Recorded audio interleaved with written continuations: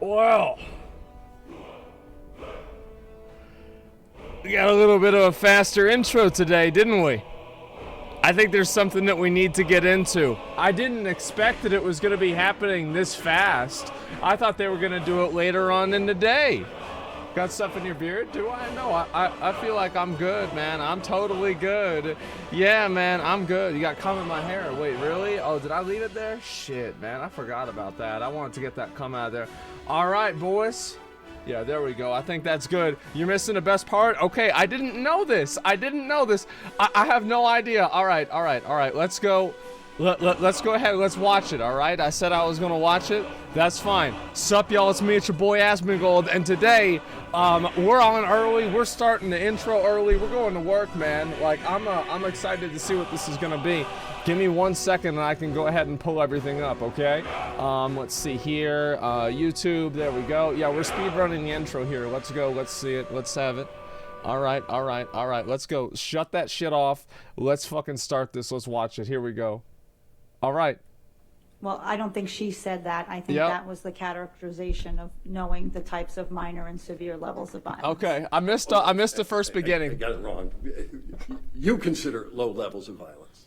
Well, I consider what the literature and the research talks about low levels of violence as opposed to severe levels of violence. And I think you suggested that Ms. Hurd sustained more severe. I'll watch the rest of it stuff. Correct. Afterwards. I think I said more frequent injuries. More frequent, but not more severe.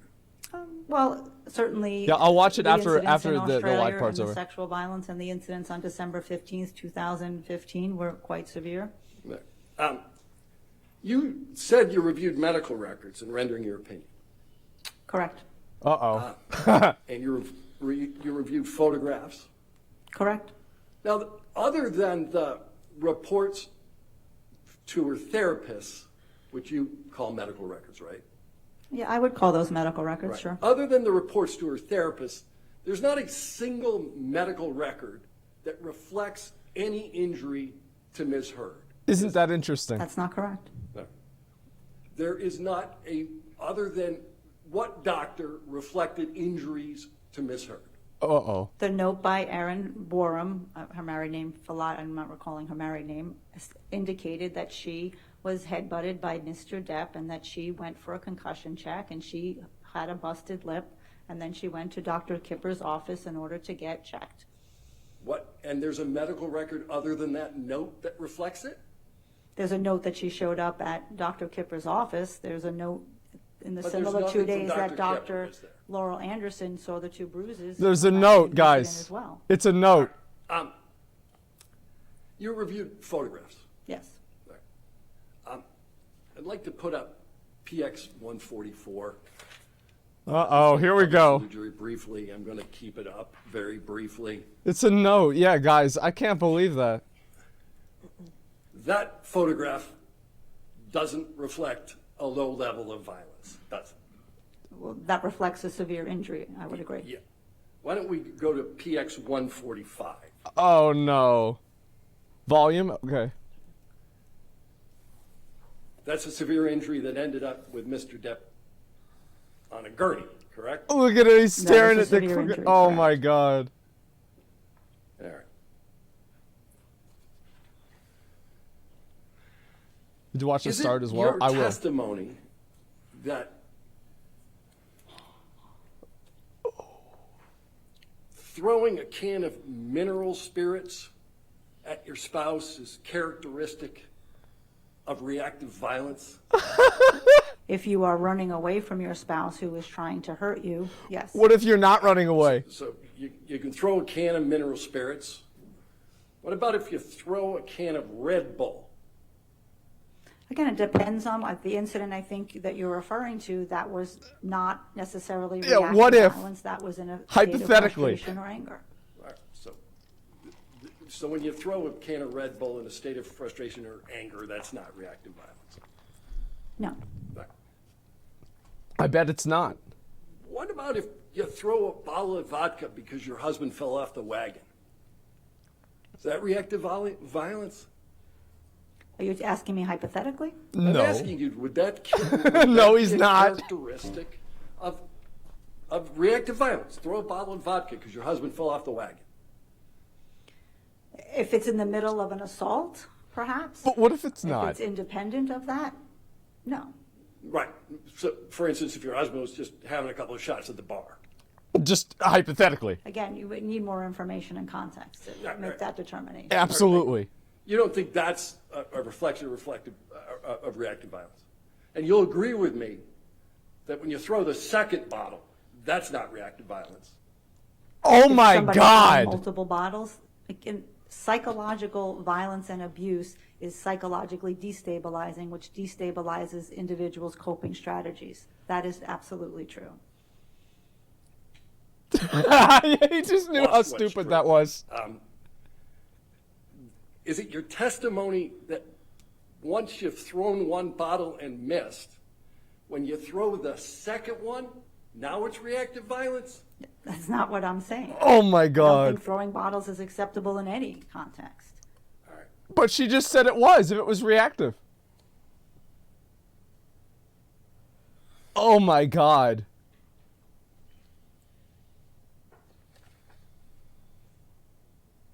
Look how red her face is, too. All right. I'm going to ask you about some of the testing. This is a bad day for her. She's having a bad day. One of the things that you did was a form looked like called a CTS2 relationship behaviors form. The conflict tactics scale, correct. So CTS2 stands for conflict tactics scale. That's correct. And this is one of the documents that you had with you on yesterday. I had all my testing with me and all my clinical notes from my evaluation with Ms. Hurd. And you gave me a copy of it because you looked at it during your testimony. Because you asked me, so I gave it to you, yes. Right. All right. But you have a good recollection of what that test is about, the CTS2 test. I have a very good memory and a very good recollection. I want to give the jury I'm the sure. most accurate and thorough information. After having done 12 tests with so many questions, I wanted to just be as accurate as possible. I'm sure my memory would miss some things that might be relevant. All right. So let's talk about the CTS2. God, this guy's having such It's a good dated time. 9/26/2019. Oh my 2019. God. Correct. All right. 9/26/2019. This is the best day of his It life. goes through and it asks a whole series of questions about what you've done and what your partner has done. That's correct. There's tons of these questions. Correct. It's like, this is why he became a lawyer. And every single one of those questions is preceded by the same question, right? How often did this happen in the past year? Correct. You knew that as of 9/26/2019, not a single one of the things that Ms. Hurd identified happened to her in the last year. Correct. Right. She was oriented to a different time frame to get a checklist of those behaviors. Oh, it's a different time frame. And one of the It's a very tangled one web. of the Time is a tangled web, gentlemen. although it says, please, Oh my God. how often did this happen in the past year? One of the questions is, my partner used force to make me have oral or anal sex. Correct. Oh, Show we're the getting zero into on it. that, right? I'd have to see if you'd like to show me. Right. You have any recollection that she didn't go with zero on that? I have a recollection at that point in time, she was framing those type of acts as angry sex. Right. She And you wasn't helped her- framing them as physical force, as most women don't on these measures. And you helped her to reframe it as something other than angry sex, didn't you, doctor? My job was not to do treatment. My job was to do an evaluation. But and she that's what I reframed did. it yesterday. All right. So you did an evaluation. Oh. And one of the evaluations you did and one of the diagnoses that you ultimately made relates to PTSD. That is correct. All right. And you diagnosed Amber Heard with PTSD long before you made use of the gold standard test for PTSD. Oh, That is correct. All right. wow. And I make the diagnosis of PTSD in my clinical practice without using the caps all the time. All right. So just so you and I are on the same So page. she and I think frequently we does are. it wrong. This gold standard test that I'm referring to was the CAPS 5. She does it That is frequently correct. wrong, all the That's time. the one that This wasn't the first time that she did it wrong. administered, correct? Correct? All right. You didn't administer the CAP 5 until after you'd already diagnosed Amber Heard with PTSD, right? She had PTSD in 2019. She had PTSD in the beginning of 2021 when I evaluated her. And then she had PTSD in December 27th, 2021 when I administered the caps. That's correct. All right. I think I asked a much more narrow question than that. You didn't diagnose, you didn't give the CAPS 5.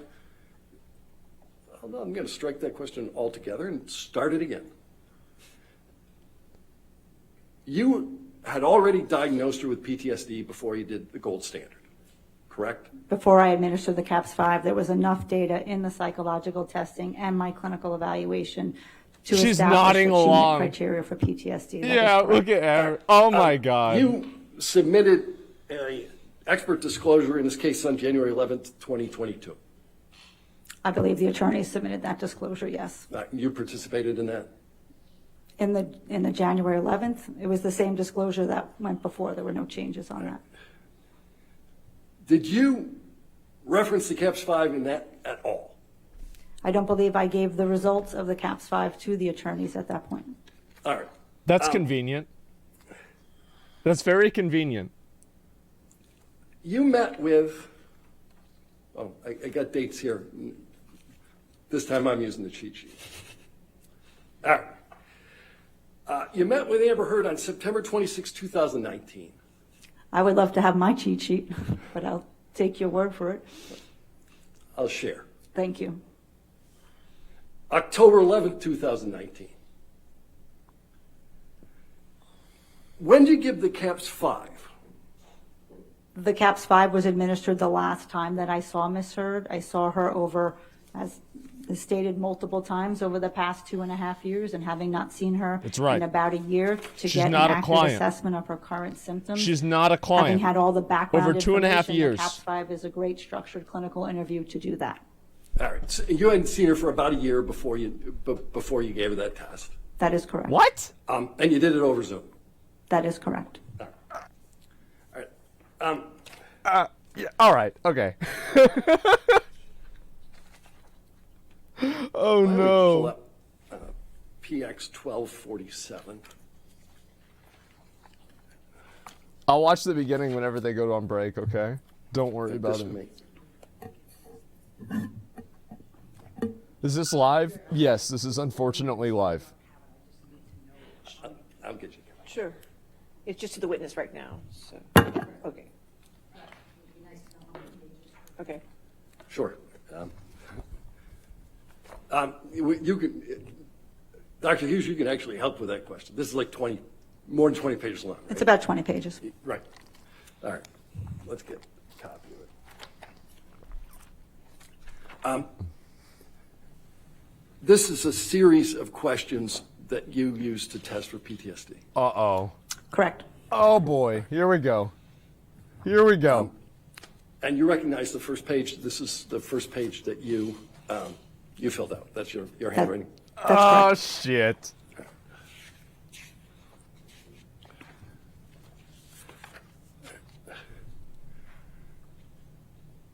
I'd like to publish the first page to the jury. Do you wish to have it in evidence? You're moving it into evidence? Yes, I am. He's just publishing the first page. Any objection? Yes, I am. Okay, first page in evidence. Oh my god.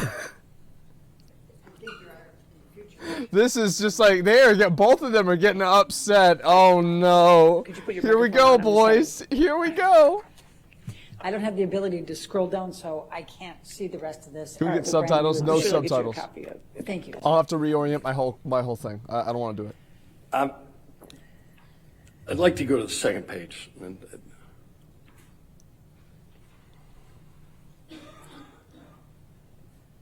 Can we put up the second page? Are you putting the second page into evidence? Not yet.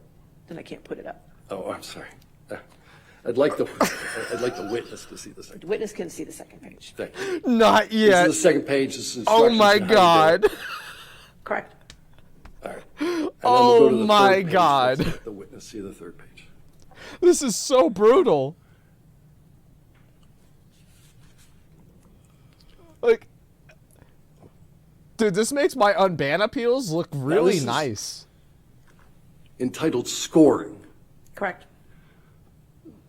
So when you score, you look at two things, right? You look at frequency and intensity. Correct. All right. Those are the two factors you use to score. Correct. Yep, makes sense. Can we go to the fourth page of this document and just show it to the witness? All right. Wait, no, now there's page So- 4? Dr. Hughes, this is the first page of the CAPS B where, other than the identifying information, where there's any input into the document, correct? The CAPS VOD, you said the CAPS B? Yeah, I misspoke. Okay, yes. This is the criterion A, which means that in order to, as I said yesterday, to obtain a diagnosis of PTSD, you have to have sustained a very specific traumatic event. That's the first key to get through the door. But what if you don't sustain it and you say you did? So, Well, just hypothetically. Do you still have PTSD? Your Honor, I'm gonna, I'd like to be able to get them a copy of this. Is it too early to take the break or? A little bit if you All can. right, I can do something. Okay. Yeah. All right. Jesus, this is the best day of his All right, life. so, do you Oh my recognize the God. first page, or the fourth page of this document? Oh Yes, my I do. fucking God, And this the is... handwriting on the fourth page is yours? It's all my handwriting. All right, the entirety of it is yours. Here we go. We're gonna move this document into evidence along with the first page. And that one is, what number? I think it is You're still on 1247. 1247. Okay, so you want to move the entirety of 1247 in. Yes. Do you have a copy of 1247? So he just It's wants the exhibit whole thing to be 1247. evidence. I like the dichotomy here, you know? Her team Yeah, is saying what Exhibits isn't evidence, and his team is like, we want more evidence. As if that's not indicating what's really going on here. Yeah, who here wants to delete all the evidence? It's a good question. Either. Oh, it's defendants 1435. 1435. Defendants 1435.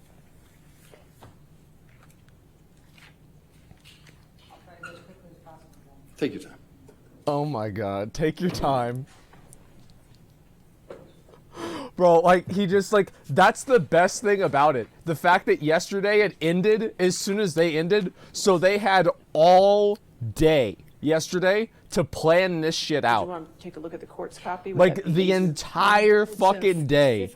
Just, like, sitting there, like, writing everything out, everything about it, totally fucking ready, yeah. I think he's moving the, are you moving the entire document in? Yeah, I'm going to move the entire document into evidence. I don't think I have an objection to that. No objection? No Did you want to take a look at the court's copy, or you're good? Okay, Yeah, I would. there we go. My apologies. 4 steps ahead, yep. Thank you, Jamie.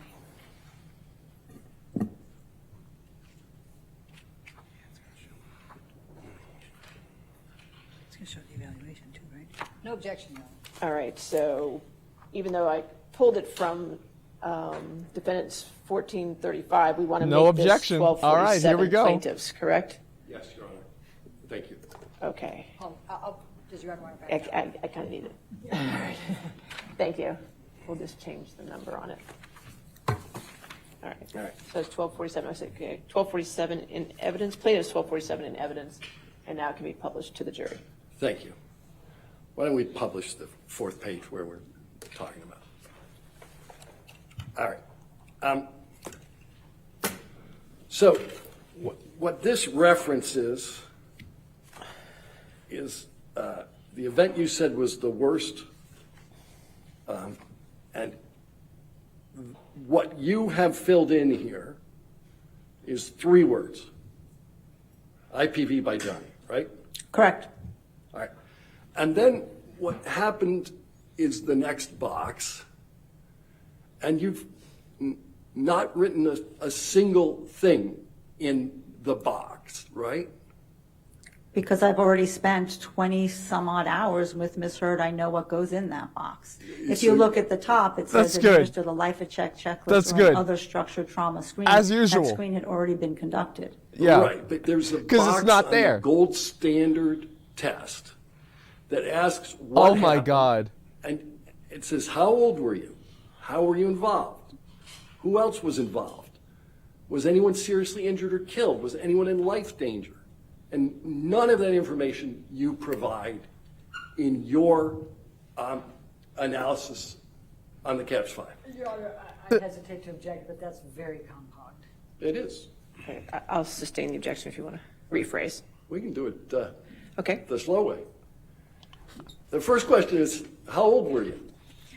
All of the information that would go in that Oh box. my is God. contained in my Oh 80 my plus fucking clinical God. notes of my evaluation of Ms. Hurd up until this point. It would have been Oh incredibly my God. redundant to do that again here. But you knew other people would review this, didn't you?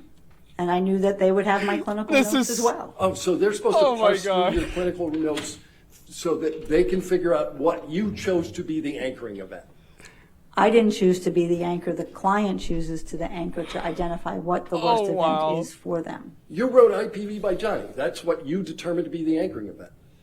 When I asked Ms. Hurd, once again, of the traumatic events that she experienced in her life, which one is the worst? This is what she indicated. Okay. Those 3 But you words? provided no details with respect to it. There are a plethora of details in my 80-page, is a handwritten, single-spaced clinical notes. Not a client, by the way. All right. Let's Not go a to client. the next page.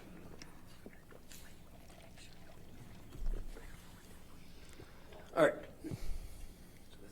You felt it appropriate to fill this page out, didn't you, Doctor? Well, these are the questions about the symptoms, so I'm asking specific questions and getting her responses. Didn't you know this already?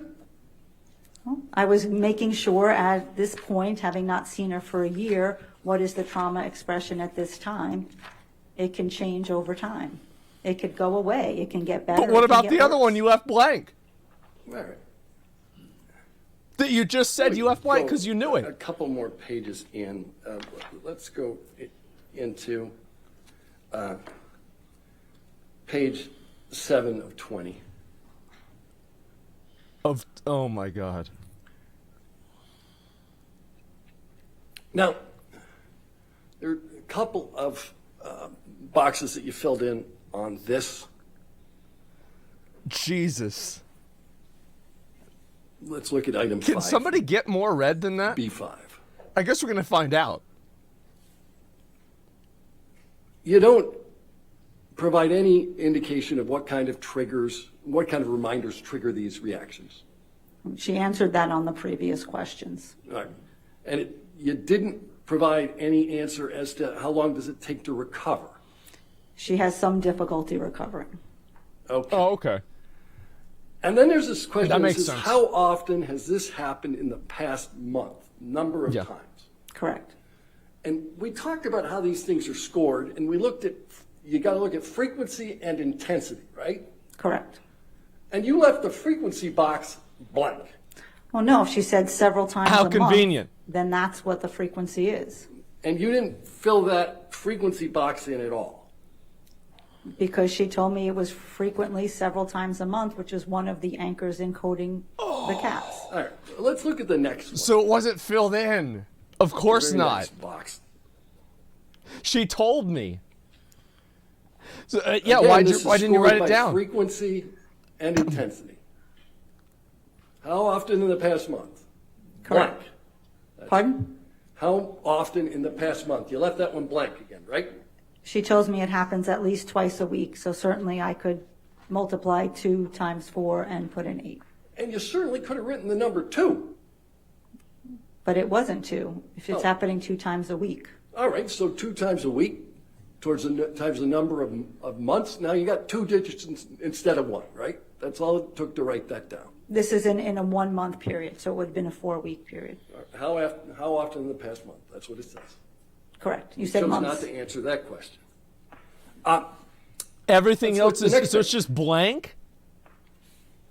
And she just said this Again, randomly. Scoring is frequency and intensity. She can't How write often it in the down? past month? Again, you left it blank.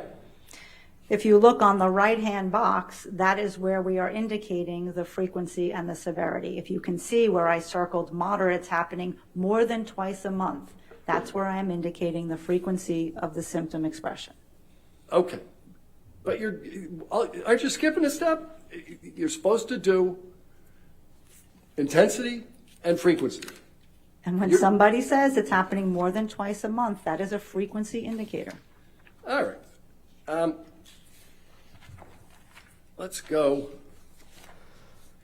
to the next box. Oh man. Oh man. Again, we have, in the past month, how many of the important parts of event have you difficulty remembering? Number of important aspects. Didn't fill it up. Well, I listed 2 specific incidents of where she indicates she has important aspects that are missing. But all you had to do was put a number in here. You know you knew how to score this thing. Well, this measure actually you doesn't know. get scored by the frequency. All right, you know something, you're right. Let's look at the next one. I know. Uh-oh. I know I'm right. The next one gets scored by the frequency. That's blank, right? Well, I did not It's code not it as a even PTSD halfway symptom. over. Okay, let's go to the next one. And they've already got her like that. Oh my god. She's already getting triggered. It's not even halfway over. How much of the time in the past month have you felt that way as a percentage? Right. So as you can see, I circled 20 to 30% of the time. Right. Yeah, but It's you just didn't as fill- I'm putting it on the right side in the box where I'm coding the instrument. We're going to talk about the right side in a minute. You took issue with the way that Jesus. Dr. Curry did this test, didn't you? Correct. All right. Oh my god. But your test, in every instance where you're asked the number of times and to fill in the blank, you leave it blank. They're on the right side of the document. All right. You want to talk about the right side of the document? Let's do that. Okay, here we go. After you did the CAPS 5 for the anchoring, the 3-word anchoring event, IPV by Johnny, you went back through again and said, maybe I should consider childhood trauma as well, right? I wanted to test for the limits and see at this point in time, Ms. Hurd had a child, and sometimes when people have children, their trauma gets evoked.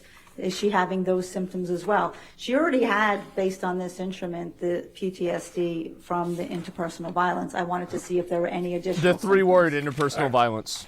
And Yes. you knew that she had had severe child abuse as a young person. That is correct. She grew up in a home full of heroin addicts, right? Opiate abuse, yes. Yeah. And there was IPV between her parents. Correct. Yeah.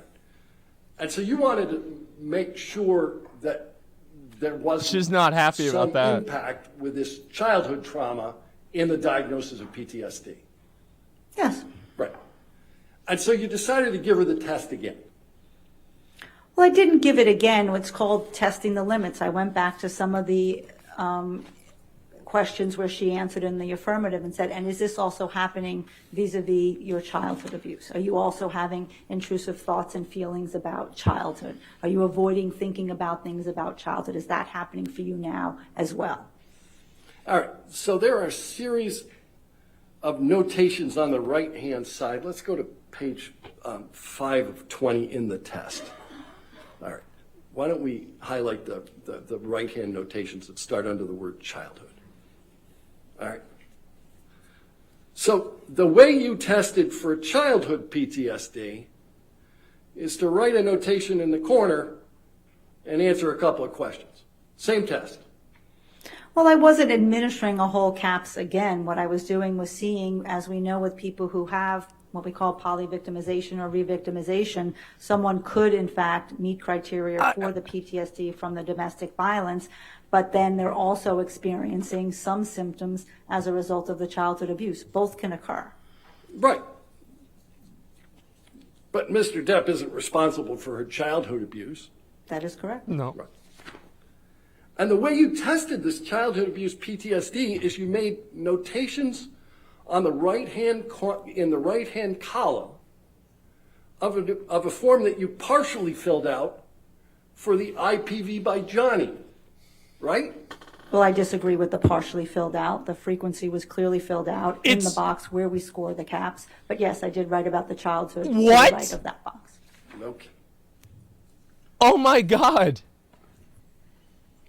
It's blank. Yeah, the answers are that blank. Is the appropriate way that the gold standard test for PTSD for childhood trauma should be administered.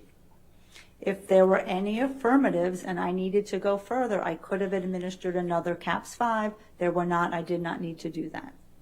Okay. Well, how convenient. So you chose not to do a second CAPS 5, although you knew that she had suffered from severe childhood trauma. No, because she wasn't suffering symptoms at that point in time, PTSD symptoms from the childhood trauma. All right.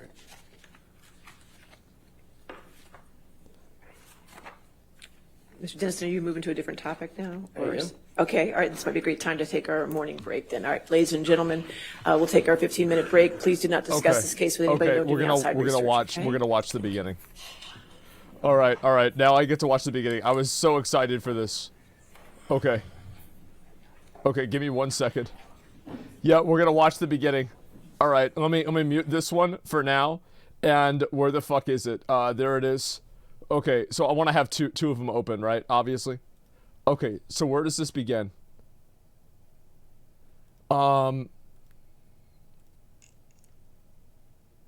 Okay. All right, we're gonna have to watch. Dude, this is fucking brutal. Oh my God.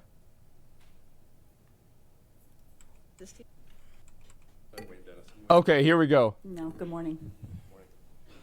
You testified yesterday that you have to give careful attention to gendered stereotypes. Correct? That is correct. This was the first question? He started off with that one? Oh my God. When you're talking about intimate partner violence, you have to pay attention to gendered stereotypes. And during your testimony, you in fact paid attention to gendered stereotypes, correct? I'm not sure what you mean. Well, What? you said we were going to have to pay attention to gendered stereotypes, and then you testified at length where you referenced both men and women. You paid attention to those stereotypes during the course of your testimony, correct? What I was saying was you have to pay attention to gendered stereotypes when you're conducting these evaluations. You can't assume all the time that the male is the perpetrator and the female is the victim. You have to go into the evaluation understanding that the male also could be the victim. He was of hoping intimate she would partner say that. violence. In fact, you're aware that there are large-scale studies that do say that IPV towards males does exist. Of course. Okay. And every time you referred to the characteristic of a victim of intimate partner violence yesterday, you used the pronouns she or her, didn't you? I was using the she and her pronouns in this case because my determination was, as I stated, that Ms. Heard was the victim of intimate partner violence. That is why I was using the she, her pronouns. You, in fact, said women gets into the relationship for all the right reasons. That's what you said. Woman gets into the relationship for all the right reasons. Yeah. And then you say difficult for victim to extricate herself. You go on to say that she can and she should. Over and over, you use she, right? I believe in this case I did, because I was referencing this case where I found Miss Heard to be the victim of intimate partner violence. It doesn't mean that men don't get into the relationships for all the right reasons too. I believe they do. That's total bullshit. I'm just pausing it here. That's total bullshit, because at the very beginning they asked her in a general sense without even asking at all if she had any information or knowledge of the Amber Heard case at the beginning. Like, they explicitly asked her on like a professional level. It was explicitly asked on a professional level and not on a level of the case. How the fuck is she gonna say this? Oh my god. So she knew? Every time you referenced the perpetrator of IPV, you used he or him, didn't you? And it goes back to the same reasoning as I'm describing my understanding and my evaluation in this matter. Of course, men can be perpetrators and victims of intimate partner violence. That's well established in the research, and that's well established in my clinical practice as well. Isn't the reason that you used the pronouns that you did that you almost always testify on behalf of a woman? That's not correct. You don't even remember the last time you testified on behalf of a man. Well, I don't testify on behalf of someone. I testify as to the results of my evaluation. I frequently treat and assess male victims of childhood sexual abuse who are coming into treatment for abuse by their Boy Scout leader, by their coach, by their teacher, by a trusted adult. I see them in therapy. I see them in forensic matters, in criminal cases. So I treat and evaluate men all the time. I didn't ask you about treatment. I asked you about testimony. You broke out your practice between treatment and testimony. I'm not asking about treatment.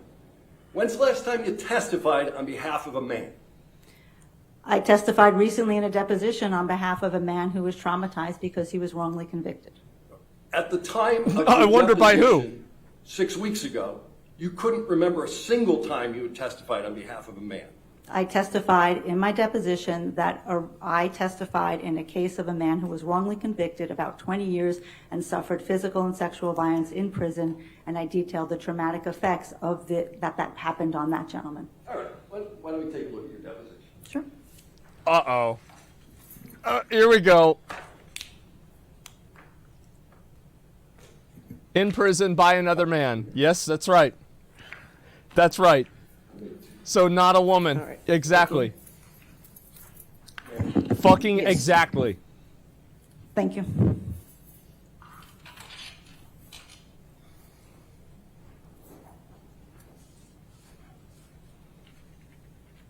All right. Transcript of the deposition that you gave March 28th, 2022, correct? Yes. All right. Let's go to page 77.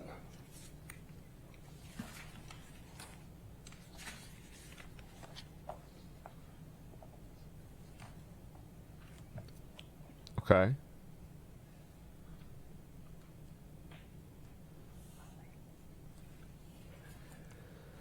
Oh boy. Oh boy. Let's look at I love how the lawyer just says it too. page Just 78, line 8. Does not So give a you can't fuck. recall a single instance where you were hired by the attorney representing the male in an IPV matter, correct? In an IPV matter, not in a trauma matter or a child sexual abuse matter. Okay, so that's the distinction. You don't have any recollection of ever testifying on behalf of a male in an IPV matter.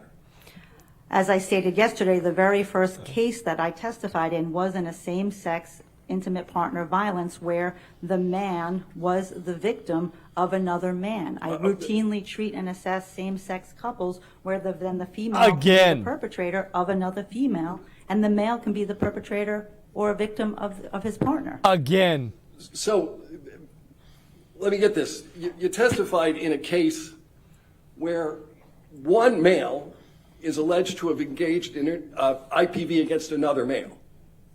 Correct. All right. Okay. But that's the only one that's the only one you remember. No, I've done this frequently. As you well know, most cases don't go to trial. I've worked on hundreds and hundreds of cases. You've limited So to it's all the testimony. ones Many that you cases can't don't come see. to trial, but I've Of issued course. reports and worked on many cases of same-sex intimate partner violence where men are the victims. But I did ask you about testimony, and I limited the question to testimony, and the You only did? testimony that you remember is the same-sex couple, right? There were multiple same-sex couples, I believe, that I testified. That you testified in court Of at that course. I believe so, yes. trial. All right, but you didn't remember that in March. I did remember that in March. Okay. You're a professional witness, correct? That's not correct. No? You make hundreds of thousands of dollars a year testifying in court, correct? Not testifying in court, I conduct thorough, comprehensive psychological evaluations of individuals who are involved in a court case. The majority of those cases never show up in the Professional courtroom. witness. And half of my practice and half of my income is about my clinical work with people who are coming to me for therapy. I didn't ask you about the other half of your income. I'm asking Nobody you whether you cares. made hundreds of thousands of dollars a year testifying as an expert witness in court. As you're phrasing that question, that's not correct. That would be the amount of income that I generate from my forensic practice. I testify perhaps maybe once or twice a year. Most of the work is done behind the scenes in evaluating individuals and issuing reports. But you'll agree with me that a big part of that practice is providing expert witness testimony. That's not correct. No? That's not a big part of your practice. If I testify twice a year, that's not a big part of my practice. All the other time is doing the work for the cases and evaluating the individuals and issuing reports.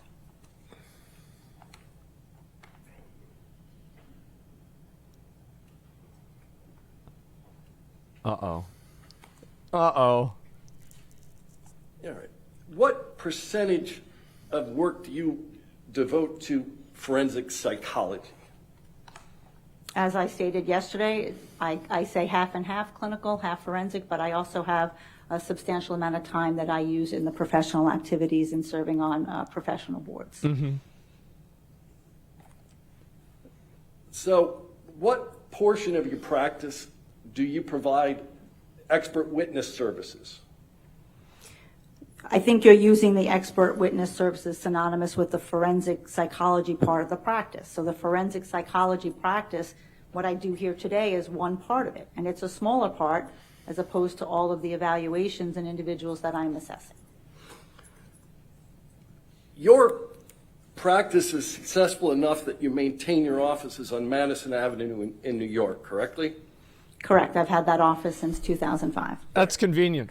And you're sufficiently successful at your forensic work that you're able to perform unpaid work at a hospital, correct? Correct, and I also do pro bono work as well. There. In fact, you actually instruct others on the use of expert testimony in court cases, correct? On the use and understanding trauma and violence abuse in the courtroom and how to, for advocates and people who could not have this level of training or experience. she's how to infected come other into the people, courtroom and too. Talk about very difficult It's not issues just of her. domestic violence, yes. All right. Can we pull up PX 1241? Coaching other people how to be sexist as well. That's great. How convenient that is. Do you recognize that document? Yes, it looks like the front page of a PowerPoint presentation And it's a PowerPoint presentation given by whom? by myself and Mary Ann Dutton, who is a very well-known and respected researcher and clinician in the area of domestic violence. Uh-oh. And what's the topic of the PowerPoint that you're giving? Expert witness testimony in cases involving domestic violence. Ah. But she doesn't Who tell did you people how to... give this presentation to? That was to the National Huh. Clearinghouse for the Defense of Battered Women. That is an Oh, organization that look at provides that. legal services to women who have assaulted or killed their partners in self-defense, and mostly people who, How these interesting. individuals, the women who they've seen in treatment are through shelter-based programs or through advocates, and those are individuals who don't really know how to come into the courtroom and talk, and that's what this presentation and training was for. I'm going to move PX 1241 into evidence. Any objection? No. All right, 1241 in evidence. Do you want it published? Oh, yes, boy. let's publish it to the jury. Thank you. Okay. Just so you know, we're going to keep going with this until it gets back to the live one. Then we'll go back to that, and I'll finish this off whenever they do a break. That way I can be kind of like intermittently caught up, you know?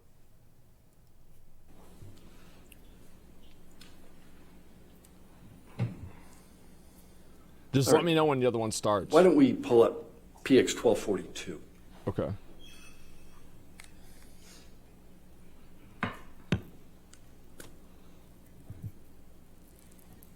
Do you recognize this document? Yes, this also looks like a PowerPoint presentation that I gave. Oh, how convenient. What is the name of this PowerPoint presentation? This is called The Use of Psychological Experts in Cases of Domestic Violence. It was presented to the Kings County Bar Association, which is in Brooklyn. And what this presentation talked about was some of the things that I talked to you all about yesterday, the myths and misconceptions in intimate partner violence, when women use force, what happens if they drop protective orders, how they present in court. And that's what this presentation was to attorneys at the Bar Association. Okay. But this is another presentation that you gave. Another one. As to the use of psychological experts, and you gave it to a bar association. Right, they were prosecutors and defense attorneys in attendance at that Bar Right. Association. At your deposition, you testified that you were going to be paid $100 an hour for your time in this case. I did not testify to that. You did not? That's an error in the transcript. Oh, that's not right. That's correct. So, and you corrected the transcript? We did not do an errata in the transcript at this point. So you knew there was an error in the transcript, but you didn't fix it? There were several errors in the transcript. But you didn't fix any of them? There was no time to fix them, that's correct. All right. I like how, like, for some reason, her answer to, so you did this wrong.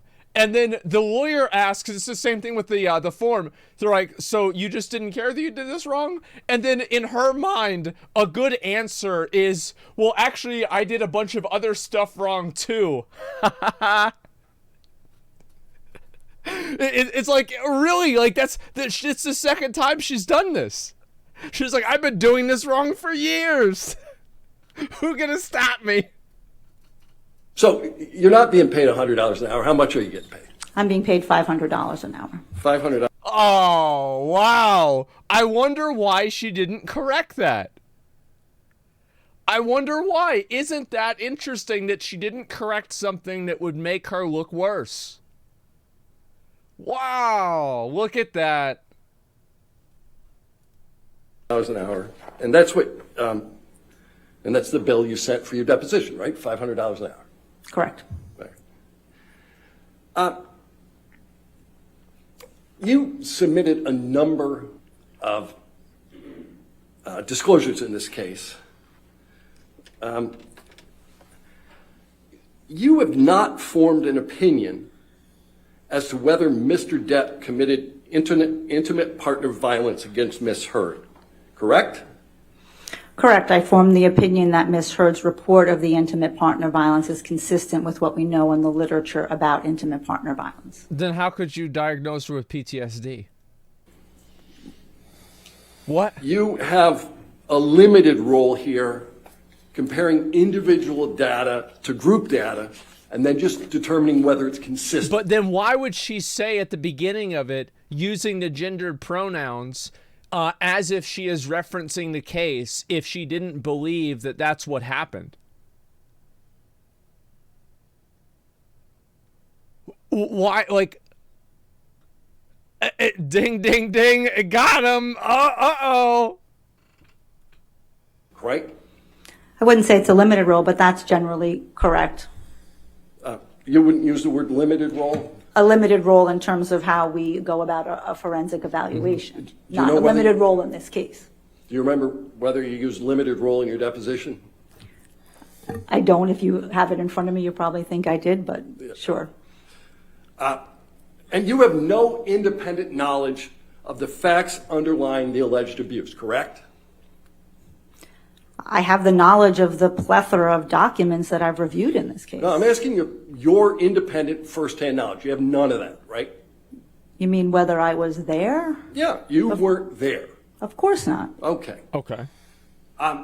Okay.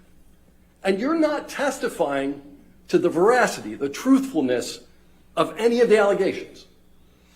Correct. I'm testifying to the consistency of the data points of all the different documents, Here we including go. the psychological testing and the clinical evaluation that I conducted of Ms. Heard, and Here how we that go. comports with the therapy records and all the other documents and the photos and texts that I reviewed. It's not live yet. And you have no personal knowledge of any abuse. Correct, personally. Correct. Right.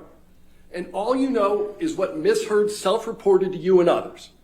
That's not correct. Because you did collateral interviews? And I reviewed medical records, and I reviewed other witness statements of what they witnessed and what they saw. And all of those statements that you reviewed, those were statements that started with Ms. Heard, correct? Not necessarily. Well, the medical records did, didn't they? Well, the medical records, if she's self-reporting what happened to her, sure. I mean, that's what we do when we go to a physician. We say, I have a headache. We're self-reporting our difficulties. Yeah.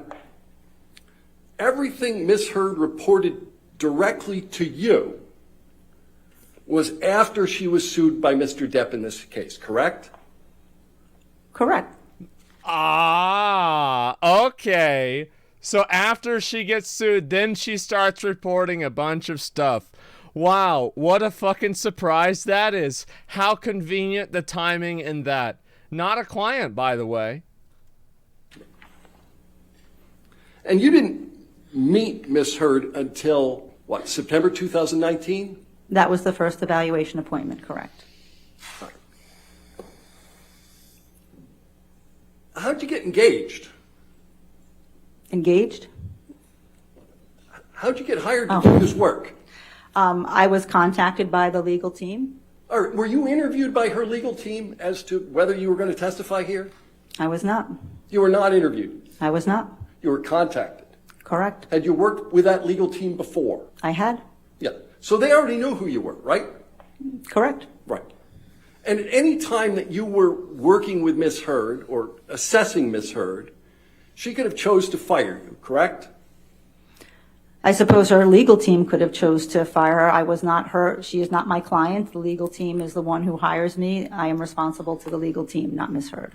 And this the legal team that hired you already knew who you were because you worked together previously. And clearly they knew of my expertise in this area of intimate partner violence. I'm sure and traumatic that's stress, why, which is yes. why they contacted me. All to the work on this pieces are matter. coming together. All right. Yep. Several times yesterday you used language about assessing Ms. Heard's relationship with Mr. Depp. Do you remember talking about that? Sure. You can't assess a relationship without talking to both parties, can you? You certainly can get a lot of information from one party. Oh, here we go. Absolutely. Different But And you're gonna- especially when it's buttressed by other documents, including 4 years of therapy records and couples therapy records, you can get a lot of information based on those documents and that contemporaneous reports of the relationship. Respectfully, I didn't ask whether you get a lot of information. I asked whether you can assess a relationship without talking to both parties. I believe you can. There are certainly limitations inherent in that, but you certainly can. Uh-oh. You talked to Ms. Heard for, what, approximately 30 hours. It's back on? Okay. All right. Thank God. Here we go, boys. Here we fucking go. She's roasted. No, you can't. I know you can't. It's just, yeah, this is so good. Oh my God. It's a one-sided assessment. Yeah. She provided a one-sided assessment with no data at all. How is this? Like, it's wow. How many times has this bitch done this before? You know what I mean? And not get called out for it. She said at least 50, right? And then she's infecting other people with the same fucking bullshit. Imagine the number of people she's misdiagnosed. Yeah. All right. Thank you. To be Seated. Next 20 minutes she's question. ruined, yeah.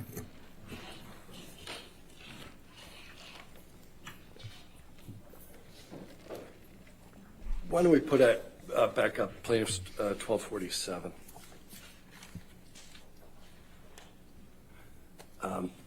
Again, this is the CAPS 5. You didn't administer this until you already had Dr. Curry's scores, did you? That's not correct. No, you administered it after Dr. Curry made a disclosure, correct? That's not correct. You administered it after Dr. Curry had administered hers. I learned that in late February when she submitted her report, but I had no way of knowing that in December of 2021. And you didn't make any reference to this in your disclosures until after Dr. Curry made reference to hers, right? I don't recall the date of the final disclosure or the fourth disclosure. All right, can we go to the next page?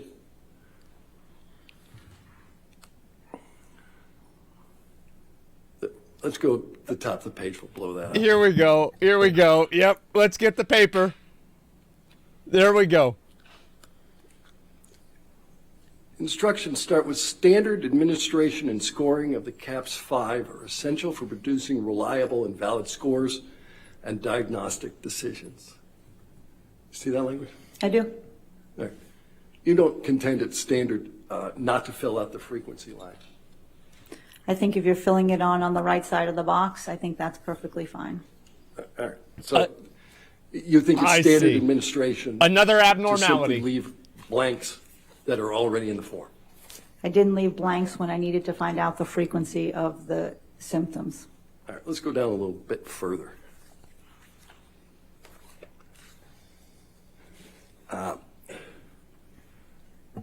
Let's go to administration. It says number 2. Oh, here we Read go. prompts verbatim, one at a time, and in the order presented, and then has a variety of exceptions. With respect to the childhood trauma notations you made in the margin of the CAPS 5, you didn't read the prompts verbatim, did you? I read the first prompt. If there was a yes, then I would have made a decision, do I need to administer a whole nother CAPS? I see. And you ultimately didn't do that. You just simply wrote in the margin of the last one. Because she wasn't endorsing those symptoms. Okay.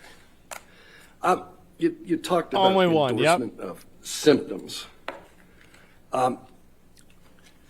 Ultimately, what you're looking for with respect to PTSD is functional deficiencies. It's one of the things you look for, right? Well, with any DSM diagnosis, you're looking for what are the functional impairments as a result of the symptoms $500 that an the hour. She couldn't even individual's fill it out. experiencing. Okay. So $500. She in couldn't fact, even if you fill out go to the form. all the way to the end of the form. Damn. One of the That's a minus things 500. that True. we deal with is impairment in occupational functioning. Oh, Right? here we go. Correct. All right.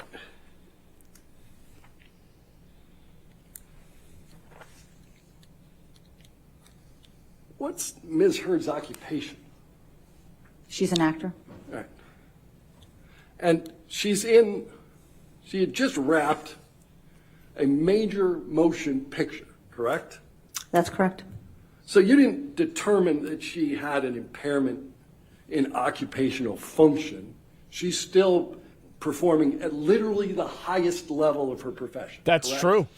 She had a number of PTSD symptoms while she was filming Aquaman 2 Right. that interfered with her ability to really organize a lot of resources for herself in order to go forward and film that. Aquaman. I asked you whether Production. she was performing at the highest level of her profession. Yes or no? I don't know if I'm qualified to answer that. Okay. But did she report to you that she loves to cook? She loves to cook, yes. Yeah, hike, I don't recall hiking, but read, yep. spend time with friends? If she can, that has been significantly diminished as a result of her PTSD symptoms as a result of this case. She just had a baby, She did. right? Exercises every day? The most that I can tell, she does. Yeah. Completed level 3 sommelier training. She did.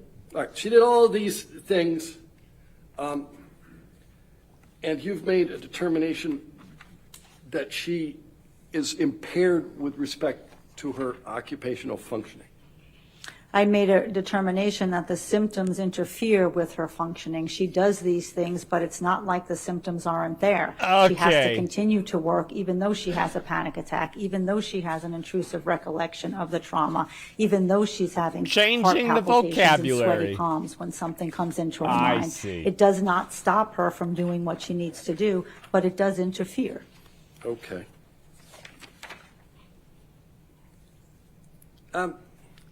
So I'm going to ask you about another test that you administered, and that one's called the PAI. Do you know that one? Yes, I do. That's the personality Aptitude test, what? assessment inventory. That's correct.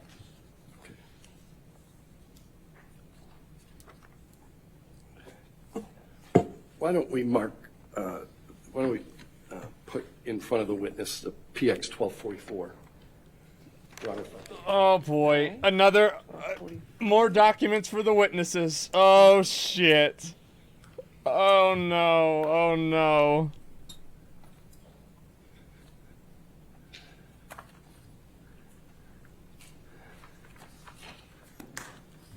All right.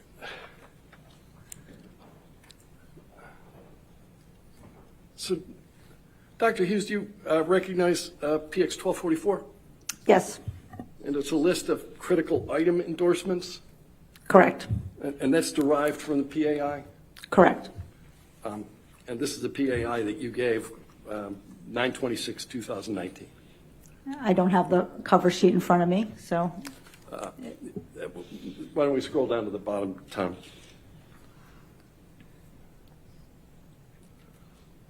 And there it is.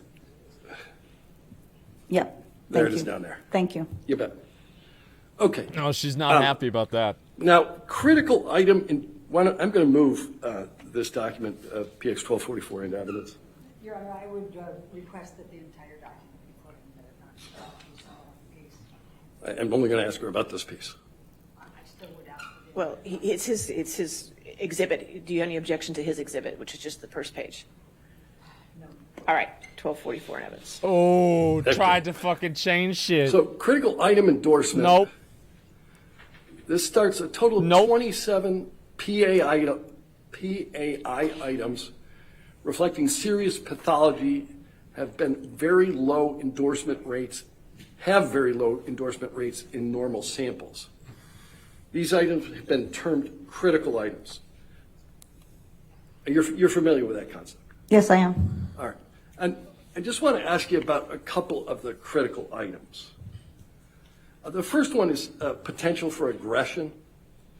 This was deemed under your PAI a critical item. And it says, sometimes my temper explodes and I completely lose control. Uh-oh. How did that potential for aggression bear on your analysis? Well, there's a few things. Number one, certainly Ms. Hurd reported to me that in her relationship that would happen. Her anger and her affect regulation would become impaired. That's true. Number two, you have to look at the total scales where that scale is not elevated, so it would not be a major cause of clinical concern. Number three, she had 4 responses that she could say to this question. Mainly true, very true, mainly true, sometimes true or false. She chose sometimes true. So she's answering honestly about her experience. So it's sometimes true that sometimes my temper explodes. That's Correct. what you're testifying. Ah. All right. So That's very clear. You talked a little bit about this concept called malingering. Sometimes it's sometimes There's one true. here for potential malingering.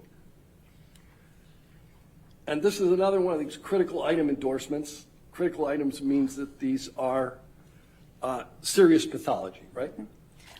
Well, as you can see, it says endorsement of these critical items is not in and of itself diagnostic. No, So you I- need to review the content of the item, and that's how you make the determination. Is this something of clinical concern that you need to do more understanding about? Okay, so this critical item endorsement, this one reads, under potential malingering, I think I have 3 or 4 completely different personalities inside of me. Correct, And she endorsed that as sometimes true. correct. Okay. And there's not one elevated malingering scale on the PAI.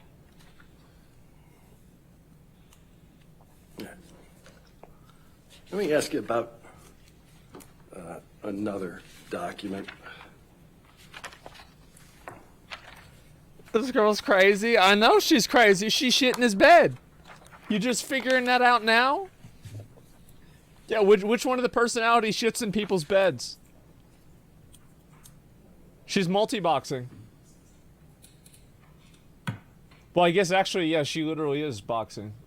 Yeah, maybe that's not a... Mark the document as PX 1248. That's a double meaning I didn't really intend. Yeah, shit. Yeah, never mind on that one. 1248. 1248. All right, yes, sir.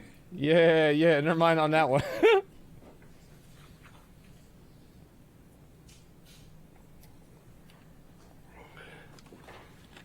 Okay. All right.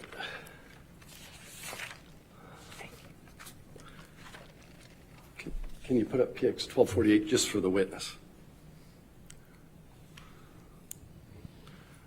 Dr. Hughes, do you recognize this? Yes, All right. And these are critical items that were deduced on the TSI 2 critical items list. correct. And what's a 0 mean? Means that she scored a 0 on that item. She said it's not something that's relevant for her at the time frame that the test was administered. And these are all self-reports, right? Correct. And so she scored a 0 on doing something violent because you were so upset. Correct. See that language? You knew Ms. Hurd to do violent things when she's upset. This test specifies how often have you had these symptoms in the last 6 months? Just in the last 6 months. Correct. All right. So So it's she willfully hadn't had it in the last 6 disingenuous. months. Correct. This test also asks and inquires about intentionally hurting yourself or cutting. In the last 6 months Right. is the prompt. All right. In the last 6 months. Correct. Had Ms. Hurd previously indicated to you that she cut herself? She indicated one time as a teenager in a reckless moment she did. It was stupid and I never did it again. Okay. All right.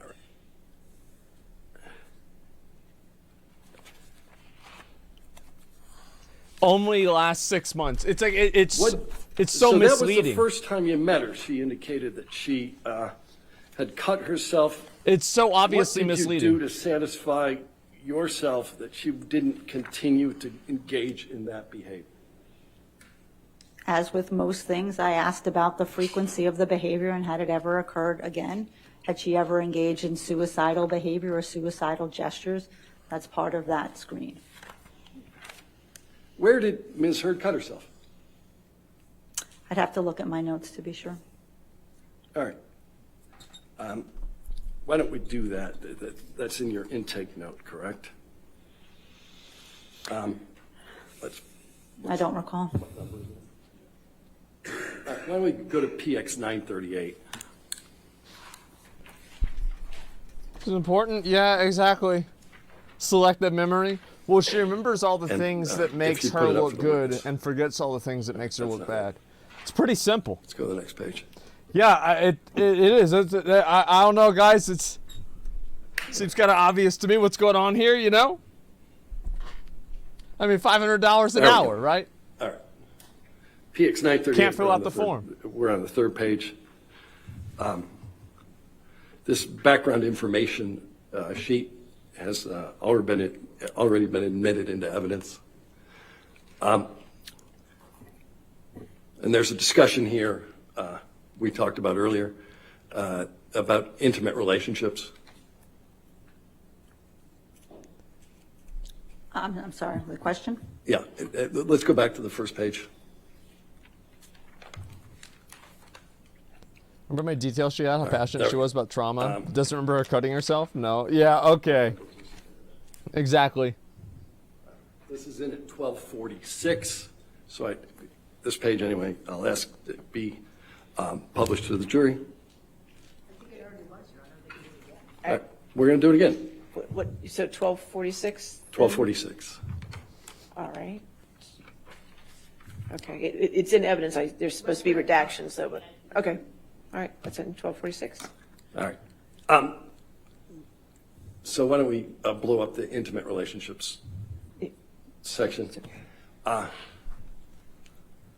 There's intimate relationships here relative to a variety of people, including a person called Tasha. Tasha.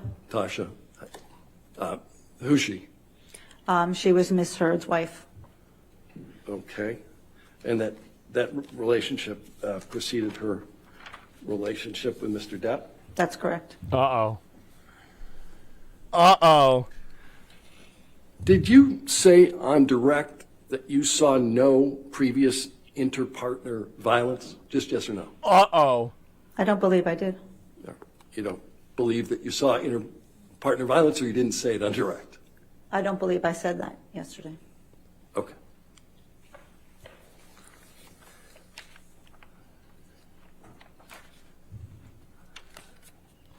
Here we go. She did? Of course she did.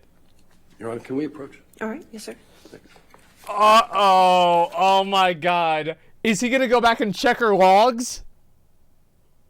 Oh, my God. Let's remind her. Yep. He's like, okay. All right. Sounds good. It's like, oh, no. Yep. She's getting her logs checked, boys. This is not looking good at all. Oh, my God. She's right. Yeah, this is not a good time for her. I'll say that for sure. Oh, my God. Is the ban appeal? Perjury? No, it's like impossible to prove perjury. There's like that never happens. But like the thing is, like, she's just so discredited at this point. I mean, it's as close as you're gonna get, right? Oh my God. Bro, she's turning so fucking red. I know, man. It's bad. Like, this is really, really bad. Happens all the time. I don't know. I feel like it's unlikely that she's going to get charged for anything. No, probably what's going to happen, I mean, she's just going to completely be discredited after this. Like, definitely, but I don't see any real accountability for it other than that. The review bombs, they'll get rid of those. They always get rid of any of those. Like, anytime that, like, a place gets review bombed, or, like, a person or something like that, they'll get rid of those. It's like a policy they have. Yeah, let's see here. Aquaman 2 doomed? I don't know. It's just... I liked Aquaman 1. It was a good movie. Up to 5 years? I think it would be funny. Wouldn't it be fucking funny if they put her in jail for this shit? That'd be hilarious. Oh my God, that'd be fucking hilarious. Wow. But I just don't think it's going to happen. Like, that's all it comes down to. Like, I just really don't think it's going to happen. But we'll find out soon. I'm so shocked. Like, dude, this lawyer is just... Like, you know, like, this is why he became a lawyer. Is for, like, days like this, where you know that you've got him, they know that you've got him, and they still have to sit there and let you get them. And it's just, oh my God, he's so, yeah, that's, everybody knows. Yeah, well, actually, you said this. Yep, that's, I can guarantee, not guarantee, but I have a good feeling that that's, whenever they unmute, that's exactly what he's going to say. He's going to find out, he's going to say, yes, you actually said this, and now it's different. Because I thought that there's already reports of her being abusive to her wife, you know, whenever they were married before Johnny Depp. So it's just going to be another fucking thing. And they showed Curry notes yesterday during the whole, The whole thing. I'm sure that helped. Yeah, I guess so. She hates men so much she can't even say Aquaman. Yeah, I guess that's why. That must be it. Okay, here we go. According to your logs yesterday. Did you speak with Ms. Heard around the circumstances that gave rise to the TRO? With, on May 21st? Yes. Thank you. Yes, I did. Okay. Did Ms. Heard ever tell you that James Franco spent the night with her at the ECB between May 21 and May 27? I recall, I mean, again, it would be helpful to have my notes so I can tell you exactly what, but I do recall that she did see him at some point. I do not know if he spent the night. Do you know if Elon Musk spent the night during that period? I don't know. All right. This girl really gets around.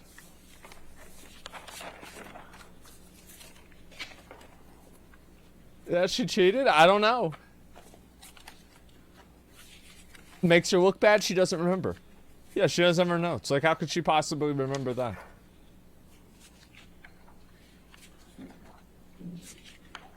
What about Jeff Bezos? Yeah. What about Bill Gates? Oh my god. Yep, here we go.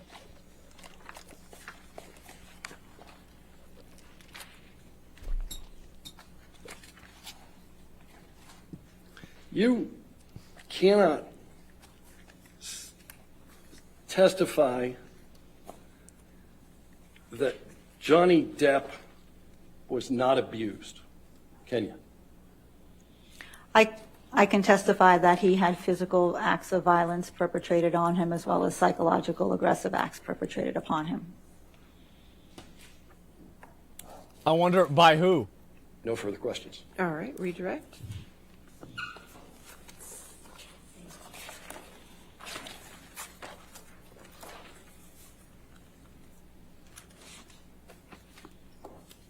Yep, no further questions. Okay, there it is. She just said it. Yep, there it is.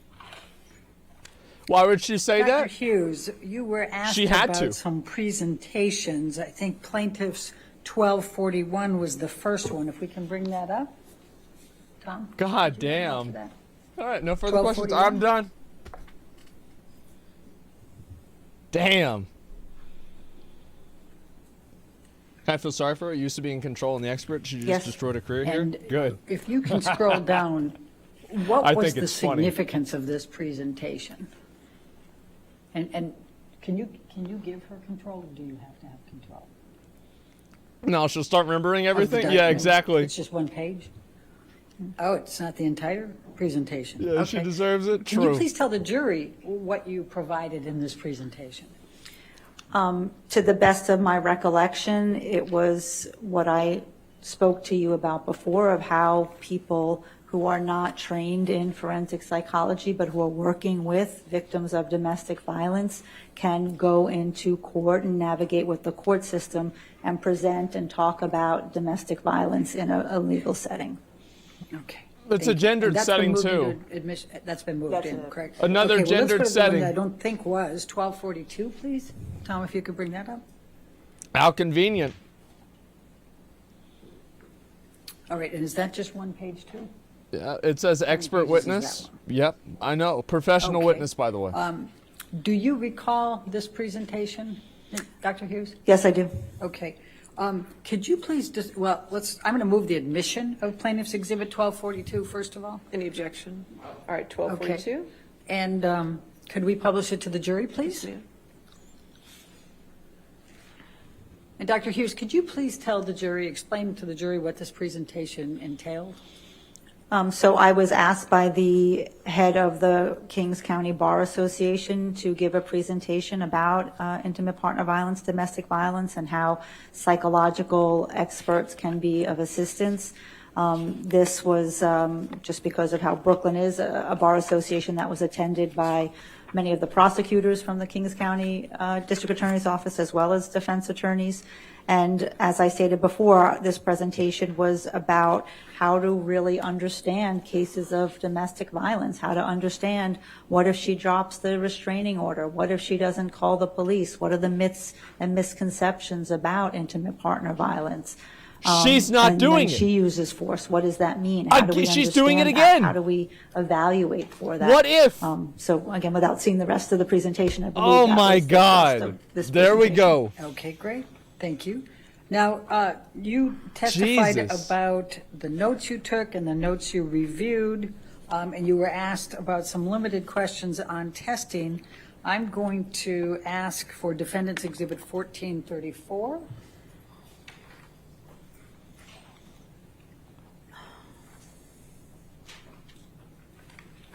Oh my God, man. It's just back to she. Yep. Isn't that convenient? Oh, no. Did Amber Heard file a restraining we order need- against Johnny Depp? Thank you, Sammy. Did she file one against him? She did? But you were doing a fine job, Tom. I didn't mean to take it away from you. Thank you, Michelle. Dr. Hughes, is this your CV? Yes, it is. All right, I'm going to move the admission of Defendants 1434. You're out of completeness. They've got all the other records in here for Dr. Hughes. I'm trying to see completeness. I understand. I'll sustain the objection. Okay. Next question. Let's go to Defendants 1435, please.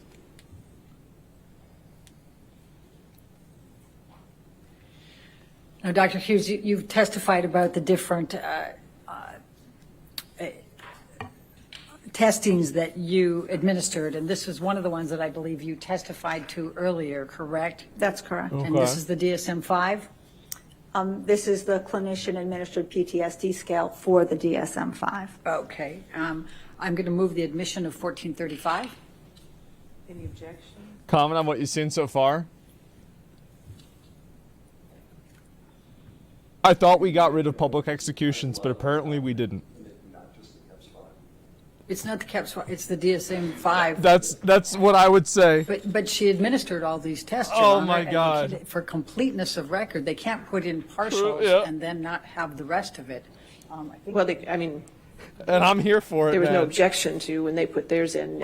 I would Now say- they're objecting to you putting. I looks would worse than say Amber rule right of now? completeness, Your Honor, Yeah. Virginia Rule 2:106, that they can't just put a partial in and then not have the completeness of the testing. Yeah, this woman's way worse. They put their test in. Now you She's wanna put more infecting a tests bunch of in, people. correct. Correct. Amber Heard's just a crazy But bitch. that's not a completeness argument. This one's then. That's vindictive. just a different test. Well, it's but also, what's the She's on a objection, crusade. though, that there's She's a million all right, I'll times sustain the worse. objection. Next. all right, well, then we'll go for the other ones. You did the TSI. Well, before we go on to the others, let's talk about, could you please tell the jury what you administered in this DSM-5 and why this is significant? It's true. Sustain. Can you tell us why the DSM-5 is significant that you administered? So the DSM-5 is the Diagnostic and Statistical Manual for Psychiatric Disorders. It's published by the American Psychiatric Association. That's where it has all the criteria and all the information for our major mental disorders like major depressive disorder or panic disorder or PTSD. What the CAPS is, the clinician-administered PTSD scale, is it follows all of that criteria that's in the DSM-5 so that you can make a very accurate diagnosis. And what, if any, diagnosis did you make as a result of this DSM-5? Right. So not only on this, I mean, this instrument can stand alone where she meets PTSD criteria just by virtue of this instrument, pardon me, but also the other testing that I gave where she had elevated scales on PTSD measures which correspond with the DSM-5 symptoms of PTSD. So there were multiple measures that are consistent across time that she meets criteria for PTSD. No, isn't that convenient? Thank you, Dr. Hughes. Now, you were also given one page of the She. scoring on the TSI. Well, she was talking on Amber. 2 That one's and okay. one page with respect to the PAI. Do you recall seeing that? It wasn't the scoring, they were the critical items on those respective tests. Okay, well, I'm going to ask to bring up Defendant's Exhibit 1858.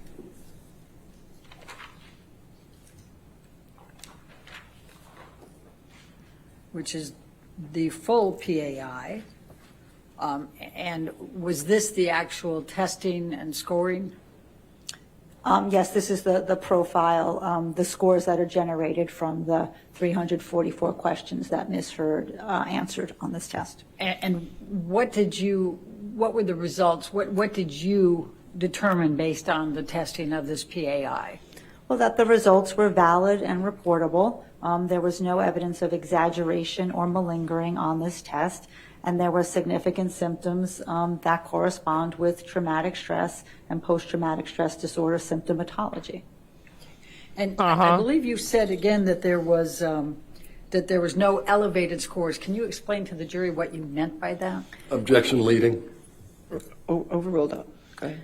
So elevated scores are a way that we get to know where a cutoff is to say that something is clinically significant, and that follows very standard statistical principles. So when a scale is elevated, it means that we have sort of greater confidence that this individual endorsed a lot of different symptoms that make this scale relevant, and then we want to figure out why that person is having an elevated score on something like depression or anxiety. It gives us greater confidence that, this person's maybe reporting depressive symptoms like people who are depressed. Okay. And what would constitute an elevated score? Well, on different tests, it's different things. Certainly on the PAI, it doesn't follow linear T-scores. It's a little different statistically, so you have to look at it differently. She but seems more certainly, comfortable rambling it's now. usually Yeah, I about bet. a T-score of a 65. That's exactly it. And on some, it's a T-score of a 70, which is a T-score is a normative curve, is a way of allowing us to compare people's scores, comparing your scores to the normative group of scores. And would it be at all helpful to have the entire test as opposed to a one piece of paper or one page? Well, certainly you cannot tell the entirety of how the symptoms that Ms. Hurd endorsed and the scales were elevated just by the critical items. All right, I'm going to move the admission of Defendant's Exhibit 1858. Objection hearsay. And this is the completeness, Your Honor. I'll sustain the objection. Next question. Oh, Let's bring up 1859. oh, get it out of here. Get that shit out of here.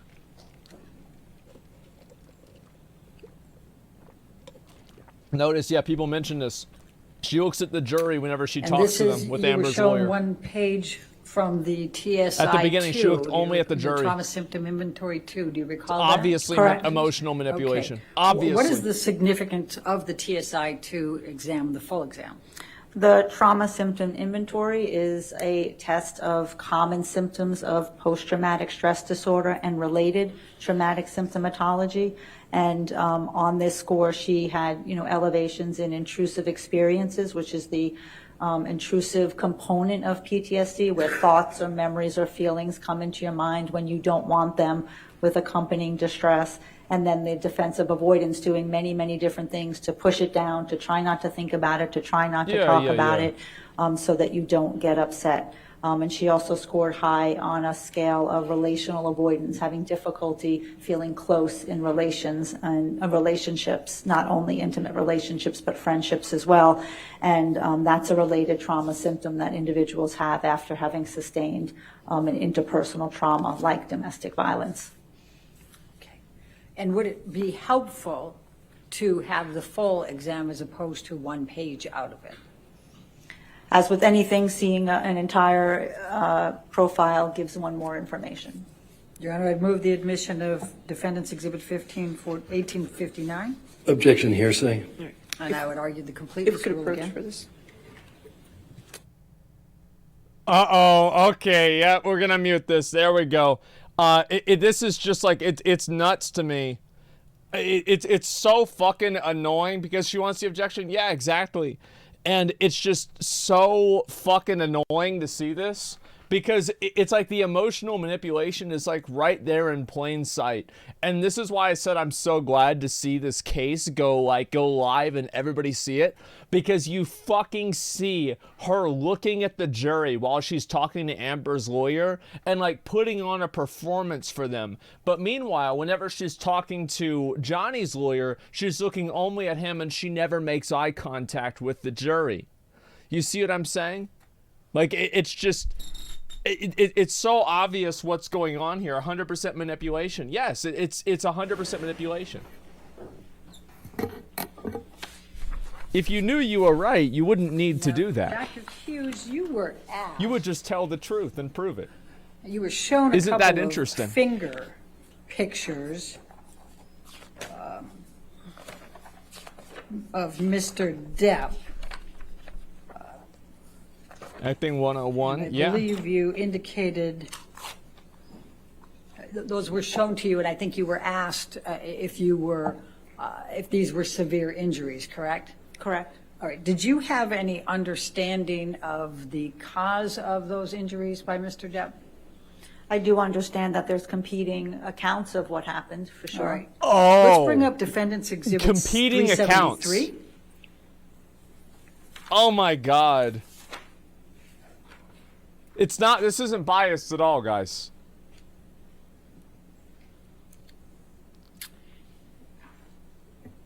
Your Honor, I think this is already admitted. I don't see it, and Jamie doesn't have it, so Yeah, 373. it's funny. I Like, can I mark wish he it. had asked her, But it's not admitted Johnny's yet. lawyer, I if she had think ever testified there was against a version woman. of that. If I may, I don't know that. You're right. I can I just tell you wonder that if that's ever 373 has happened. not been admitted into evidence. Your Honor, it's not redacted, and I don't believe it's been admitted. They did? Oh, I part didn't I'm see trying that to one? admit is in another exhibit, so let's go it a different way. We'll take that one down. Let's go with Oh, in 398. same-sex relationships, of course, right? Oh, of course. Yeah, that makes perfect 398 sense. redacted isn't evidence. That might be the one. Oh my God.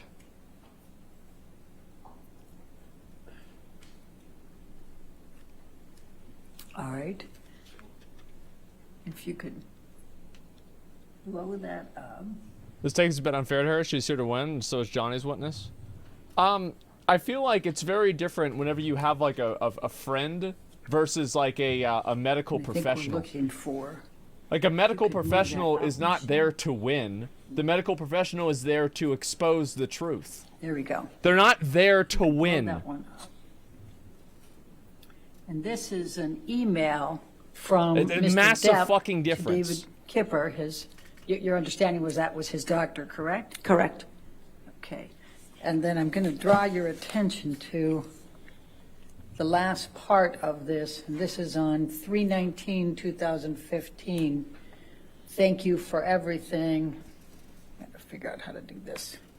I'm missing the controls on this. If it doesn't want to say anything, it come back Thank to you it. for Yeah, everything. exactly. I've chopped off my left middle finger as a reminder that I should, thank you, Your Honor, that I should never cut off my finger again. Do you see that? Yes, I do. Okay, so that's Mr. Depp admitting that to Dr. Kipper in 3/19/2015. Objection leading. Okay, I'll sustain the objection next. okay, that's fine. I'm good with that. Let's go to Defendant's Exhibit 499. Okay. He cut off his own finger. Yeah, I'm sure that's what he Your Honor, I did. believe this one is in Absolutely. as well, or is it a It's a redacted? redacted one. Totally makes sense, That's okay. guys. Thank you. He was protecting her from, yeah, And exactly. then if I could draw your attention, this is a text message from Mr. Depp to Erin Falati. We talked about her earlier on 10/31/2015. And it says, this is the second time he's held off giving me my meds by blackmailing me into seeing him. The first time I had just chopped my finger off. Do you recall seeing that as part of the documents that you reviewed? Oh, yeah. I believe I did. Okay, thank you. We can take that down. Doctors do that. Now, you were also asked to listen to an audio tape, and it's plaintiff's 343. I'm going to And do you recall listening to that audio tape at some point? You think he didn't want to go to jail? I don't know. Yes, I do. Okay, No I'm different going than to saying I now broke my arm. pull up Yeah. that same audio tape. Yeah, that's actually, from the that's same good, date, yeah. And I believe that's June 2016. Yeah. And if we could go to, and we're going to have a few different ones, so hold in there with us. We're going to start with 2 minutes 40 seconds 00, going to 2 minutes 40 seconds and 21.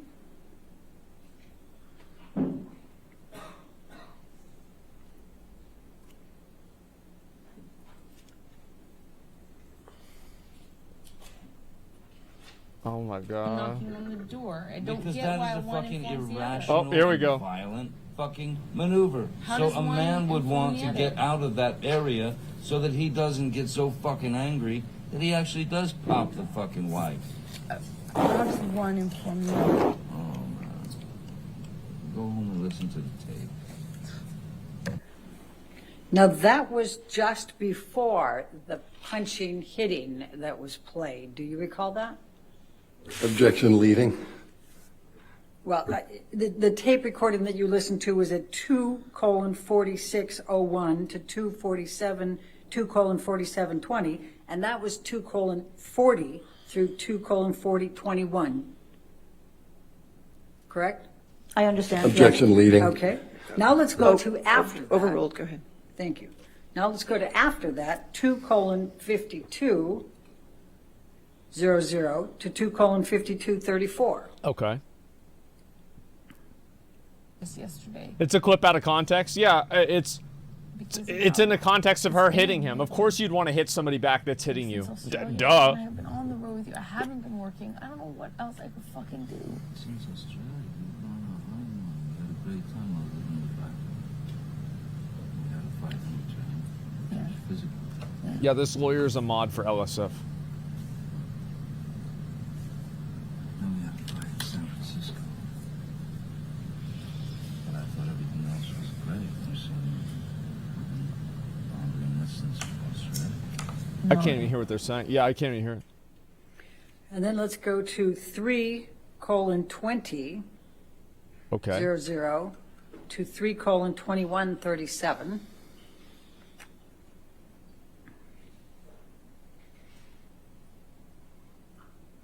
And while they're getting that, I'll just ask you the question, Dr. Hughes, do you recall that Mr. Depp said that they had fights in the places that he listed on that audio tape?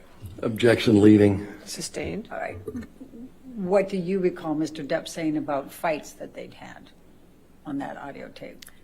Objection, no foundation. She just listened to it. Overruled, okay. Yeah, I think it was hard to hear in this one. I had listened to it previously, just acknowledging that there were fights previously. Okay, thank you.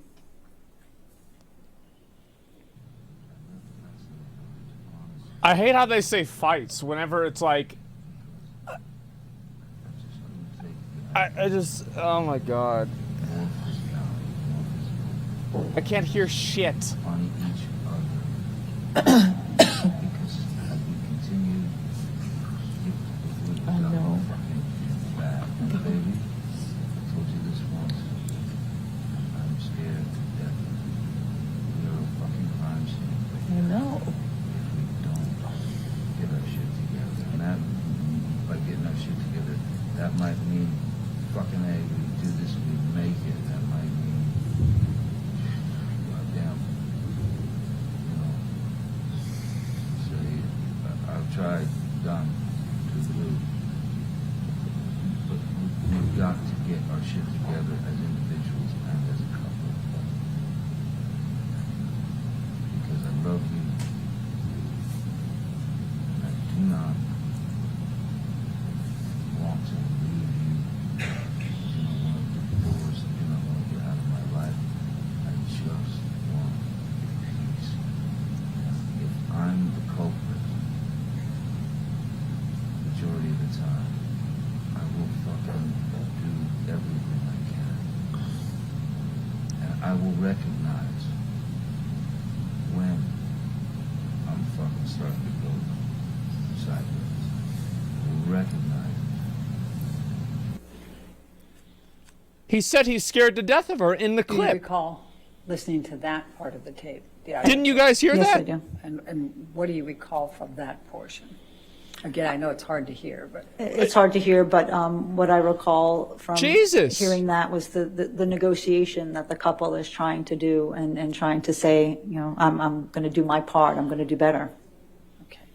Is it possible to turn that up anymore, or is it, I have one more? I'm just. It's not about the volume, it's the background. Thank you, Jamie. Okay, my last one is 3:26. Okay, here we go. To 3:29:50. Your Honor, can we approach? Okay, yes, sir. It's like, dude, whenever she's like, he's literally, even in the clips, and this is what I'm saying before, right? Is like every time that you actually hear something that Johnny said or did, and it's not just hearsay, every single time it's something that's like not bad. It's like, yeah, we've got to get our shit together, or I'm scared to death of you. And meanwhile, everything else is like a, it's like a testimony. What are we going to do different in the moment when you're mad and you go fuck it and you decide all bets are off? Moment. Well, look what I did in Australia. Look what I accomplished. I took the fucker away. I told myself every fucking day, no, he's gone. No, he's fucking put him away. Put him away. And by a list of the things that I feel that fuck you over or make you feel shitty or anything like that, I fucking, when we're in the moment, I remember it. I remember what I put on my list. I remember it. And I try to bring it down notches, many notches. I'll try, if we're heightened, to say, please, I don't want you to feel this. I don't want to feel this. I need to know what we need to do different. I need to It's know. got to be done with your mind and your heart. What do we do different if I have a problem? You need to tell me how to tell you different if I'm hurting you. You need to let me be able to be mad. Sometimes you're going to make me mad. I'm a human. I cannot live where it's like, Well, then it's the same thing goes for me then. You're going to have to allow me to get mad. yes. A gorilla Exactly. shits in bed, it's not a I was human. a- You get Something that mad makes you and then you mad. start fucking yelling. I don't have to start yelling. I think I start yelling once it gets fucking heightened. I've gotten a lot better about that. It's just I only start yelling when it's fucking hour 11 and we're really in it. It's a self-report. How did she think this was good for her? I was talking about the yelling. Because she obviously recorded this, not him. It's her phone. That's why you can hear her better than him. Obviously. You witnessed it. You're the one that brought it up. Australia was fucking great. You just argued. Let's go back there. Let's go back there in our fucking heads and our hearts. Let's go back there. And know on your Is list. the monster gone? Did you put him away? It's been so, when you get on that train, you get angry, you stay on it for so long and you won't come down, you won't talk to the person that is you. That's not always. It doesn't have to always be the monster, but what is it?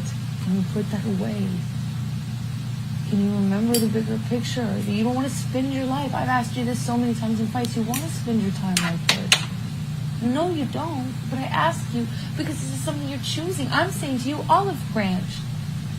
And you don't take my olive branches. You made me feel humiliated for offering them. You asked me to stay in Australia. I stayed, and then you walk out on me all the time. You've got to take some olive branches from me. You've got to offer them too. You've got to be bigger than what you feel at that moment. And so do I. Remember, she So knows do I. this But is if I call recording. you on it, will you hear it? She knows this is You recording. call me out on it if I'm doing it. This is scripted. Yep. Do you remember listening to that, Dr. Hughes? Yes, I do. And what is your interpretation? Yeah, of she's that? baiting What it do you out call so it sounds bad. Objection, Your Honor. Speculation. She's an expert. Overruled. I think this is more of how this couple is trying to negotiate in the face of all of the turmoil and the violence and the abuse. I think it's important pointing out, is my recollection is that there's two Australias. They're talking about the honeymoon Australia, not the Australia where the incident happens. They go back, and that becomes a honeymoon time for them.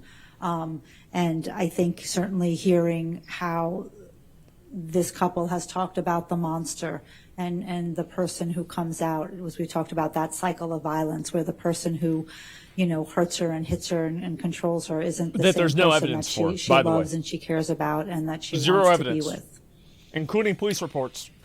Thank you. No Dr. evidence. Hughes. Now, you also Nope. were asked about Dr. Bonnie Jacobs and her Expert treatment liar. and her treatment notes. And did you review those treatment notes from Bonnie Jacobs? Yes, I did. I'm going to ask you to turn to, can we bring up Defendants 1059?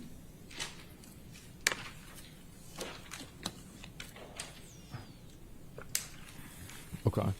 Here we go.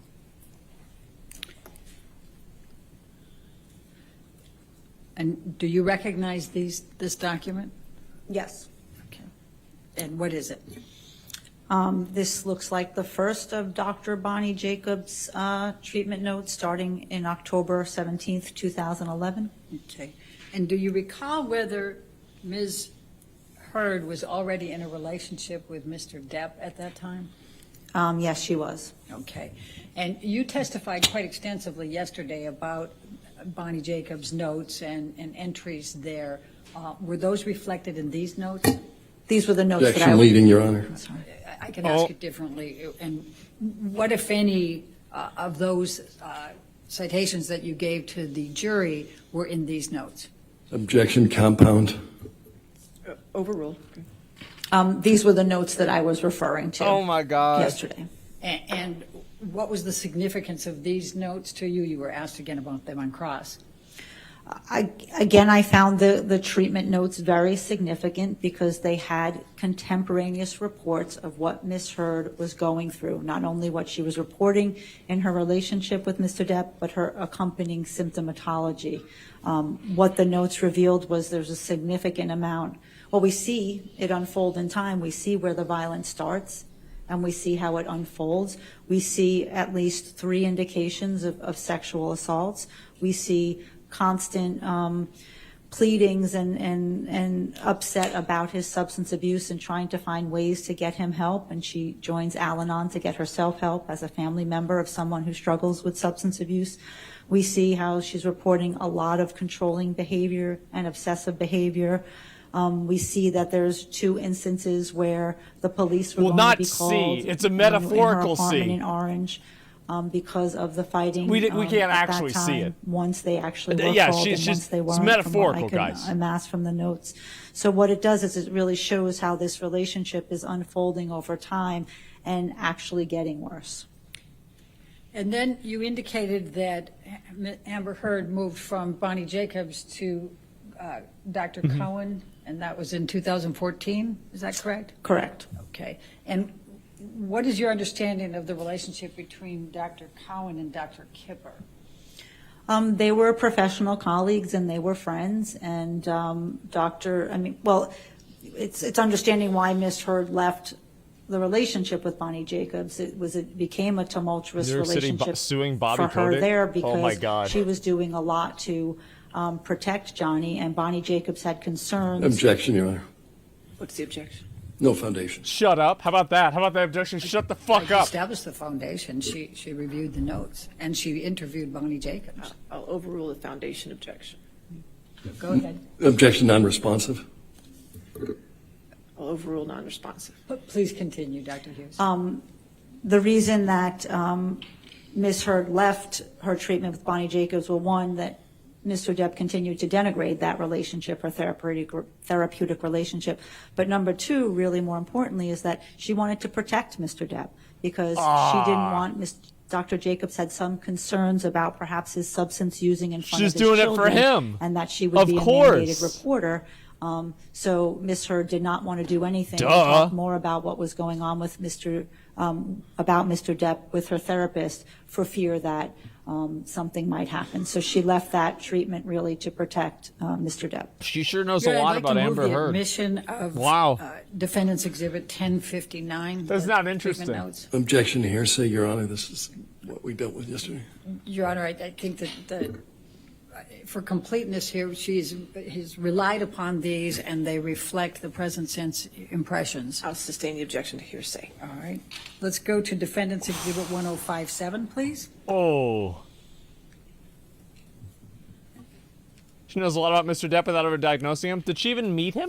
And Dr. Yeah. Hughes, you also indicated that you relied on Holland, thanks for 5 subs. treatment notes of Dr. Yeah, no. Yeah. Conan, correct? Cohen. Yeah. Connell Cohen, yes. Did she record him to protect him too? And- Yeah, exactly. And you also interviewed him as well? Correct. Yeah, it's a good point. And on what was the significance of what he reported to you that related to your opinions?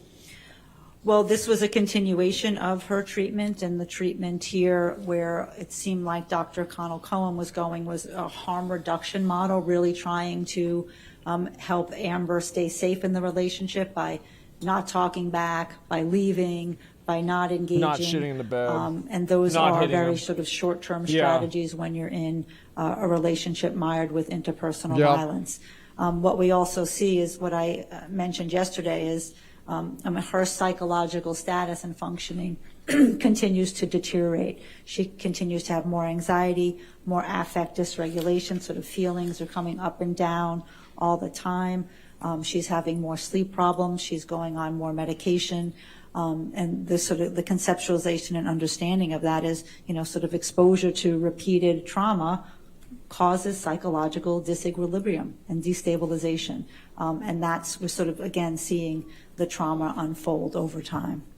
And also in these notes, certainly there are those contemporaneous reports that correspond to specific incidents, like I was speaking with you yesterday about the Boston plane incident. There are actual notes where she called him after Objection, Your she Honor. called Yes, him. what's the objection?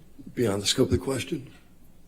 All right, I think I'll that's- sustain the objection. Next question. Jesus. They're just not letting her talk. What, if any, additional information? everybody did knows you what get this from is. Dr. Cowan that assisted you in your opinions? Well, certainly from the notes, as I was stating, that, there were times where right after an incident, Ms. Heard wrote, she contacted Dr. Cohen either by text or by email and saying, Johnny did a number on me tonight. I really need to see you. I'm safe. I'm hurt, but Objection I'm safe." hearsay. I think she can rely on hearsay, Your Honor. Sustain the objection to hearsay. True. Next. Well, Your Honor, I'm going to move the admission of the notes, defendants 1057. Relying on Objection to hearsay. hearsay, Your Honor. I'll sustain the objections. Thank you. Move to strike the hearsay testimony as well. Jesus. No, we'll continue on. Go ahead. Thank you. You were asked about 4 in a row, knife. yep. You were shown Plaintiff's Exhibit 92 and a knife that's, I think, is till death. What is your understanding of the significance of that knife and that phrase as it related to Amber Heard? Totally normal. Objection, Your Honor. No foundation. He showed it in cross-examination. I'm able to ask about it and what her understanding was. He cut her off when she was trying to talk. I'm just letting her go back in. Her understanding of a knife? Let's pull up Plaintiff's 92. Tom, can I get you to do that, please? Yeah, what do you think it is? Oh, if I just ask the same question, and you're like, yeah, actually, that's stupid as fuck.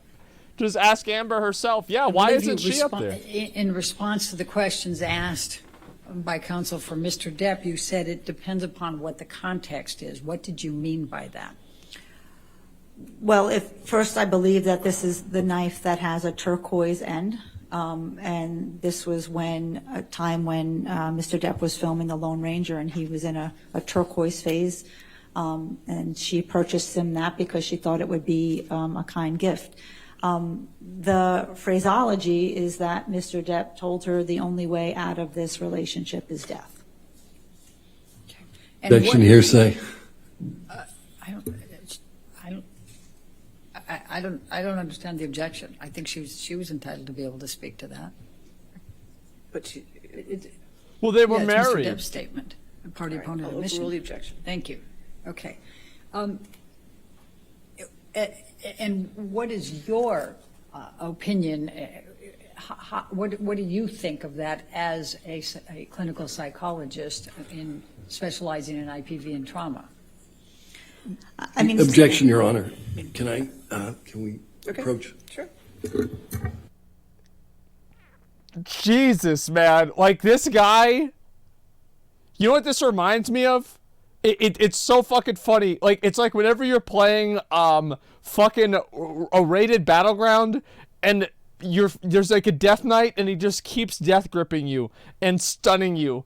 And like you're stuck off by yourself with this Death Knight just hitting you. And like you can't do anything else. You're just stuck just there and that's it. Yeah, you're basically stun locked. Yeah, you're getting spawn camped. It's bad, man. It's calling strike IRL. Yeah, this guy is... She's not having a good time. Dr. Chains of Hughes, ice, do you yeah. think that the phraseology on the knife bears any relationship or significance to the opinions you've had in this case? Objection, Your Honor. Leading. Sustain the objection. What, if any, significance 7? does the phraseology on the knife have to the opinions you have provided in this case? Objection, Your Honor, beyond the scope of the disclosure. He brought it up in I'll cross. Your overrule Honor. the objection. Thank you. Okay, all right, she gets one. So there are several things. I certainly am aware that at this time that Ms. Heard purchased this knife for Mr. Depp, she was engaged in her whole lot of denial and minimization about the extent of the violence in the See how she's relationship. talking to the jury again? There is a notation in Dr. Bonnie Jacobs' For the notes emotional about, argument. when Mr. Depp uttered this to What her. a piece of shit. Was around the discussions of the prenup, and he said, "I don't want one because the only way out of this relationship is death." Dr. Jacobs didn't think that was funny. Ms. Heard was taking it like, "Oh, maybe it's endearing, maybe this is okay." But it was definitely a clinical cause of concern at the time that phraseology was used. Thank you, Dr. Hughes. Now, Then why'd she get him the knife that listened said the same to thing? An audio tape, and then we showed some additional. If it ones bothered from her that. so much. What, if any, photos did you review as part of your examination? Objection beyond the scope of cross. He was asking all the different authority. I'm just establishing that she also looked at photos. I'll sustain the objection. It's beyond the scope. 8? Oh Dr. my Hughes, God. Based on Oh my everything in God. the cross-examination and the redirect, what, if any, changes do you have to any of the opinions that you provided to this jury yesterday? Objection compound. Overrule. I don't have any changes to my opinions that I gave yesterday. That's a shame. And do you still hold those within a reasonable degree of psychological probability or certainty? Yes, I do. Thank you. I have no further questions. All right. Is this witness subject to recall? Yes, Your Honor. All right. Ma'am, you can't discuss your testimony with anybody, but you're free to stay in the courtroom since you base your expert testimony, okay? Thank you, All Your right, Honor. thank you. Man. All right. I think we'll go ahead. Yes, sir. Okay. Man, she just got, I mean, I just wrecked her. Yeah, that is just bad, man. That went beautifully. Yeah, it's like, I can't see her coming back, man. It's just expert testimony, more like biased expert testimony. Yeah, of course it's a bias. She was literally getting paid. And the thing is, like, here's what I always say, right? If something seems off, it's probably off. And I think that's exactly what happened. With her, there were a lot of things that seemed off, right? She's not a client. Why is the emphasis on her not being a client whenever clearly she's receiving services from this doctor being emphasized? Well, it's to make the person seem more objective and less biased. Like, that's clearly why. Why was her relationship with Miss Heard not established at the very beginning? It's because, again, it was to establish her as an authority and not a biased person. happens again and again and again. So it's just, again, why would you do this? Why would you deviate from the norm? Well, the reason why is because you're trying to take advantage of something. That's why. And was not interviewed. They knew. Yeah, exactly. And the doctor also testified for R. Kelly. Oh my God. Could Amber forgetting she's on camera? Like the purpose Amber first contacted her after she got sued? Well, yeah, of course, because she's trying to retroactively get a diagnosis that makes what happens to her not her fault. That's why. Okay, let's go ahead and take our lunch break now. Just do not do any outside research and don't talk to anybody about the case, okay? We'll see you back here too, okay? Okay, all right, let's go ahead. We're going to watch the rest of the beginning because I missed this part, okay? I want to see the rest of this. Watch the first bit? Yeah, I will. Give me 1 second. I'm going to mute this, and yeah, we'll finish it off, okay? Don't forget how many lives they ruined with together with this Karen. Yeah, it's just, to me, it's so obvious what's going on. Careful TOS evidence. Is there something I shouldn't watch in this? I feel like this has been pretty much fine the whole time. Yeah, it's been pretty much fine the whole time. I don't know. Maybe I'm wrong about that, but it seems that way. And bloody finger. Oh, really? Okay, where is it? It's fine. People are saying, which one is it? Which one is it? I don't know. Like, I guess I'll just skip ahead if it shows up, right? I mean, I'm just trying to see if I can get an idea, but I'm not seeing any image of it at all. It seems like it's not really there. Yeah, it's not it. They don't show on stream. Yeah, okay, well, that's good. And to me, it's so funny because, like, if I was like a jury member, or I ever make decisions on this kind of stuff, that's the kind of stuff that I look at. I look at intent. So, like, if somebody is doing something that is not, that's shady, I always assume that there's a reason for it. I always assume every time there's a reason for it. It's not like these things happen on accident. These are not, like, these people are not stupid. These are professionals at the top of their field. So anything that they do is intentional. I need to take a piss, guys. I'll come back. We'll watch the rest of it, okay? Be right back.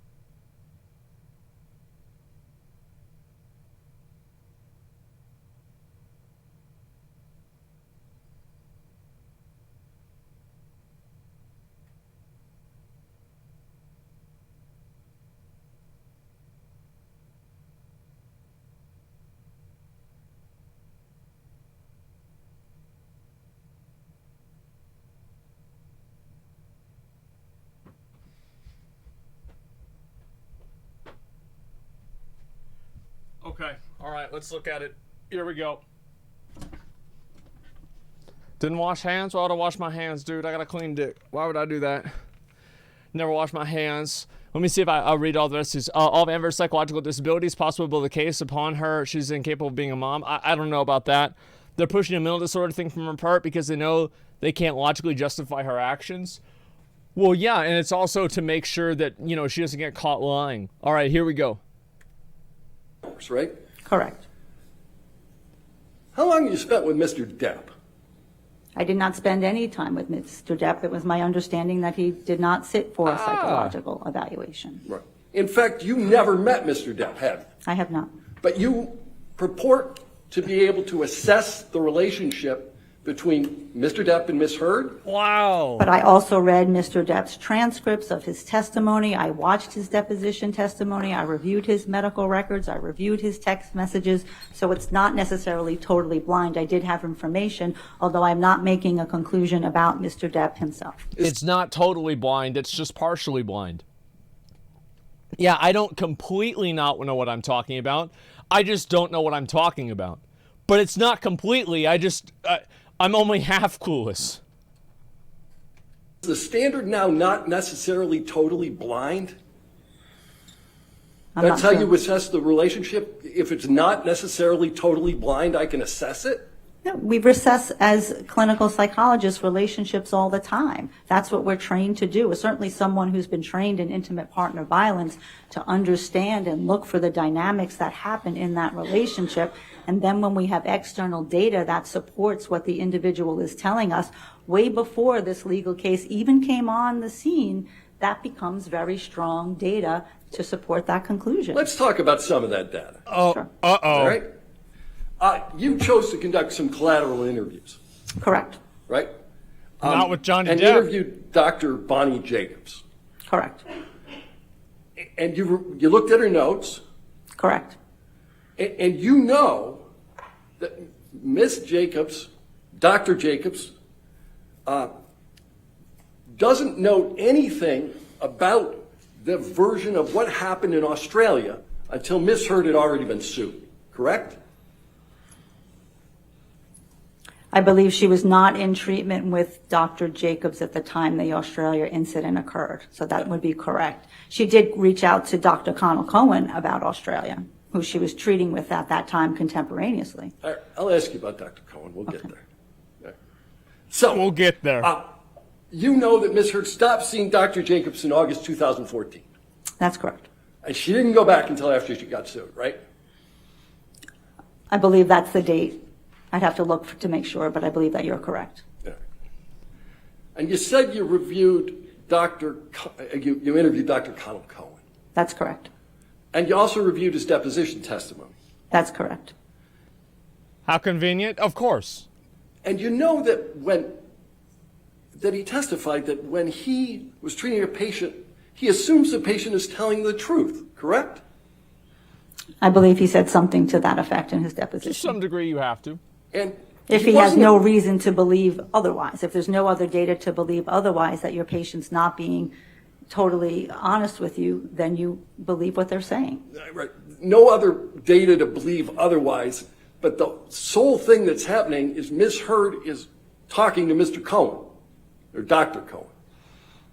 I wouldn't say she's talking to him, she's going to him for therapy, and he's using his clinical psychological expertise to understand the connection between her symptoms and what she's reporting, what's going on in her life. All right. But you understand that So he talking, testified that not he talking. assumes the patient is telling the truth. Again, like Again, this is the vocabulary rephrasing him as, you see what she did, right? Is she's just trying to rephrase him as an authority, as to not discredit him not really understanding what's going on. You see what I'm saying? Again, like that's why she does that. understand that statement in his testimony. I have a lot more rich information of having spoken to him for 2 hours and reviewing his clinical notes. He testified he was making a leap of faith with respect to that, right? With respect to the truthfulness. Again, that was not my understanding of speaking with him and reviewing his notes. I'm aware he testified something to that effect. All right. And you testified yesterday that Dr. Cohen never diagnosed Ms. Heard with any personality disorders. You remember that? Yes. In fact, Dr. Cohen's deposition testimony reflects the fact that he doesn't make diagnoses, correct? Correct. And I asked him specifically, did he have any indications that even if he doesn't, as his practice, use them, does she meet criteria for a personality disorder? And he told me she did not. All right. So you asked him specifically with respect to a topic that you haven't disclosed in your expert report, and then he made a conclusion that's reflected in no document. It's reflected in my notes. It's reflected in his notes about what he's treating. He's treating the symptoms. He's not focusing on the diagnosis, but he is treating the symptoms. You talked about Dr. Cohen's concern for Ms. Heard's safety. Correct. He wasn't talking about her physical safety, was he? Yes, he was. No, he was talking about her emotional safety. Wasn't that what he was talking about? He was concerned for both. Okay. Did Dr. Cohen testify that he never had the feeling that Johnny intended to hurt Ms. Heard? I believe he said that. I mean, he talked about Mr. Depp being very See, poor. again, minimization of things that are not that are not beneficial for her side. I believe he said that versus giving out all of his titles and accolades in another profession, in like another context as well. And it's like, well, it wasn't physical. Well, it was. It could have been. You see this? Like, it's just it's continuously misleading. Continuously misleading. Controlled, and that's what made him, Dr. Cohen, concerned, because in those moments when he was not controlled, that he could accidentally seriously hurt Miss Heard. Let's do this again. Miss Heard told Dr. Cohen that Mr. Depp was poorly controlled, correct? That's not correct. Okay. He determined that from the treatment he was providing Miss Heard. And he also had a couple session with Mr. Depp, and he also had correspondence with Dr. Kipper. So he had other information as to Mr. Depp's functioning. All right, you talked about Dr. Banks. Correct. Dr. Banks was doing relationship consulting, right? Consultation on relationship. Correct. And Dr. Banks only met with them once. Correct. All right. And you did an interview, I think, with Ms. Heard's mother, Paige. That's correct. All right. You'd agree with me that a person's family member is not the most objective source of information? Sometimes you have to certainly control for that the person may be wanting to be protective of their daughter, of course. And you interviewed. So they're using her own family members as evidence. Wow, what an interesting turn of events. Sometimes, yeah, exactly. Like, it's just, especially with like the history that she had with her family. Like, I mean, come on, it's not even a question. Ms. Paige Heard, after Mr. Depp had already sued Amber Heard. Right. The entirety of my work in this case happened, obviously, after the lawsuit. Did you review, in that context, any of Paige Heard's text messages with Mr. Depp? I'm not sure if I saw them with Mr. Depp. I do believe I saw some with Miss Heard. I mean, Miss Paige Heard, Amber Heard's mother, did talk to me about her relationship with Mr. Depp.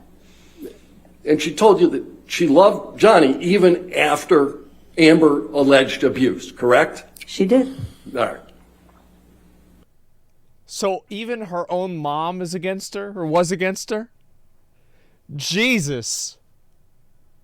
I mean, that's her own mom. Like, god damn, man. That's bad. Now, you testified that you approach a forensic evaluation with, I think you said it again today, a healthy degree of skepticism. Correct. All right. Well, I don't know about that. I don't know about that. This skepticism didn't cause you to conduct interviews with, for instance, Laurel Anderson. Right, I did not speak to Dr. Laurel Anderson. And you chose not to speak to Dr. Laurel Anderson because you disagreed with Dr. Laurel Anderson? That's not correct. All right. What did Dr. Laurel Anderson do on behalf of Ms. Heard and Mr. Depp? She was a couples therapist that they sought. They had 4 couples sessions. As I stated yesterday, one of them in which Mr. Depp stormed out of. She did have a long... I like how she uses Johnny Depp storming out of couples therapy with no context around why he did it or anything about that. And like also, like let's say you use that and you want to go forward with this. So this is an instance that is documented of Johnny Depp being in a hostile situation that stresses him out, and he's not violent. He removes himself from the situation. So in a way, it actually disproves a lot of what they're trying to say in the first place. Because like, yeah, there was something stressful that happened. He was getting angry and upset. He immediately went out and he went to smoke a fucking joint. He's getting stressed out. I know plenty of people that do that. Like, yeah, it's like they removed himself from the situation. That's the smart thing to do. That's what you're supposed to do. Like, whenever I read about this, I heard about this stuff. Like, what's always been the advice I've gotten? If it's like, if you're in a hostile, violent situation or a situation that makes you really upset or angry, what do? You remove yourself from the situation. So he's doing the exact thing that, like, I think that's the general advice everybody gets. Yes, evaluation or interview with Mr. Depp individually and with Ms. Heard individually. And then she saw them intermittently after the May 21st, 2016 Elementary school, incident, yeah. and when they were filing for divorce. So you didn't interview Laura Anderson, but you know what she did. How'd you figure that out? Because we had her redacted notes and her deposition. All right. And you understood from her deposition that Dr. Anderson didn't believe Ms. Heard to be a victim of spousal abuse? I believe those were her words, yes. And you also understood from her deposition that Mr. Depp had not had a very long history of being violent with any of his wife or women. That she said that as well. Yeah. But that's something about Ms. Heard significantly triggered him. She talked about that as well. I wonder what that could possibly be. What could it possibly be about Amber Heard that caused him to get upset? I wonder why. And like, this is the thing, is like saying triggered him. It's like, that's like, it's his own fault or something like that. You know what I mean? Like, oh, somebody gets triggered. Oh, they're upset. It's like, oh, this is something that was, it happened. The language implies that it is something that occurs internally through no external stimuli. You see what I'm saying? So like, he's getting upset at fucking Amber Heard because of something that is internal that is triggered with him. You see what I'm saying? Like like he's, you see how this like is say gaslighting? Well, it's not gaslighting. It's much different than that. And Dr. Anderson thought that Mr. Depp had been, her words, well controlled, I think for almost 20 or 30 years, correct? Up until this point, I believe she said. Right. I know that you testified that you reviewed medical records. Yes, All right.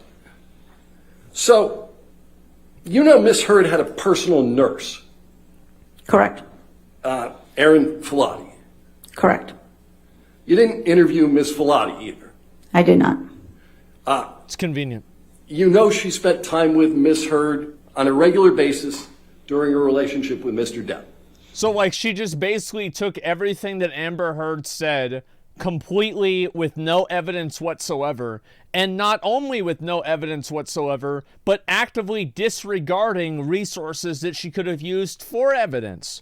And she just went with it just to fucking railroad this this diagnosis down that was improperly conducted. Like, it's unbelievable. This is $500 an hour. Oh my God. Correct. I had her clinical notes that I reviewed. Right. And you reviewed her deposition testimony, Correct. some of which the jury's heard, right? I believe so. Yeah. And you reviewed the nursing notes. Yes, So you know that Ms. Heard admitted to a history of eating disorders to Ms. Filati, correct? I know that's in the notes. That's nowhere else in any other record, so I'm not sure where that came from. But you She said yesterday that Amber Heard didn't have any history of eating disorder at all. She said the exact opposite yesterday.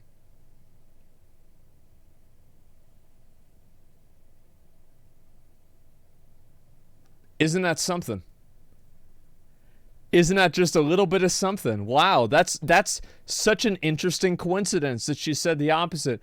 But then if you call her on that, she would say, oh, well, that was just her analysis, and that's not, evidence or something like that. Again, it's obviously disingenuous. If somebody asks if there's any evidence, I think that any reasonable person would assume that a previous person who's worked with them noting down a eating disorder is evidence of some case of it.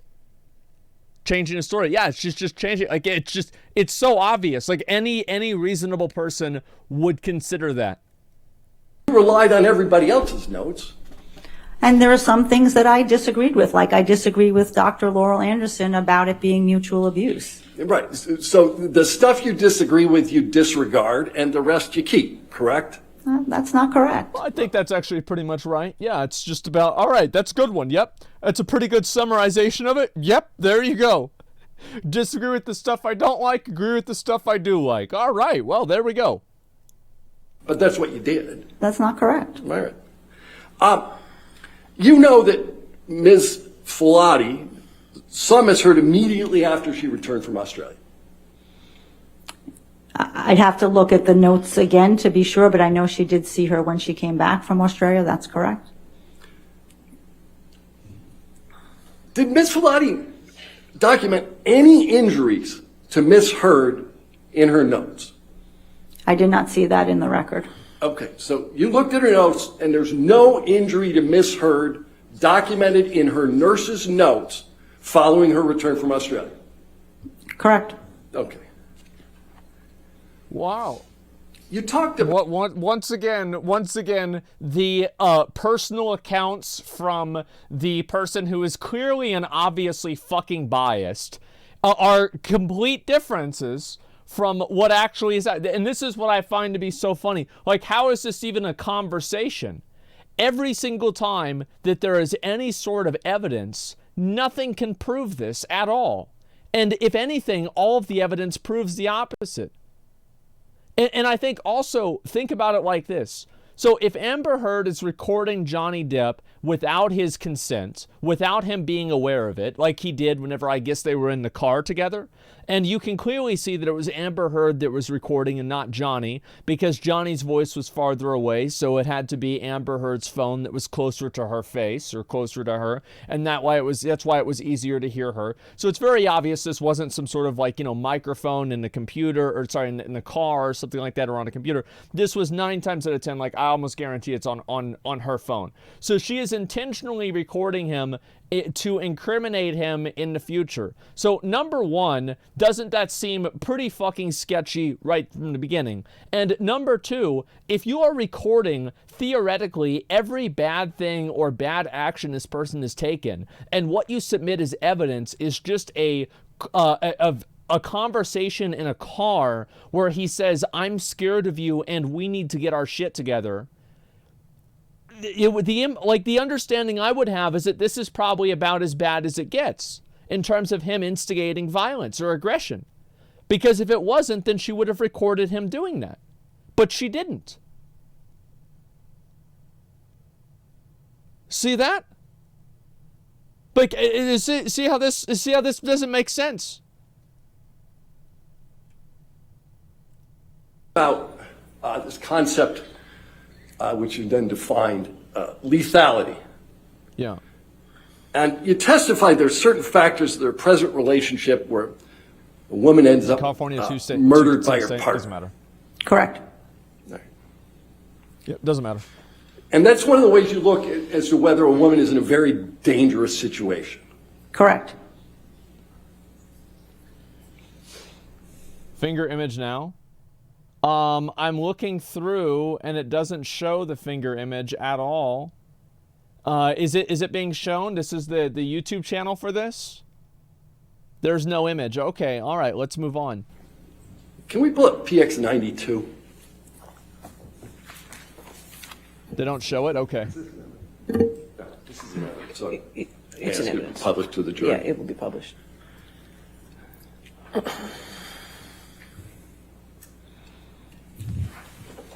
Do you know what this is? I believe this is the knife that Miss Heard gave to Mr. Depp as a gift. Oh, yeah. And you speak Spanish?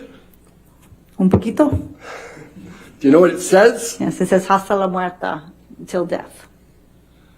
So a woman you suggest has characteristics of being afraid for her life, gives her intimate partner a large knife, which she has inscribed until death. That's your testimony?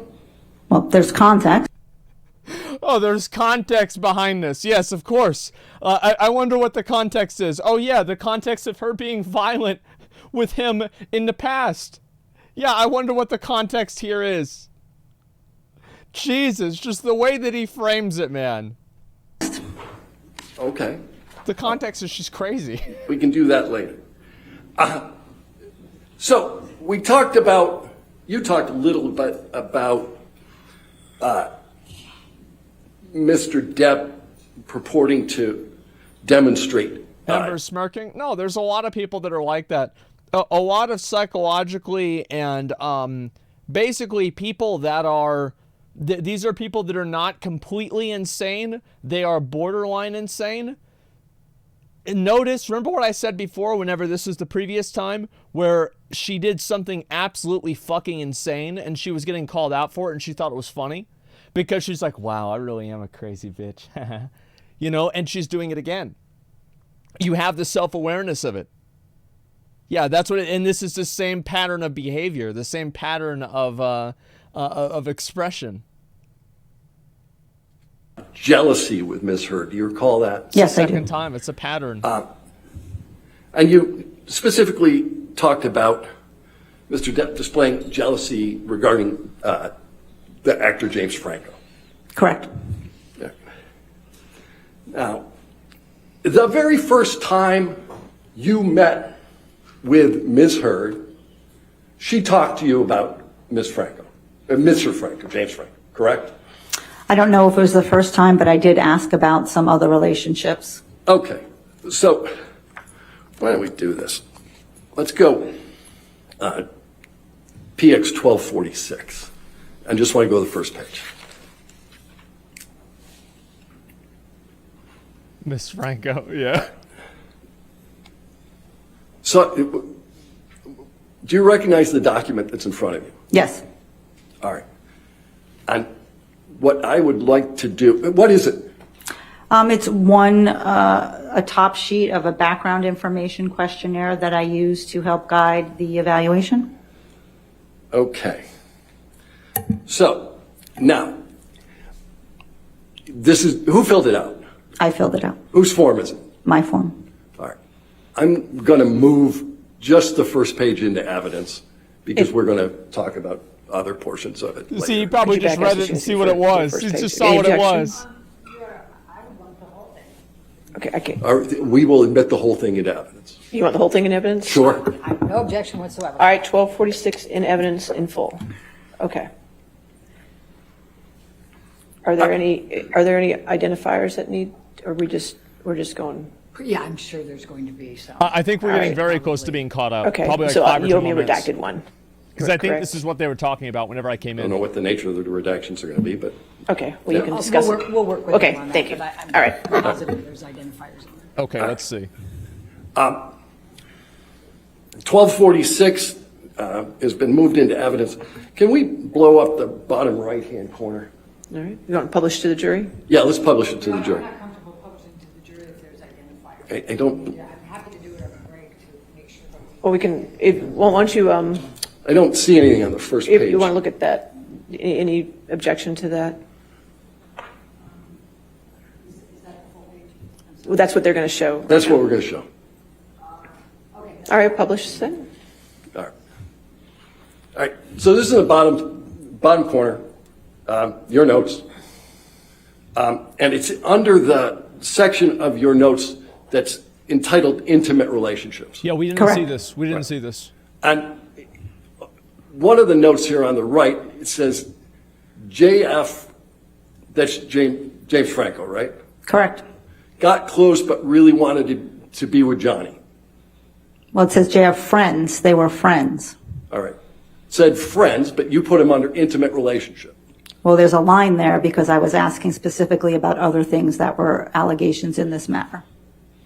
There's a line there because you did not believe that they should go under intimate relationships, but it's on your form?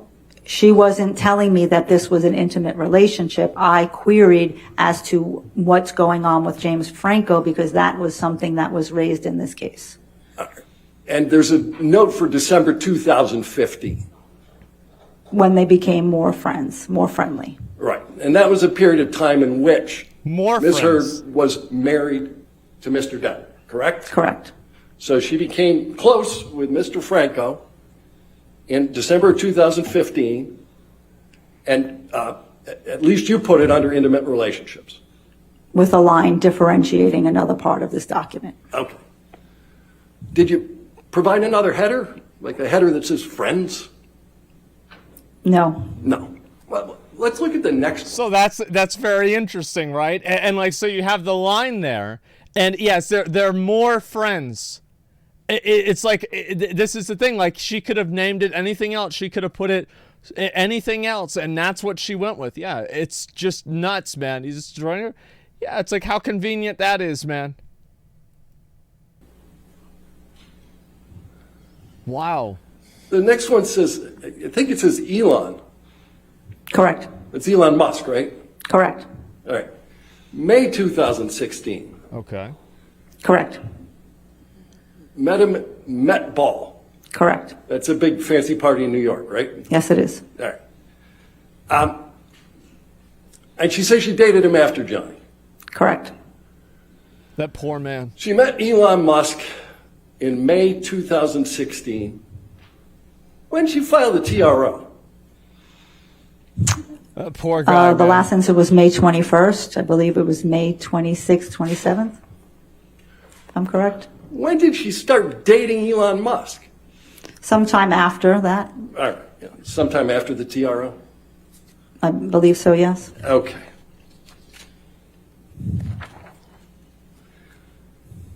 See, all the people saying that Elon Musk is dumb, I think this is better evidence than even Tesla. He got the fuck out of there. Yeah, he got out of there. Like, he didn't get invested in this shit. Man. He's like, oh, I see. Oh, okay. Oh, I get it. All right, never mind, I'm done. So he's a smart guy. We can take that down. You talked quite a lot yesterday about this concept of. Oh, actually, yeah, that is interesting. You talked. So if the line was a delineation between intimate relationships and friends, then why is Elon on the line that she defined as being friends whenever they were dating?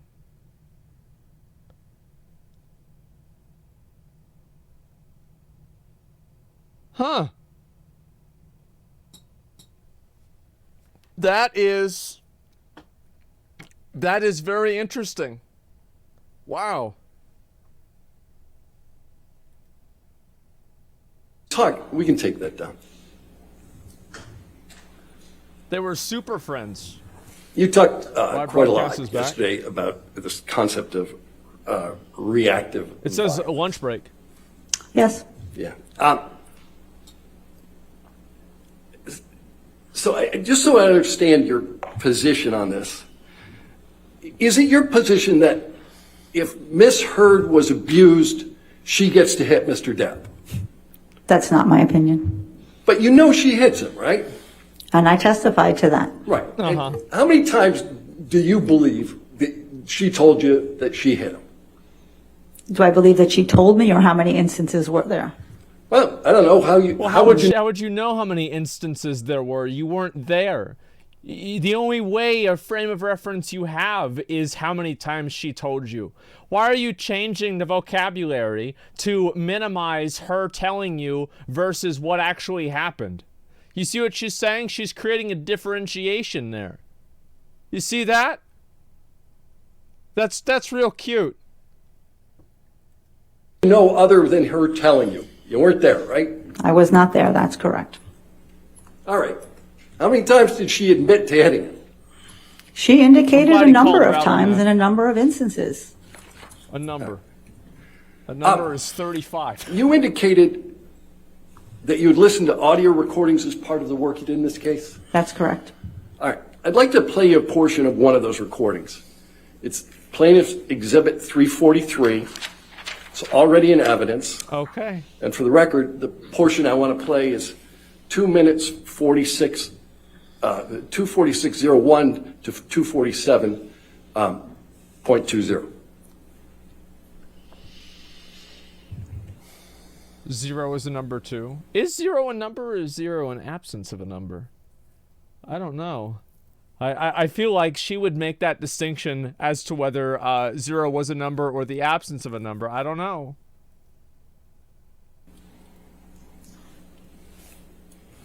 If Bill Clinton was here, I'm sure he'd fucking bring that up too. I said to you, hey, tell Travis what just happened.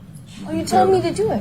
You told me to. You said, go do that. I said, no, tell him what just happened. And I lied. And that you punched me in You're the right. fucking thing. And You figured it out. And you said, no, fucking, I didn't. What the fuck are you talking about? And I watched you lie. And then I didn't punch you, by the way. I'm sorry that I didn't hit you across the face in a proper slap, but I was hitting you. It was not punching you. Babe, you're not punched. Don't tell me what it feels like to be punched. You know, you've been in a lot of fights, been around a long time. I know. Yeah. No, when you fucking have a close. You didn't get punched. You got hit. I'm sorry I hit you like this, but I did not punch you. I did not fucking deck you.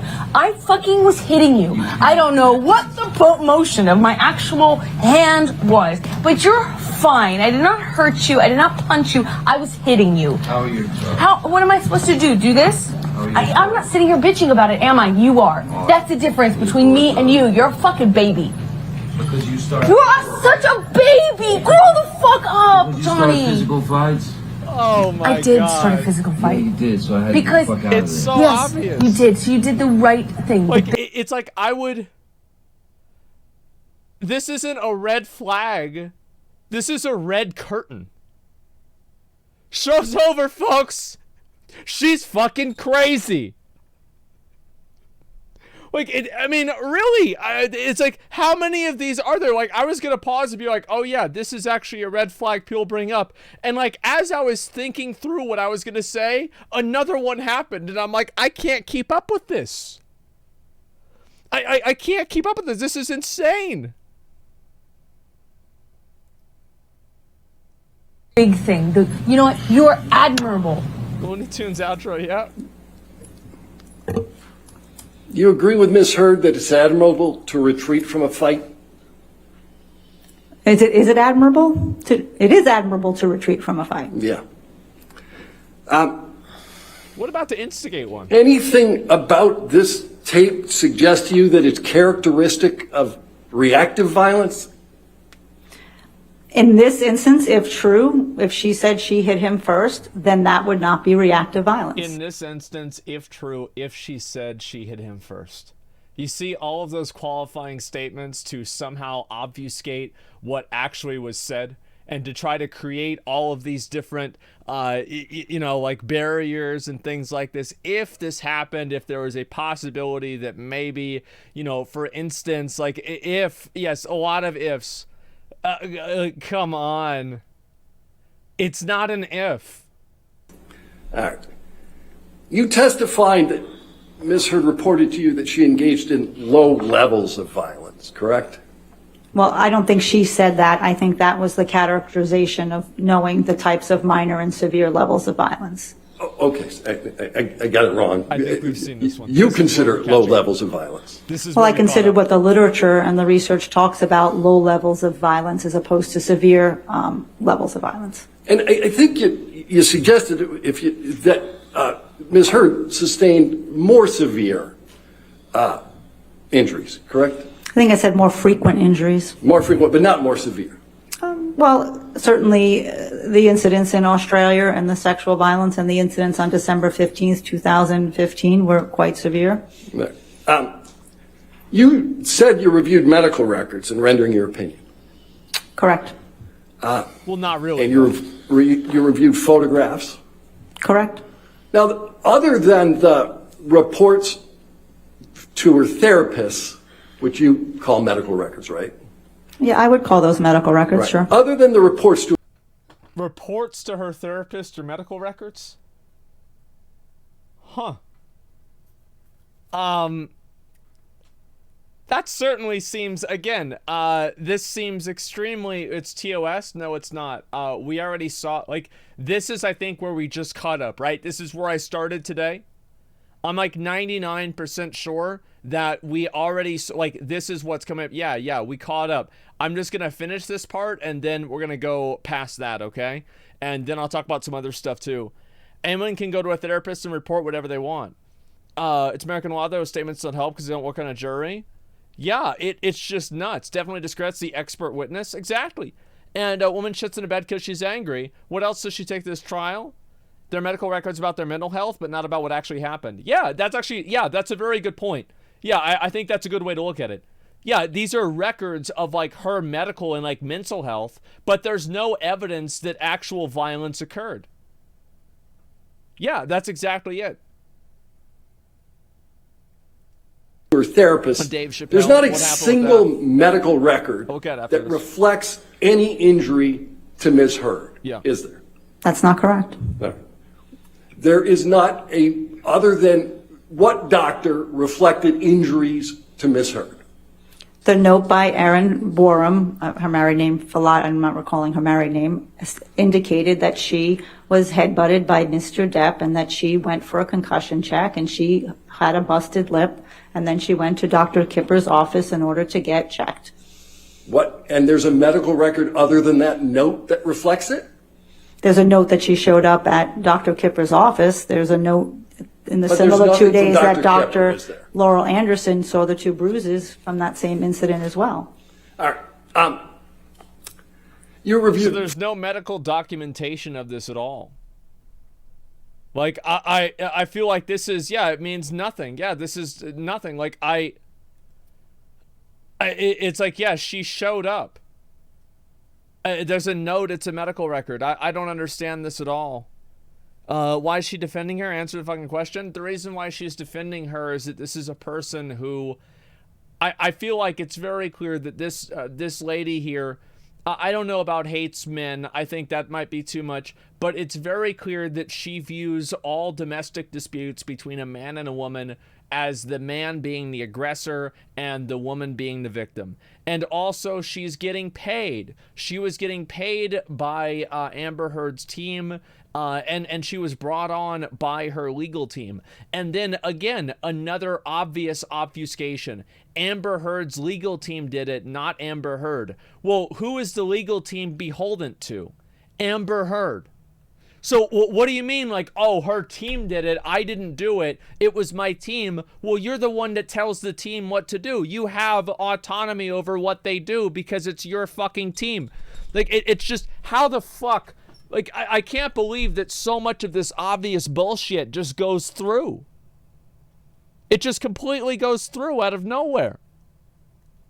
Oh my God. Same argument goes for Dr. Curry. The same argument goes for Dr. Curry. Yeah, the difference is that Dr. Curry was not being presented as an unbiased source as the same way that she was. And also, like, there was testing that was associated with that as well. Yeah, it's completely different. It's not the same at all. Just because they're both doctors or psychologists that have seen these people doesn't mean that it's the exact same situation. You recognize medical note is medical record. It's important you recognize medical note is medical record. I don't really care about that because I think that it's deliberately disingenuous. I think that what the lawyer is obviously asking for is if there's any medical records of documented actual trauma by a doctor in any shape or form. That I don't really care about whether it's a note or anything like that. The language and the definitions to me are completely irrelevant because these are things that change. They can be redefined. They can be misunderstood. The language really doesn't make a difference because the language is being used, is being weaponized in a specific way. So it's about what the intent is behind the language, and I think the intent behind the language is what really matters. Now, whether it's it's a medical record record. It's not a medical record. I think that what people are saying, and this is the deliberately disingenuous, deliberately misleading language. It's a medical record. Whenever somebody thinks of a medical record, they think of an actual doctor examining somebody. And if you're talking about a psychologist that's made a mental health evaluation, and then you are using that interchangeably with a physical altercation that occurred, and then saying it's a medical record, you are clearly implying that there is a medical record for also the physical altercation, which is not what happened. So this is you're clearly implying something that's not happening. Do you see kind of what I'm saying? So I don't really care. As I said before, I don't care about what the technicalities are or anything like that. The technicalities, the language, I don't give a fuck about it, because it's the intent behind it that I care about much more than anything else. Dr. Curry never said Amber hit Johnny. In fact, it's unethical to determine if IPV happened or not. Well, I mean, apparently not according to her. Yeah, that's the way I see it. Lawyers should ask, were there any medical records? Yeah, I don't know. Should forensic psychologists, their jobs be unbiased, bring back facts forward? I mean, that's clearly not what's happened. Yeah, and so this is where I look at things, and by their statement, if she fell and scraped her knee, she can go to the doctor and get stitches, and using only that, tell the psychologist it was Johnny Depp. Yeah, biased but professional. Well, it's important to take like somebody's credibility into mind, but I feel like it's so obvious what this woman is doing. It's so obvious that she's defending her categorically because she's a woman, because that's what she's done for her entire career. That this is what's happened every single time. And so what a surprise it's happening again. It's like, again, I'm not the kind of person that, I'm not as open-minded to let my brain fall out, okay? You have a person here who has made it a career to do things that, in many cases, exclusively benefit women. And in the cases where she supports men, it's in same-sex marriages. So there's never a case where she's advocating against a woman in favor of a man. This has certainly not happened, at least as far as we know. And this has happened multiple times. And it's happened, apparently, according to her, she's been a witness 50 times for this. She's, basically projecting this ideology to other people with, like, these different presentations and stuff like this. And I feel like and that's why the legal team called on her, because the legal team was familiar with her behavior. They were familiar with her work because they had worked with her before.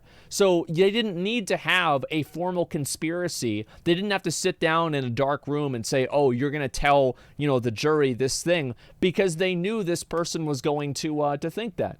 You see what I'm saying? Like, you didn't need to do that. You don't need to plan this out, because it's already assumed based off of this person's behavior and pattern of behavior for, 30 years. She's most likely at fault for several men getting falsely put in prison. Well, it's not just that. It's not just the several people that she got in jail. It's also all of the people who have been damaged in the crossfire for this. Yeah, you see what I'm saying? Like, whenever, these types of ideologies are spread. She never spoke with Johnny, so she only had the emotional connection with Amber. Well, of course she didn't talk with him, and I think that she probably made relatively no effort to do so. Clearly makes a business on providing expert testimony that defends abusers. Well, not necessarily defends abusers. I'm sure that she's provided testimony where the women were the victim. I mean, there are a lot of cases where that's true. But I think that it's not something that she's not basing this off of the authenticity of the case. She's basing it off of the gender of the accuser. That's what she's doing. Look at her face when he paused. Looks just poopy. Okay. Hope psychologist's career is severely looked at and then questioned after this case for a future client's sake. Well, I just wouldn't take... I hope this ruins her career. Absolutely. I'm sure you believe everything you're saying, but what I'm saying is if you believe something different, you wouldn't be sitting where you're sitting.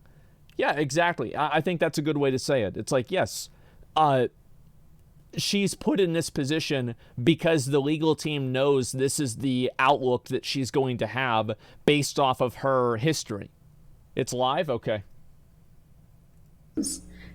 That's not typical of somebody with the most disabling form of PTSD. No, it's not. Why? When we eventually sort of dialed it down, she had 3 remaining symptoms. And having symptoms of any disorder is common for all of us. Some of us struggle with sleep. Some of us get anxious. it could be several different disorders. It could just be that you have Okay, anyway, so, yeah, I didn't punch him, I hit him. Again, like, it's like that kind of stuff is just, in my opinion, it's so obviously, it's so obviously abusive. I mean, like, I don't even know what to say. It's not live? Yeah, I know. And, you see what I'm saying? But no, you hear what I say? Yeah, sure. Well, let me read the rest of these here. It will not end her career because she favors women, so her clients will be women with the same view on women, victim and men, abusers. Well, I don't know. I mean, I think it really depends, but I think this does definitely hurt her credibility. Absolutely. Let's not forget she was also teaching other people. Well, that's what I'm saying, right? It's like she's like proliferating this ideology to a lot of other people as well. It's not like she can just be a piece of shit. No. She has to recruit other people into being pieces of shit as well. It's just crazy, guys. 2 p.m. Yeah, I know. She worked with Amber's team multiple times before. Yeah, exactly. And that's why they had her working there in the past. It's kind of like, for example, if you have... I don't know. I mean, like it's so obvious that she went into this with a specific opinion. It's not a punch, it's a fine. Yeah, exactly. It's too fucking much, man. And on 2019, Dr. Hughes testified on behalf of a woman who shot her sleeping husband in the head. Yeah, I mean, like, I don't know if that's really true. I'd have to look that up for myself. But if I had to guess whether this happened or not, I would say it probably did. Yeah, based off of the history of this person. I think that this is, again, like I saw this thing with Dave Chappelle. People are mentioning this. Let's see if I can find this. I'm going to pull it up real quick so you guys can see it. And where the fuck did it go? Why is this not trending anymore? What the fuck? Oh, there we go. Yep, here. So this is a very disturbing trend that I've been seeing with just in general, like, and we're gonna watch the video here. This is a very disturbing trend that we've seen with what's that, Will Smith? Yeah, and this is with Will Smith. Watch out for that one. I can watch this video, right? Yeah, I can watch this video. There's no like blood or anything like that. Yes. Okay. All right. Let's go ahead and watch it. This is a precedent that I'm seeing more and more in culture, and I think this is a very dangerous precedent. It's that solving things that upset you or make you mad with violence is somehow acceptable, and how acceptable it is based off of how much you don't like it. So like if somebody says something that really makes you mad, then it's okay for you to hit them. Aftermath TOS, yeah. Oh, we're not going to watch the Aftermath TOS. That's not going to happen. So let's go ahead and watch this video. I'm going to make sure, I'm going to just pull this off screen, make sure I zoom down. Okay. All right, so this guy got his arm completely fucking, just got wrecked. God damn. God fucking damn. So let's look and see the, let's watch the video here, okay, guys? So this is what happened, and I want to make sure I get this set up. Apparently the video just got, what the fuck? Okay, there we go. Let me go ahead. I'm going to play this video. Sorry, guys, link it. His arm's backward. It's on Twitter trending, okay? Like, we don't need to see the whole thing, right? Okay, let's watch this. Breaking a limb is a common bodyguard thing. It's usually first limb you can get a hold of. Arm is the most common. Well, I mean, if you run up and you try to attack somebody on stage because they said something that make you mad, and then you get your arm broken, good. That's what you fucking get. You shouldn't have gone up there and done that. Too fucking bad. Should be happy it wasn't worse.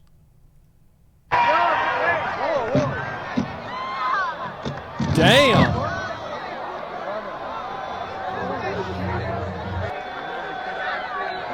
Was that Will Smith? Oh my god. Just immediately fucking comes out, makes a joke. Was that Will Smith? Holy fuck. Play stupid games, get stupid prizes. Yeah, that is fucking funny. Wow. And so anyway, let's go back over. I want to see, this is what's really funny about this is, let's go ahead. We're going to pull this up here. Open image and new tab. So language like this, Dave Chappelle, you're next.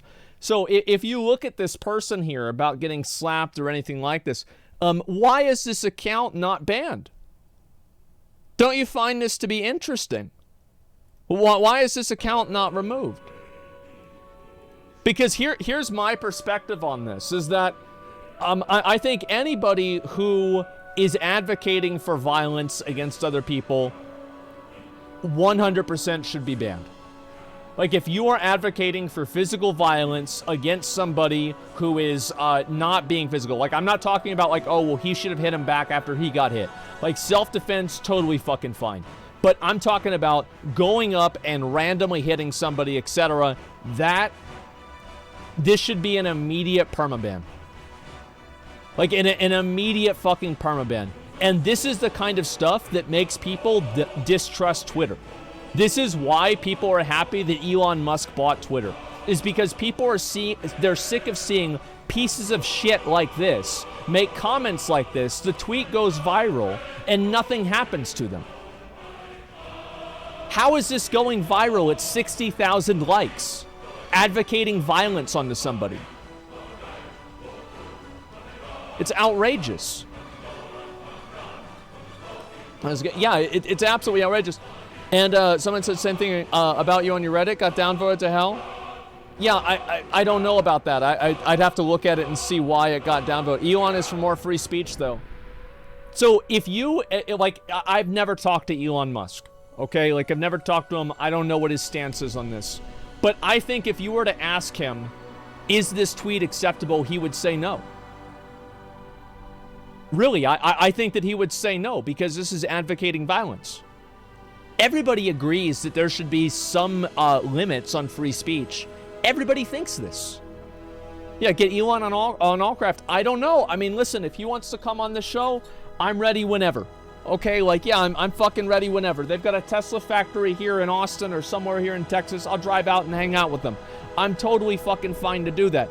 But here's the facts, is that I think that if you are calling for violence on people, I can almost fucking guarantee that that is something that he would not support either. Yeah, exactly. So you're okay with Trump's banned for inciting violence, since the guy, in your opinion, should be banned for saying, Dave Chappelle, you're next. Trump's banned for inciting violence. I think that, like, calling for a protest on something is not really inciting violence. And if you want to say that calling for a protest on something is inciting violence, you would have to say that a lot of the people that supported the riots that happened 2 years ago should also get banned too, which you probably don't think that. So it's very different than calling for a protest. Yeah, I mean, and I'm calling these protests. Yeah, they're both... Listen, the January 6th thing was a riot, and so were all of the riots that happened after George Floyd. They were both riots, they were both disgusting, and they were both bad. They were both awful. I don't support either one of them. I support any time that somebody wants to go somewhere and protest, etc. I think that's totally fine. Even if you want to protest about something stupid. You have every right to do that, because that's what the country was founded on, and that's what it's about. However, that right ends whenever you are violent and you destroy people's property, despite what people may believe that they have some sort of ideological authority or emotional authority to destroy property because of how aggrieved they feel.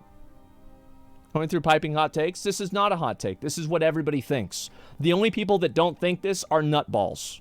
Most people looked at the January 6th thing and said, wow, this is fucking disgusting. And most people also looked at the riots that happened throughout the entire year and said, wow, this is fucking disgusting. That's what I would say, like 90% of people think this. And I'm sick of pretending like they don't. Most people look at this and they think that both sides are fucking nuts. They're absolutely fucking insane. Yeah, this is not a hot take. This is an opinion that I think the overwhelming majority, the vast majority of the public believes. You did say it was justified back then. What the fuck? It was justified. I don't remember what I said. Like, did I say something? You have to, like, find a clip and see what I said. And it's probably, again, I misunderstood you and so you're wrong. Yeah, just about to Chappelle tackle. Never seen someone attempt to spear somebody, another person, and bounce off. It's comical how the dude bounced off of Chappelle. Yeah. Yeah, it was. Yeah, I'm not going to go back to that kind of stuff, etc., right? It's his right to make jokes, especially as a comedian.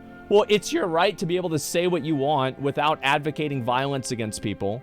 And your buddy Hassan would disagree with what you're saying. Nobody's talking about Hassan. Listen, he doesn't need his $3 million house. He's already living rent-free in your head. Shut up. Nobody's talking about that. I think that everybody doesn't want the right. Everybody didn't want that stuff. And this is, again, what I'm saying, is that you're seeing this happen more and more in culture where people consider themselves, their level of offense to something justifies violent behavior. Like, I think that's so dangerous. National polls during riots were closely 50-50 split in support or against. Yes, I think so, because probably like national support of the riots. Well, that's because a lot of people didn't look at them as riots, and also they weren't reported on as riots in many regards. And that's, I think, that was a fuck up. You should have shown yes, there are people that are committing crimes, etc. It was bad. It really was. It was mostly peaceful. It was mostly peaceful. That's true. And that's why I said they should still be able to go out and do that. Absolutely. Of course they should be able to do that. That's what they should be able to do. That's the way it works. Mostly peaceful. Well, it's true, though. I do think it's generally true. Let me go back over here and read some more of these. What if change needs to happen and protests aren't working at some point? Violence, especially in response to violence? If protests aren't working, well, maybe your protest isn't working because you have a bad argument and people don't agree with you. Have you ever thought about that? Maybe your protest isn't working because your idea is bad. Like, just because your protest doesn't work doesn't mean that you just, oh, I'm not getting what I want, so now I just get to be violent because I'm not getting what I want. That's not how it works. A lot of countries get their colonial independence through protests. Yeah, well, I mean, we saw what happened with Chaz. That happened the same year. They got their independence too. How'd that work out?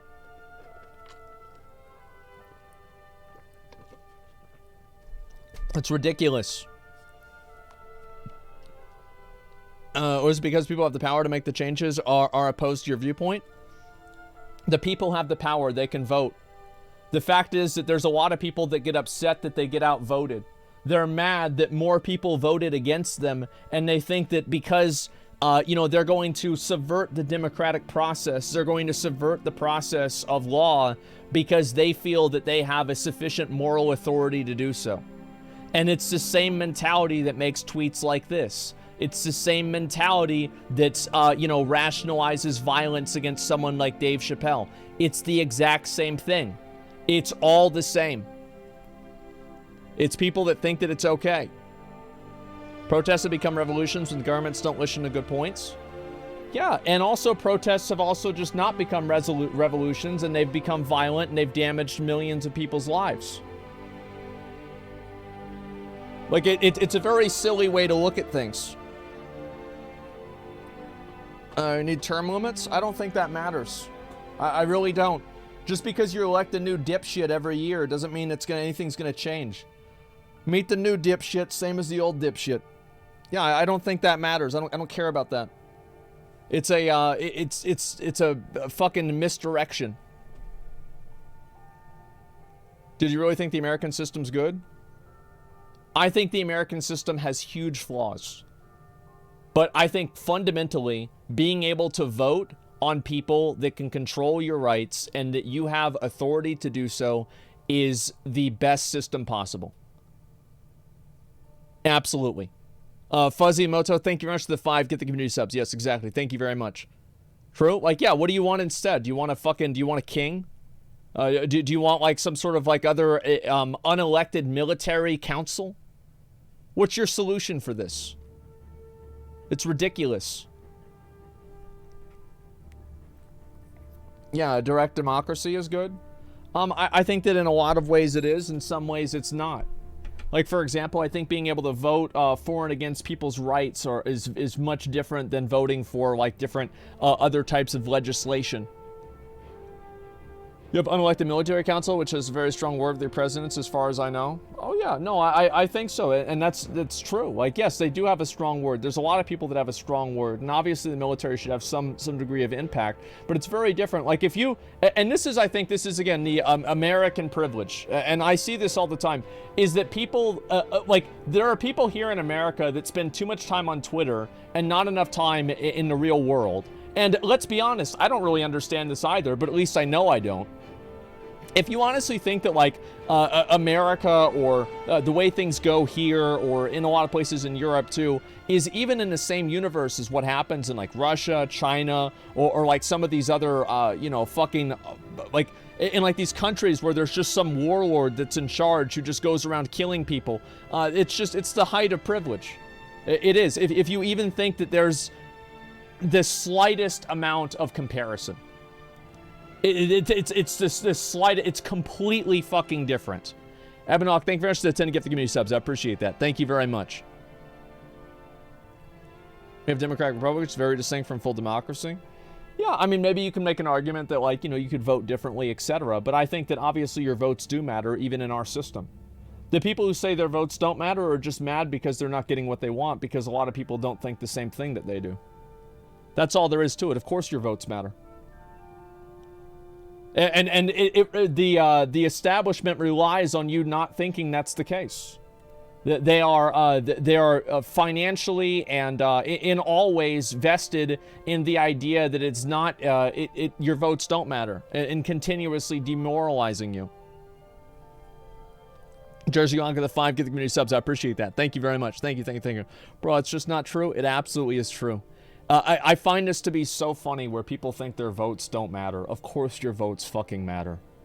Of course they fucking matter. And if the voting system works how it should, yes. Yes, obviously you do. They do. Now, does it work? Does every individual person's vote matter in every circumstance? No, it doesn't. You have gerrymandering, you have other types of obfuscation, and I'm against that as much as you are. But just because some people's votes don't matter doesn't mean that other people's votes do matter. Yeah, there are a lot of people's votes that do matter, and as a large collective, it does matter. So you just contradict yourself? I'm permabanning you because you can't understand nuance. You're permabanned. You're done. I don't want to read it. I don't want to read your stupid opinions. You can't understand the nuance between the two things that I said, and you think that's contradictory. It's because you're stupid. Vote someone in and they don't deliver. Yeah, and then they don't deliver on their promise. Yeah, that's what happens. So why do you think that keeps happening? Why do you think that keeps happening, that you vote people in and they don't deliver on their promise? Yeah, why do you think that happens? It's because, is there a way to recall a president? Is there a way for a president to be removed? I think that there is. There absolutely is. Why don't you push for that? Why not? It's because not enough people believe it. Not enough people care. If enough people care, I've always been of the mindset for this. If you get enough people together, you can do anything that you want. It doesn't matter how good or how evil it is, you can do anything that you want. And history has proven that over and over and over again. It doesn't matter what you think is okay or not okay, this can happen. So every single time that people are told that their votes don't matter, that they're consistently demoralized, etc., I think all this does to do is to it serves to reinforce the elite hegemony. It just reinforces the apathy, so the people are not actually looking at it from a perspective of change.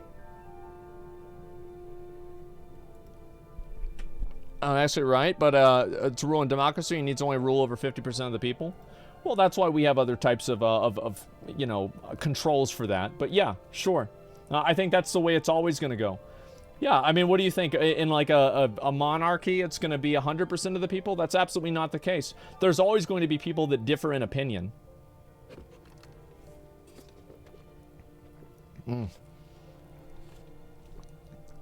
Every time someone goes to violent extremist and makes a movement they look for, they represent look really bad. Let's see here. And I also want to talk a little bit more about this. Like, I'm not going to get too far into, like, I can see that we're now arguing about, politics, etc., and things like this, right? I'm not going to get too far into politics or anything like that. I think in general, let's go back to this conversation, because I think people have, like, their takes on it and their opinion on it. And again, I think that is I will rephrase what I'm saying and then we'll move on. I think it is a tremendous right that you can actually vote on things in the country. And I think people who squander that right and think that it doesn't matter are at the absolute height of privilege, and they should see what it's like in countries like China, countries like Russia, countries like North Korea, and many other places in the world where speaking out against your government literally gets you killed. And I think people feel, and they try to make a false equivalency between their lifestyle here in America and what it's really like in those other countries. And I can't think of anything that's farther from the truth. I think those people are delusional, and the only reason why they're doing that is they are increasing and upping the ante. Draconic Red, thanks for 5 good subs. They are increasing the rhetoric so they can rationalize violent behavior on their end instead. I think that's what it is. That's clearly what it is. And you see this again. This guy tries to tackle Dave Chappelle because Dave Chappelle makes a joke that he doesn't like. It's disgusting. It's absolutely fucking disgusting. What about the government wanting to create a ministry of truth? Vote them out. Just vote them out. It's not hard. Just vote them out. Like, that's not, there's no, like, you just get enough people together and vote them out. Yeah, gerrymander to shit, vote them out. If you had enough people together, you could do anything you want. And I think that's what those revolutions do show. Kilowatt, thank you very much for the 5 give the community subs. I appreciate that. Thank you, thank you, thank you. Yeah, they do. Just as privileged as we are, don't you agree? There are so many flaws in the system still. Oh my God, it's embarrassing how bad it is. It is. It's shameful. I can't believe it. It's awful. I'm just like, I'm constantly in shock about how bad these systems are. Yeah, it's absolutely horrible, man. Check Lost Ark Steam charts. Okay, let's see here. I'll pull it up right now. 300,000 players. That's not, guys. It's people that had the game on. Like, give it a day or two, because obviously, like, I was playing the game last night, and it was just so absolutely fucking bad. Like the just everything about it was fucking awful, man. Like, there were so many bots. It was just crazy. Codex Suit, I'll look at that in a bit, man. Let's see here. Time to get a long time to get the bots running again. Well, I don't know yet. I mean, you would view like the steep increase as probably the bots as well, but I don't know. It really depends. Legendary Mo, thank you very much for the 5 gift the community subs. I appreciate that. Thank you, thank you, thank you. Got a reform that was physical uprising or not? Let's see here. Give me a second. Let's watch it. All right.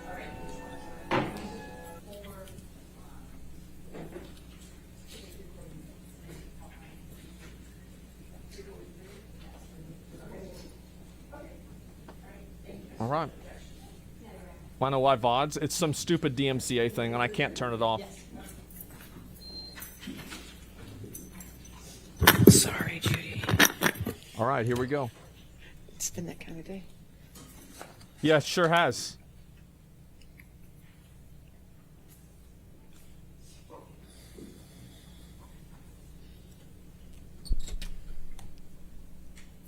Okay.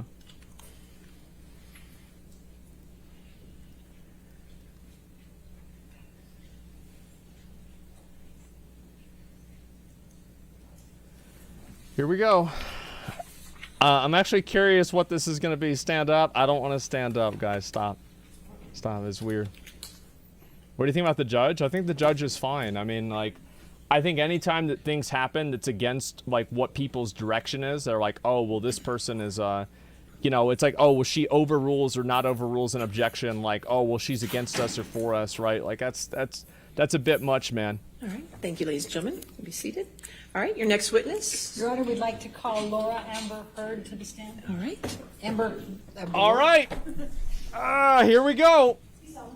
Here we fucking go. I do. I am ready for this, boys. I am ready for this. Holy shit. Lion Amber? You see, he's smiling, man. He's so excited. Yep, let's go. All right, thank you. Bro, I am All right. ready for this. Thank you, Your Honor. Let's go. Will you please state your name Yes, it's Amber Laura Heard.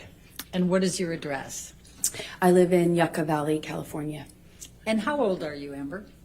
I am 36. I just celebrated. Okay. And do you have a daughter? Okay. I do. She also celebrated her birthday recently. She's 1. Okay. And what is your profession? I am an actor, mostly. Okay. Now, why are you here? I am here because my ex-husband is suing me for an op-ed I wrote. And how do you feel about that? I struggle to have the words. I struggle to find the words to describe how painful this is. Yeah, it probably this sucks. is horrible for me to sit here Imagine how he for feels. weeks and relive everything. Hear people that I knew, some well, some not. My ex-husband, with whom I shared a life.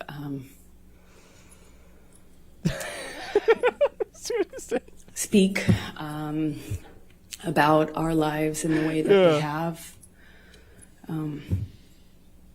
This has been this is the most painful and difficult thing I've ever gone through, for sure. I would probably assume that's true. There was a trial in the UK in July of 2020 where Mr. Depp had sued the Sun newspaper and Dan Wooten. Do you recall that? Yes. And what was your level of participation in that lawsuit, in that trial? Well, I was not party to that lawsuit. I was a witness, I suppose the primary witness, since it dealt with the truth of the relationship that I shared with Johnny. And what, if any, role did you have to play with respect to, for example, witness statements and testifying? Objection, compound. I said, for example. Overruled. Oh. I had to write, I think I gave 7 witness statements under oath testimony. I'm sure that I sat on the matters. stand for 4 days under mostly cross-examination. And up until this point, it was the hardest thing I had ever had to do. Thank you, Amber. I'm going to take you back, and if you can just tell the jury a little bit about your background. Tell us where you grew up. Oh, so we're trying to make people I feel come sorry from for Austin, her. Texas, a small town outside of Austin that you probably haven't heard of. No one has. It's called Manor. And I was raised by my mother and my father, and I grew up with a little sister, although Yeah. I have a big sister as well. And your little sister's name is? Her name is Whit Heard. And how much of an age difference is there between the two of you? Whitney and I are about 1 year, I think we're 16 Thank God months we're apart. getting this information. right This next is to each other. exactly what I was wondering about. And what did your father do for a living? My father broke horses and did construction. He painted houses. And What does this have to do with anything? Hunted and fished, but that was for fun. And what did your mom do? She worked for the state of Texas. Let me just, since you talked about the breaking horses, can you just tell the jury what your role is in assisting your dad on that and what is involved in breaking horses? Objection, leading. Can you just tell me about? Overruled. Good. You just got to stay on, basically. I would help him. I was more of a crash test dummy. You know, when you train a horse, it's a wild animal. It doesn't necessarily like to be ridden. And that's crazy. There are people out there. I can't believe that. Who are crazy enough. That's crazy. Wow. Like my dad to pick that as a profession, I guess. And yep, he was really true. good with horses, and I was the son he never had, so it was my job to, stay on. And what, if anything, did you learn from your father about how to react to the horses? Well, with training horses, I guess the key things are to not show fear.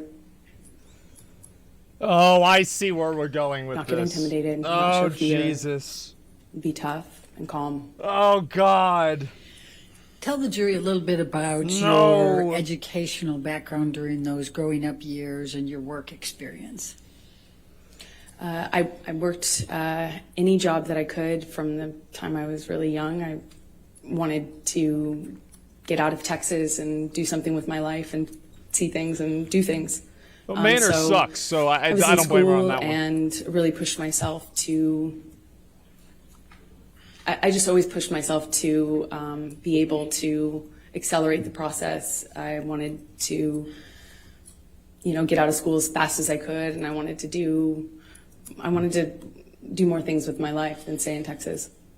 Thank you so much. What types of things? So where did you go to school? Thank you. When you were younger.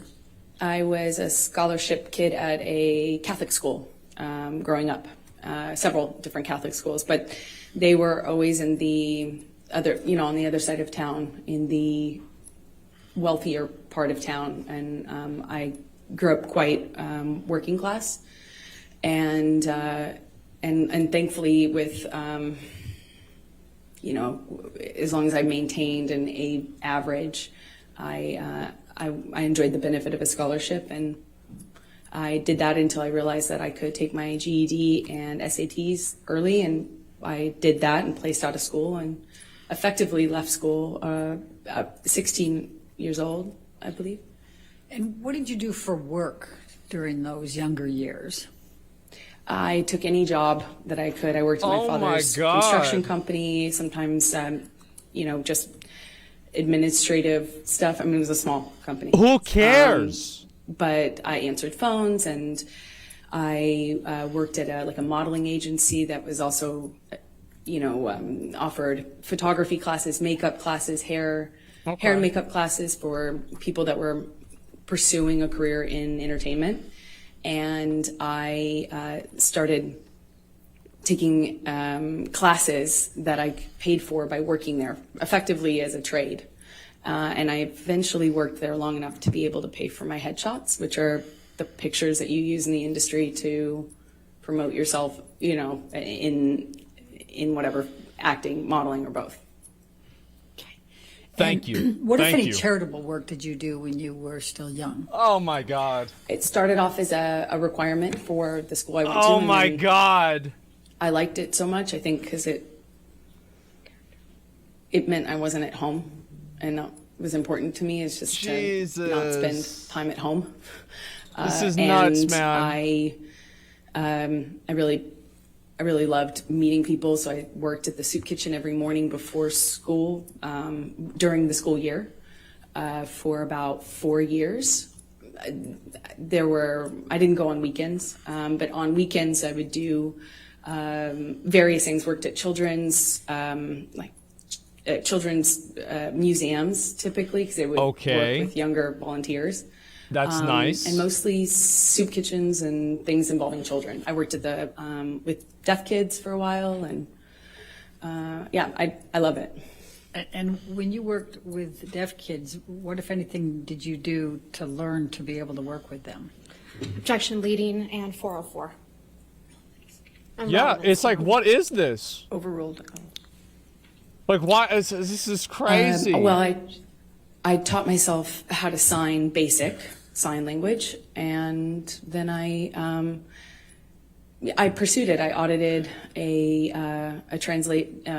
course at the community college, which I ended up going to get out of high school early later on. But I would audit classes. The teachers never wanted to kick the, random 12-year-old out of their class, I suppose. So I remarkably was able to audit, I think, the majority of 2 semesters, and that's also helped. Okay. That's how nice, did you I end guess. up in Los Angeles?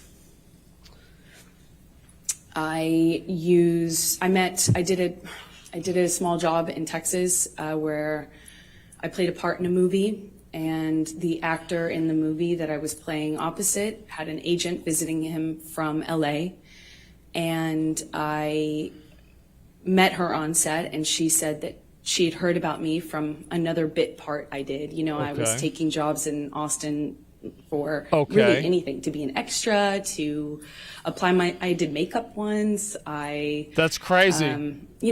Nothing, no job was too small or, for me. So I put myself out there, and she had heard about me, and she said, I have heard about you in this town, and I'd love to meet you in LA if you're ever out in LA. And I was like, when can I come?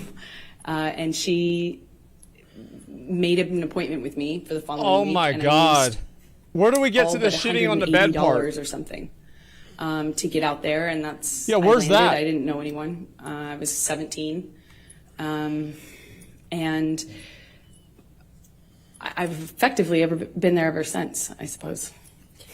So when you arrived in Hollywood, please tell the jury what you did to get moving there, get going. Okay. I went to every audition, every casting, every meeting, every appointment that I could. I put myself out there. I didn't have a car because those were expensive, so I took the bus around LA. It was before smartphones. That's great. I had Wow. a Thomas guide in my bag and a change of tank tops. Not that it mattered, but I went to about 10 auditions sometimes a day, and would change clothes if I needed to in the back of the bus I was taking, and I just hustled from one audition to the other.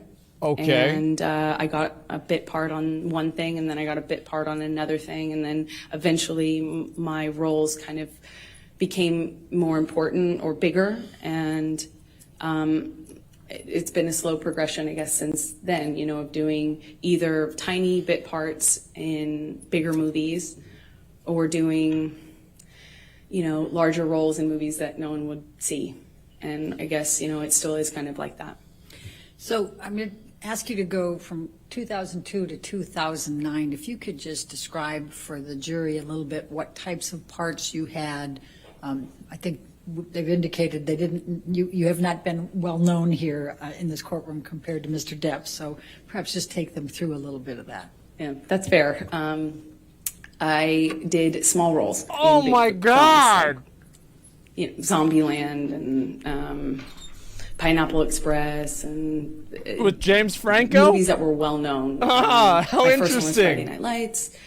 But What a again, I had coincidence. small roles in those bigger films, and then I would do larger roles in kind of That's smaller crazy. films. Like I did a project where I was the lead in a John Carpenter film, and he came out of retirement to do that. And that's kind of how it was in terms of my career for those that first initial 10 years or so. It was just going from slightly bigger role to slightly bigger role. She's talking about and before then. just working my butt off. So I'm going to take you up to 2008. Did there come a time that you auditioned for The Rum Diary? Yes, Okay. I auditioned for that in about 2008, I believe. All right. Please describe for the jury your experience in auditioning for The Rum Diary.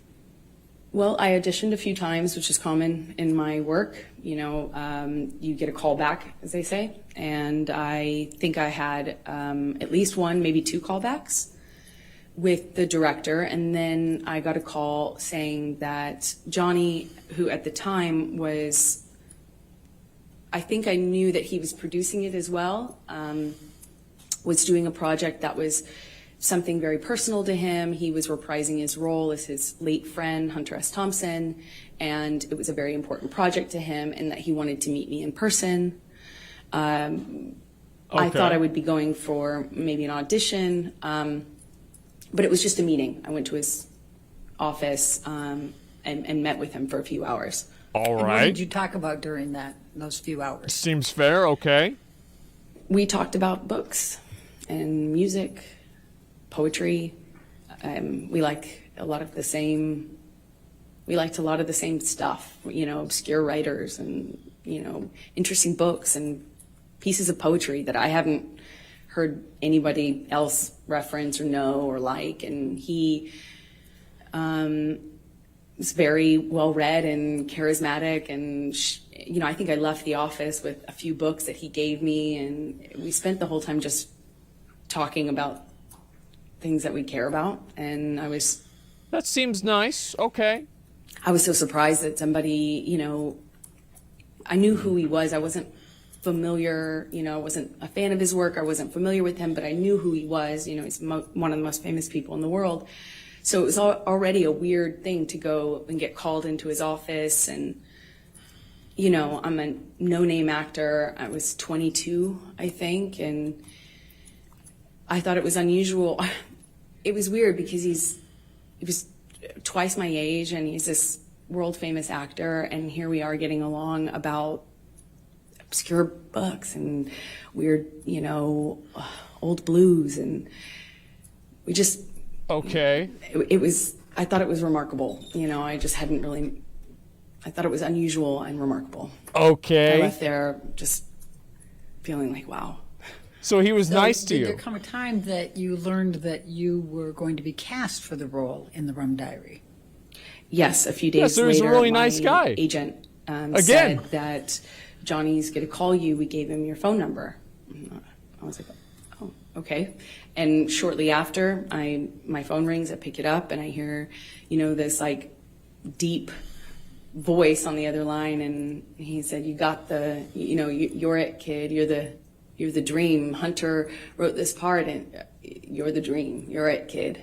I was like, And amazed. please describe for the jury what that means. What was the Rum Diary and this Hunter Thompson? What was the concept here, and what role were you playing? Well, it was my understanding that he was bringing to life his late friend. And what he told me was that this character is supposed to be the dream woman, like the dream, American dream. And so I knew what he meant. He indicated to me when he told me I got the role that I was that, that I was the dream kid. That's what he said. So did there come a time that you started filming The Rum Diary? Okay. Yes, I'm not quite sure how much. Okay. I think we started filming Turned into a maybe nightmare, March of yeah. 2009. And where did you film The Rum Diary? We shot it in Puerto Rico. And describe, if you can, the events of the filming and your interactions with Mr. Depp during that time. It was a bit surreal, filming in a place like Puerto Rico. It was beautiful. It takes place in the 50s, so everything really looked beautiful. Cars and clothing, the music. It was it's a nice It was place. a very colorful shoot in general.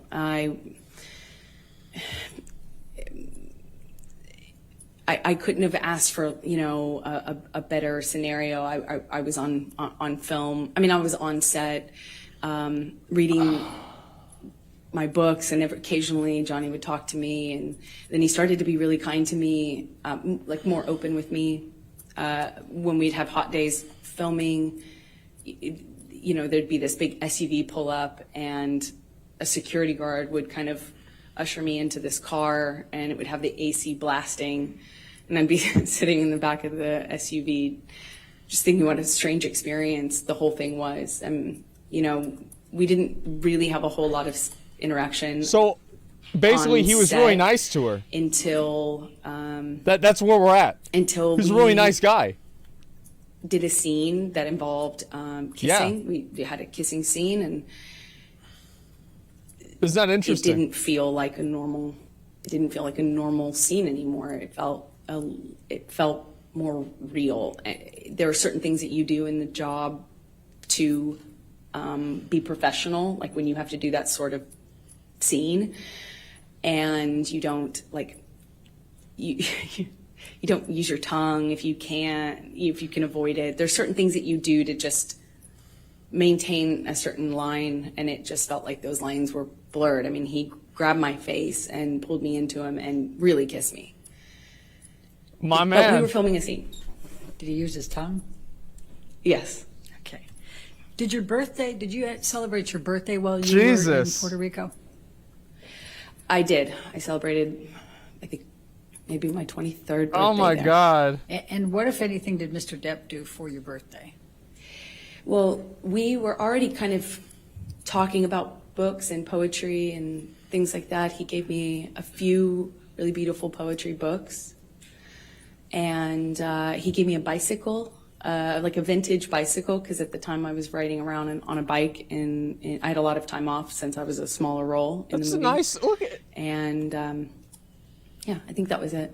Okay. That's a thoughtful gift. Now, Like, did there come a time Alfred, thanks for 5 subs. that you ended up visiting him in his trailer? Yes, I think there was we would hang out after fat old man, by the way. Yeah, in true. between scenes or in between setups. We often were, talking about things and would continue the conversation into the trailer, often with the director. Bruce Robinson was his name. And then at one point we talk about wine. It's another thing that Johnny and I shared in common, a love for wine, red wine. They're trying to paint a power dynamic? And Yeah, we obviously. were talking about a kind of wine that I enjoyed, and I was, going on about how great this bargain wine was, and I didn't understand, how much more sophisticated Johnny's taste in wine was. So I was going on about the virtues of Malbec or something, and I brought him a bottle of this wine, and I set it down, and at some point I'm going back to get back to set, and he kind of kicked his foot up in the air and basically kind of lifted the back of my bathrobe up. And Can I just stop you there? Why were you wearing a bathrobe? because I was doing He's a like, scene. wait, what the fuck? It was a period film, so it took place in the 50s. Yeah. And so I had all of this old undergarments that are for that time era on. And the scene involved me changing. So I had all the costume on. Okay.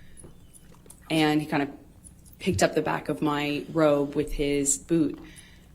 Mm-hmm. And I kind of turned around and laughed, giggled, I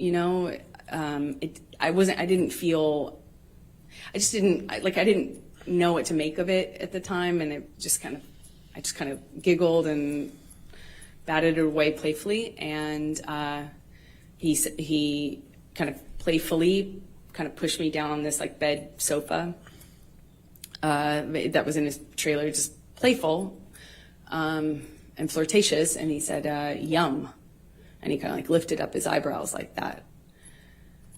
And I just giggled, laughed it off, kind of batted him away, and, moved on, went back to set. Yeah. And were you in a relationship at that time? I was. Okay. And was Mr. Depp in a relationship at that time? That was my understanding, yeah. Okay. And did anything else of significance happen course. during that time period while you were filming with Mr. Depp, other than what you've told us? We just had this, it was a friendship, a flirtatious thing. I felt chemistry. I felt this other thing that went beyond the pale of my job, for sure. Johnny clearly felt that way about me, had indicated to me that that's how he felt in many different ways. But at the same time, we were both in relationships, and it is a job, and, it was intimidating, and I just remember feeling kind of intimidated and a little nervous about that. And I also was in a relationship, so we went our separate ways, and I didn't hear from him for a long time. Okay. And that's, so approximately how long were you filming? Her in cam's Puerto frozen? Rico Yeah, I don't know for why the that Rum happened. Diary? A few months is my best All right, guess. and when you left Puerto Rico, Camera and died from filming, lies. Yeah. when is the next time that you had any contact from Mr. Depp? And contact could include anything, communications. It written could be anything, communications, okay. as well as telephone or otherwise. We had no contact until Johnny called me on the phone one day, and I was driving, and he invited me over to his home in California. OTK Beverly Hills. production. And I was out of the blue. I didn't even have his phone number, so it was quite unexpected. He called me a second time, but I don't think we actually connected, or we didn't stay on the phone because we didn't really speak. But the first time was the only time I actually spoke to him, and he invited me over to his house under kind of he said that, we could get Bruce, who was the director, to come over, something about the movie, but it was clearly not about the movie, if you know what I mean. It was, so I said, I said, my friends are in town, and I'm busy with that, and kind of hung up, feeling really startled, that didn't know what else to do. What, if any, gifts did Mr. Depp send you during that time period after you filmed The Rum Diary? He sent me several gifts. He sent me a beautiful dress, one that I wore in the movie, with a beautiful handwritten note, said happy wrapping, and made a reference to the dress being wrapping paper. He sent me a few gorgeous, expensive, what I can only assume are expensive, collectible books, items. And then when I was away filming on a different, a different job, he he did send me some guitars. I know one delivery. I was informed about one delivery, and my partner at the time, oh my God, intercepted the attempt to deliver and called me immediately and said, "What should I do?" And I said, "Send it back." And she did, and she indicated that there was another one that had already previously attempted delivery, and it was also rejected. I sent it back because I wasn't there, and I wouldn't have accepted it anyway. Okay. Did there come a time that makes sense. that Yeah, you she wasn't ended there. up having to go on a press tour for The Rum Diary? I got a call for the he Rum seems Diary like a press nice tour guy. in the fall of 2011. So that's close to 2.5 years after you filmed? I'm an actress, not a mathematician for a reason. Roughly, yes. Okay. And could you please describe for the jury what a press tour is? Just explain it to them. When you take a movie once it's completed, and if it doesn't have distribution, you, as part of the promotion of that movie, you go to these various places, normally cities like London or New York, and you do press events in those cities to kind of promote the film, and you go to place talking about the film. Okay, that makes sense. Yeah, I know about that. So you were then called to participate in the press tour for The Rum Diary? Yes, I had just finished going through the process of separation with my former partner, and I was moving and Was that Tasha girl? Going through that. Which and one got a was phone that? I call forgot. saying, remember that movie you did in Puerto Rico? Well, they want you for the press tour. And Yeah, I forgot which one that was. I said, well, perfect timing. And we did that, I think, late October 2011. Okay. So describe for the jury your interactions with Mr. Depp during the press tour. The one she hit? That's not very specific. The first stop, the beginning of the tour was Los Angeles, where we both lived, and we did a press day, normal press day, and then at the end of it, I was invited by Johnny to come up to his room to have a drink with him and the director of the film. And I went up to the room to see both him and Bruce, but as soon as I got there, Johnny said Bruce wasn't going to make it. So I stayed. Johnny and I started talking. Yeah. He asked me about my relationship. I said, well, you know, I'm going through it. I'm going through the separation right now, and it's been, you know, rough couple of months, but that's normal. And he said, well, that's same with me. You know, it's been, I can't remember exactly how long he said it had been, but that he had split from the mother of his kids, and said that he understood. All right, and then what happened next? Then we drank red wine and continued to talk, and the talking became us, you know, reconnect. You know, it was like reconnection was almost instant. It was just chemistry. It's hard to explain. Megapint, yeah. We sat on the couch and we talked, and then I ruined his life. You know, it felt like there was. It felt like there was an electricity to the room, and it's how I felt when I was alone with him anyway. And it was instant again. I was like, whoa. So on the couch, we talked, finished some wine, and then I got up and left. And as I went to leave, he grabbed both sides of my face, similar to what he did in Puerto Rico when we were filming that scene. And he kissed me, and I kissed him back. All right. And what happened next with respect to any relationship with Mr. Depp? Okay. Well, then we fell in love. We went on this press tour. Oh, look how nice that is. And wow. We went, it was... It just didn't stay that way. It was a beautiful and strange time. You know, we were flying from one, not together, but, you know, going from one city to the next, Europe, New York, Los Angeles, as I said, and we're just traveling around talking about this movie that we did together, that we participated in together, and we were falling in love. I mean, it was just, you know, at the first dinner in London, he sat me next to me. You know, he produced the film and was a part of controlling the film and was responsible for different things than I was as an actor having a small part in it. And we went on this press tour, and I think in London he had me sat next to him at a dinner, and then we ended up spending the night together in my hotel room. And for the rest of the press tour, it was on. I'll put it that way. All right. And how long approximately did the press tour go? Yeah. I don't know exactly how long it lasted. I think, you know, there were press engagements in this city for a few days, and then another city for a few days. Mistakes were made, yeah. And there was a break, and then there was another press opportunity, I believe. So it was kind of spread out over maybe a month, if I'm guessing. So when you returned to Los Angeles, what, if anything, took place with any relationship with Mr. Depp? Well, once we were back from the press tour, you know, we had this,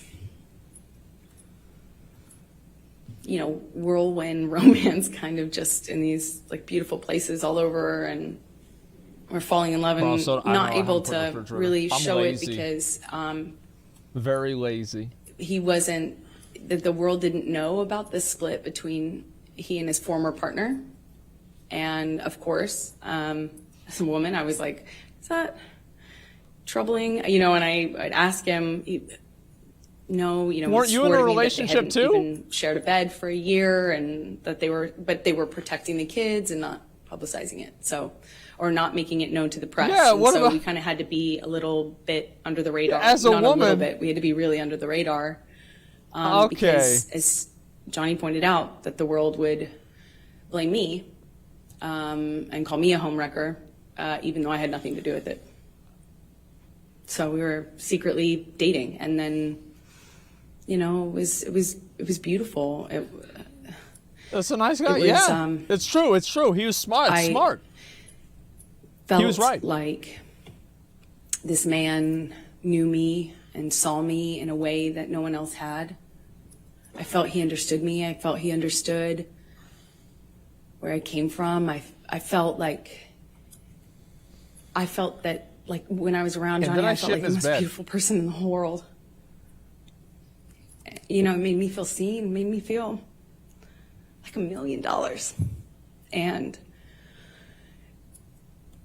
that kind of feeling where, you know, he's just lavish gifts and lavish expressions of love, and how he had never met a woman like me. I mean, I remember he took the foil off of this bottle and put it on my ring finger, and I had only been with him like days, you know, or maybe it was weeks at the time. Jesus Christ. A few weeks, but it just felt very intense. But God damn. We weren't doing normal life stuff. We weren't like stuck in traffic with each other. We weren't going to the grocery store and doing life. We were like hiding in these places around the world. He has so many homes, and so we'd be in one of those homes, or my home. I feel like just watching this, Johnny seems pretty cool. It would be like a bubble, like we were in this little bubble of secrecy. I'm confused here. A warm glow, as we would say. Just music and the kind of books that we both loved, and poetry that we both knew by heart, and it felt like an legend. Yeah, she was like hyping him up the whole time. It felt like absolute magic. So while you're dating, I take it you're dating at this point, right? Yes. While you're falling in love, you're also dating, right? Okay. Yes. Did there come a time early on that you ended up going to his Bahamas Island? Is that as a mistake? Yes. So shortly after, you know, we, I think, started dating October of 2011, and you know, as I mentioned, this bubble, you know, where he'd come over to my house and not leave for like 3 or 4 days, you know, just smoking cigarettes and playing music and reading poetry to me or painting me, or, you know, just talking. And then he would. Man, this guy sounds awful. Disappear. And there'd be just no way to get a hold of him, no way to contact him. At first, I didn't really think anything about it, but he disappeared at one point, and then came back and said he was dealing with some health issue, and would I join him in the Bahamas? And I think that's when I learned he had an island, and I was on a trip with a friend of mine in Spain. Okay. And it was for the holidays, and I kind of rerouted my trip so I could come and land in LA landing in Miami instead of LA, so I could go and meet him on the island. And he had Keenan come and meet me on that trip. The guy's got an island, like, goddamn. One plane, get onto another, and go and join him on his private island. And no, it wasn't crypto. I noticed he was drinking Beck's and tea, like lots of tea, like lots of tea. Incredible. And I didn't foolishly think anything of it. It's tremendous. I just, you know, thought the man really, seriously, I missed it before, but really, really loves tea. And we had this beautiful, I don't know, less than a week probably, trip in the Bahamas, a private island, beautiful sandy beaches.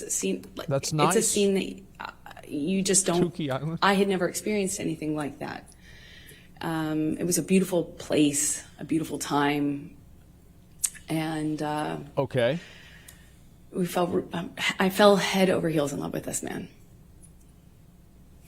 So, after the Bahamas, I assume you came back, and are we talking now early 2012? I mean, yes, that's correct. He seems like a really nice guy. What were you doing work-wise while you were dating him in this early stage? What I always do, I would be taking job to job to job, going from one movie to the next, mostly not filming in LA. So weirdly, you live in LA to go shoot on location in other places. So when I was in town, we would go back to this bubble, like insular bubble with Yeah. beautiful, blaringly loud music and no one else. He drank and tea, nothing the else. monster? And Yeah. then, I'd go off to work. And so would he. Well, eventually, yeah, he left to shoot Lone Ranger, I believe. Okay. Now, we've heard a little bit about Lone Ranger, and that's about mid-2012, is that right? When he Okay. was shooting that? That sounds right, mid-2012, yeah. Mega And pint, were you yeah, a shooting mega anything pint of at that tea. time? I was shooting...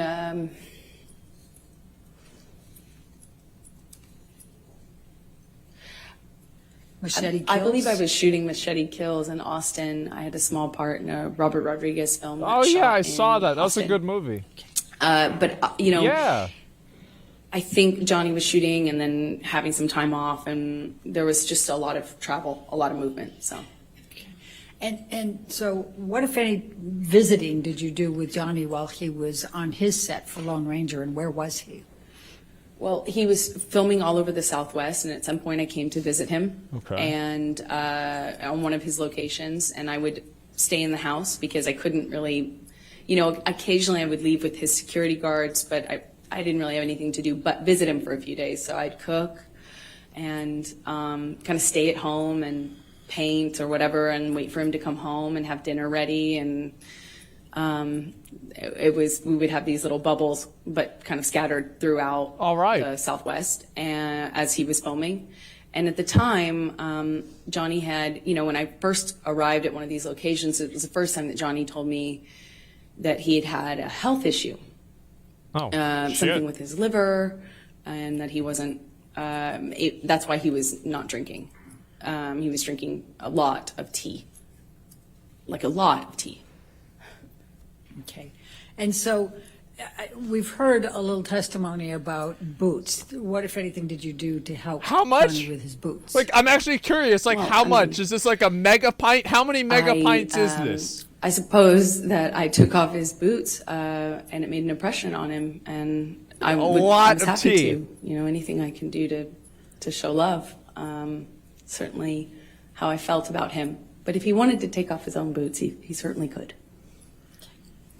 Did you buy Mr. Depp any knives during that time period? Objection leading. Sustained. What, if anything, did you do with respect to knives during the time period you were with him in the Lone Ranger? Objection leading. What, if anything? Overruled. What if anything? Johnny had a thing for turquoise, and that. What if eventually, being in the Southwest, it can happen really quickly. I also too really love turquoise, and he has he loved knives. He loves a lot of things. When Johnny loves things, he does it a lot, and lots of it. So he had these daggers that he had given me that they were beautiful in design, and they're long curved daggers, and he just talked a lot about knives, had a knife and gun collection, and was quite proud of it. And at some point, I don't really remember exactly when it was, but at some point I picked up what I thought was a really beautiful turquoise handled knife. And I had it engraved with a saying that Johnny would say to me all the time, which I, thought was romantic, as funny as that is to say now. And what was the expression, the saying? Until death, hasta la muerte in Spanish. Now, by the time that you're visiting Mr. Depp during his shooting of Lone Ranger in the June through August 2012 timeframe, what, if any, relationship has he developed with your family?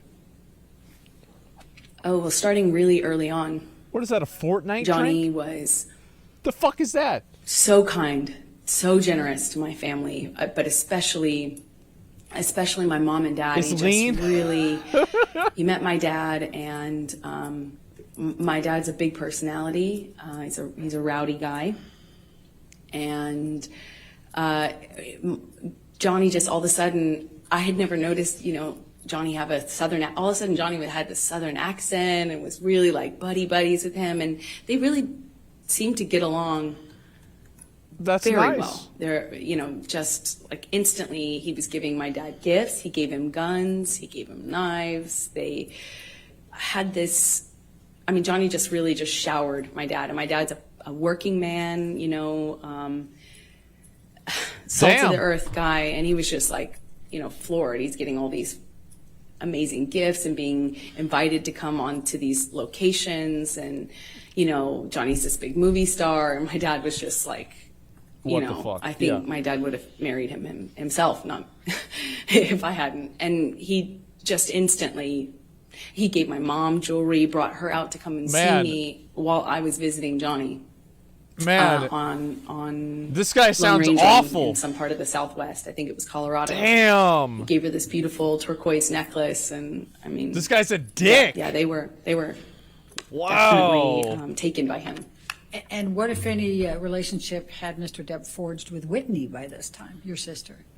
Johnny I just believe said the I would have. relationship came The a little lawyer? bit later as they got to know each other, but he did the same thing with my sister and just really found a bond with them that, was it was, he tried to do anything and everything he could to make them feel like special, and they did. My mom, my dad, and my sister. And what, if any, relationships did Mr. Depp form with your friends?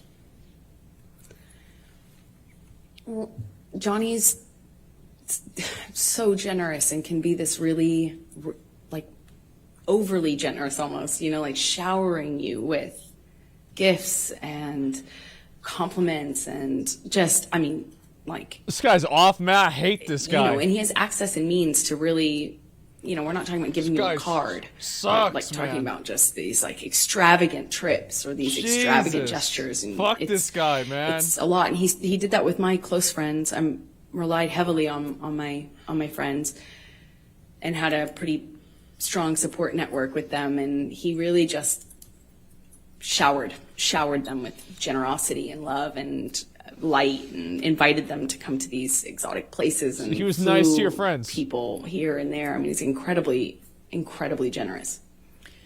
So going back to the filming of The Lone Ranger, what, if anything, did Wow. Mr. Depp do with respect What a monster. to a horse?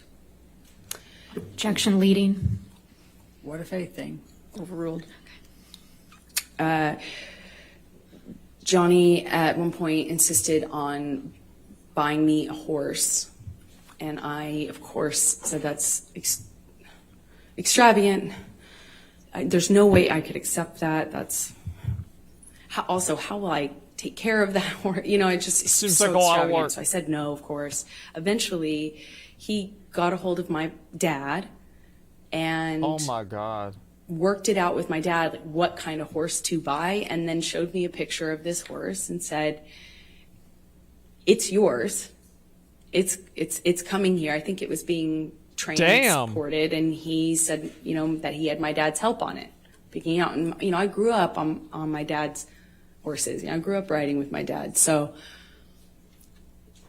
I went. I had resisted for I think about like a month and a half or something of him kind of bringing up the idea and me saying, "That's a crazy gift. No, thank you. No, that's incredibly generous, but I couldn't accept." To all of a sudden, I had a cult.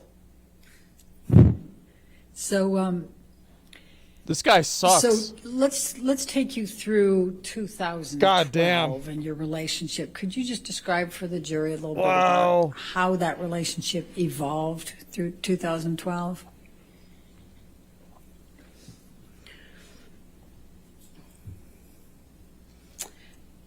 It was always intense. It didn't become intense. It almost started that way.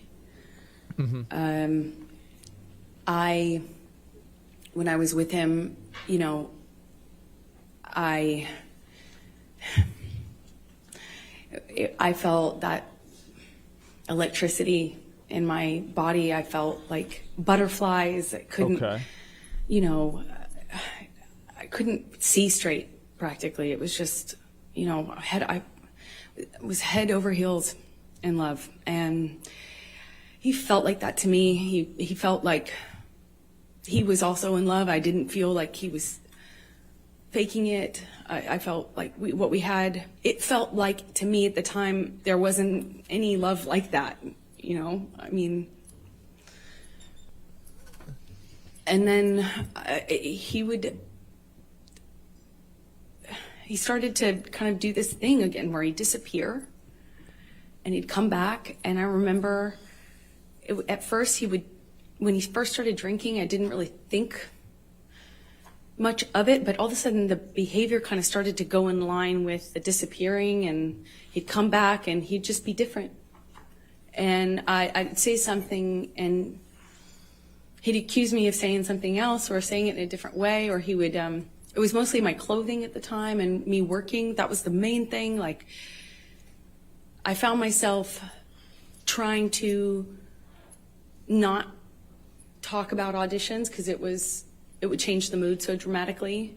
I tried to, you know, he would make these comments about, you know, whoring myself out, but do so in the context of me acting, you know, and he would talk about other actresses who do my role in this way where they were worthless whores, that they were, you know, fame hungry, you know, expletive, you know. Damn. The point is, it felt really dirty. God damn. To be an actor. Never mind that he was one. It was dirty that I wanted to do this job that I wanted to do, and I was doing the job of an actress. It was everything every time I was walking out of the house, he would ask me, "That's really what you're wearing, kid?" "Oh, I see." You know, I wore a dress to an event once, and I felt beautiful in it. Like, stupid as that sounds, I felt pretty in this dress I picked out, and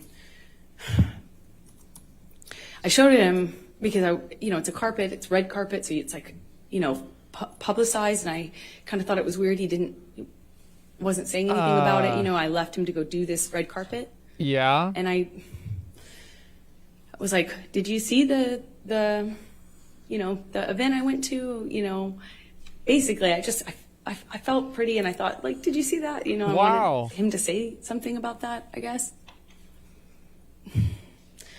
And he said, well, this is after he stopped talking to me for some time, didn't tell me why. When he came back in my life, he wouldn't explain why he was acting different. He just kind of acted mad at me and didn't know what I had done wrong.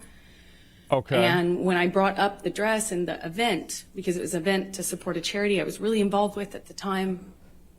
And funny how those things turn out. I said, you know, "Did you see that thing?" And he said, yeah, I think the whole world saw that, kid. That's how they'll remember you. That's how the world will remember you. And I was like, oh, come on. I mean, it's like, but it, you know, I felt good in it. I felt good. And he said, "Yeah, kid, that's what you're putting out there in the world. No one will ever forget that, and that's all they'll see you as. That's what you wanted. That's what you were going for. You know, my dress was low cut. I get it. It's low cut. But I felt, you know, I felt really embarrassed and horrible that I wore that. I felt like, how could I have made that choice? Of course, you know, he's right. You know, you start to believe it. I started to believe that made a lot of sense, of course. But it didn't stop with that. It was clothing in general. And when I walked out of the house, it wasn't just like, "Hey, you're not allowed to wear that." It was like, "Oh, really? That's what you're wearing. No wonder you get cast in those roles. No wonder you that's what you are. That's what you're making it." And it you know, it continued. And then there would be a blow up. And at first it was just to throw something, smash some things. Who did that? It loves to smash up a place, an apartment, furniture. That's what it started with. Glass. Threw glass at me, and yeah. I remember it was summer. And he just threw this glass across the kitchen, and it didn't hit me, but it shattered behind me, and I remember thinking that it like very easily could have hit me. And that, calling me a whore, it didn't start with using the whore word, it was just comments. until it would escalate. And then I started to notice the pattern of escalation where he'd throw glass or turn over a table. Then he would hit the wall, and then he'd hit the wall really close to my head. You know, like when I'm standing there, you know, just hit the wall, screaming at me. But then he would disappear and get clean and sober, and he'd come back and tell me that he was done drinking, he was over it, he was done, cleaned himself up, he had done it before, and he'd do it again. And then he would go back to this, like, wonderful, like, almost like just unreal, like, but real, you know, but unbelievably nice, sensitive, kind, warm, generous, interesting, funny man that I loved. And he would make me feel so loved, like I would feel so distant from that thing that was so scary that I would not even recognize the two. And that was how, you know, our relationship kind of started to develop in that first year. Do you remember the first time that he physically hit you? Yes. Please tell the jury about it. Okay, here we go. Here we go. It was it's seemingly so stupid, so insignificant. I will never forget it. It changed my life. I was sitting on the couch, and we were talking. We were having a normal conversation, you know, just there was no fighting, no argument, nothing. And he was drinking, and I didn't realize at the time, but I think he was using cocaine because it was like there was a jar of cocaine out on the table. I realize that sounds weird, but it's like an actual entire jar. Oh my God. But I didn't see him use it at the time, so I didn't really factor that in. I just, you know, he's drinking and we're talking, and there's music playing, and he's smoking cigarettes, and we're sitting next to each other on the couch. And I asked him about the tattoo he has on his arm. And to me, it just looked like black marks. I didn't know what it said. It just looked like muddled, faded tattoo that was hard to read. Okay. And I said, what does it say? And he said it says wino. It says wino. And I didn't see that. I thought he was joking because it didn't look like it said that at all. And I laughed. It was that simple. I just laughed because I thought he was joking. And slapped me across the face. And I laughed. I laughed because I didn't know what else to do. I thought, this must be a joke. This must be a joke. Because I didn't know what was going on. I just stared at him, kind of laughing still, thinking that he was going to start laughing too to tell me it was a joke. But he didn't. He said, "You think it's so funny? You think it's funny, bitch. You think you're a funny bitch." And he slapped me again. Like, it was clear it wasn't a joke anymore. Okay. And I stopped laughing, but I didn't know what else to do. You know, I didn't know what to do. You would think you would have a response, but I, as a woman, had never been hit like that. Yeah, it catches you by surprise. And I'm sitting next to the man Assuming I love. it happened. He slapped me for no reason, it seemed like, and I missed the point. It was that stupid. Second slap, I know he's not kidding, but I don't know what else to say or do. So I just stared at him. I didn't say anything. I didn't react. I didn't move or freak out or defend myself or say, "What are you doing? You're crazy." I just stared at him because I didn't know what else to do. And he slaps me one more time. Hard. I lose my balance. At this point, we're sitting next to each other on the edge of the couch, or I was on the edge of the couch. And all of a sudden, realizing that the worst thing has just happened to me that could possibly happen to you, I realized that I wish so much he had said he was joking. Because it didn't hurt.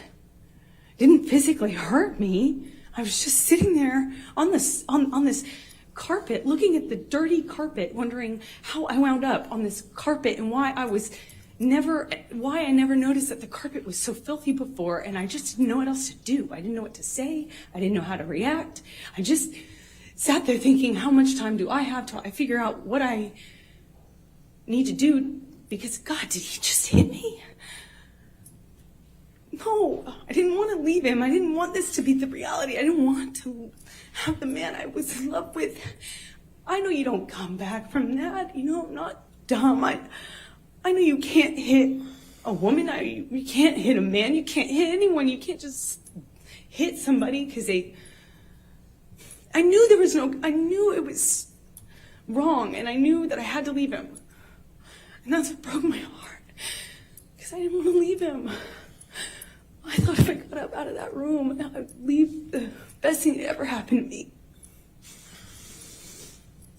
And I wish I could sit here and say I stood up and I walked out of that house and I drew a line and I stood up for myself. But you shit in his bed. That's not what. Looking at the I don't know, man. dirty carpet, trying to will myself to get up.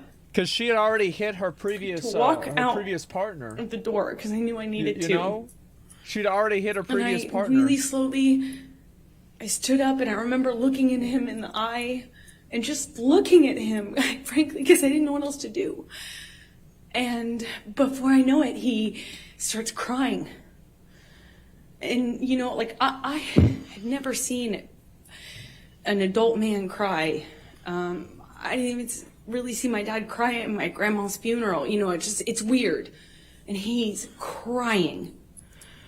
Tears, just falling out of his eyes. He gets down on his knees and he grabs my hands and he's touching my hands and he's saying to me, I will never do that again. I'm so sorry, baby. I put the fucker away. I thought I killed it and it's done. I thought I put the monster away and I've done it before. It's done.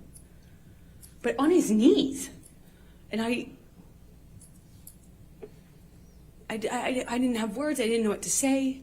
I just remember thinking that it was just, he was crying. He seemed so sorry, but I knew I couldn't just forgive him because right? That means it will happen again, no? You know, like I've seen the health class videos, like everyone else. And I got up in my car. I walked to the car. I didn't say anything. I made a point to not say, oh, it's okay or anything like that. I just didn't say anything. Okay. I got up, I went to the car, I sat in my car, and I felt like I sat there forever. I didn't want to turn the key. I just leaned my head up against the window, and I remember just seeing my breath on the windshield, you know, on the glass of the window of the door, just seeing my breath and trying to will myself to have the strength to know what I should do in this moment, because I was heartbroken. And I sat there for a long time, and I eventually turned the key and drove home.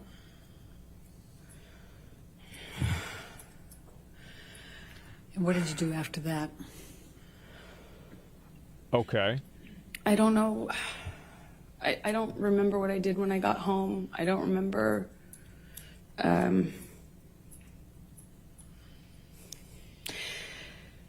I went to my therapist. I told her. Objection, hearsay. I'll sustain it as to what she may have told her. I went home, and I a few days later started getting, I actually don't know how many days later, but I started getting calls and texts from Johnny, you know, apologizing profusely. I mean, just, you know, he said, I'd rather cut my hand off than ever lay it on you or lay it upon you, you know, and he had that way of talking. It felt like poetry. And he showed up to talk, like with the understanding that, you know, he understood I could never forgive him and it was done. So I felt kind of safe in saying, okay, let's have a talk, or, you know, yeah, we'll talk.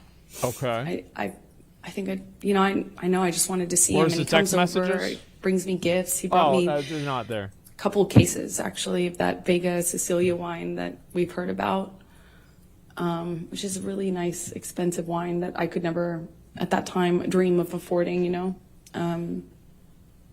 And we talk, and he tells me that he had put this thing away, that I could trust him, that it would never happen again. Of course, it would never happen again.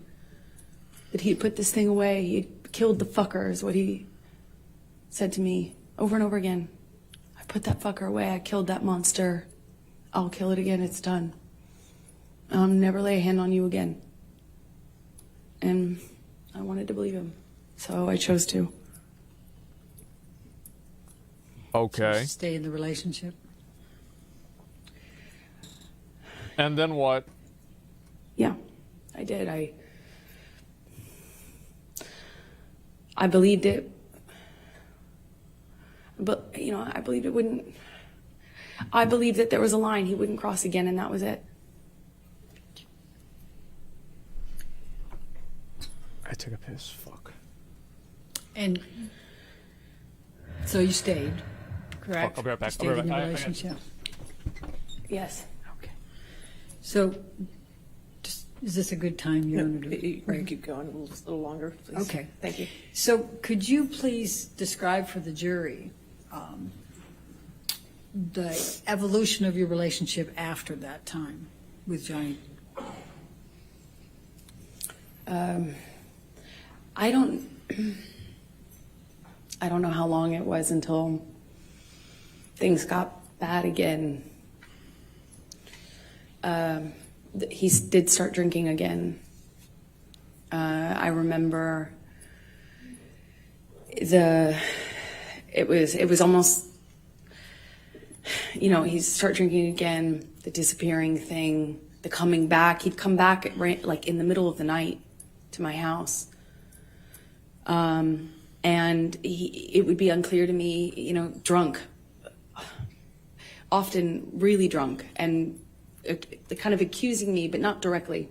Nothing was very direct. It was a lot of accusations, but they were veiled. You know, what I was wearing, who I was with, why didn't I text him back? I didn't text him back right away.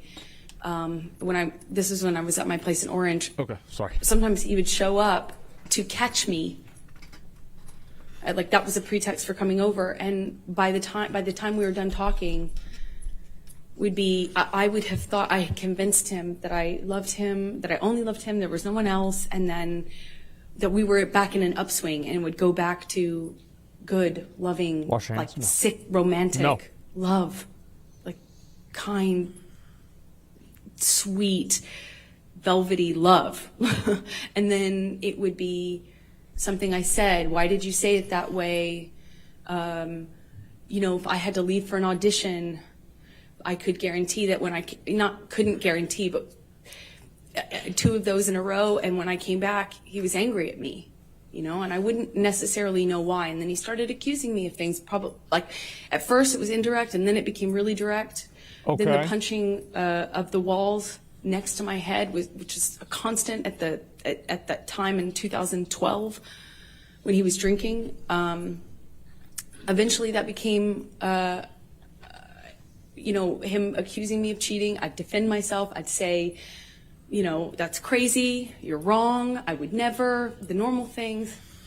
And it would escalate to the point where he would push me or shove me down, and then I'd get back up. And this happened several times. That's why it's not more specific, I suppose. She did cheat? I don't know. When I'd get back up, I'd look him in the eye. I made a point of getting up and looking him in the eye.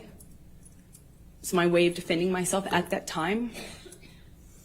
And I'd look at him, and he'd ask me if I wanted to go again. He shoved me back down. Eventually, he just hit me. Remember, he hit me in the face when I denied having an affair with my ex-wife, my ex-partner at the time. And he said he had proof. I denied it. And I was walking out of the bedroom, slapped me across the face. I turned to look at him. And I said, Johnny, you hit me. You just hit me. I'm going to ask you, Michelle, can you bring up 1783, please? Okay. What number again, please? I'm sorry? What number? Defendants 1783? 1783, thank you.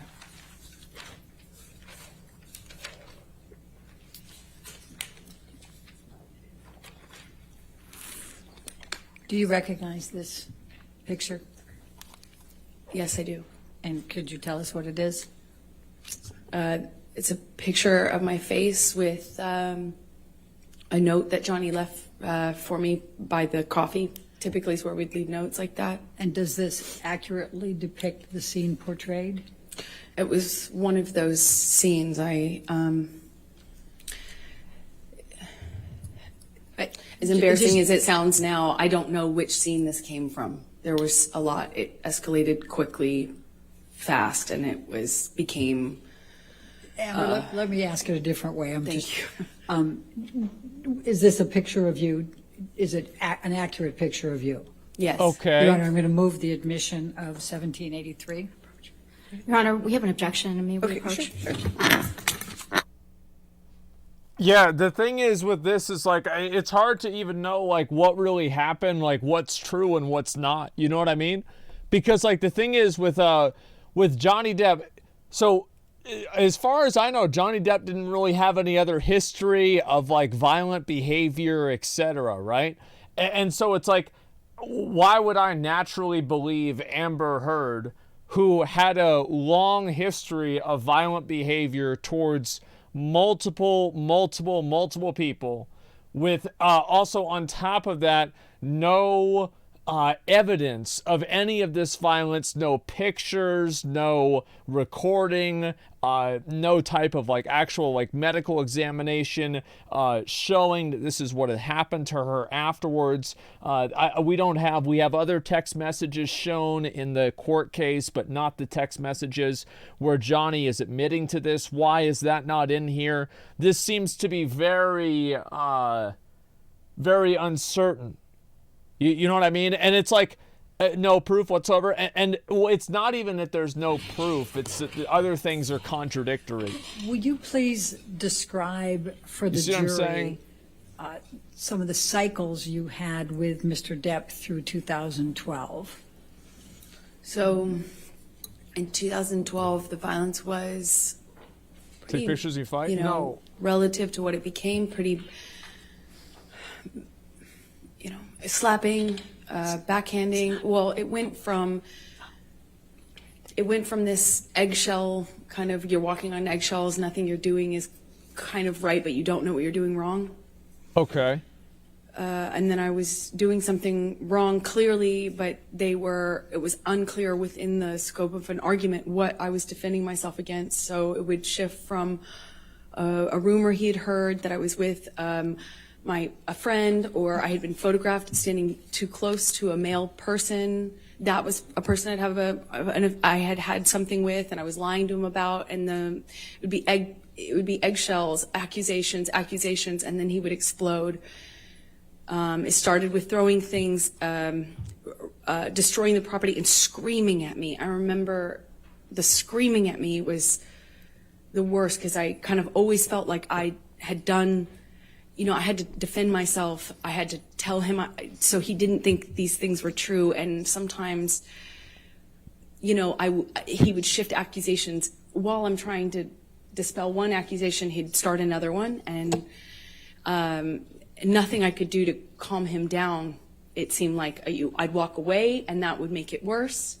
I remember in my apartment in Orange, he would grab me by the hair, or he'd grab me by the arm, face, pull me into him, scream at me that way. He'd smash things around me. Then he would smash things very close to me.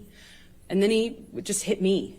And it started with slapping, and it got to be like repetitive slaps where he'd hold me in a position and slapped me multiple times in a row, then it would be, you know, eventually I later would either push him off of me or I'd try to hit his hands away from me. I tried to, not in 2012 so much. At that time, I was mostly, my defense was,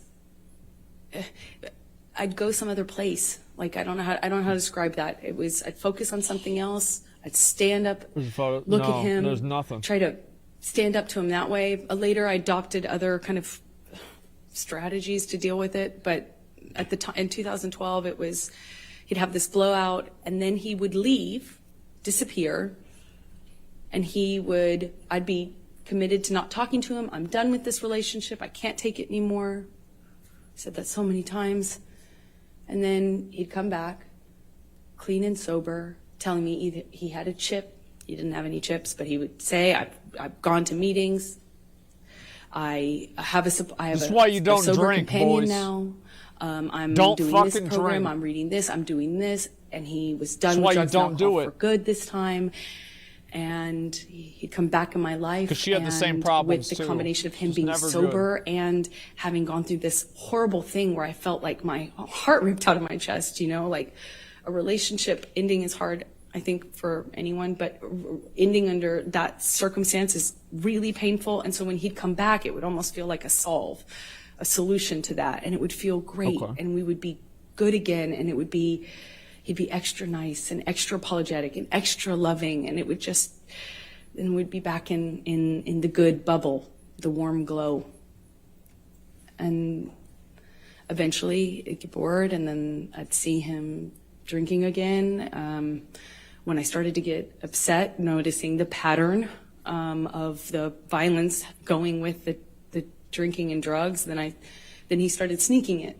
So it became less clear and I'd have to look for clues as to what he was on. So I just knew how to react, you know. Johnny on speed is very different from Johnny on opiates. Johnny on opiates very different from Adderall and cocaine Johnny, which is very different from Quaaludes Johnny. But I had to get good at paying attention to the different versions of him. 2012, I was in the beginning stages of this, just learning these patterns. I was just learning that drinking kind of correlated with the violence. And did you confide in anyone about these issues you were having? I think she can Objection, say hearsay? I think she can say if she told anybody. As long as she doesn't say what she said. Right, right. So did you tell anyone? Yes, I did. Who did you tell? I told my therapist. I eventually told my mom. And let's go ahead and take a look at Defendant's Exhibit 150. 150. Her therapist? No, this was another therapist. It was a separate one.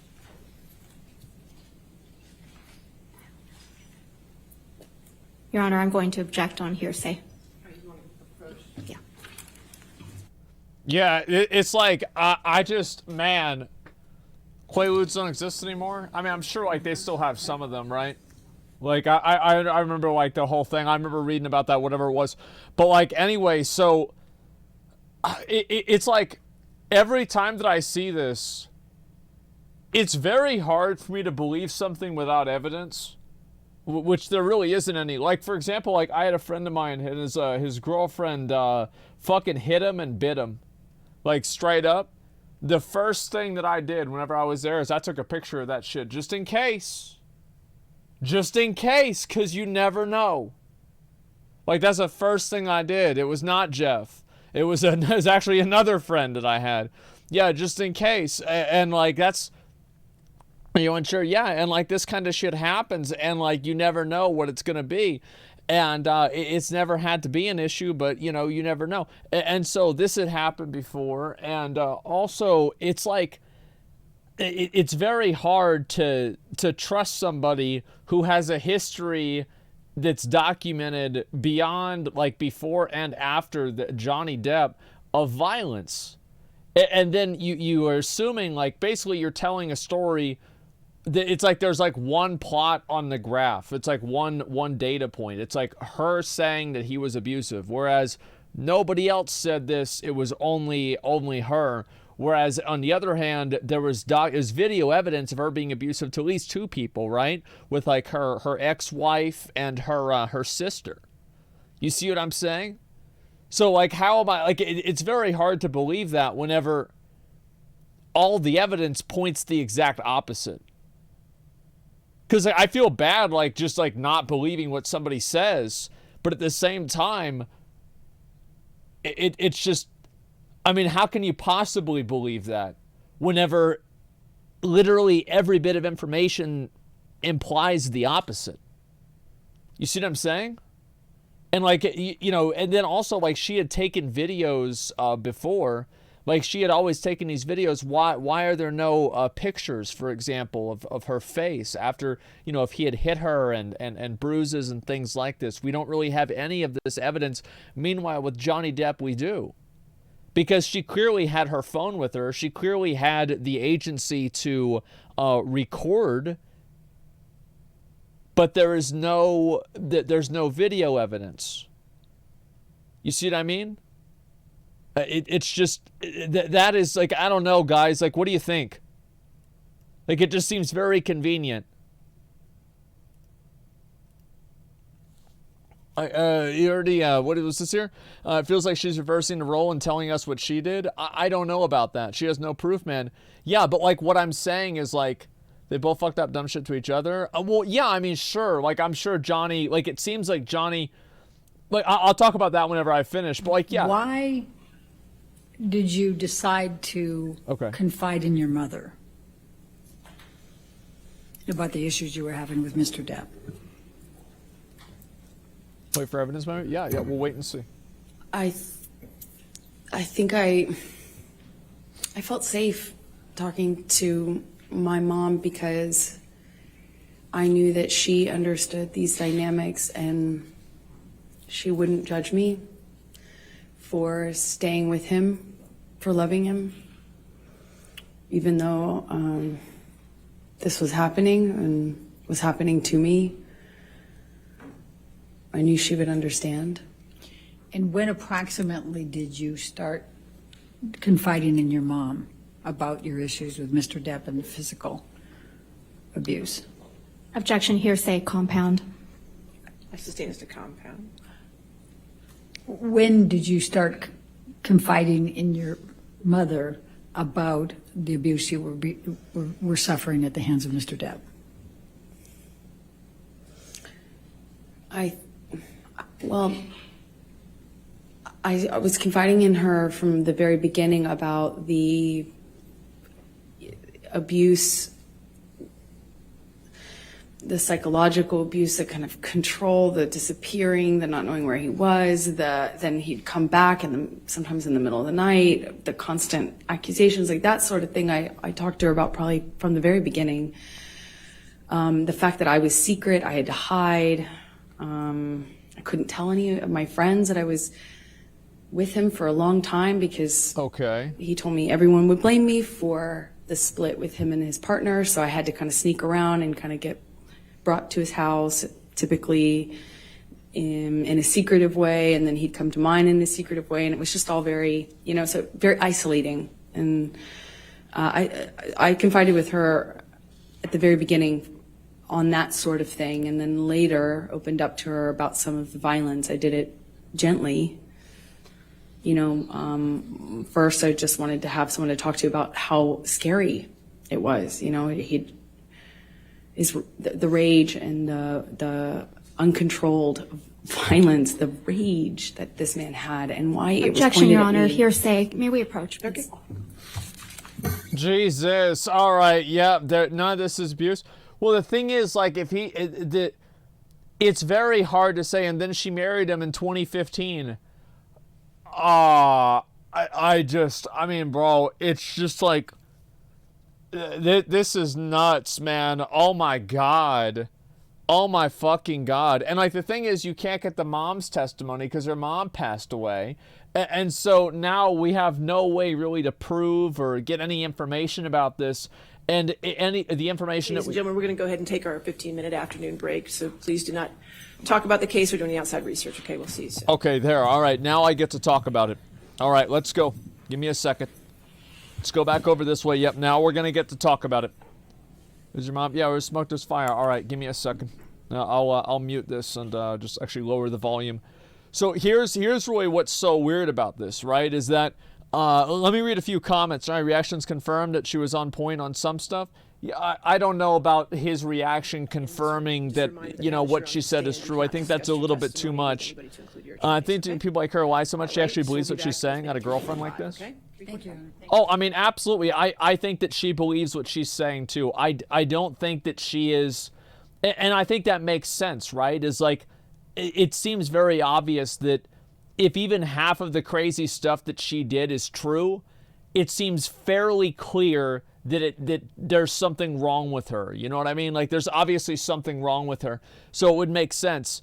And made up her own reality, definitely. Yeah, exactly. And I don't think all of it's a lie. She's definitely leaving out of her entire involvement. Seems like a very toxic, drunk relationship. Yeah, because, like, it's also very hard to say, like, what's accurate or not. Her mom's a very convenient scapegoat. Well, I think also, like, besides her mom being a convenient scapegoat, I don't really know if that's the case. But the problem is that all of the, like, if her mom was able to understand it and all of that, and her mom clearly was sympathetic towards her, because if her mom wasn't sympathetic towards her, I don't think that she would be continuing to talk to her about that. Like, logically, that would make sense. That, like, oh, well, I'm not going to continue talking to my mom about this. She doesn't understand what I'm talking about. Doesn't that make sense? Yeah. Because, like, so that wouldn't happen. And to Johnny, yeah, it's her mom. So it would make sense that she would want to talk to her mom because her mom was willing to, like, hear what she had to say, understood it, and the implication behind that would be that, her mom had her side. Right? I mean, like, that would kind of make sense. It's her mom. She's continuing to talk to her. It would not make sense that she would continue to talk with somebody who would take the side of her abuser. It just doesn't make any sense, right? And so then you go forward and you find out that her mom was sympathetic towards Johnny in text messages that were verifiable. So, like, this isn't like a conversation that happened that nobody has proof of. It's that their mom was sympathetic towards Johnny. So, like, how does this make sense? How is it that you talk to your mother about the situation because you thought that she would understand, which, to be fair, I think that's plausible because, they grew up in an abusive household. I don't know what the details are. I don't really think that we have to know. But, like, let's say she would understand it. So I think that by her continuing to talk to her mom, that would at least be, in my mind, some sort of indication that her mom was sympathetic towards how that she felt, because that's probably why she continued to talk with her. So then on top of that, all of the evidence shows that her mom is on Johnny's side, and this is the evidence that exists. And so, like, you're going with, like, there's like one side where it's like her with like a very emotional story, and then the other side with like evidence and like text message and voice logs and everything like that. Do you see what I'm saying? So it's very hard to know what's going on.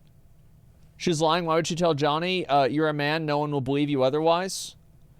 I don't know. And that's, again, what I'm saying is that it's like it's very hard for me to believe anything of what she's saying, because everything that's documented reflects the opposite.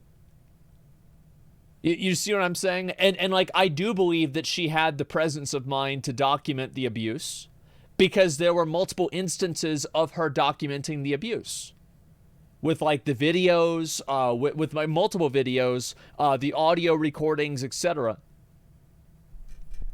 So it's you see what I'm saying? Like, so it's very clear that she was going to document this. Johnny's being under influence. Everyone has big impact on the bias of the case. At least I'm swayed a bit. I don't know. To lie about abuse unless she did something wrong as well. Amber's story is also believable. Sounds very common in domestic abuse cases. Yeah, it's definitely common, and that's what I'm saying, right? It's like, I'm not saying that like this is guaranteed that she's lying about everything. I don't know.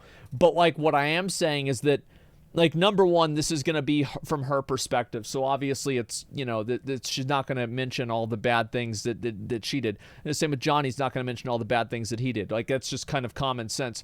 But anyway, so what I find to be interesting about this is the fact that all of the evidence indicates the exact opposite. Like, every bit of observable evidence, every bit of conversations that we are aware of, every single thing indicates the opposite. No, trial's not over. They're just taking a break for a few minutes.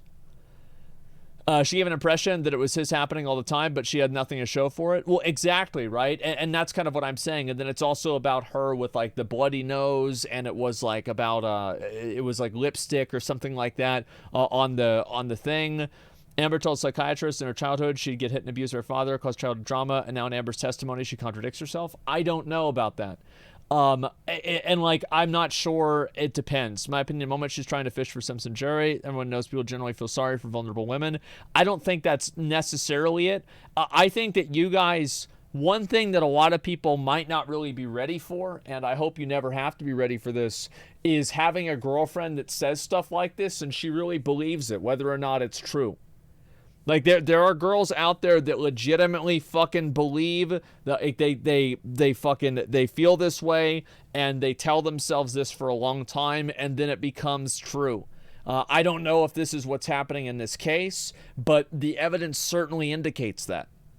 And that's what's really, really confusing. And like, she legit looked like a scenario. She needs to address the poo before her story has any weight. Well, it's not just like the shitting in his bed. There's like a million other things that are also besides shitting in the bed. I don't think that she was trying to document ongoing abuse, rather document baited abuse. I believe that she wanted to have leverage in the case. He denounced her or tried to leave her entirely. Yeah, but he did. And that's what I'm saying, right? It's like, so like, this abuse was ongoing for a long period of time, and the only documented abuse was the abuse against him. Even though she had documented, so like, like logically this, right? So let's say you have like 10 recordings of fights between you and your husband. And let's say you're her, and like this, you have 10 recordings. Which of the recordings are you going to submit to the judge or to the court that will be indicative of the person's guilt? Well, it's going to be the worst ones, right? Because you're not gonna give them one that makes them look good. You're not gonna give them one. Yeah, you're getting all of them. No, but you're not gonna give all of them. Like, the odds are that she probably recorded. Like, what do you think the odds are that during these conversations that they had, that she recorded, that she had conversations and she was not able to bait out something that was incriminating, and then she deleted the video afterwards? I think that's very likely. Because it's common sense, right? It's common fucking sense. This is probably what would happen. And so absolutely, yeah, this is what I think that anybody would do. So the evidence was removed, and then it was used later on. And so she's not technically destroying evidence because it was not considered evidence at that time. She was just removing the ones that, obviously were not incriminating. So by the nature of these things being submitted to the court, I am assuming that these are the worst instances of things that were recorded. Because if they were not, then I think that the worst instances would be used instead. Yeah, it's just like, I'm interesting how much she remembers. Seems like a well-written story to me. No, I can't. I mean, that's not entirely it. So I'm afraid to get in a relationship between fear of getting framed and ending up like this. Well, I don't know. There's still nothing on Johnny. Yes, exactly, and that's what it is. How do you beat the bone zone? I can't get past 10 minutes. You suck. You're bad. I'm going to kill the Reaper today, by the way. After this whole trial shit's over, I'm going to kill the Reaper. You just kill all the mobs. You just kill the mobs. Just try that. Yeah, kill the mobs. That's the only problem. And, yeah, fitting quote here, it's not what you know, Clyde. It's what you can prove in court. Well, it's also, like, it's not really about, like, any quote or something like that to me. I think what's the most interesting is the fact that everything that is provable on the opposite. And, again, she's already proven herself to be of presence of mind to document some degrees of abuse or admittance to violence. Because, for example, there are recordings of, like, I guess Johnny, I don't know who made these recordings, of her implying that she was violent towards him, right? Like, who are they going to believe? You're a man? Like, it's very obvious that saying something like that indicates that not only who are they going to believe, like number one, it indicates that to some degree it's probably true. Like, it's not a certainty, right? This is not an absolute admission of guilt, but it's very close to that. And then on top of that, it indicates that she knew that she had the upper hand all along. You see kind of what I'm saying? Like, they're playing an emotional piece? Yes, exactly. Not implying, admitting to it directly? Yes, there is. That was her recordings. I'm not sure. Johnny started recording their conversations because she would deny what was happening the following day, and they both admitted that on recordings. Okay, gender doesn't matter at all in a case like this? Well, it's not about gender. I'm just talking about it in general. Those recordings were suggested by their joint marriage counselor? Well, I mean, then there you go, right? And, like, that's what I'm saying, is that how are all of the recordings indicating something different? Histrionic personality disorder, talks dramatically, rapidly change emotions, one smile, then suddenly sad face. Yeah, but, like, it's an emotional subject. I don't think you can diagnose somebody with a personality disorder if they're potentially talking about an abusive relationship that they went through for 10 years. I don't think that's really fair to say. That's not it. I don't know. I mean, obviously other people diagnosed her with that, and there are other confounding variables, and that's probably true to an extent, but I don't think that her acting that way on the stand is an indicator of that. I don't think so at all. But were there any real tears? I don't care about that. It doesn't matter. It's completely irrelevant. Do you think Amber abuses her acting skills during a trial? I don't know. I think that's like, it's like, by the nature of that question, the question, like, you're not really asking a question, you're asking for validation. Yeah, like, that's not necessarily what you're doing there. But crocodile tears you had? I don't know. And like, what I'm saying is that, to me, like, I don't know either one of these people. Like, I think Johnny Depp is probably, like, I still believe his side of the story more, because there's evidence for it. There's evidence for his side, and there's not evidence for her side. I don't know, guys. That seems pretty obvious to me, you know? Like, it's about that simple to me. But there are other people that aren't going to look at it that way. Yeah, sure. But that's how I see it. And, but I don't really have, like, a vested interest in this. It's not really a big deal. I've never had, like, an abusive relationship with a girl or anything like that. You guys know me. I'm a very non-physical guy. And so, I mean, it's just not something that I would do. And it's so, like, this isn't like a personal investment to me, but, like, to me, I think it's important to know what really happened. You see what I'm saying? It's important to know what really happened. And if you don't know what really happened, then you're just gonna, then like, who cares, right? You're just making shit up at that point. The history shows she has a pattern of this, and Depp does not. Well, yes, and that's what I'm saying, right? And like, the pattern of it preceded him as well. Like, it preceded him, which is something else that's quite interesting. People think Amber's 100% to blame for acting faking, and Johnny's innocent, or snowflake fools, or toxic relationship, abusive to each other.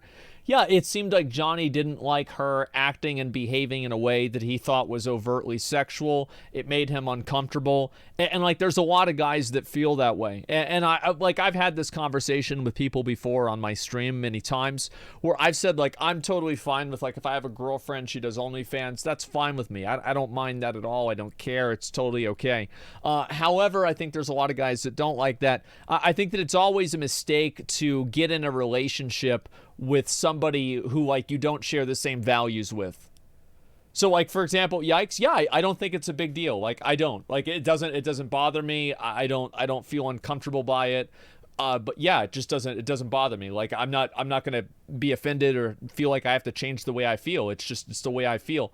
So, like, for example, there are other things that might make me uncomfortable, right? There are other things that would, and some things that don't. That just happens to be something that doesn't. And so, for example, if I have somebody do that, and I'm getting upset about that, well, maybe don't date somebody that does that. You see what I'm saying? I think that it's always a mistake to try to get into a relationship and then try to change the other person. You see kind of where I'm at? Is saying next to your girlfriend while she's getting piped okay too? Well, no, I think that'd be too much. That would make me uncomfortable. I wouldn't like that. So yeah, and that's what I'm saying. Like, everybody has, like, a different degree of comfort and different degree of, like, yeah, yeah, I don't, yeah, I don't think that wouldn't be okay with me, but then the other one would. Like, I don't know. It's just, everybody draws their line somewhere, and that's where I draw my line. It just doesn't bother me. And so what I'm trying to get at here, yeah, just solo stuff, exactly. And anyway, so the point that I'm making here is that it sucks. Because, like, you get in a relationship with somebody, and then this person doesn't share your same values, and then you're constantly fucking at ends with them, and always fighting with them. This is never going to end well. I think getting into a relationship, expecting somebody to change and be different than how they were before you got into the relationship with them is a bad idea. And also, not only is it a bad idea, but it's also narcissistic, because what you're telling yourself is that I am such a special and important and amazing person that this guy or this girl is going to completely change her life or his life because of me. So not only is it delusional, but it's also narcissistic. I think it's a bad idea, absolutely. When we date people that align with your values. Yes, exactly. Like, there's people, for example, people should pay attention during dating phase. Yeah, sure. I think so, absolutely. OnlyFans gross territory. Oh, I'm not, listen, like, this is not an opinion. Like, this is not an opinion or a feeling that I need to argue, because it is not a logical conclusion. It's how it makes me feel emotionally. So I'm not going to be able to logically conclude that it's okay for one thing and not another thing, because this is an emotional response that I have. Do you see what I'm saying? So, like, people that are trying to convince me that it's okay or convince me that it's not okay, you're using the wrong language. This is just how you feel. And so that's just how it makes me feel, and that's all there is to it. So, yeah, it's a personal preference. But Asman, I like crazy girlfriends. Yeah, and you do until they do something like this, right? And the thing is, like, I've had a girlfriend, right? And she had a dream where I was mean to her. She got up and she was mad at me because she was like, well, I didn't know if it was a dream, and you haven't been treating me well enough. And if you were treating me better, I would have known that I was dreaming. Okay? Okay? So I like, you think that, you always think, oh, well, it's not that, it's gonna, like, you think having a crazy girlfriend, right? It's the meme. Oh, I hope my girlfriend's really crazy. I hope she has multiple personality disorder. That way I'm dating 2 girls, right? You think that's a good idea? No, you fucking don't. Absolutely not. You think you do, but you don't. You think that's cool because you see some, cute, quirky girl posting about how weird she is on Twitter, and you're like, haha, that's cool. No, man. Like, that's not actually what it's like. That is not what it's like at all. Keep it in mind. Yeah, Harley Quinn fantasies. Yeah, but she doesn't look like Margot Robbie. Like, that's the difference. Number one. Number two, it's not like that. Okay, yeah, it's fucking not like that at all. And what about that girl in Lost Ark? Which one? And people unironically bought the bathwater. Yeah, but that's always a meme, right? That's different. Remember Ophaltic bed sheets? She defiled. It's easy to keep a narrative till people start pulling threads. Yeah, I'm really curious about that. Holy shit, man. Having a crazy girlfriend's not all fun and games. No, here's the problem with, like, having a crazy girlfriend, okay? It actually has nothing to do really with, like, any of, like, the stories. It's the time. The time that it takes. Like, you have to constantly talk her off a cliff. You have to constantly deal with her. She's mad about something that didn't happen. It's like, it's the time and the investment, like, it's the emotional investment. Like, you're spending like an hour. It's like every day you have to do 10 extra daily quests. It's too much. Every day. Every fucking day. That's another person's life. Yeah, it's just crazy, man. All right, let's go ahead and let's look at this. Here we go. All righty, boys.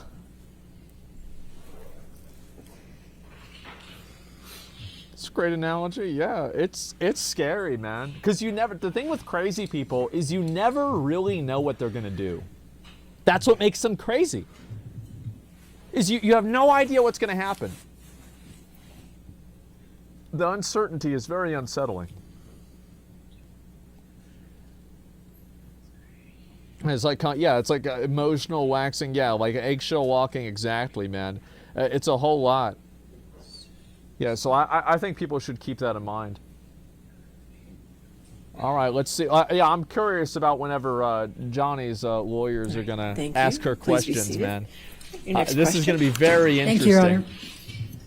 Amber, I'm going to take you up to March of 2013. Okay. Can you describe your relationship with Mr. Depp during that month? And we'll start there. I remember that was after a period of some peace, and then he and sobriety. Johnny was sober, drinking Beck's, and my dad, who was struggling with alcohol and drug addiction at the time, had fallen off the wagon, and I remember he said, "Why don't we I want to send a picture to your dad of support," because my sister was upset with my dad, and so he poured a shot and kind of said, "Let's take a picture." I don't drink spirits, but I know that, I kind of held up in that picture. It's kind of eerie because I just think it's bizarre. He had broken this long period of sobriety that I thought was going to be the end of him drinking forever. Sounds foolish now, but I held up this kind of glass with him, and we sent the picture to my dad because I didn't know what else to do. And I remember thinking it was weird that he was drinking. And okay. And then the month got really crazy from that point on. It was a bit of a revolving door of accusations. He was accusing me of having affairs with, frankly, just one person. I had an acquaintance with somebody, and he was accusing me of being with them, and then it was accusing me of being with my friend, the one I had seen in Spain. I'm in these kind of arguments, nothing I do is working.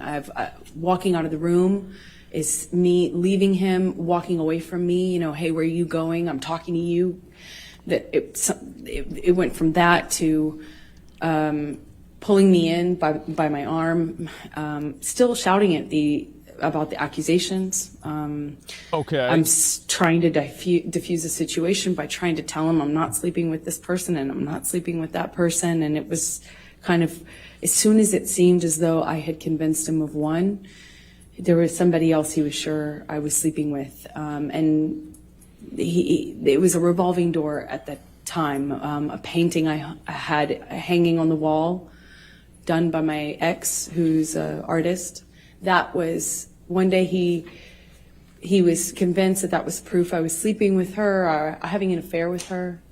I didn't really love him, and all the while I'm madly in love with him and trying to convince him. So March started with this picture of him doing a shot, and he's kind of saying, "Let's send it to your dad to show support." And what I remember of March is just like it's almost like it was a never-ending fight. It was just, there were breaks in it. What kept me in it is because I kept waiting for the other shoe to drop, the sobriety shoe, if you will. I kept waiting for him to get to the point where it's not supportable or anymore, and he's done with it and he's ready to get clean and sober again, because there commences a period of like pure joy. And it was one fight after the other, March. So let me start with the painting incident. Please tell the Okay. jury what happened on that particular incident with the painting. As I mentioned, the painting, which had been hanging there for months, one day he kind of stayed up doing cocaine, just drinking, doing cocaine, music, which is not in and of itself that weird in my relationship with Johnny at this point. Like, he stays up and keeps weird hours and smokes and stuff. But he was drinking brown liquor and doing a lot of cocaine, and it was like, it became clear to me in that argument, if you will, that he wasn't making sense. He had effectively just taken, it seemed like, a turn and had decided that the painting was an offense that he could not forgive me for. It meant I was having an affair with my ex-partner, whom I had already split, and it made no sense to me. So I'm trying to kind of quell the accusations by saying, it's been there, and what are you talking about? And it's like, that doesn't mean anything. And, he was demanding I take it down. He eventually takes it down and tries to burn it, but it was unsuccessful, luckily, because he was not, he wasn't, with one of those normal, what do you call them, Bic lighters, he wasn't very successful at doing it while drinking, to the extent he was. But I remember it was this kind of ridiculous fight, like didn't feel like it needed to be an argument, but it seemed like nothing I could do. There's no proof? No, it didn't get burned. Nothing I could say. Yep, didn't get burned. Tried Should have used a mega lighter. I left the room. I left the house. I eventually came back. It was like a whole night, an evening, a night, and then a morning of this. So this morning in particular, I think it was the 22nd of March. There were several incidents in March, though. But in this particular one, he had something to go to. He was filming with Keith Richards and Tom Waits. Well, let me, before you go into that part, let's pull up Defendant's Exhibit 161, which is already admitted into evidence, I believe, Your Honor. Yes, 161 with redactions. Thank you. And I'm going to show you each Defendant's shit Exhibit after each decade ago? 161. I don't know, man. And March the date of on this is 2013, 3/12/2013, and it's probably playing text WoW. exchange between you and actually, Mr. Depp. Do you see that? I think that's pretty accurate. Okay. And the first one is from you to Mr. Depp. Just thought you should know there exists a book. Is that to you? Is it to Mr. Depp from you, or it's vice versa? It's Johnny texting me. Just thought you should know there exists a book titled Disco Bloodbath. And then you say, we need that book. And you say, is this about last Friday night by any chance? And he says, how can you make me smile about such a hideous moment? And I'm not going to repeat the rest of it. Could you tell the jury what happened on that Friday night?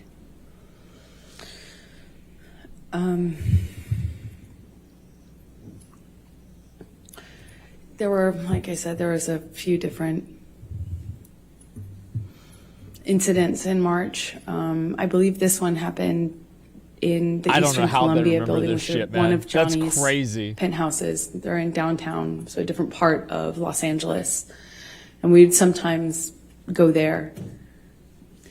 I remember he was accusing me again of sleeping with this artist, this musician who I'd never slept with. I was denying it. I barely knew the person. And then he was accusing me of sleeping with my friend in Spain. And I remember nothing I could do. He called this person on the phone and screamed at him. That's a lot. He didn't speak English, so he was really confused as to what he was being yelled at by Johnny. But I remember those were the accusations. That was the fight. But it was one to the next accusation. And I remember I was kind of doing that juggling act. I was in one of these fights. I believe it's How this convenient. one in his downtown ECB. We call it. That is convenient. Loft. Yeah. And we're in the kitchen living room area, and he backhands me, and it was he wears a lot of rings. I remember kind of just feeling like my lip went into my teeth, and it got a little blood on the wall. Just that simple, a little bit of blood on the wall. As hard as it is to explain this,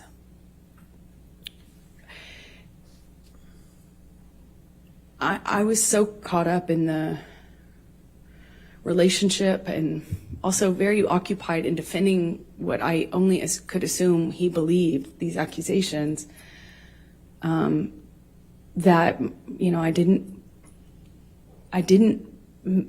internalize, like, I didn't make that big of a deal of it. I kind of pride myself on being tough, and, you know, I don't make a big deal out of, you know, smaller injuries. And I know that sounds horrible because and hard maybe to understand, but what about whenever she had the my thing on best her way nose? to cope with it is I kind of remember that, you know, minimize it, make sure no one make sure he knows that I'm tough, and with like the can't knock me down, the and fake blood. I make a joke of it, clearly. Make light. I'm going to, Michelle, if you can take this one down and bring up 170A. Did there come a time in March, Amber, where you sent a picture to your mom? Yes, this is sometime in March 2013. I sent it to her because I had been texting about some of the craziness, and Objection, hearsay. I'll sustain as to what she may have texted. All right, next question. Without saying what you said in the text, explain why you were sending it to your mom. I was reaching out. I was very lonely in what I was living in, and I wanted help. I wanted advice, help. I just wanted to talk to somebody and figure out how I could make this stop. And is this a picture that you took of yourself in March of 2013? I did. Your Honor, I'm going to move the admission of Defendant's Exhibit 170A. Any objection? No objection, Your All Honor. right, 170A in evidence. You can publish the picture. Okay, here we go.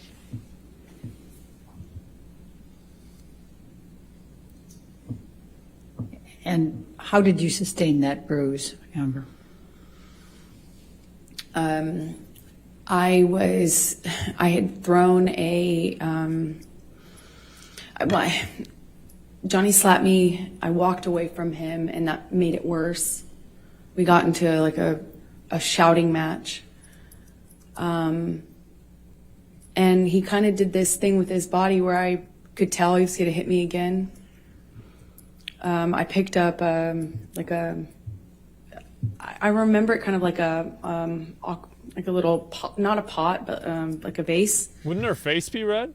And I remember I got away from him enough as he reels back. I threw it in his direction. I don't know. And I actually guess it managed could to be get away later. before he got me. He grabbed me by the arm, and he kind of just held me on the floor, screaming at me. I don't know how many times he hit me in the face, but I remember being on the floor of my apartment, and I'm just. Then I why is remember there thinking, no? how could this happen to me again? Can you bring up 170?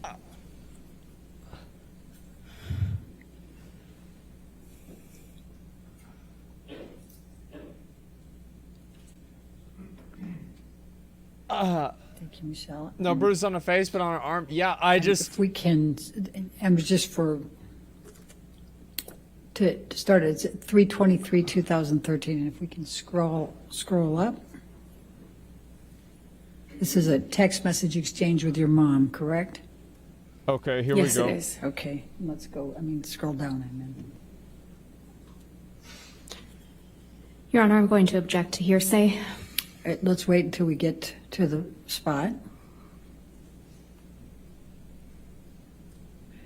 All right, and is this the picture that you sent to your mom on 3/23/2013? Yes, it is. Your Honor, I'm going to move the admission of 170, just that picture that's on the text.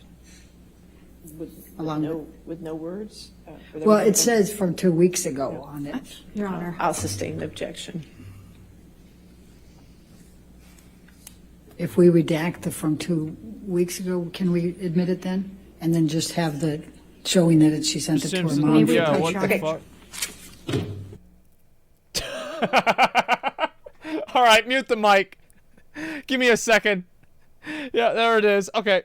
Yep, there we go. It's just like, how is it that the picture of her where she gets hit after she said that Johnny repeatedly hit her in the face? Like, how do you get repeatedly hit in the face over and over and over by what she literally just said, and there's nothing on her face? And how would it make any sense that she put makeup on her face to conceal her face, but she didn't do anything with her arm? Like, it's... bro, I don't know about this, guys. I don't know. It seems very odd. Very, very odd. All right, 170 will be in evidence. And you can see half of her face, too.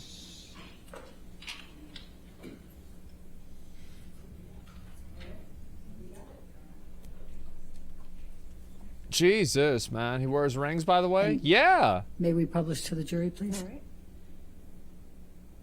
That's a good point. Yeah, he does wear the rings. Yeah, what about And that? that's the picture you sent to your mom Yes, it is. on March 23rd, 2013. Yes, it was from a previous fight, Okay. the bruise. All right. Now, did you have any other altercations in March 2013 with Mr. Depp? Yes, we had a couple of these fights in Orange that were around this time, one of which I started to tell you about the painting. You know, and I know I've interrupted you now twice on that, but I realize the jury doesn't. Can you tell them what you mean by orange, at Orange? Yeah, I don't know Sorry, what the fuck she's Orange talking was about my either. apartment that I kept in Los Angeles at the time. And it was an apartment. What type of an apartment? I rented the top of a duplex. So it was a house with the landlord living on the bottom floor. I rented the top floor. Okay. Thank you. Now, please continue with the painting. I'm sorry. Okay. Um, Okay. It seemed like nothing I could say to Johnny would convince him. He wanted me to remove the painting. And he wanted me to admit to this affair that I wasn't having. And I didn't want to admit to it because it's not true.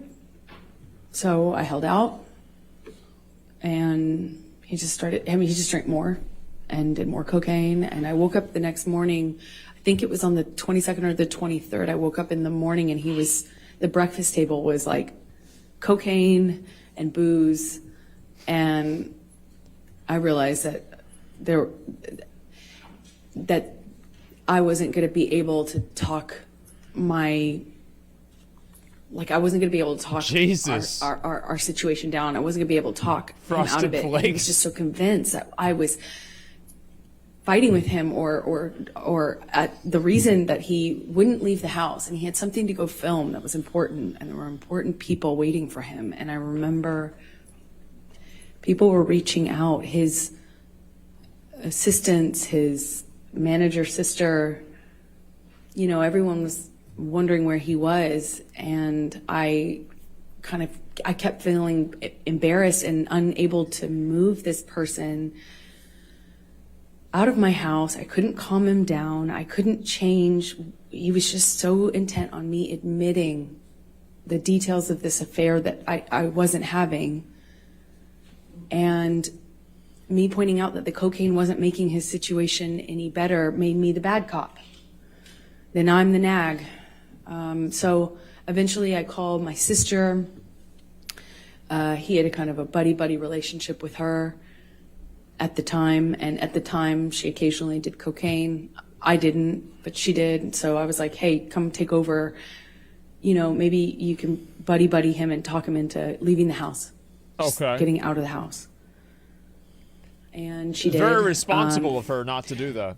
I extremely remember responsible. his assistants trying to get him out. The restraint. Eventually, in the evening, I think early evening, he finally Snitching on her sister? Yeah, I know. agrees to leave, but I can't tell our relationship status. I can't tell if he still is convinced of these things or if he's just going to sleep it off and it's going to go back to normal sobriety, sorry kind of phase. Yeah. One of those And, things. He was still upset, but like seemingly calming down. So I agreed to go with him. He wanted me to go to the shoot.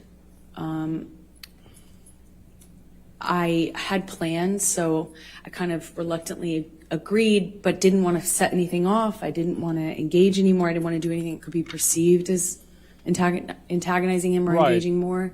So I went with him. We grabbed the dogs, we get in the car, we're on the way there. We're headed up Sweetser's the street. It's a major street that leads up to Johnny's houses. He effectively owns the end of the street. It's like a cul-de-sac. So we're nowhere near his home, but we were driving up this street. Okay. And he has the window down, he's smoking. It wasn't all the way down, but, you know, he's constantly smoking, and at some point he starts howling out of the window and then grabs two small dogs. Well, one was Johnny's dog and one was my dog, but he grabs, if I remember correctly, Boo, his dog, slightly chunkier teacup Yorkie, and he grabs this teacup Yorkie and holds Boo out of the window of the moving car. And he's howling like an animal. What? While holding the dog out of the window. And everyone in the car, I'll never forget it, everyone just froze. No one did anything. And I too was like torn as to what I should do, because I didn't want to do anything to cause him to react, drop the dog. You know, it was just this eerie moment where he's howling. Michael Jackson moment. And holding this animal outside of the car window. And more than that weird memory is I have a memory of everyone just kind of not really reacting to him. Like no one really kind of did anything. I eventually kind of pulled his arms gently back into the vehicle and kind of got the dog back on the seat, and we continued driving, but no one reacted. Well, what are you Just gonna kind of do? avoided dealing with it. We get to the place, the house where he was filming this thing that he was late for, I suppose, for the day. Okay. And we walk in. Meanwhile, I've been bombarded by text messages and calls and conversations with everyone seemingly so stressed about. Objection, hearsay. All right. Just don't tell us what somebody else said, just what you observed. I understood everyone was stressed. They seemed stressed to me about the tardiness. Where is he? Let's get him there. You know, so we get him there. And no one reacts when we get in. I mean, we walk into this house where everyone was waiting for him, and everyone smiles and says, you know, hey, boss. Objection, hearsay. Okay. Sorry. Okay. Let's, True. Michelle, can we pull up 167? Santa, thanks for 100 subs, man. I appreciate it. Thanks a lot, man. Thank you. I think is B the one that's in 167? Thank you very much, man. Right. Oh, it's A. Okay, then go ahead and pull up A. Does Your Honor show that one to be in 167A?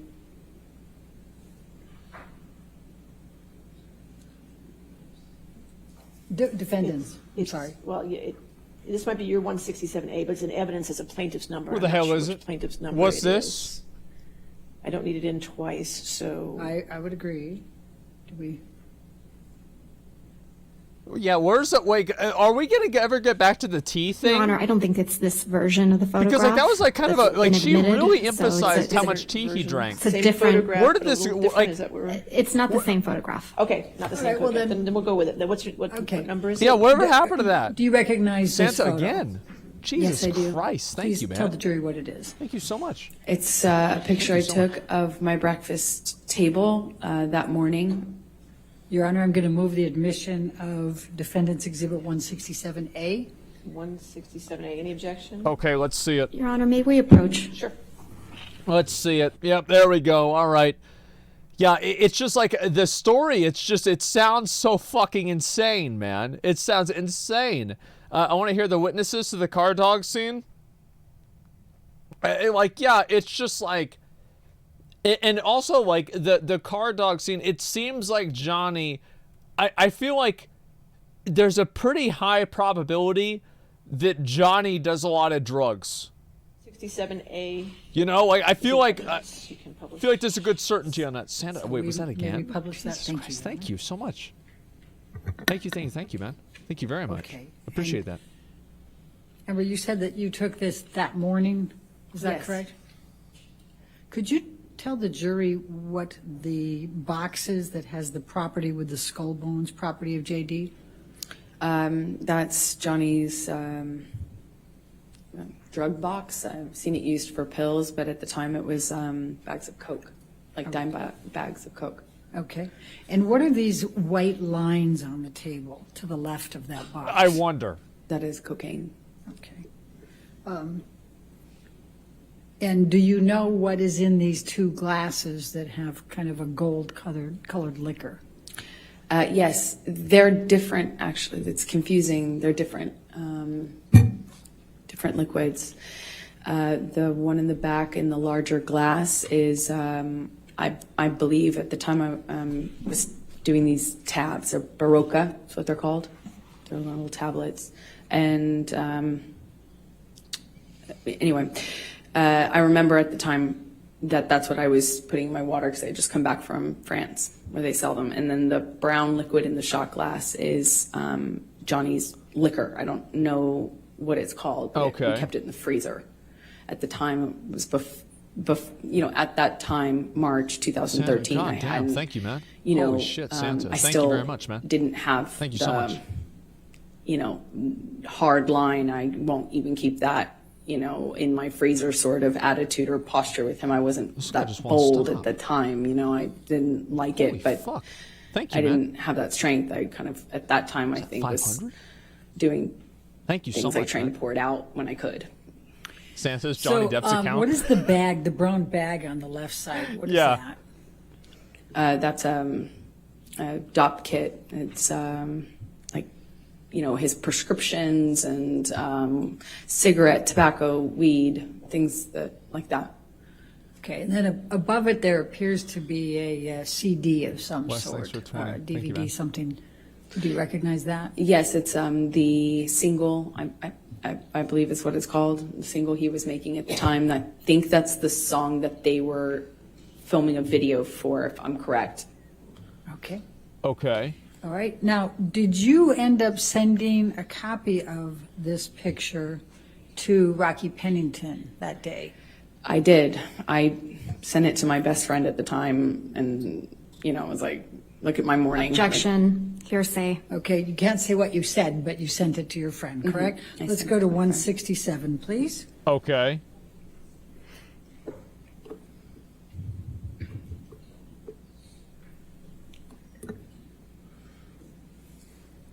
And is that the email in which you sent this picture to Rocky Pennington on 3/22? Yes. 2013?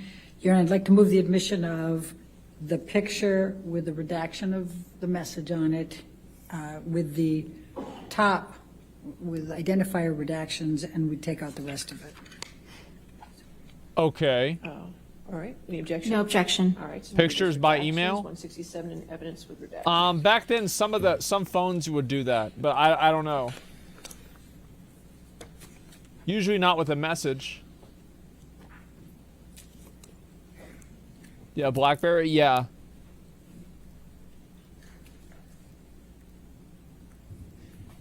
All right. And may we publish, please? Okay, let's see it. Here we go. Let's see what the hell this is. All right. And is this the text message, the email that you sent to Rocky with this picture? Yes. Okay. Now I'm going to Yeah, it was an iMessage. Yeah. take you to, let's go to Hicksville.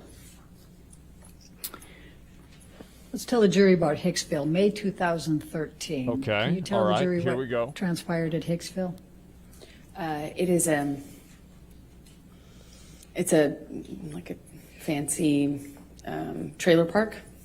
Oh, wow. Hotel in the middle of nowhere, set up with these little trailers, and Have your title is redacted we tomorrow? had made a plan to go there with friends, and we were going to do, like laughy, as we said, laughy drugs, like mushrooms, eat mushrooms, sit by a campfire. There's really not a whole lot else to do out there. It's like a getaway. What is we it with made this people and plan. doing drugs? And God it was damn. going fine. It was like a, kind of like a party out in the desert. Not cocaine, though. With a few friends and Wes, thanks for 20 subs. Appreciate campfire and music. And I don't know somebody brought MDMA. It was being passed around, and somebody who took it kind of was starting to feel the effects of it, I guess is the best way to describe. She kind of reacted in this way where when the MDMA hit her, she kind of, we were sitting around a campfire, all of us, and she kind of just leaned into me and put her, head on my shoulder. Okay. And kind of grabbed my arm. I took it, to be the effects of the drug. Yeah. And I think I had eaten a mushroom cap, but was not feeling anything at the time. I don't remember feeling anything because the night just kind of changed pretty dramatically before I really felt anything of the effects of that. But that was the environment we were in, and yes. And as soon as she kind of did this thing where she leaned into me, Johnny gets really activated. He gets really upset, and he starts. Well, at first she thought he was kidding too. She thought he was kind of making a joke. I think we all did. Everyone kind of responded at first, that it was a joke. But he was like, "Hey man, what are you doing? What do you think you're doing?" And she kind of giggled and kind of leaned into me more, and I knew in my body just instantly that it wasn't a joke. But she didn't, so she's kind of still attached Just to my fucking arm. around, He yeah. says it again to her, louder. He says, "Hey man, you think you're touching my fucking girl? You think you're touching my fucking girl? That's my fucking girl." And he gets louder and louder, and she kind of did this thing, half understanding what was going on. I think she kind of started to cry at this point, but she kind of threw up her hands, and Johnny grabbed her wrist and kind of twisted it and pulled Okay. her into him and said, "Do you know how many pounds of pressure it takes to break a human wrist? Huh?" And he kind of held her, and she just looked frozen. And she's crying, and was just denying Movie understanding dialogue? what was Yeah, it going sounds a on. bit odd. I stepped in. I kind of take Johnny's arm around, kind of take Johnny's hand, and kind of we start communicating. I don't remember if he immediately was accusing me or if it was sometime after. I wish I remembered, but we agreed that we'd go and talk about it in the trailer. So we walked to the trailer, and when we're in the trailer, Johnny, by the time we get into the trailer, Johnny tells me that I had been instigating the, in asking for this and that I had invited it, and that I hadn't been honest with him about my relationship with this woman. And I didn't really know her that well. I mean, I actually don't know her at all, but I had met her. And I remember in the trailer, he's accusing me of lying about it. Okay. And that that I had something with her. I'm trying to diffuse that. I'm trying to calm him down. And he just turned all that, it seemed like he turned all that rage onto the trailer itself. And he just started smashing things. He picked up something on the table and threw it right into the glass cabinet. He hit with his hand a wall sconce. He cleared the tabletop on the little fold down like kitchen dining room area in this trailer. I mean, it's a trailer, so there's only so much you can do.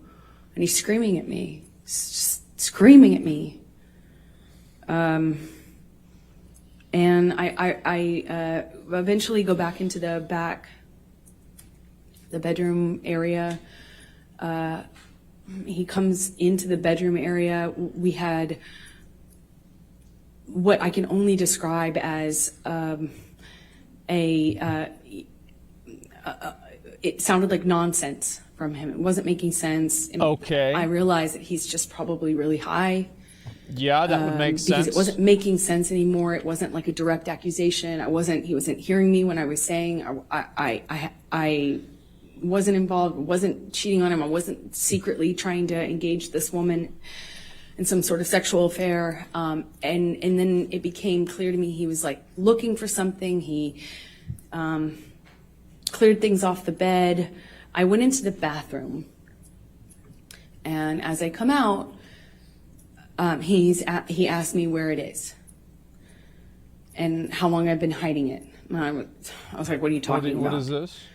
And he says, you know what I'm fucking talking about. You know what I'm fucking talking about. Be honest with me. Where are you hiding it? And he kind of like makes to look into the bathroom.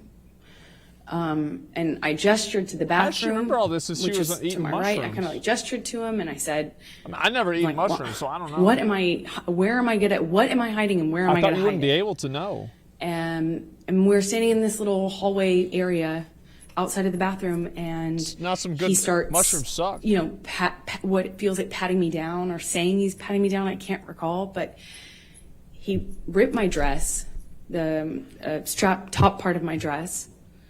I had just dyed this thing myself pink, and it's just one of those things. I was like, you know, I just finished that dress, and he's like grabbing my breasts, he's touching my thighs, he rips my underwear off, and then he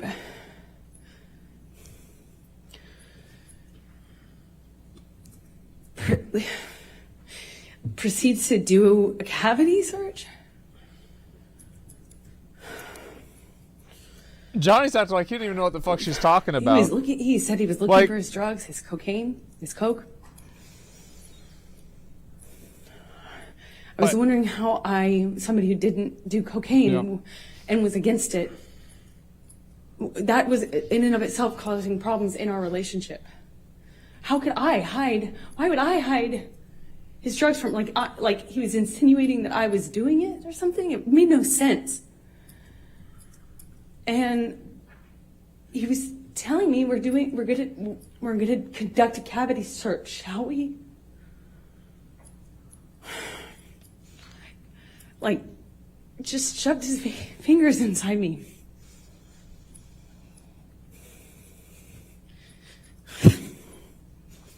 I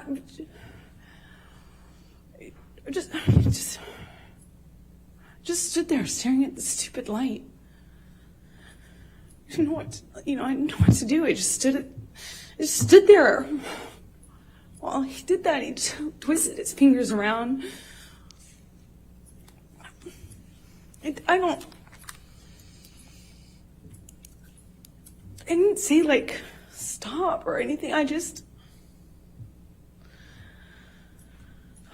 Feels a bit forced. I mean, I'm listening. So the next morning, I listen to what people say, you know. What transpired?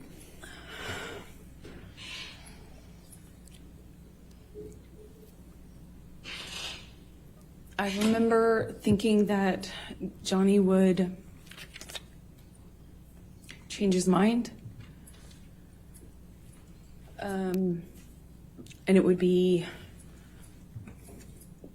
yeah, I thought it would end differently. I kind of froze. I don't know how we went to bed that night. I don't know how I went to bed. I don't know how I slept. Yeah. I don't know how we woke up. I don't remember having a conversation with him the next day. I don't remember talking to him about it or confronting him about it. I remember wanting it to be okay. I remember just wanting whatever fucking weird trip, whatever trip that was to end, you know, just to be over and for it to just go back to normal. And I remember my friends were out by the pool. Like there was a pool in the center of the trailer park, and I remember putting on my, you know, just putting on my face and going back into this like crap, you know, and I remember seeing my friends by the pool thinking they were just having a great time, and no one knew what was, you know, I felt so lonely, like no one knows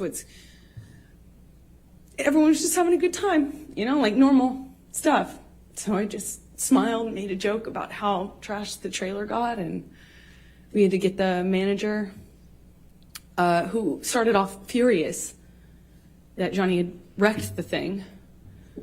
And then he had this like black mesh it was like a meshy kind of shirt on. And I remember he came into the trailer and looked around and was like, whoa, what happened here? Whoa. And Johnny had an exchange with him. And I remember watching this man be so charmed.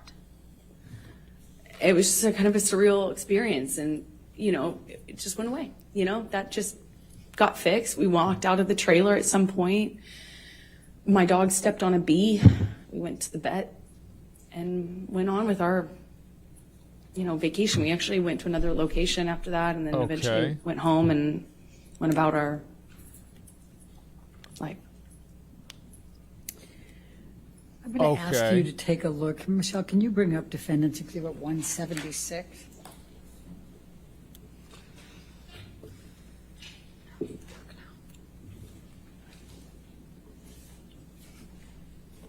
I don't believe her. I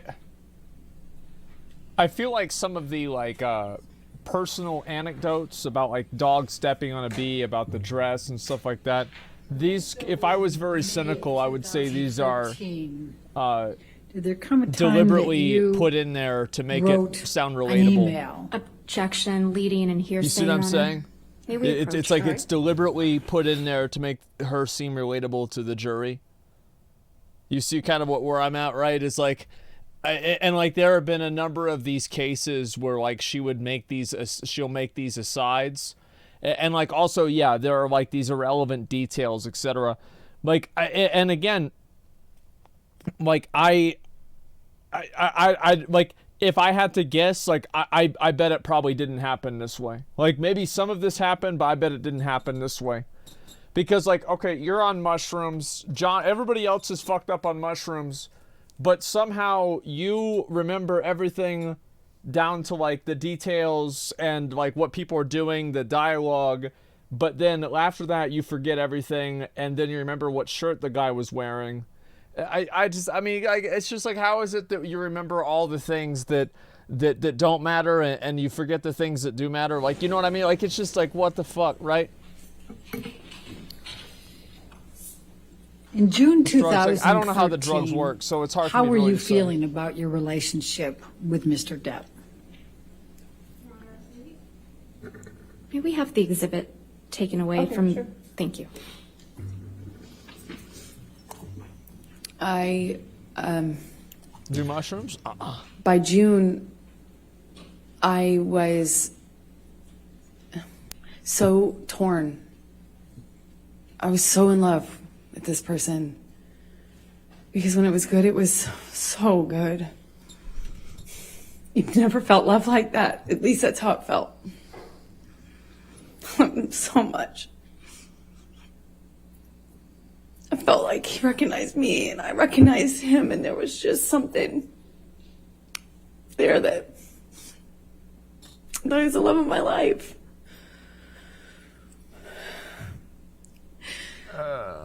And he was. He was, but he was also this other thing. He was also this other thing. And that other thing was awful, awful thing that would come out and take over. And it was, you couldn't see the Johnny I loved underneath it. It was this other thing. And no one told him. No one was honest with him. No one, you know, he'd pass out in his own vomit. He'd lose control of his body, his, you know, he'd lose control, and everyone would clean up after him. I cleaned up after him. I mean, this man lost control of his bowels, and I cleaned up after him. His security cleaned up after him, changed his pants in front of me. He would pass out in his own sick. They're laughing. They're laughing. You know, and then he'd walk around saying, oh my God, he didn't have a problem. Until he did. Until he couldn't support it anymore, and he'd get clean and he'd get sober, and then he was this thing again. This thing that made me feel so loved, that made me feel like... Oh my God. like my... Oh my God. Like my soulmate, as cheesy as that sounds, I just felt like he knew me. And I recognized something in him, either some part of my makeup and my background or something, that I just got it. And I loved him and understood him. It just got so scary, the other part of him. And in June, I wanted to leave him. I didn't want to leave him. I wanted to leave him. I wanted him to get better. And he expressed to me so many times when he was in that period of getting clean and sober, he would tell me, "You saved my life. Baby girl, you saved my life."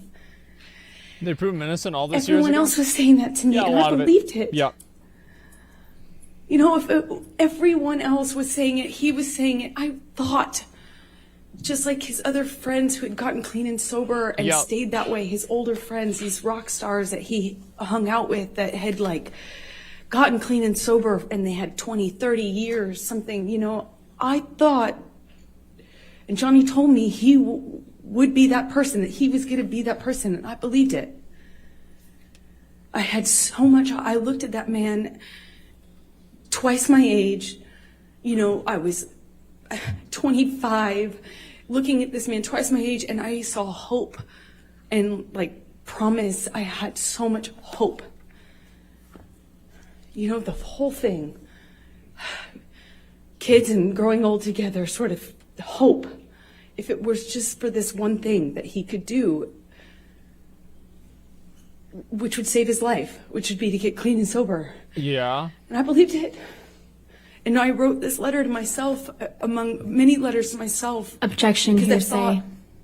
All she did was refer to that she wrote it. She isn't saying what she said. I'll rule for that. Thank you. Okay. I wrote that letter because I thought it would be read to him. I could read it to him. I could say it to him in intervention, you know, in help. And he would later thank me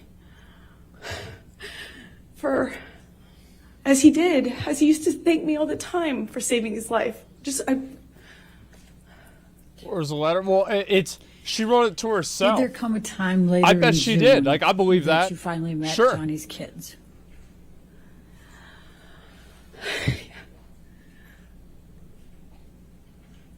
I'm sorry.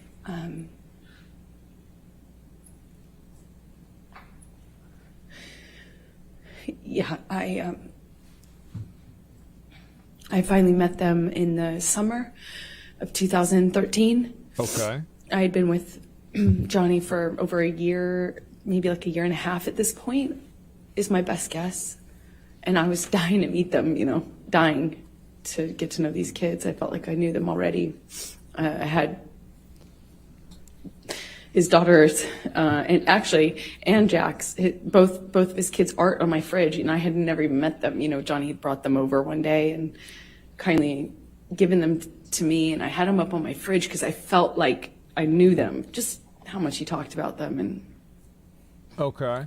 I finally got to meet them at the Lone Ranger premiere. Remember what I said about the Disneyland? irrelevant anecdotes that are personal, yeah, that are summer relatable to 2013. the audience? So then I'm going to jump to, and it's not much Well, I of a said jump, that. to June 26, 2013. Yeah, isn't that crazy? That's something. Ain't that something? There was a plane ride to Russia with Johnny. Do you recall that? Yes. Tell the jury about that particular event. Well, that was the first and last time I ever decided it would be a decent idea to do drugs with Johnny. Keep in mind, they get married after this. I did MDMA with him on the plane, which was as stupid as it may sound. I just had never. I was very against. Obviously, the cocaine had been a problem. I was very much against him using cocaine. I was against the drinking, supportive of the sobriety, but I'm 26 maybe, ish.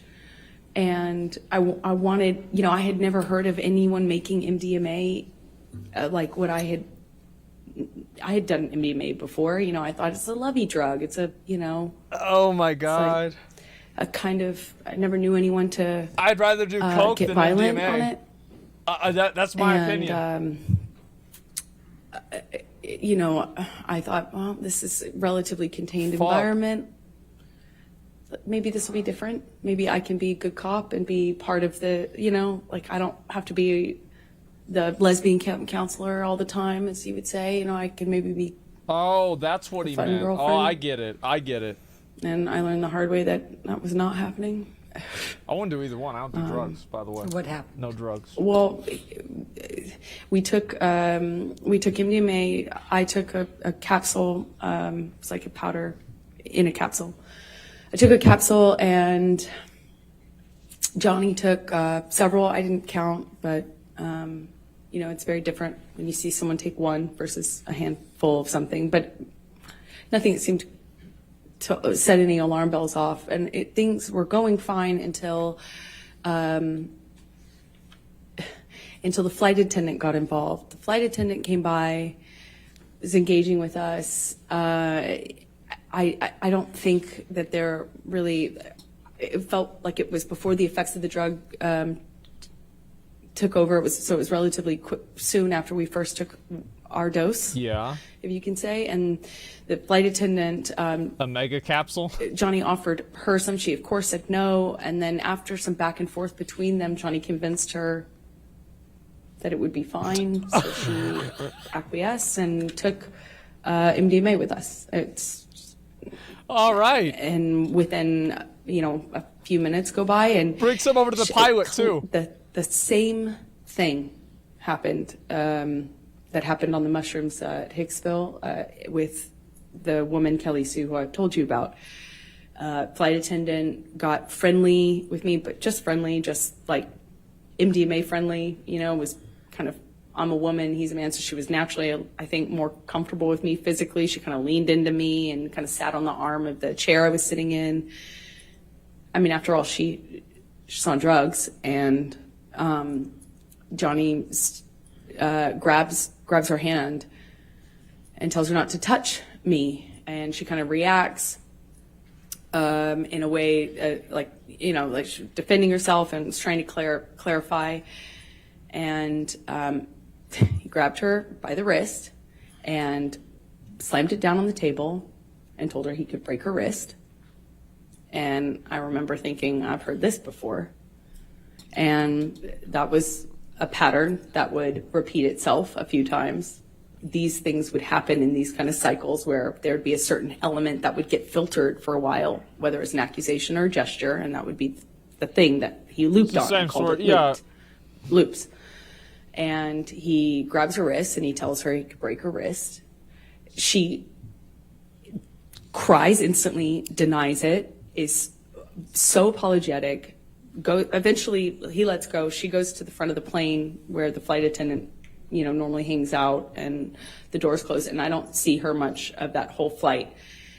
We land in Russia, and I don't really remember, I don't recall any violence on the plane between Johnny and I, but I remember feeling this tension because I was wondering when it was going to aim at me. All of the people. Because he had this particular thing about, at the time Johnny has been I understood he had a violent particular towards, thing, a were on sensitivity drugs. about me and women, because I had a female partner. So they have plausible deniability So to not remember. I was feeling nervous, anxious, and I remember we had a very quiet ride. At least I didn't say anything to the ride to the hotel. And almost as soon as we get into the hotel room, Johnny's accusing me of effectively having engaged that, caused that.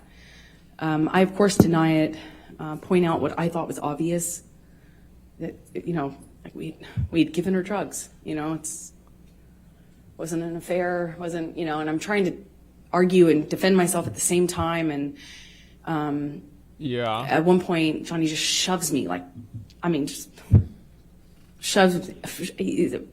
shoves me hard. And I fall back onto this glass table. I catch myself on the table. Damn. I don't know how some furniture got knocked around. There was I'm trying to stand up for myself. I'm trying to stand up, literally. I'm not, at this point, I don't even try to hit back or try to run. I'm in this hotel room trying to do my best to fight mostly the verbal accusations, but also I try to stay on my feet, At some point, Johnny whacks me in the face. And okay, I don't remember feeling pain or awareness of my nose or anything. I don't remember thinking that. I remember kind of crying and feeling, I went into the bathroom and I wanted him to have I just remember wanting him to realize what had happened. I wanted him to kind of snap out of it. I wanted him to care. I wanted him to realize what was going on, because a big part of this, I felt like he wasn't aware. There was this sense that he didn't know what was going on.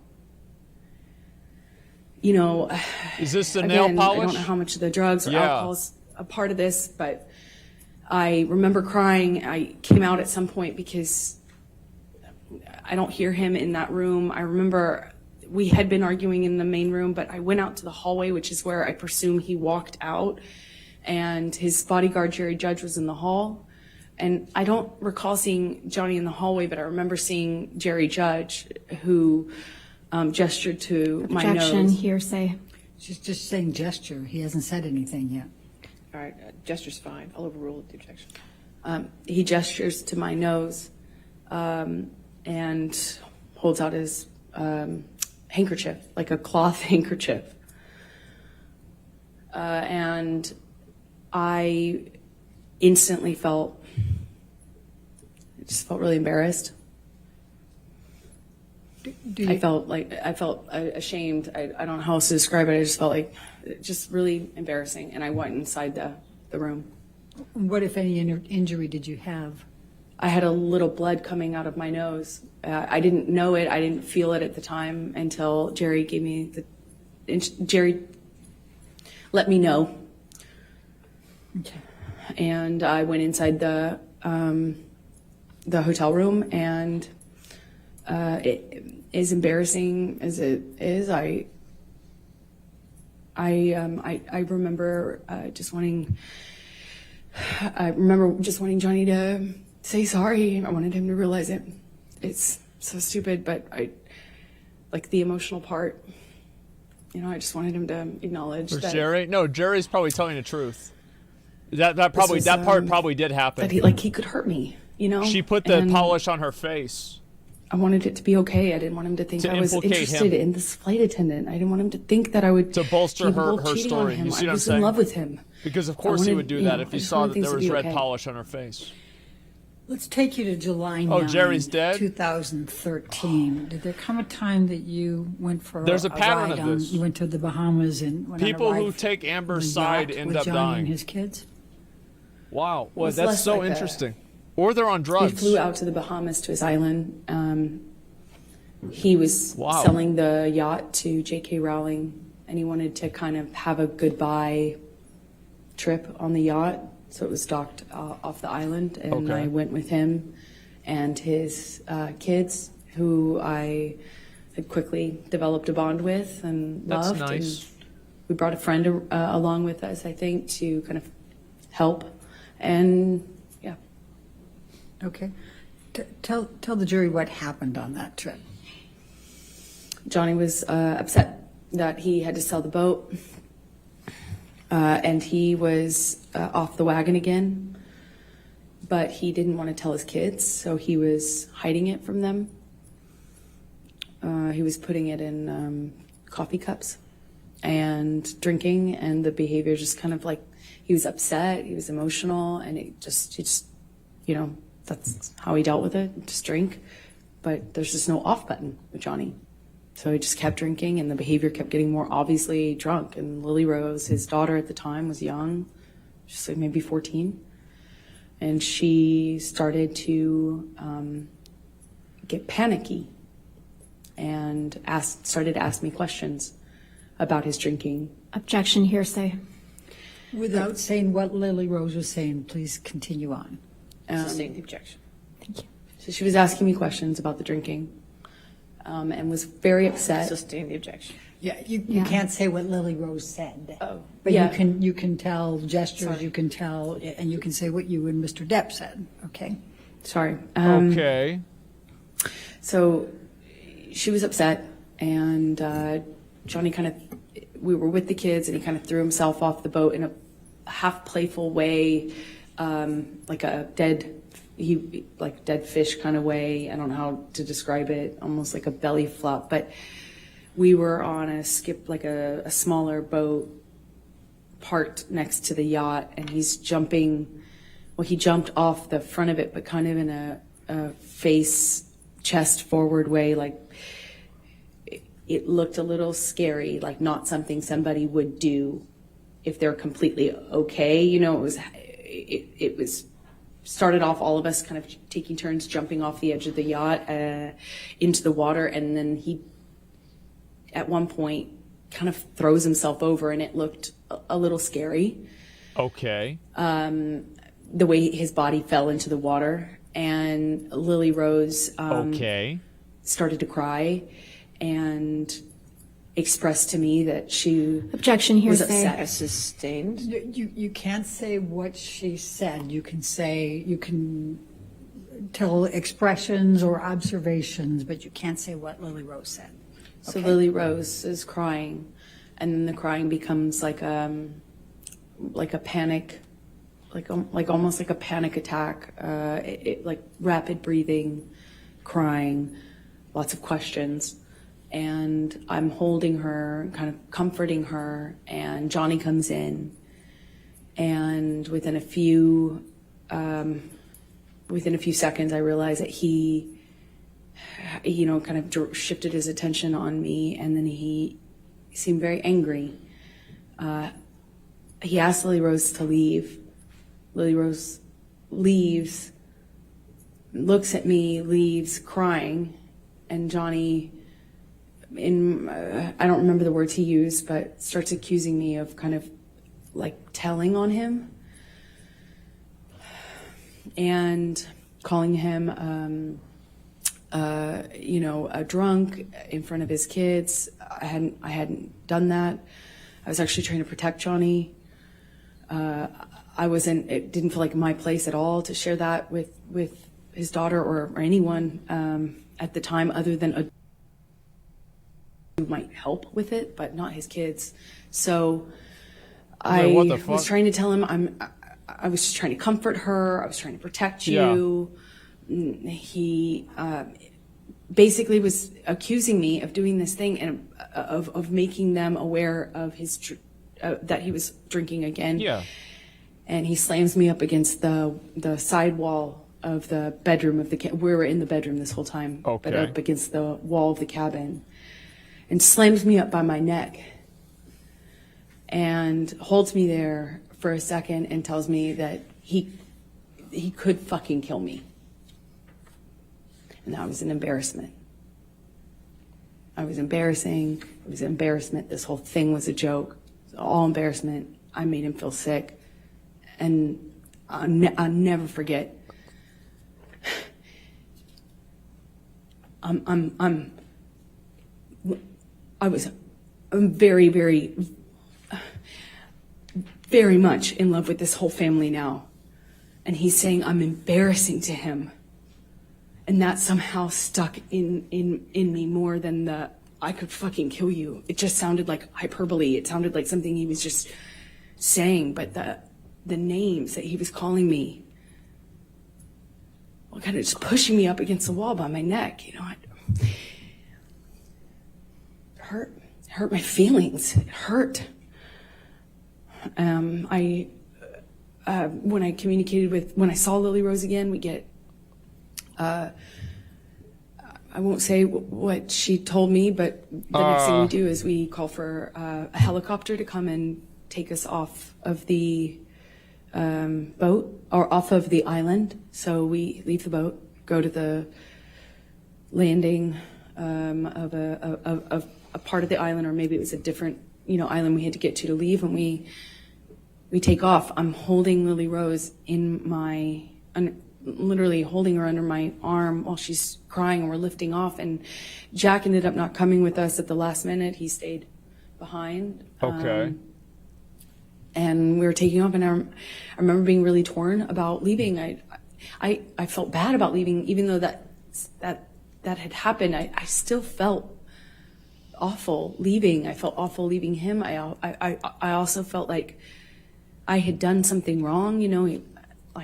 He was mad at me. I wasn't sure, or what I had done, but I remember not being, I'm getting all these text messages from him calling me all these names, and it barely coherent, barely. And I'm holding his daughter crying. And let me just stop you for a moment. Michelle, can you pull up Defendant's Exhibit 180? Okay, here we go. We're going to have proof? All right. It is already into evidence, Your Honor. All right, so here we go. publish it to the jury. We're going to finally have proof of something. And Amber, I'm going to ask you to take a look at 180. Okay, here we go. And this is Here we text go. messages Where is from Mr. Depp to you. Do you recall these? Yes, I do. And are these the text messages? Yes, that's what he was sending me while I was taking care of his daughter. Oh, shit. I cannot wait to hear his side of things. Uh-oh. Let's get thanks for the 5 subs. Appreciate it, man. This is wow, yeah.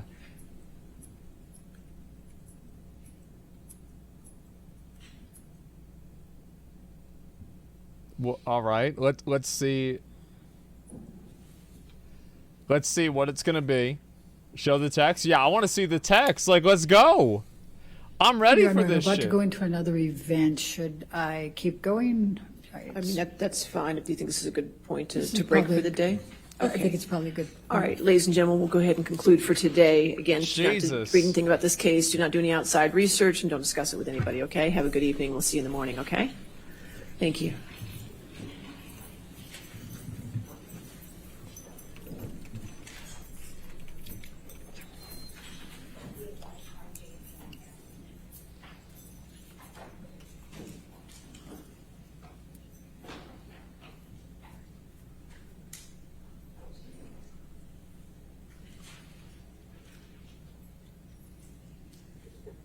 And again, ma'am, since you're still in the stand, you cannot discuss your testimony with anybody to include your attorneys, okay?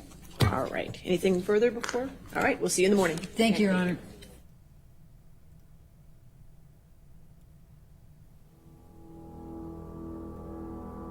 Man.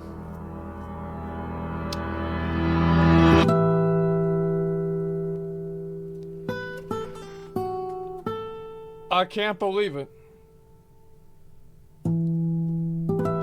Man. Tomorrow is gonna be a day. Wow.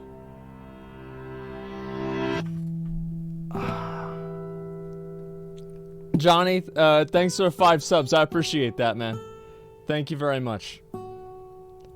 It's just like this whole thing is just such an absolute...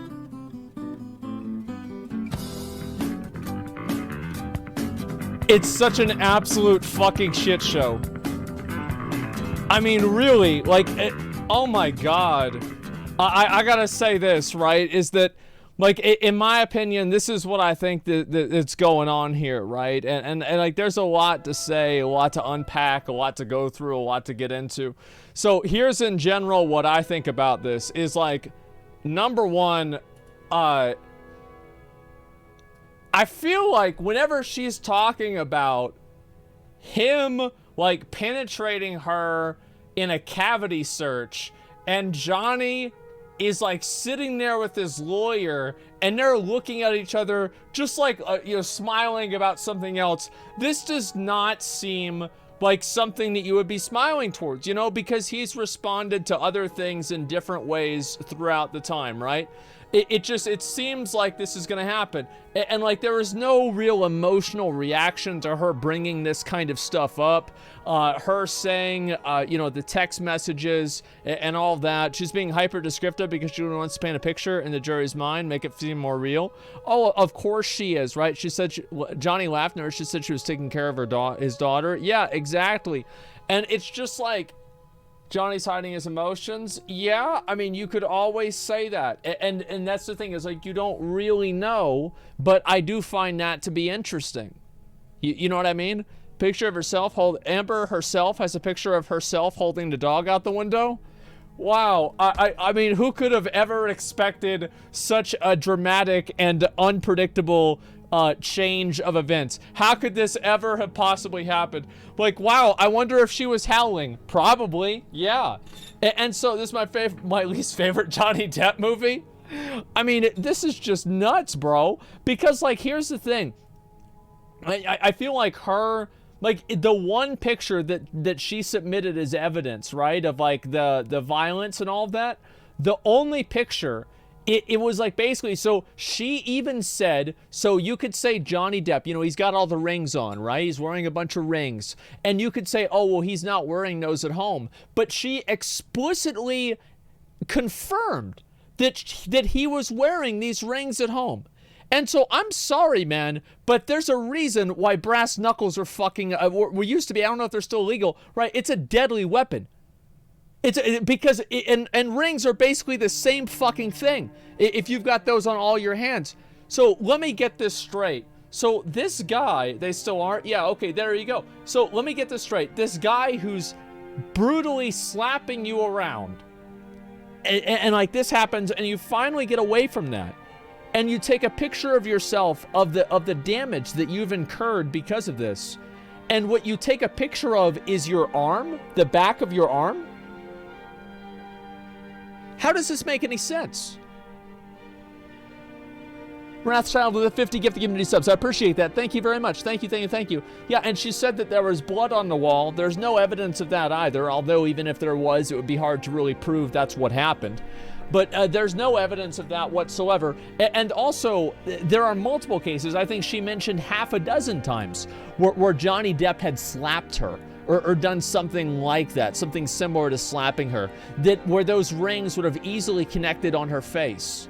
Do you see kind of what I'm saying? So many accusations, such little proof. Exactly. The bruise is at least a day old. Yeah, it was already green. Well, also, like, I mean, I'm telling you, man, if somebody really hits you, you're going to be bruised a lot more than that. I mean, that's what I would say. So my ex bruises for me pinning her arms to the floor to stop her from hitting. Yeah, exactly.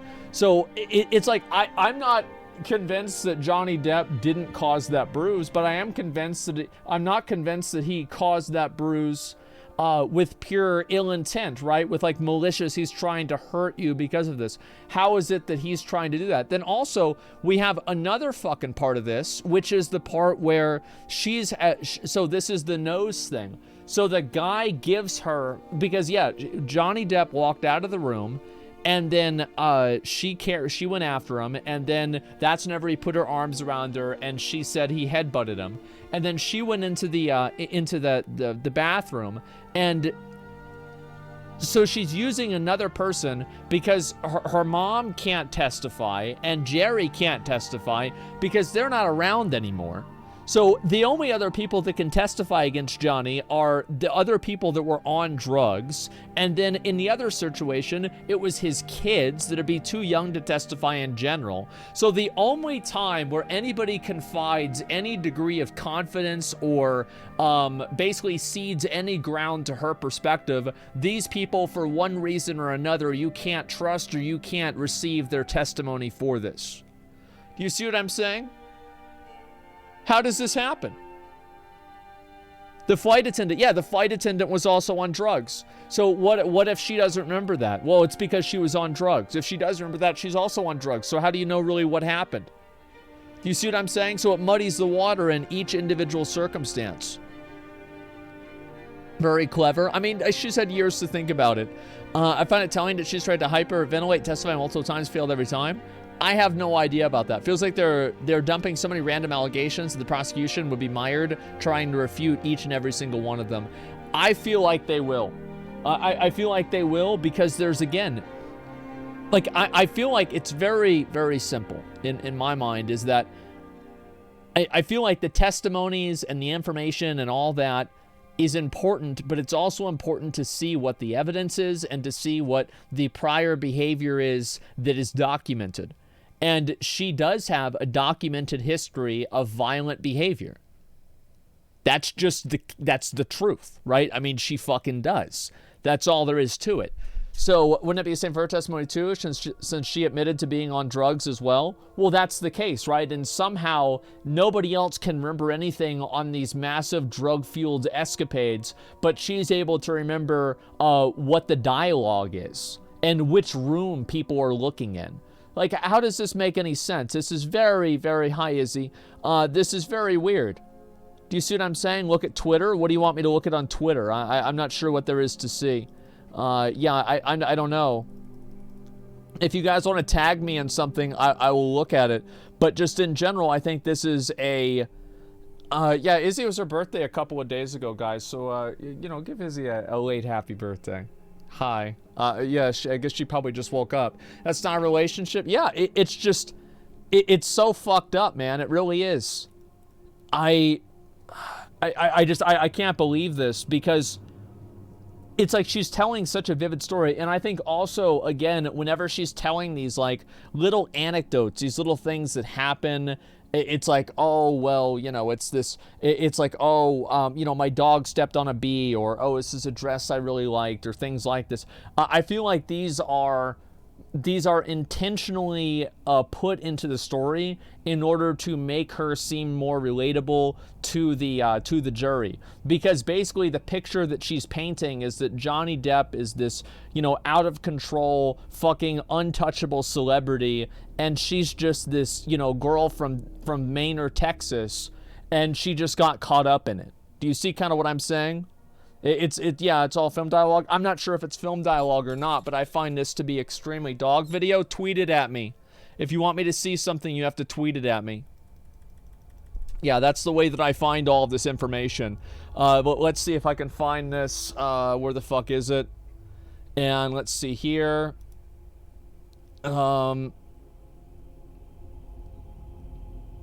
Okay, yep, here we go. And let's go ahead and watch the video. And there it is. Well, there he is. Wow, that's crazy. Isn't that something? Amber has crazy hot chick syndrome. That's true. Yep, that's exactly right. So, what a surprise. What an elaborate and unpredictable turn of events that this could possibly happen. Wow. And audio, there's no audio of this. There's no audio or anything like that. It's just her with the dog. It's not a big deal. I don't think that it's a big deal either. But like what I'm saying is like, yes, obviously this is unsafe for a dog. Is this something I would do with my dog? No, I don't think I would want to do that with my dog. However, this is not like you're killing the animal. This is just it's what's the word for it? It's negligent, right? But it's not that big of a deal, right? I mean, but like what I'm saying is that it feels like she's flipping the script. You know what I mean? She's flipping the script. That's what liars do. They project and twist shit they've already done. Yeah, and this is kind of what we're probably going to hear, is that half of all of this stuff is probably true. But like there's a part of it that's left out that is incriminating towards her in terms of like how these things came to be or why they started happening. So that part is left out because it's always better to tell a half-truth than a whole lie. Because you can convince people better of a half-truth because you believe it because part of it's actually true. So it's a trick that you play on your own mind. And it's very interesting to see all of this. The text just shown at Rico Live, there's nonsense of him telling her to stop calling him. Do you think she was high in court today? No, probably not. What's this here? This very good thread covering the first part of a testimony compared to who causes IPV checklist. Think you'd find interesting. Oh, so you think that her... Yeah, I saw that. Yeah, I saw that whenever she was explaining it. Where like she was basically like painting like a textbook definition of a person who's violent in this way. And I think that this was done intentionally because it would show that she has some degree of like, what's the word for this? Like competency for these different tests and these different types of evaluations because she was able to game the test that Dr. Curry gave her. And I think that she was able to do that because of her familiarity with them. And with her familiarity with the tests, it would imply that she probably knows what they say and what the indicators are ahead of time. You see what I'm saying? So they're very easy to look up. Yes, but not only is she looked up, but she is shown in the past, documented by, you know, a doctor, that she had enough knowledge to know how to subvert the outcome of these tests. Do you see what I'm saying? She failed the gotcha test that Dr. Curry gave her. I know that. I remember all of this. I've been here watching this. I know this. So it's just crazy, man. It really is. Let me see if I can find a few more of these. She committed perjury. Somebody said that she committed perjury. Check this out. What's this?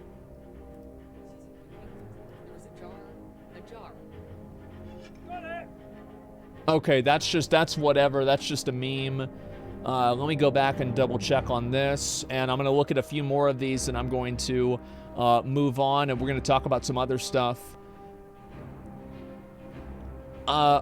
Here we go. This is another, wow, what a surprise here. By the way, guys, sarcasm, this isn't a surprise. Let's go back over here and find this. Amber Heard just testified she didn't do cocaine and was against it. Nurse Erin, this is her own personal nurse. Notes state that Amber has a history of substance abuse, including an addiction to cocaine. Huh. Wow, what a surprise this is. Addiction to cocaine and liquor. So it's just, it's unbelievable. And like, my opinion is like, I think Johnny Depp, like, here's the thing, is Johnny Depp probably, to some degree, I feel like he lives like a fucking animal. He lives like a fucking animal, wakes up, has cocaine for breakfast, and goes and does what and plays guitar, right? This is, yeah, he lives like a fucking animal. And so the problem is that you're not gonna have like a girl that's like a nice, good girl that's just gonna be okay with all this stuff. Like, it's just probably not gonna happen, right? I mean, it's just not gonna happen. And so he's looking for a girl that's like him, but then whenever she is like him, maybe he's not happy about it. You know what I mean? Like, I don't know. Like, this is just my assumption. I have really no idea what I'm talking about, but that's just kind of the way that I see it. And, yeah, it's nuts. During the UK trial, she said she was abused and hit by her dad, so the psychologist, but on the stand today, she said she's never been hit, especially by a man, before Johnny Depp. Yes, I know she said that. And I didn't know it was her dad that hit her. I didn't know if it was her mom, so that's why I didn't bring that up whenever she said that. And it's just like the McAfee guy. Oh, John McAfee? Yeah, that guy lived like a fucking animal too. He eventually married a prostitute in some random country and they lived happily ever after until the government probably killed him. And so, yeah, that's basically it. Cross-examination is going to be lit. Yeah, I just, oh my God.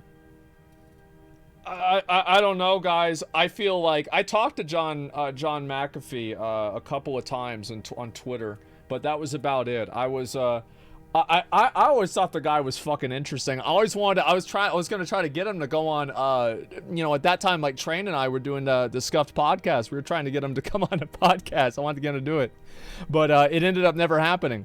Why aren't any of our exes testifying if she abused them too? Well, the reason why they don't need to testify because it's already been solidified. It's already been determined already, and also like maybe that's going to happen. You see what I'm saying? I bet Amber intended the cavity search testimony to Megan Nuke that sinks Johnny Depp. Yeah, I think so. I mean, it certainly looks really bad. I mean, if it was true, but it's just that the thing is, with such a history of this behavior, it's very hard to say whether this is what's happening. You know what I mean? Like, that's kind of how I see it. Let me refresh this, and we'll look at some stuff here on Reddit. I'll watch a couple of videos, and then after that, I'm killing the Reaper today. I don't know if you guys know this, but I'm killing the Reaper. That's it. Perjury's a felony in VA. She's not going to get charged on perjury. Didn't that guy, Jussie Smollett, get charged on perjury? He spent like 3 days in jail. He was out. It's not going to matter. Nothing's going to happen. So I'm not going to worry about that too much at all. Yeah, no, today for sure. Surely, guys, it's going to happen, okay? Yeah, in my opinion, especially with the picture that she took, it's like it's one thing to say that there's no evidence, but it's another thing to have evidence and the evidence doesn't show what you said. It's better for there to be a question, because at least if there's a question, then you can think to yourself, oh, well, maybe it happened and she just didn't take a picture of it. But she showed the fucking evidence and it indicated the opposite. I'm so fucking annoyed by the zero proof. It's negative proof. If anything, it's fucking negative.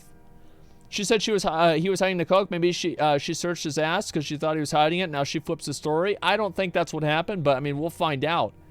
The last witness is Mr. Hanky. Yeah, sure. And why are you here? I'm being sued for an op-ed that I wrote. I thought she didn't write it. Which is it? Well, I think that she probably wrote it and then it might have been editorialized, or it might have been ghostwritten by somebody else for her, or I don't know. Like it's very, I mean, all credibility was lost when you start your testimony with you stated you took hallucinating drugs. Yeah, exactly. Like, how do we even know this shit happened? Especially whenever, again, like here's my overall take on this is like, it's very hard to know what really happened, but I'm not going to believe her because she's already had a history of lying. She's already had a history of abuse. I mean, and Johnny Depp hasn't. It's the opposite. The more we learn about her, the worse that she looks. The more we learn about him, the better he looks. Isn't that interesting? You see what I'm saying? Like, isn't that interesting? It's a whole lot, man. It really is. She's I bet she is. I'm curious to see what's going to happen tomorrow morning, man. I am. That's going to be nuts. They should have said Johnny did the cavity search because he wanted the coke. They're lying about everything already. I don't know, man. Talk about Fall from Grace. Look at Steam charts for Last Oasis. I don't even know what that is. I don't care. She said she came along really well with his kids, but the kids clearly do not. Yeah, and it's just like, I mean, what we need is 100% factual proof and not hearsay to set stories straight. Well, we don't have 100% factual proof. Like, you're never going to get that. It's not going to happen. Like, so the thing is that, is there any evidence that she was abused by him in a way? Like, I feel like there's like really relatively no evidence for that. She drugged the kids into this? Yeah, but like, I mean, I don't know. It depends. Like, it was already in there, and so like, I'm not really sure. Let me go back. I'm going to look at a few more of these, and then I'm going to go from there. Oh yeah, this is a, this is a post right here. Okay, here we go. Today, I published this op-ed in the Washington Post about women who are channeling their rage about violence and inequality into political strength despite the price of coming forward. That is the article, because the title for that matches the actual article itself. So there it is. So basically, there are a lot of, I will give you this, there are a lot of people who have publicists or have somebody else use their account and pretend to be them, basically. Like, this happens, it's actually not that uncommon. So, like, that's what I would say. I mean, like, I'm reading through some of these posts here that people have sent me, and I'm just trying to see what all of this is. Okay, that doesn't really matter a whole lot. Is there anything else that's interesting to see? Yeah, it's just like, it's true she wrote the article herself. Yeah, let me see what this is. So here's another one right here. Amber Heard, I'm here because my ex-husband sued me for an article I wrote. Question, how do you feel about this? Is horrible, reliving everything. She started by admitting that she wrote the article that her lawyers insisted the ACLU wrote.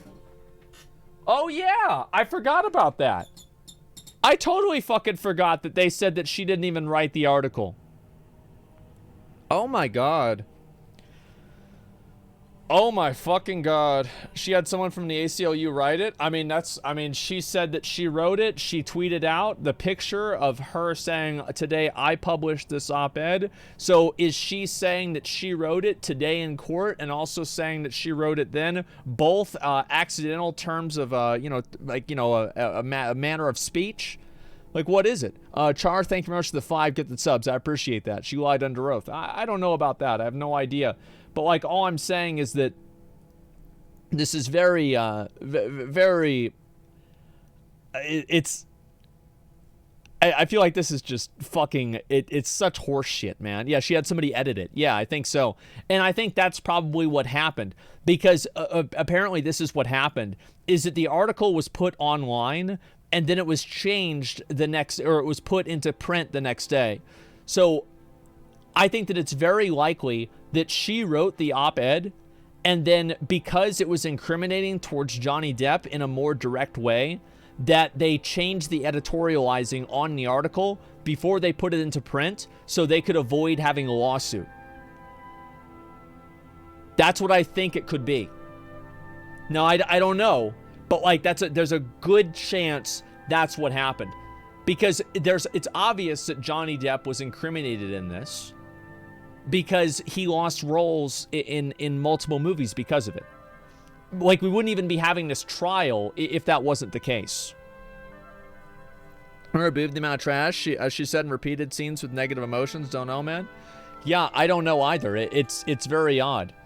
She confirmed ownership of the op-ed. Yeah. This isn't a criminal trial. No, I don't think so. I think it's a defamation trial, which is a civil case. Yeah, I get that. I understand that. They just changed the title for the op-ed. Yeah, I mean, that could be the case too. We watch the start of it tomorrow. Hopefully, if I wake up. Do you see the new Activision lawsuit? Oh my god, what is this, a law fucking stream? Holy shit, how is there another one? Mobile game, I'll read through a few of these, okay? I'll give that a little bit of time, because there's a few other videos I was going to watch, and then that's it. And I want to play some games. Mobile game made by AAA Studio. Expectation, Genshin Impact. Reality is going to be this. So I don't really give a fuck about this. Like, I'm fine if the game is very simple. I'm totally okay with it. I think people are... I think that it doesn't matter what Blizzard releases. Like, because they did something like this with, Diablo Immortal. I just think people don't give a shit. Like, they just don't like the idea of Blizzard making a phone game. Blizzard is traditionally a PC gaming company, so all of its audience are PC gamer players. Big fucking surprise, they come out with something that's not PC gaming, and people lose their fucking minds. It makes perfect sense whenever you really think about it, doesn't it? I would say it does. The mobile game doesn't have loot boxes and no NFTs. They confirmed this via Wowhead. So let's talk about that. So Blizzard has confirmed that there are no loot boxes or NFTs. Let's actually see what they said, because I don't know if that's really true. And so I saw this just a second ago. Let me refresh this right now. Diablo Immortal cosmetic set, monetization, and Warcraft Arclight. In an interview, the statement directly contradicts the information provided by Warcraft Arclight's... Oh, right here. This is what Blizzard said. In an interview with Gamer Braves, Warcraft Arclight Rumble developers made comments regarding the monetization of Blizzard's freshly announced mobile title. According to art director Jeremy Collins and senior director engineer Andy Lim, Arclight won't feature loot boxes. There's no loot box mechanics or anything like that in the game. If you want to purchase a unit, you basically scroll down to the bottom of the store. We have a various different bundle sizes. You buy a bundle coin and spend it on exactly what you want because it's our... Spend it exactly on what you want because it is already in your store and you can buy it right then. So there's no conjecture on what you're getting at the end of the day. This statement directly contradicts the information provided by Warcraft Arclight Rumble's official Google Play Store, and we've already seen this, that lists in-game store purchases includes random items as one of the items under interactive elements. And so here's the page right here. We just looked at this yesterday, so we're just going to look at it again really quickly. Additional information, interactive elements, users interact in-game purchases, parentheses, includes random items. Sounds like random items each day. A clear indicator the game could feature loot boxes. The interview also states the developers have confirmed there are no NFT or gacha mechanics in the game. In the end, Blizzard wants to create and provide an authentic Warcraft experience for all fans of the franchise. That's also the language that they used whenever they were describing Diablo Immortal.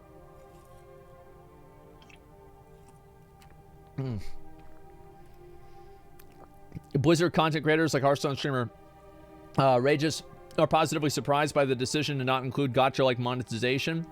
See, I don't know if it's true. I'm not sure if this is true or not. Because, like, there's a lot of ways that you can... And this is what's very surprising to me, is that he said there's no... I guess it's a he, right? There's no loot box mechanics or anything like that in the game. That is a very, very big statement. To say that there is nothing even like that in the game.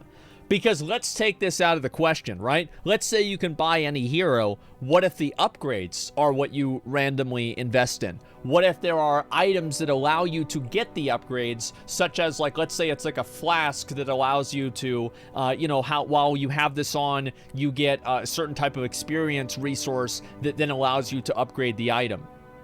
You see what I'm saying? So, like, what am I going to believe? Am I going to believe a statement by, one random engineer? Or am I going to believe the Google Play Store page that has to legally comply?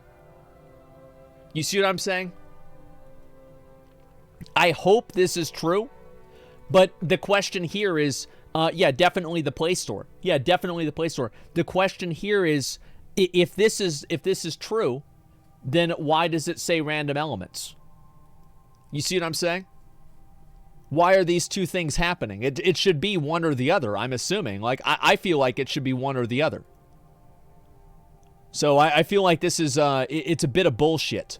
That's basically it. Maybe they just wanted to be safe. I don't think that's the case. Being safe costs them a lot of money because they don't have it listed in certain countries. What's this here?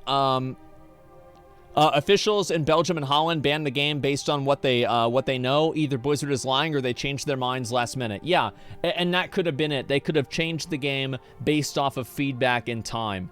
So I'm not sure, guys. Typically in games like this, you buy a hero and they'll have a side items included, and those will be random items. Yeah, and so I think that, again, there are no gacha elements. There are no loot box mechanics. I find that to be very untrue, and I think it was unwise for them to say that. Because there will probably be random elements, and what they're doing is they're painting themselves into a corner.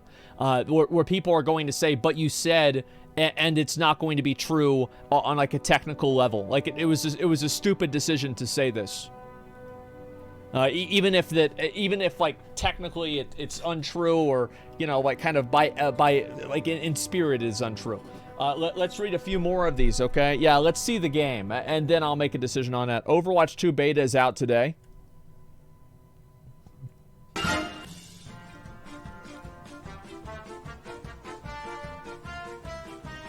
Oh no. Damn, that sucks. I feel bad. The thing is, like, Overwatch 2, like, I'm excited about it a little bit, but, like, it's not, like, the greatest thing, I mean, ever. It's just a new version of the game. Dragon Song Ultimate first world clear video. This is a 20-minute video. I've already watched too many long videos. I have a few that I'm going to watch, and then that's about it. Let's see here. Guess we all have phones now. Oh, my God. Is it the guy from Blizzard? Jesus. Okay, these are the latest statistics as of right now, according to the internet. 83% of the world owns a smartphone. You're sure? I guess. And now, to unveil our Warcraft game. Good. Because last time, apparently, nobody had phones, and I don't want to get booed again.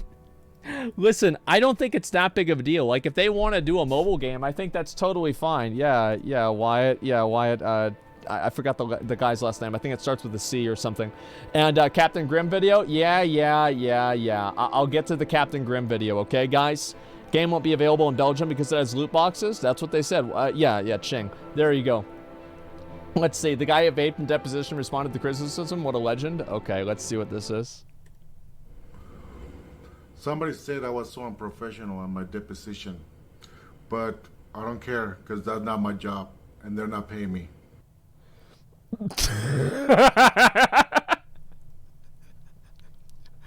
All right. That's it. That's the whole clip. That's it. Well, it's settled then. He doesn't care, and they're not paying him, so it's not going to happen.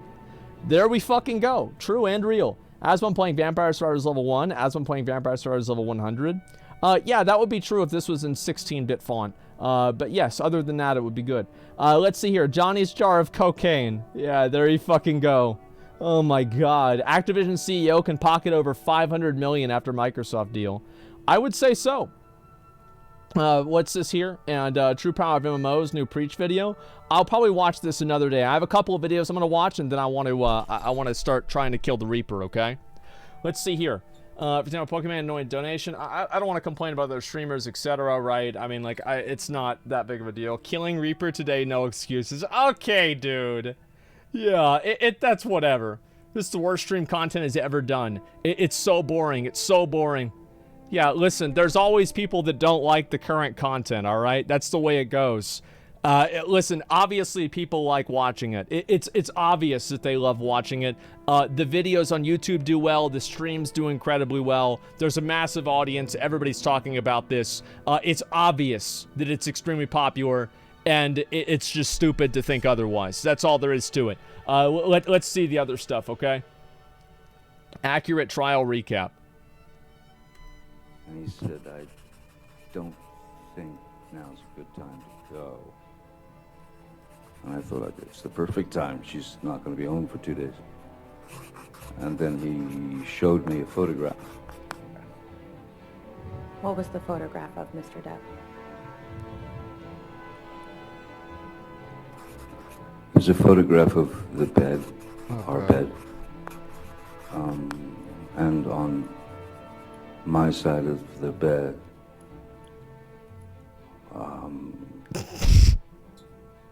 was human fecal matter.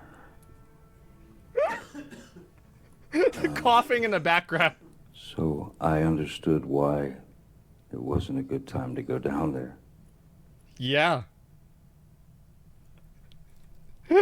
Oh my God. I love how, like, I think that they cut this out, but there was like a huge pause between where he said that and what it was, right? Final witness called in Johnny Depp. Oh, okay, yeah.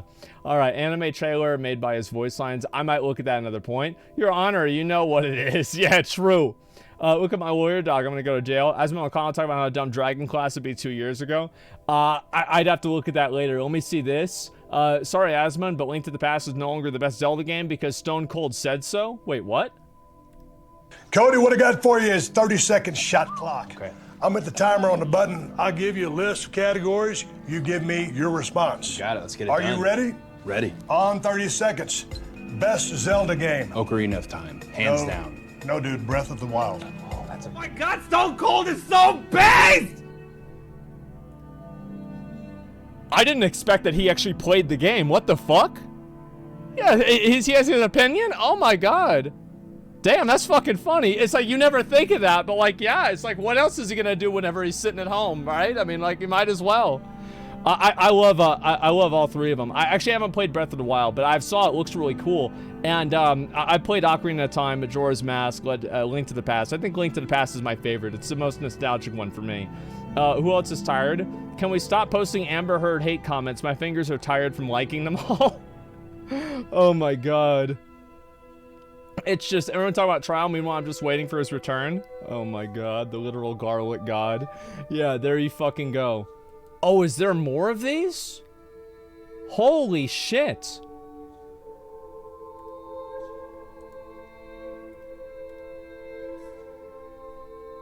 Oh my god, there's even more. Look at this. Holy shit. I love that. That's the Felguard. You never see them in that angle either. The orcs? What the fuck? The satyrs? That is one of those like Xavius? Harpies as well? Quillbore? At last, Gnarlex can be awakened. Oh shit, that's from, what do you call it? Wailing Caverns. Precious skulls, so beautiful.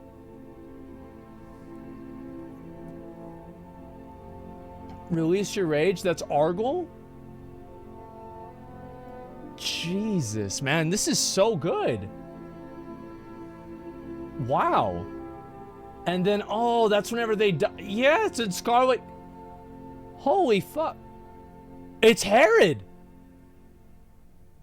Oh my god, all the different characters from, what do you call it? Scarlet Monastery. And then we've got the centaurs as well. I shall teach you the ways of the raptor, killing you. A jack will train you, a tiger hunting. I don't remember this one at all. Oh, that's him at Nestingwary, yeah. Wait, oh, that's in Stranglethorn Vale. Kel'Thuzad. Isn't this a quest in, what do you call it? In Stranglethorn Vale as well? Hogger as well? Jesus.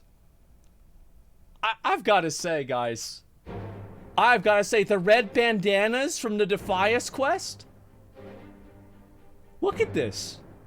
Van Cleef, pay big for your heads. Mr. Smite as well. And then Arthas with Sylvanas. Or no, I guess that wouldn't be Arthas, that'd be Bolvar. Fucking Stitches. Wow. As I said, Blizzard needs to start working on this immediately. I don't know why they haven't started. I think this is going to be so fucking awesome if they actually ever do this. It would be amazing. I don't know why they haven't tried doing it more. I would just be so fucking happy if that's what happened, man. I really would be. You skipped a great 2-minute video somebody made for it. Okay, let me see this real quick, okay? I guess I must have missed it. All right, let me mute this real quick. I'm going to watch it.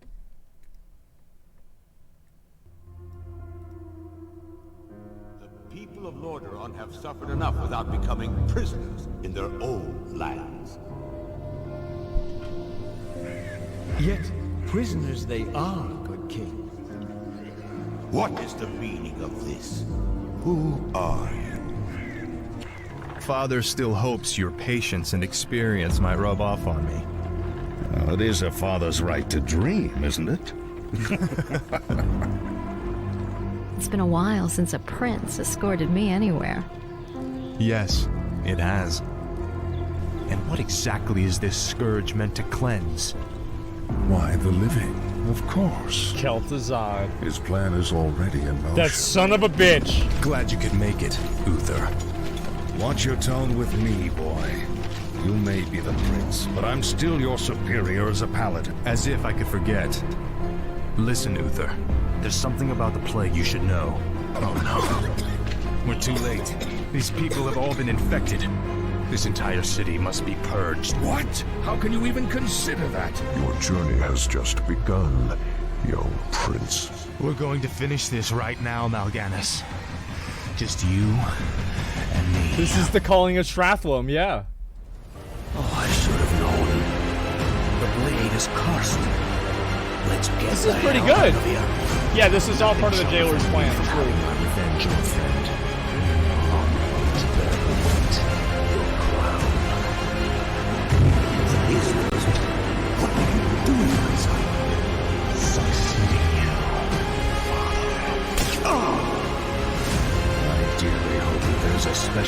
in hell waiting for you, Arthas. We may never know, Uther. I intend to live forever. Bro, I forgot how fucking badass that was. Like, bro, like, Arthas used to be a fucking badass. Yeah, this guy got turned into 35 anima. That was insane. Like, that was really, really, really fucking good. Like, whoever made that, like, straight up fucking S-tier trailer. Yeah, play Warcraft 3 on stream, maybe one day, but like, yeah, these pictures and just everything about this, like, seriously, Blizzard should hire you as soon as possible. Yeah, exactly, man. Like, I would fucking love to see this. I don't know if it's legal or not. Here's my Twitter in case you'd like to see more of my art. Yeah, I mean, fuck it. I'm totally fucking fine with that. Usually self-promotion isn't okay, but these videos are just so fucking good that I'm going to allow it. Because I love seeing these. I just do. I absolutely fucking love seeing them. They are amazing. Let me see. It's on my Reddit. And let's see if I can find all the rest of these. Okay, I think I've looked at pretty much all of this stuff. So let's go over. I wanted to watch a couple of videos. We will watch the, where is it? Yep, there we go. And I think there's actually one more. Let me refresh this real quick. And then we'll look at the rest of the stuff too. Captain Grimm. Yeah, there's a lot of videos that I have to go through, guys. Holy shit, there's a lot of videos. Captain Grimm, yes, we're going to watch that. Don't worry about it. Maxstorm made an Elden Ring video. I'm not going to watch that today. I was going to watch a video about actually Ashes of Creation. It was a new video made by that guy that you guys really liked a lot. The bald guy with the pizza boxes. And yeah, we will watch the Captain Grimm video. Lost Ark has a damage meter now. Oh, I'm sure that's going to be pleasant. And yeah, I don't know what to expect about that. I think that could be very, very annoying for people, but we'll have to wait and see what happens. And 48-hour react stream, there's a lot of these that I need to get through, okay? Like, I've spent a lot of time putting these together. A lot of them I've already watched, though. Like, this one I watched, this one's really good. And a few other ones I've watched, too, so it's okay. It's so funny to see this video, the worst takes in gaming. It's the Actman video. Because, like, you go back, and it's like, that was the video that started it all. All of the Quantum TV drama, everything like that, it was all started by that one fucking video. Okay, let's see here. Yes, very humble beginnings. All right, so this is the lore of Shadowlands as told by Captain Grimm. I'm sure this is going to be great. Here we go. Our Survivors teaser on Twitter. I'll look at that after this. Damn.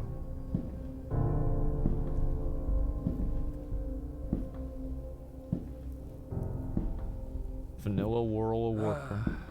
It's finally time to wrap up your legacy. And it will be brilliant. Uh-oh. Oh, damn. It seems the jailer is going around stealing the Covenant sigils. But surely you haven't hidden ours somewhere very obvious, like in the biggest tree in the area, obvious, which happens to be our Covenant headquarters, and inside the big glowing seat in its core. Without it being guarded. Don't be silly. My queen! The funniest thing about that is actually that would make sense because they're fucking robots. The jailer's forces have attacked us and stolen the sigil from the big glowing seat in the main I Covenant can't tree. believe it. How could this have happened? Thank you for saving my life after the jailer dropped me from a 2-meter tall cliff. Bane! No! I promise you that I shall make him pay in the name of the Earth Mother. Okay. And my father. There he is. Yes! Don't forget staring at Sylvanas rudely. Hey guys, I'm good now and here to help. I told you I'd never serve. No, I will never trust that murderous maniac. She has slain countless of innocents in both the Horde and the Alliance. She's crazy as fuck and looked like she was enjoying Uther doing herself, soy honestly. face? Let me have her head. Jaina, please. She's good now. You have to understand that she was simply being manipulated. Yeah, it's that Bullshit. simple. If you don't trust in her, then trust in me. Oh, okay, Uther. That makes sense. Oh yeah, it's okay. It's all in the past now. Oh, Yeah, it's okay. shucks, you guys. Yes! Blade. My son. This blade does not belong to darkness. I love how my favorite part about this cinematic is that it actually makes no sense. Because the blades coming out of Frostmourne should be the blades that were claimed by like the soul. Like it should have been, you know, like that's what happened. Varian wasn't one of those souls. Neither was Sarfang. But literally nobody cares. Nobody gives a fuck because the cinematic was great. Yeah, nobody cared. It doesn't matter. Like it's whatever, right? It was forged. Was it Frostmourne? Oh, sorry, I didn't mean Frostmourne. But like, yeah, his sword. Also, by honor. Whoa, whoa, whoa! What are you doing here? What do you mean? He's basically my son as well. What is that supposed to be? Just because you exchanged like 10 lines together? Well, that's more contact than I've ever had with Sarfang Jr. What? Okay, that's fucked up. Makes no sense. I am his little biological father, and he's wielding the sword which I passed on to him, in which resides my own soul. It makes sense for me to be here, but not for you. No, settle down, honey. You're ruining our son's moment. Well, he already has a moment. I'm sorry, Anduin. Your father and I are going for a rough patch. Oh my God. Walker, do you recall the initial Helm of Domination? Yes. And its horrible power? Yes! Oh, we've got it. And it was so awesome! Well, We've now got it. we shall reforge its broken pieces into a new headpiece. Here we go. Far greater and more Who's amazing. ready? Something that will help us in our fight against the Oh jailer. my god, this will probably look even cooler than the first helmet! Behold!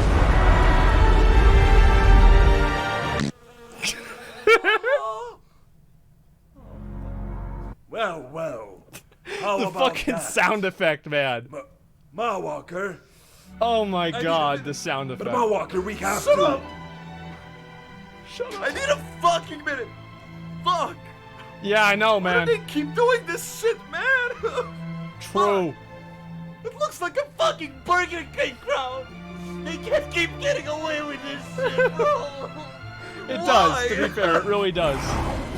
Bear witness, mortals, to eternity's end. Damn. This is impossible! My master plan was perfect! It was so perfect, in fact, I even manipulated the WoW writing team to retcon the lore! But you are the fools here, for I was never the bad guy. After the Covenant leaders bullied me for being so lovable and caring, Jesus. I decided to take everything into my own hands. And it's all because I loved you so much. I was simply trying to protect you all from... Find out in World of Warcraft's next expansion, coming to your local Battle.net shop soon. Oh my God. You thought I was bad? Just you wait, you losers. Oh my fucking God. You know what? This actually pretty much wraps it up. Done. Yep. And that settles was it. pure genius. Yeah, I think that pretty much makes sense. Where am I? Hey, when this video goes live, I'll be streaming live on Twitch, so come hang out. Hope you enjoy your stay. Here you go. Let me link you guys this video, okay? This is great. Steve, like, freeze frame the book. Wait, which book? I don't know which one it is. He skipped over Nathri and Sanctum? Yeah, it's because they don't really matter. Like, there's no real impact there. Like, the Sanctum of Domination. Like, you could have watched just this video, and you would have understood pretty much most of the lore in the game. That's about it. It's in the last scene. Okay, let me see if I can find it real quick. Throwing the book. Okay, let's see what the book is. Done. And that was pure genius. Yeah, I mean, there you go. Where am I? Not a surprise there at all. That was pure genius. There we fucking go. Go back 5 seconds. Okay. I still missed it? All right. Sylvanas reveals to Uther and the rest that she was simply being manipulated by a jailer's very convenient powers. Uther is taken aback and saddened by this revelation and pleads the rest of Azeroth's heroes to spare her so she may work to thwart the jailer's plans, even though she never forgave Arthas for the same reason. He knew him for a long time as a mentor, and when he returned from Northrend a different man, he began senselessly murdering everyone in the name of the Scourge. Uther just thought, by the light, Arthas is truly evil. I bet that son of a bitch probably wants to kill me as well. I shall never forgive such an evil, and for sure, definitely, with certainty, Arthas not a puppet of a greater being. I mean, that would be preposterous. This is the Warcraft universe, after all. After which he goes to hate Arthas' guts, even in the Shadowlands. God, I'm such a clever genius. Oh, I probably shouldn't have written that. Anyway, with the help of very smart, clever, and attractive Sylvanas Windrunner, the heroes make it to Zereth Mortis, a very, very, very interesting zone with very, very, very interesting characters. Like the rest of Shadowlands' story, it's so captivating and so interesting that there's not much to be said about it. There, after we speak to low polygon critters and stuff, it's quirky like that. After crossing over some water as if it were solid ground, wow, oh my god, we finally make it to the Sepulchre of the First Ones, another super interesting and amazing place. There, Joval, the jailer, is preparing to rewrite reality for his cryptic and interesting motives. The heroes of Azeroth storm in and beat him up. He crashes to the ground as he gives us a tragic sob story, revealing that he was simply a victim to bullying who wanted to save us from the unknown bigger bad guys of Doom. He then turns into a puppet that's very, very sad, because the story is written in such a good way that now this twist makes you regret your actions and feel bad. After that, a really cool trial is held for Sylvanas, where a very useful arbiter finally allows Azeroth's heroes to judge her. After a very interesting exchange, the very useful and relevant Tyrande decides to send her into the Maw, where she can act as the new jailer and take care of the souls that she's brought suffering to. There she will lay low until the toxic haters are satisfied, until she dramatically returns to us.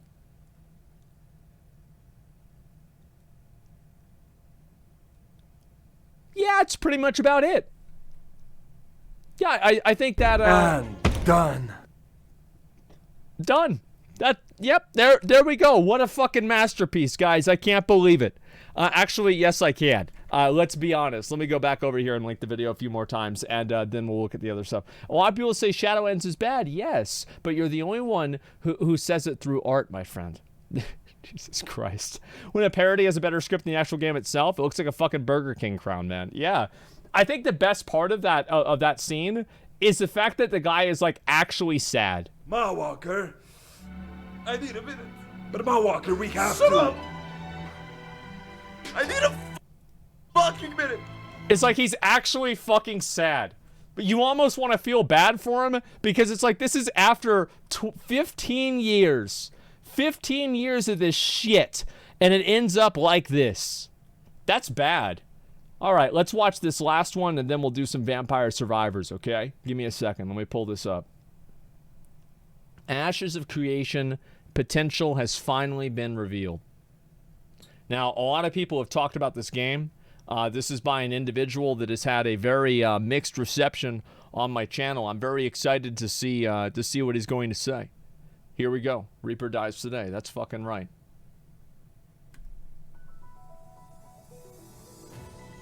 Breaking news. As the new World of Warcraft furry expansion is announced, the internet have been consuming a dangerous amount of substance known as copium. Neckbeard. Bro, he won't stop.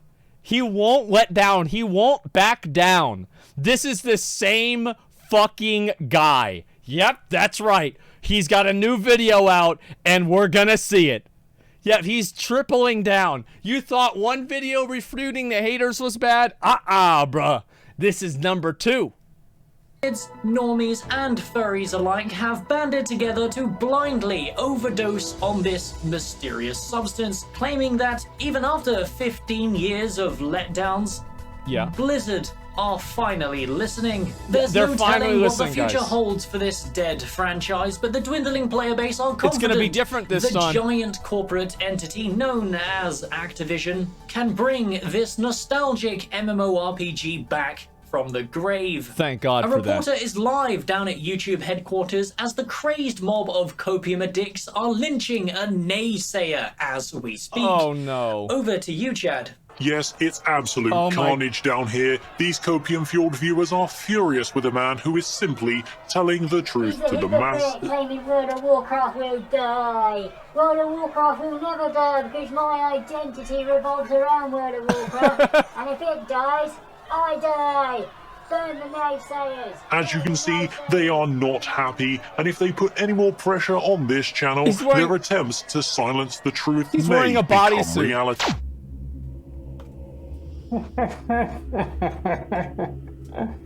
Oh my god. Admirable, but mistaken. You people merely adopted the copium. Oh my I god. was born in it, molded by it. I didn't see the truth until I was already lost, and by then it was nothing to me but lies. Ah, it's accurate. Hey, what up, boys? So after the recent exposure from Asmongold during... I love how that happens. Some fucking like super intense scene with him staring into the camera with a fucking like, hey, what up, boys? How you doing? Hey, yeah, it's me again. How you doing? Yep. Hey. All right, let's get into the video. Holy shit. Okay, let's go.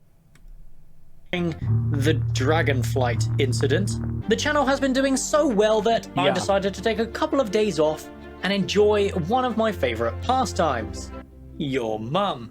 But we're back to work, and the never-ending grind for relevancy must begin again. Oh Today, my God. I thought we'd take a different approach, and instead of farming controversy by shitting fucking on scene furries with change. clickbait, we'll discuss Ashes of Creation's recent world event reveal and what this means for the potential.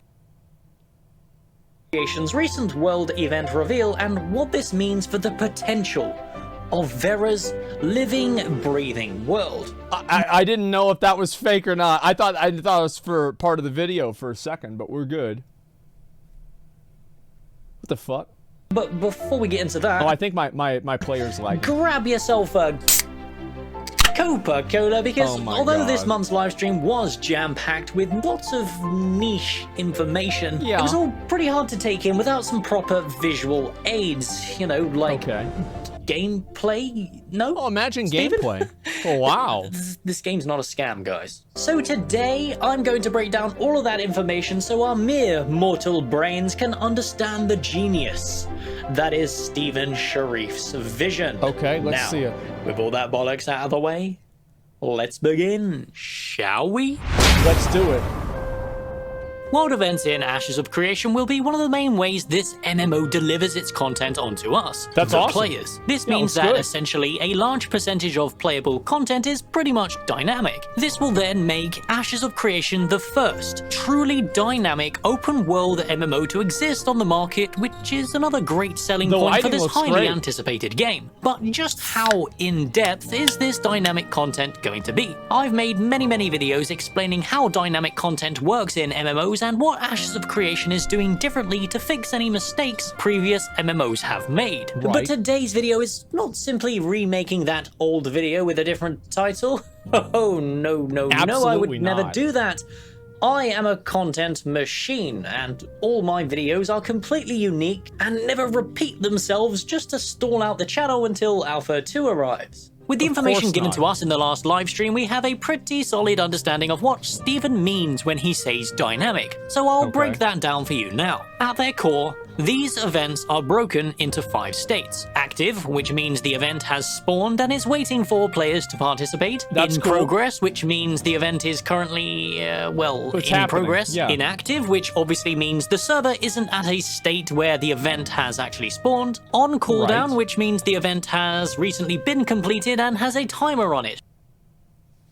I wonder Which why means this the keeps event happening. has recently been completed and has a timer on it before it begins again, and finally disabled, which would likely Okay. mean events that would normally spawn in areas have been removed temporarily You get because 5G. of current world events, be it a world boss attacking a node, a Yeah, yeah. siege, or a holiday period like a dragon Halloween siege or or something Christmas. like that. This is basically how events work in Guild Wars 2. In fact, That's good. it's almost identical because for a dynamic dynamic event system like this to actually work, this is pretty much the only formula that you can use. So technically that means Ashes of Creation isn't doing anything innovative here. It's just taking a well-made system from a successful MMO and building upon it. I think that's a good idea. Like, that's what they should do. They shouldn't try to like, I've always said this, like, don't reinvent the wheel. There are good, positive success cases in every single type of game. You don't need to change everything and do your own new crazy thing just because you want to show off for how crazy and cool your ideas are. WoW is exactly like that. And I think that's what he's about to say. What World of Warcraft does. True. I'm joking, of course. World of Warcraft haven't innovated on anything for the last 15 years. Well, they have. The other core mechanic with Ashes of Creation's events is everything will be on a timer, also similar to Guild Wars 2. Timers are really good for creating a smooth, infinite loop of content. When you strip Guild Wars 2's systems down to its core, you can clearly see how every major event in the game basically runs on a strict, predictable timer. A timer that allows players to congregate before it starts, ready to participate and clear the event in an efficient manner. Well, this is the same thing as like Lost Ark Islands. Like, you have, where's Tukey? Tukey, where's Tukey? Where is it? Does anybody know where Tukey is? And, like, that's what it is. Every couple of hours, whenever it shows up. And like, that's what people do with this game too. I'm sure it will do with Guild Wars 2 as well. Because like, people have like an idea of whenever things are going to happen, and like, you know, servers are structured, they're programmed for things to occur at certain times. And I think that's always a good thing to an extent too, because that way people can plan to be there for certain events and not worry about missing them. Sometimes, you know, you want to have random things that are truly random as well, though. The bosses, for example, are on a track that cannot be altered. However, Steven explained that a lot of these events in Ashes of Creation are tied to player activity and node progression. For example, an event won't be active until a certain service building is built within a node. So how will they be dealing with timers in relation to that? Will everything be tightly tied to real-life time, or will they create their own little isolated timer that cannot be tracked outside of visual clues and in-game notifications? Something will be touched. I think that there's going to be a way to figure it out. Like, as with all of these games, I think the more that you try to obfuscate it, the more people are going to get annoyed and they're just going to want to figure it out, right? I mean, and it's always going to happen. There's always going to be a way. It's just, there's no reason to try to hide it. On in the next segment. If it is the latter, then this is once again a major step towards preventing economy-breaking guides that plague the static systems in our currently popular MMOs. Yeah. Unfortunately though, the drawback of the latter is that it's a mechanic that will be almost impossible to balance properly without weird stalling issues as players' unpredictable nature get added into the equation. So, I very much expect... Yeah, I think Ashes of Creation, this is going to be a struggle they're going to have throughout the entire development, is like when good ideas meet stupid players. That's basically what it is. Like, whenever you have your brilliant, great, amazing idea that's really well defined, and then it's like, remember, did you guys ever see that video where it's like the guy putting every single object through the square hole? Did you guys see that, where it's like the triangle goes down the square hole, the rectangle goes down the square hole? Yes, I think that is the best way that I think I can describe the way that players look at solving problems that game creators design. Yes, with the crying lady, yes, exactly. These events to eventually get tied to real-life time. This means that the content delivery isn't going to be quite as in-depth as we actually think it will. If you compare Guild Wars 2's dynamic events to World of Warcraft's pathetic attempt with world quests, you'll notice that they're very different styles and very different deliveries. Everything created in Guild Wars 2 is handcrafted and specific to the local area, with multiple ways you can branch off and affect the physical world, opening unique vendors and shortcuts that eventually lead to more loot or even a world boss. Whereas the world quests in WoW, they're just rehashed leveling quests changed into daily spawning world quests with some copy-pasted generic kill X amount of mobs in the area. The sad reality of these two types, when you consider the modern MMO player, Yeah, I love that. That was amazing. I love the Legion World Quests. They were so good. I think that we had this in Classic WoW. Like, if you played Classic, how many of you guys were in, like, a World Boss Coalition or a Discord or something like that, where people knew that, I don't know, Kha'Zix can spawn within the next 4 hours, and, like, so people were just, like, sitting there waiting. So, like, WoW has had this, like, you know, like, random content like this, but it's created a lot of drama at the same time. So, like, and there's a reason why they moved away from that too. I don't know what Ashes of Creation is going to do, but I'd like to see them take another shot at world bosses like Classic. Just do it. Just take another shot. See what happens. Try it in beta. Try it in alpha. That way we get an idea if it's possible or not.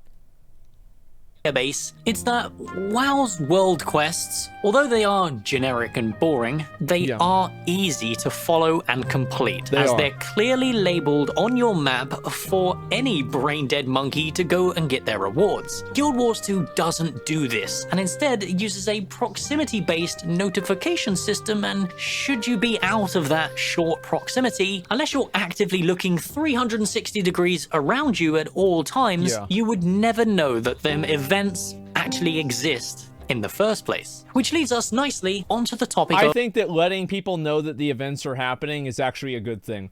I would like to have them be on the minimap. I don't like the idea of, oh, well, you don't know if this is on the minimap or not. I just feel like it's just a negative thing.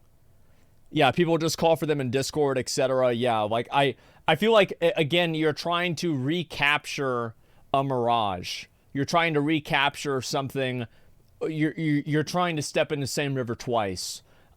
Gaming has changed. You're not going to have this. Like, you're going to have Discords, call-out Discords. Lost Ark has this with Wandering Merchants. People have found out the spawn locations and spawn timings. Like Final Fantasy has this with hunt trains. Like, there's just a lot of these fucking things. So just stop trying to fucking chase after something that's gone. Not seeing it promotes promotes chat and community, even Discord communities, etc. I don't feel like making people required to get into a Discord to play the game efficiently is an improvement on the game. I don't think so. I think having it on the map is a good idea. Having it on the map so people know what's going on. I think that's a good idea. How is Ashes of Creation dealing with this dilemma? And like, also, I want to say that this is one thing that happens is like, I think that some MMO players have a lot of these like perceived values of perceived community, immersion, exploration, and like these things occur at the expense of just the average player's experience. And that's something that's not good. If you have something that's immersive and it makes the game worse, then it shouldn't be there.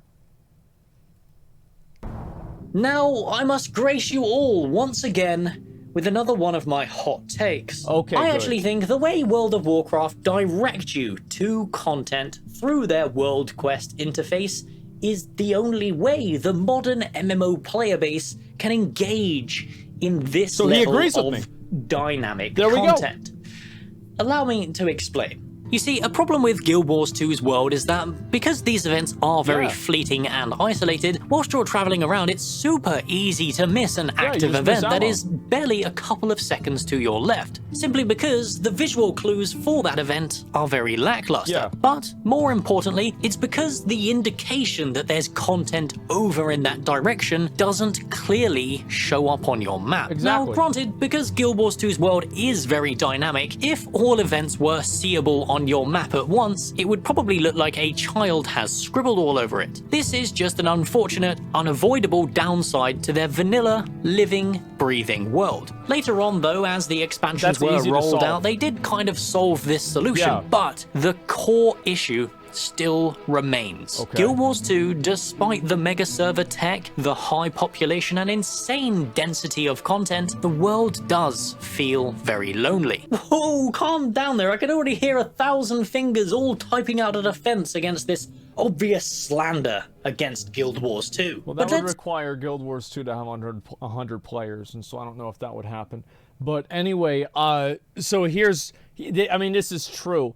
Like, yes, obviously, again, the game has, like, there are positives and negatives to everything.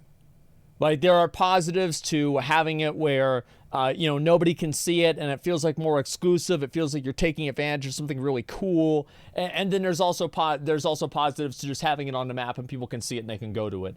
But, like, I do think that one of them is a very, very easy to quantify playability increase, and the other one is like a theoretical, like, immersion thing. And I don't care as much about theoretical immersion things. Stop huffing the copium for a moment and consider this from a new player's perspective. Because there is no reason to go back to the old world, sadly, all vanilla content in Guild Wars 2 aside from world bosses, it's just dead. Now, I'm not saying WoW completely solves this issue with their world quests, but because they are static and are always on display no matter where you are, you're pretty much guaranteed to run into players in every single world quest spot. Ashes of Creation is doing... That only applies... No, I think this is a bad comparison, because that only what was I saying? That only applies to the current expansion. So if you're talking about, like, things that are in other expansions, like if I go to a BFA world quest, there's not going to be anybody there. Like, there's nobody that's going to be there. And I think that's to be expected. Like, people would go back and do world quests, and, like, Blizzard does have incentives for that, but, like, all of the incentives are cosmetic, and I can guarantee you that's how you would want it. You wouldn't want Blizzard to add something into the game where it's like you have to go back and do, like, Legion world quests in order to get, like, an item for the current raid. I think a lot of people would be annoyed by that. So it's very hard to know, like, where that line is, and I think that, honestly, the best idea for this is to go with something that you feel fits your style of game and your style of design, and then just make the game around that. Because one thing I see a lot of these games doing is that they keep trying to, like, do something that other games are doing, rather than doing their own thing and then doing it very well. I think that you have a number of really positive ways you can go about it. All of those ways can be successful if the game is well designed. You know, don't compromise your design philosophy based off of trying to adhere to one idea. Do with whatever you want to do, and just make the design however you feel like it would fit best into your game.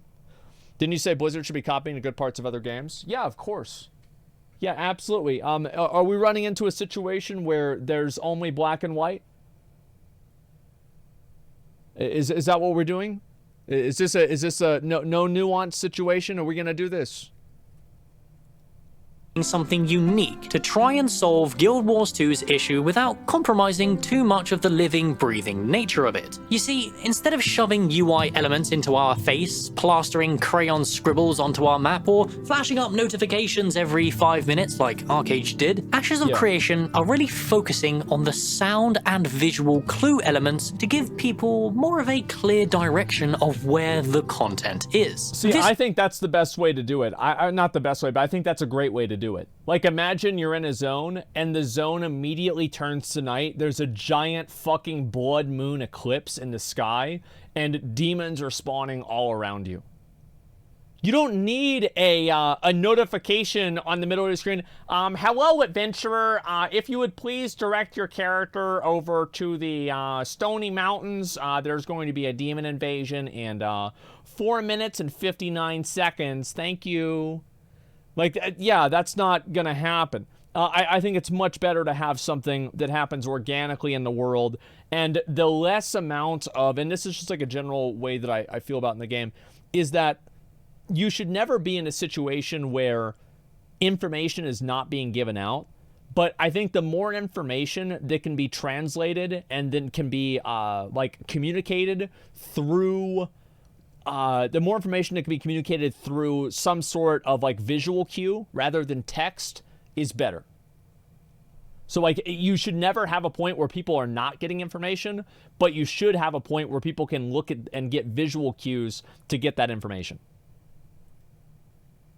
Makes Ashes feel very much like a Dungeons & Dragons-esque adventure, something Steven and the team are very much focused on as part of their primary design. With sound and visual clues being a major part of telling people where to go, it's almost like the world itself is playing the DM, guiding us on our adventure, telling us what we see and giving us a choice on how to react. If we were a lone wolf just starting our adventure in Vera, that volcano erupting in the distance, bellowing out a bone-chilling roar would probably not appeal to us as we'd value our life. However, should you be a veteran warrior out for glory and loot, that fiery bellow would be the exact kind of challenge you were looking for. Which because you can hear the mountain erupt and it's like, it sounds really cool. Also, I think it's important to, like, Ashes of Creation had this in the beta, or the alpha, whatever it was. They had it to where I like it whenever there are high-level points of interest near the low-level questing zones, because it gives the low-level players something to look forward to, and it creates a context around what they're doing in the game. Like, I think, like, you know, like in Duskwood, and you, like, go into the middle and you see the gigantic fucking dragon, or, you know, like, there's a number of other cases like this, too. Like, I really think that, like, that interaction is, like, super important. It's like you're a new player playing the game, and you see, like, a fucking, you know, a cavalry marching, or, you know, like, riding next to you towards the fucking erupting mountain, and you think to yourself, like, man, like, once I fucking get to a high enough level, I can do this myself, too. Like, that's a really, really cool feeling to have in games. Around to a very rare occasion where I praise New World. Because if there's one thing we can take away from that train wreck of a game, it's the goddamn sound design. I very much expect Intrepid were taking some serious notes when it comes to sound design, not only for gathering, but also how to utilize sound effects over long distances to convey information to us, the player. Okay. But to conclude today's video, I will pose a few questions for you, my dear viewer. How do you personally feel about dynamically spawning content? Do you feel like Ash's hybrid event design can solve both issues present in world quests and dynamic events? Do you think Intrepid need to go back to the drawing board and commit to just one or the other? I think it's always better to have different kinds based off of what they are. So, like, if something's more of a cosmetically based thing, I think it's way better if it's a, just like some random fucking, like, it's not very well told. But the difference is that if it's something that's, like, very important that people have to know about, I think that it's important that you tell people and you make sure that they understand exactly what they're getting into. Like, you know, like cosmetics, like a mount spawn or something like that. Yeah, maybe don't tell people about that and, like, have people farm that out themselves. But, like, in terms of actual rewards and stuff like that, yeah, make sure people know what that is. Static quests, or to just This is old when conceptualizing footage, by the way. underlining systems like this, because of today's meta mentality, they tend to get picked apart extremely quickly, and that exposes obvious weaknesses in the system. Yes. This then snowballs into broken, exploitable problems that simply cannot be fixed due to them being baked into the game's core design. However, the beauty of open development with alpha phases like Ashes of Creation have planned, the extensive testing by passionate players like us will iron out all of these problems, and theoretically, the game will launch in a pretty much unbreakable state. But then again, maybe I'm just fulfilling the quota. I don't think that's going to happen. I think that there's going to be a million things that go wrong with this game, and it doesn't matter. Like, I'm fine if there's a million things that go wrong with the game, because I'm just hoping that there's 1,000,001 things that go right with it. Like, that's the only way I look at it, right? It's like, I expect that it's going to be a shit show. Like, imagine how boring New World would be if we didn't have any duping. Can you imagine that? Like, if there was no duping, imagine there was not a single dupe that ever occurred in New World. That game would suck, man. It would be so boring. Like, oh my god, it's boring with duping. It wasn't. Like, the drama was great. And like, what I'm saying is that, like, you can't expect a game like Ashes of Creation that's releasing with more features and different systems than every other MMO on the market combined. You cannot imagine and expect this system to ship and go live without glaring, obvious, massive flaws. That's just the truth. I know Steven will be like, no, we're gonna have it done. Great. You know, we'll see what happens, okay? But my opinion is I think that's what's going to happen. There's going to be a bunch of problems, and I don't care. I'll still play the game. Like, it doesn't really matter to me. I just expect this to happen. Of copium for those of you who made it to the end of this video. But as usual, I am just one nerd desperate for a good MMO. Yeah, and we my all opinions mean nothing without yours in the comments below. And hey, why don't you go ahead and save my channel from falling into irrelevancy as the mighty Al Gore drags me back into the pits of depression that is a daily upload schedule. Yeah, nobody ever But does it. Nog, I heckin' love world quests because I don't have to use my brain. And to that I say, listen, kid. If you think not having to use your brain is a positive trait to describe an MMO, then you're high on copium. Jesus fucking Christ. Welcome back. Just a second, let me change this. It's fucking laggy. Yeah, all right, let me close this. Actually, I'll just reopen it. It's not a big deal. I in general think this is kind of true. Let me make sure I link it again too. That way you guys can see it. Yeah, I think this guy's videos are great. I feel like he's just very, yeah. All right, stalling Reaper kill. We're not going to stall anymore. I'm about to start, okay? There's a video. I want to link it to you guys. I think this is very much true. Like, there is no... I actually think that there is value that you can put in having mindless content. And I know some people might disagree with this, but I believe that there is. And I think that even the developers of RuneScape believe this too. They even said that there's content that's, you know, this is just like mindless content for you to do while you're, you know, working or you're on a phone call or something like that. I think that's okay. You should have some content in the game that's not super fucking intense, this like massive high octane shit. Like, MMOs are about relaxation, and they're also about, you know, big fucking dragon raids that you have to focus on as well. So you've got to have both types of content, and I think that's really where the dichotomy is going to come. And I think that's where Ashes of Creation is going to have to figure out where they want to be in the middle ground. In my opinion, I don't think that they should have a middle ground. I think that they should do both. They should have some bits of content that are, you know, following one paradigm, and other bits of content that are following another. All right. Okay.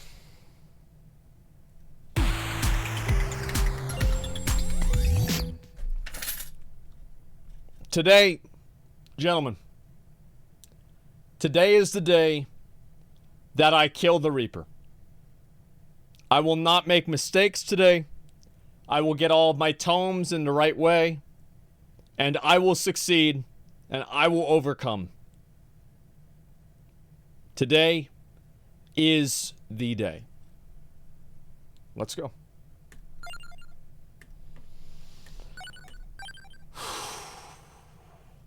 Last time I had a bad time. This time I'm not. Let's go. Don't panic. No panic. I have to get the tome first. If I don't get tome, I'm fucked. Yeah, if I don't get tome, I'm fucked. Okay, alright, I'm fucked. Alright, let's go ahead and restart. No problem.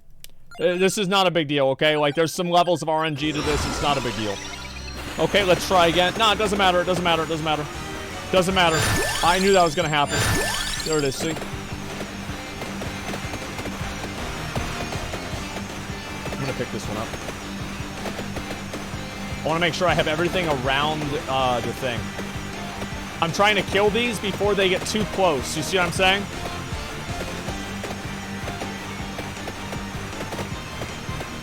Yeah, I want to kill them before I get way too close. Yep, there it is. All right, there's the ball. See, this way I don't have to worry about the grip or anything like that. Got it.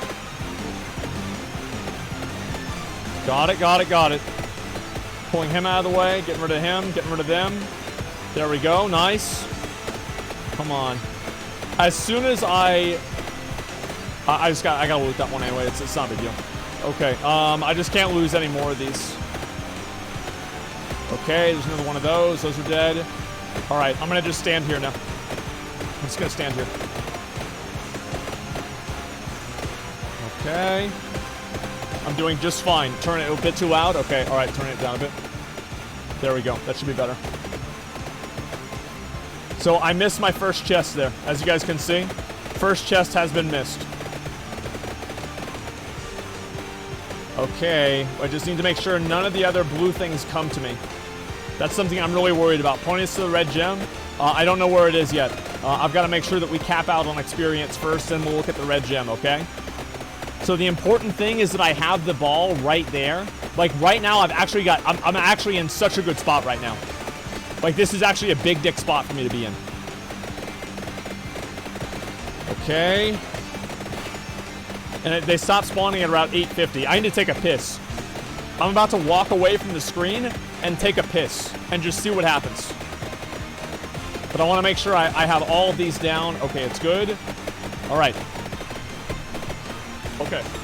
I'm not going to die. I'm not going to die. It's fine. I won't die. Good. Okay. Really good.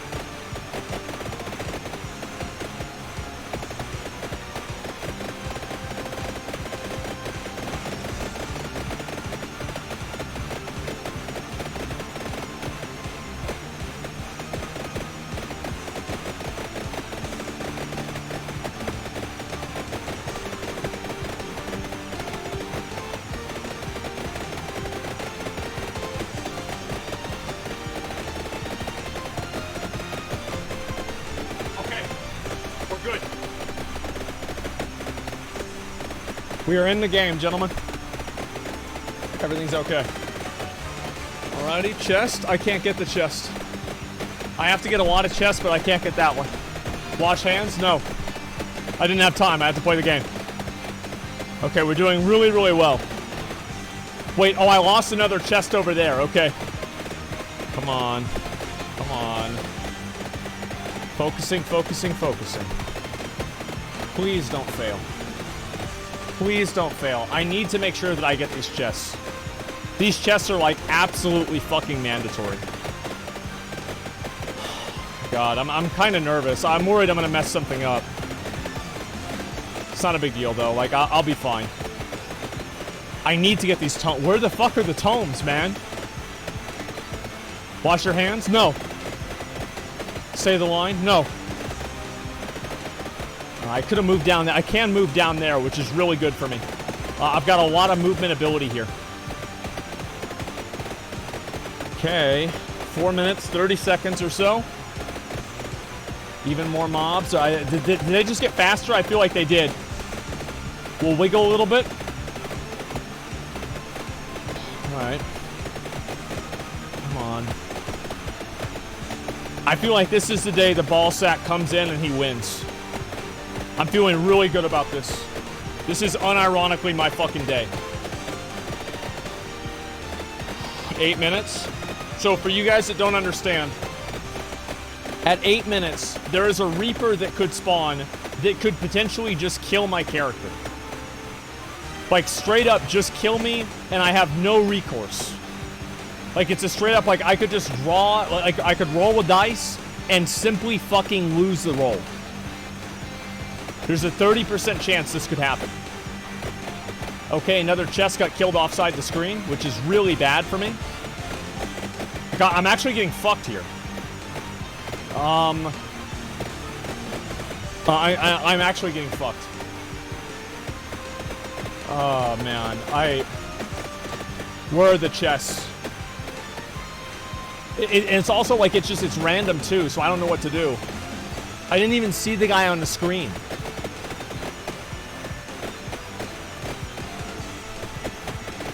Well, I can't get experience? Okay, I'll explain what I'm doing.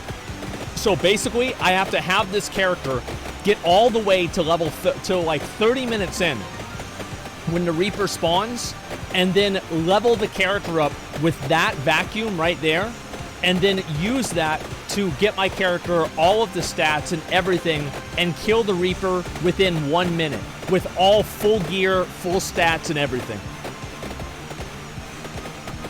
Okay.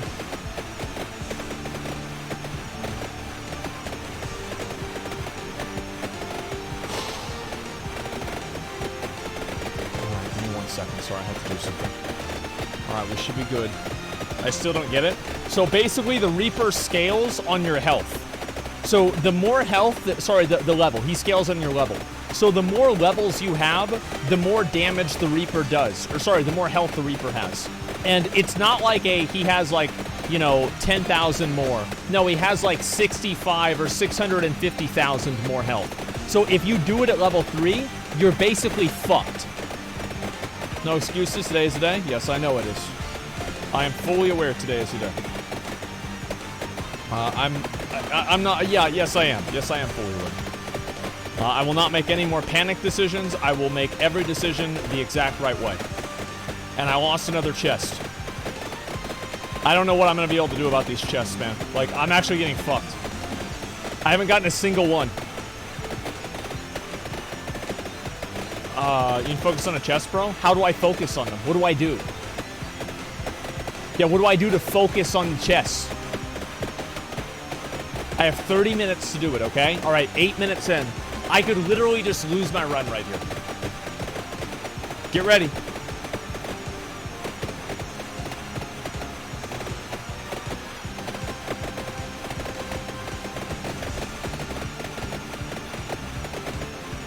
Please, please don't spawn. Please don't fucking spawn.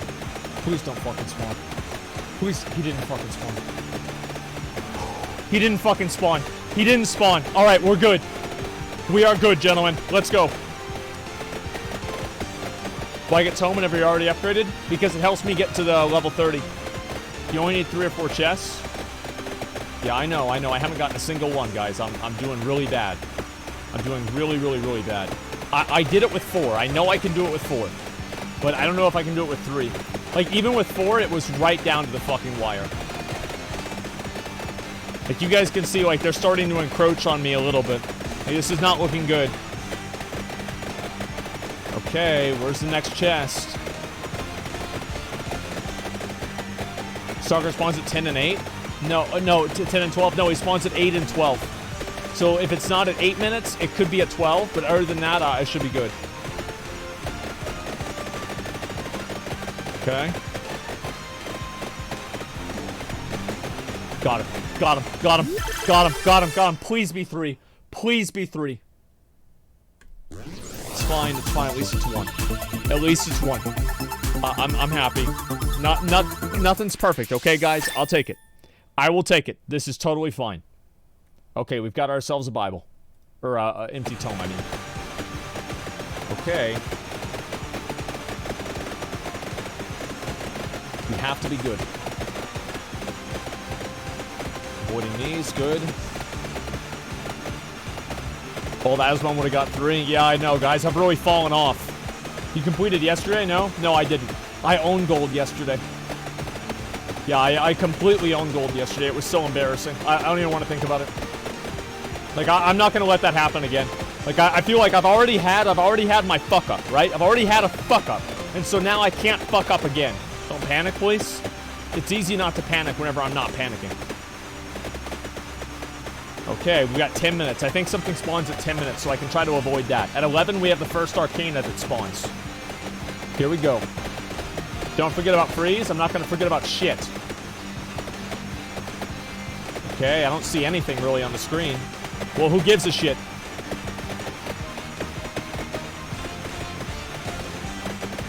Okay. It looks like we're good. Come on. Come on. Okay, we've got some cocksuckers here. That's no big deal. We just kill them. Alright, 11 minutes in. This should be the first Arcana. The Arcana is not as important. Like, I don't have to pick up the Arcana, but I do want to try to make sure that I don't have it get too close. It's on bottom. Yeah, it's the way it goes. I'm not worried about it. Okay, good. Good, good, good. Good, good, good. There we go, avoiding that. Come on. 11 minutes. All right. Here comes the Arcana guy.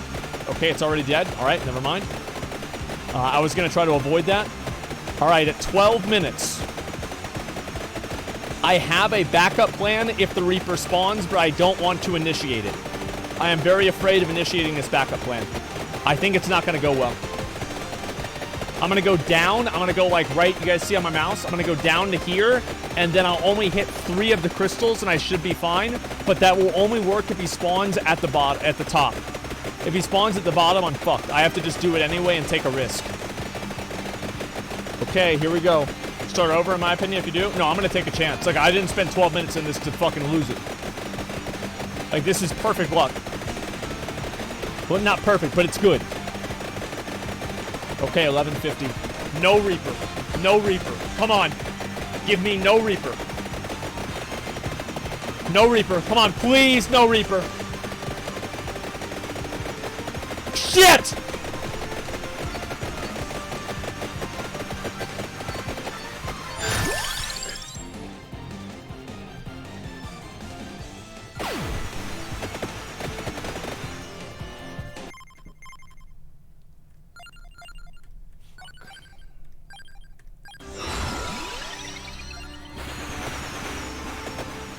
Fuck, man. Like, oh my god.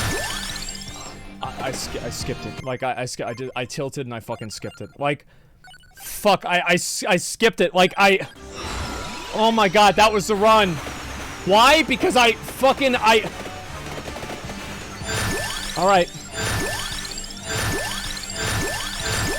Okay. Alright, starting again.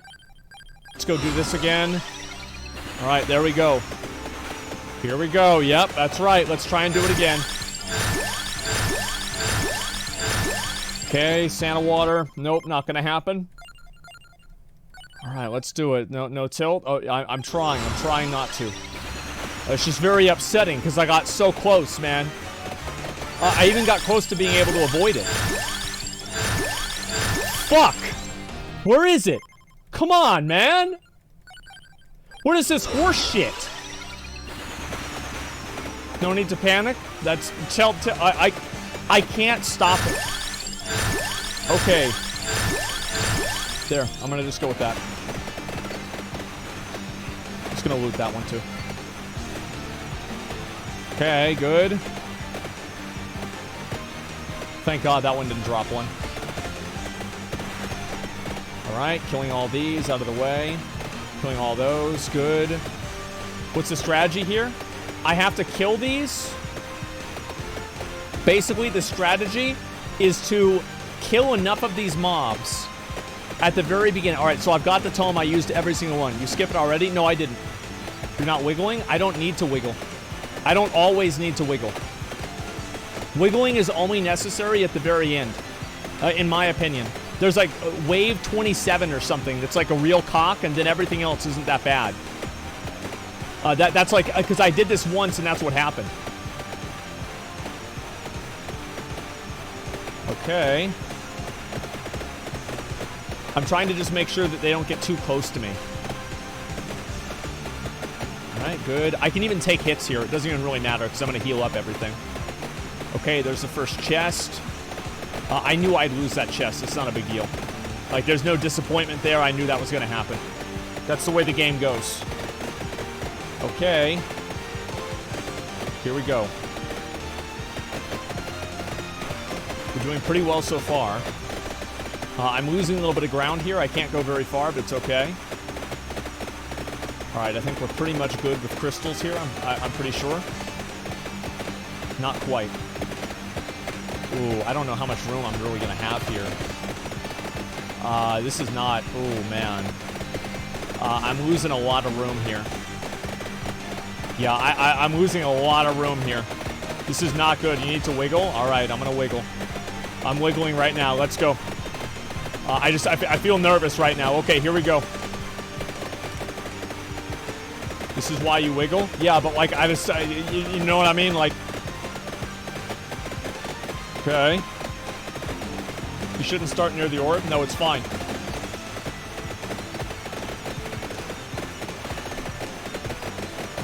Alright. Are we one nut or an entire ball sack? It's both of them have come together. I just need to get these fucking chests, man. It's the chest RNG, and like, that's the only thing I'm worried about, man. It's the chest RNG.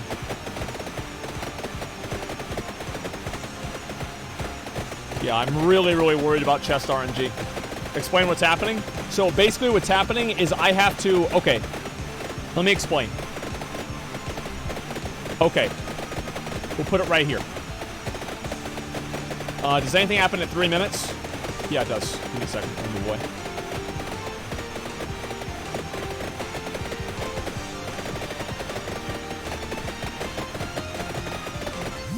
Got it.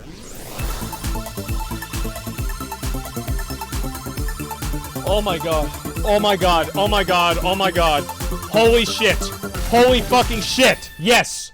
All right, come on. Please. And then there's the red boy. There's the red boy right over there.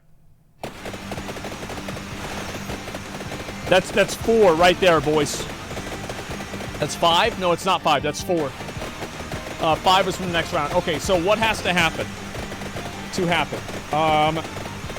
I start Lido. Go Dairy Farm. Dairy Farm. Okay. Get Crystal. Have to get half to get Tome in first item. Avoid all level ups.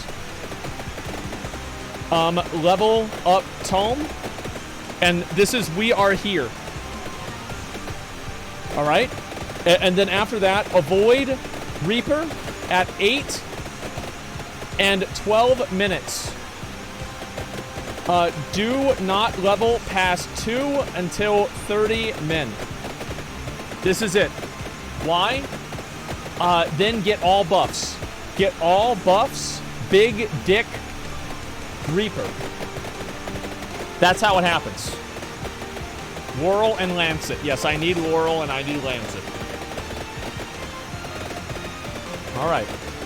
I'm a little bit worried because the danger turkeys are very strong.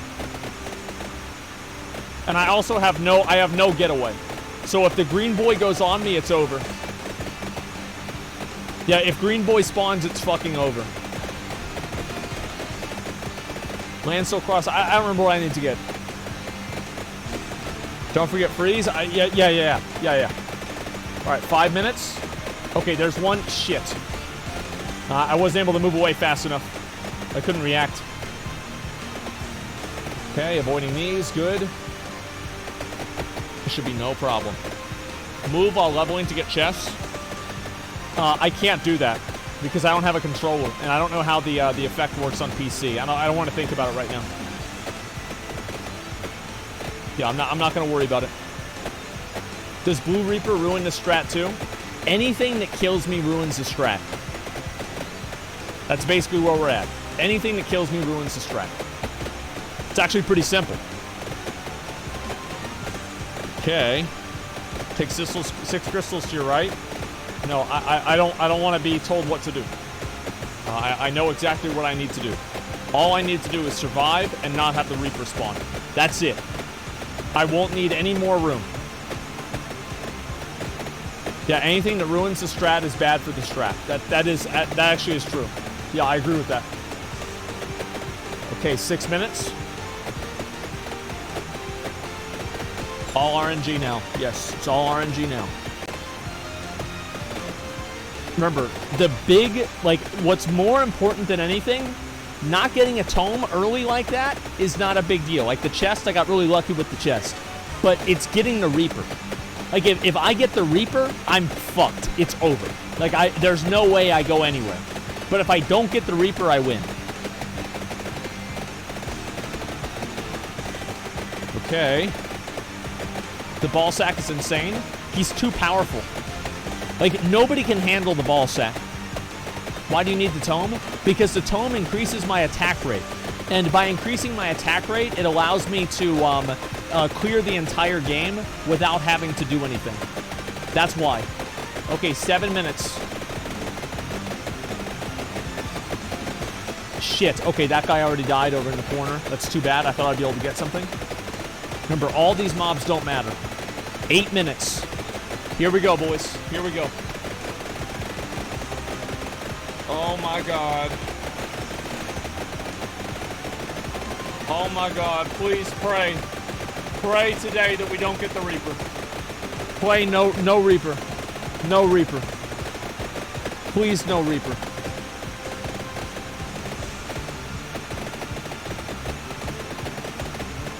Oh my god, please don't be the Reaper. Please don't fucking be the Reaper. I want to win. I want to win here. Please, baby Jesus, give it to me. Please give me the good run. Please give me the good run. I need this. Come on.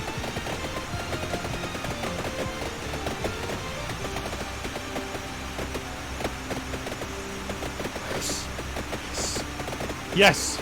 Yes. Yes. Yes. Yes. Yes. Yes. All right. We're in the game. Let's go. Let's go. Let's go. Let's go.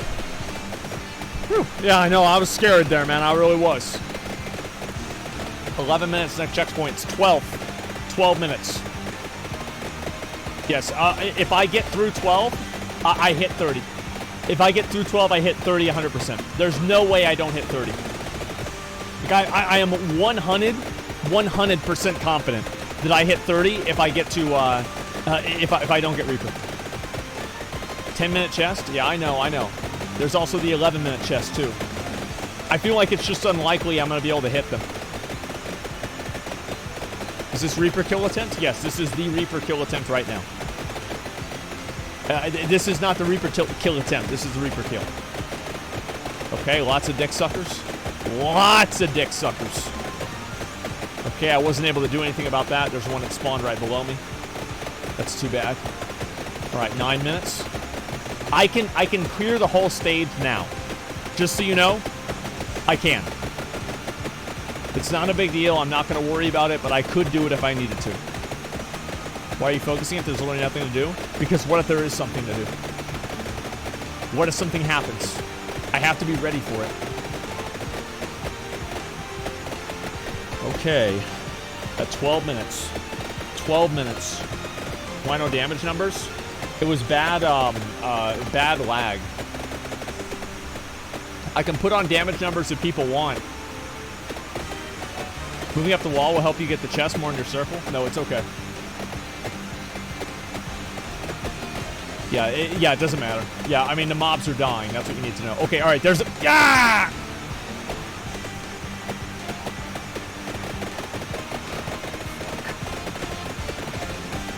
Okay, never mind. As you guys can see, the magic wand is very strong. It's very long. It's very hard. Come on. Upcoming content for Vampire Survivors? No, I haven't. The toasty method got nerfed? Yes, it did. Okay, guys, we're at 11 minutes.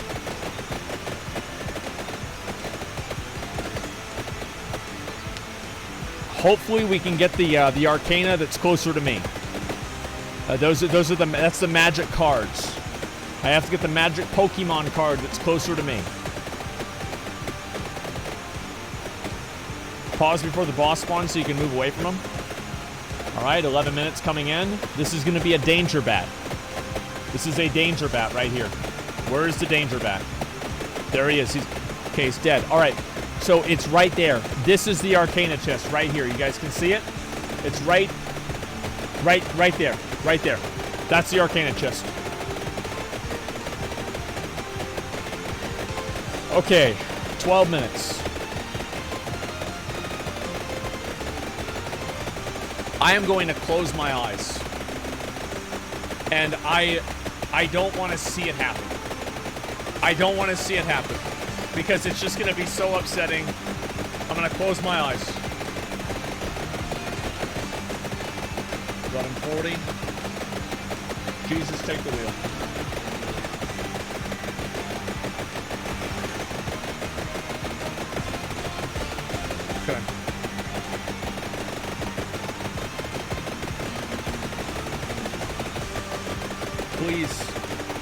Please don't be on my screen. Please don't be on my screen right now. Please don't be on my screen right now. 5, 4, 3, 2, 1.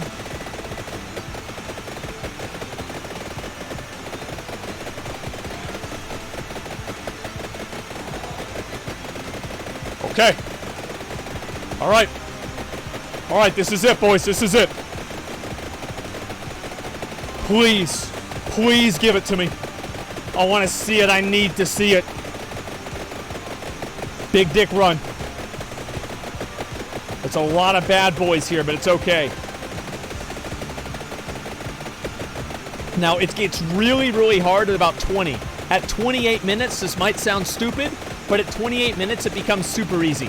Because the mobs there spawn much less frequently, and they have much less health. So it's just, they're way easier to kill. It's the main thing we need to watch out for, turkeys.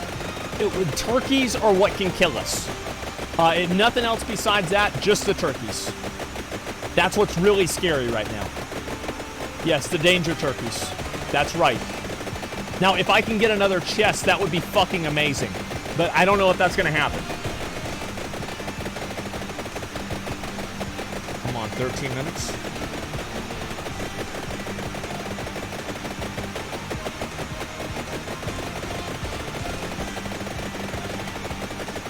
All right, the dick gobblers, that's right.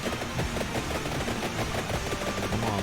It's killing all the projectiles, which is really good. That helps me out a lot. 1340. I'd really like to get an item closer to me. I'd really, really like that. That'd be super cool. That would be super cool if that would potentially maybe happen. There's a possibility of its occurrence. Come on. Leveling to 100. I will level to 100 as soon as I hit it. At 30, I'll level to 100 all the way. Okay, those guys are really slow.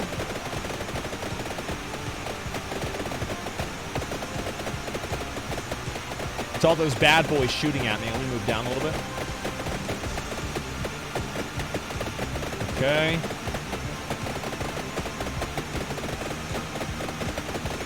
Come on. Come on. Here we go. Wiggle, wiggle, wiggle. That's okay. Where's the red? The red is up. It's up at the top left. Top left. What are we waiting for? What we are waiting for right now is we're waiting for the big boy to spawn. I think there's going to be a big boy at 15 minutes here, okay? Get ready for it. Is there a big boy? Any big boys? Looks like there's no big boys. Never mind. I'm going to try and off-screen them so they stop shooting at me. That's apparently not working. Okay. It died? Yeah, maybe it did. That's very unfortunate. I'm worried that, like, these red circles are going to take up too much of my attacks and I won't be able to do anything else. I'm really worried about these red circles, guys. I'm going to be honest. They will? I think they will, too. I don't know what to do. I'll move down a little bit more. I can't. Like, it just doesn't do anything. Yeah, it just doesn't do anything. All right. Jesus, take the wheel. Let's go. Before they spawn? No, it's okay. Move up right. No, it's just they won't stop attacking. They'll disappear. Okay, there's Poseidon. Nice. Holy shit. I got 5. I got 5. I got fucking 5. That was so lucky. Holy shit, that was so fucking lucky. Wow. This is actually the run. Unironically, the run.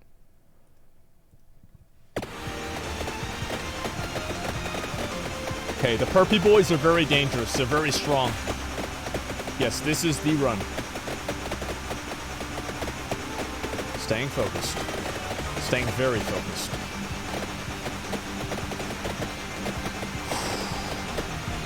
$16 minutes. I don't know if these things are going to despawn, man. I feel like they're not. Don't panic. Go up to kill the dragons? I can't. Move up to kill. Okay. I can't kill them. See?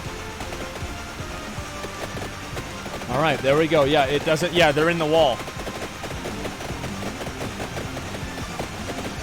I'm just kind of fucked. Like, I don't know if this is going to make a difference or not.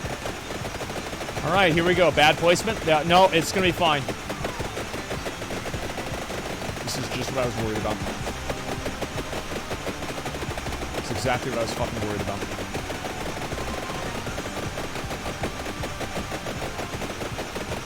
This is not looking good. This is not looking good at all. I'm wiggling, boys. I'm wiggling as much as I can. I've got tome 5. I've got tome 5. That's gonna help me out a bit. Come on, please. Please don't let this shit happen to me. Please don't let this shit happen to me. Please, I can't lose another good run like this. I can't. It's too much for me. I can't do it. Okay, it won't be fair. Jesus Christ, it's so bad. It's so fucking bad.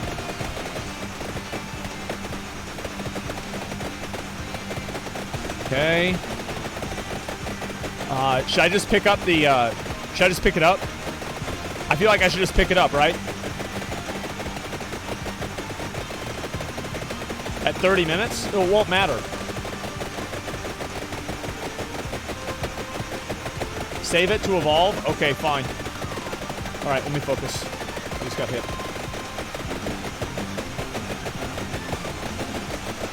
I'll go around it at 30, I guess. No, I can't. I can't.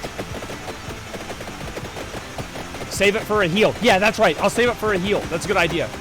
Wait, no. The chests default to money. The chests don't give you heals. Oh my god. You have enough chests around, man? I'm just gonna take it. Just get this out of the way. I can't think of it. Alright, let's go. Get off the screen. Okay. Those are the Brosidans. We don't need to worry about Brosidans. It's really about the sword boys. Sword boys and turkeys are what's really dangerous in here. This is all just for fun. This is child's play. This is nothing. Look at this. Easy, easy, easy. Never trust chat. I'll get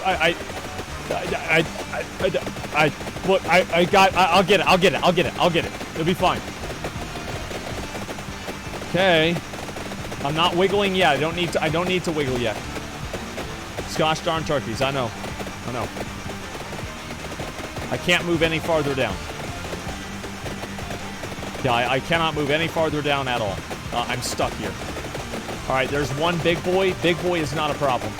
All right, this is where it gets hard.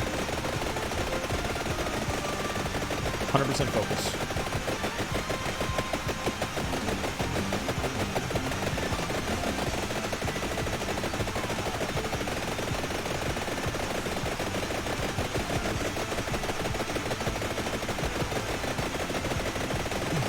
Why I get hit?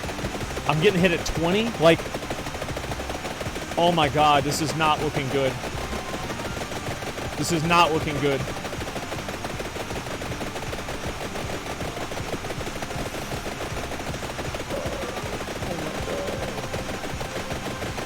Oh my god.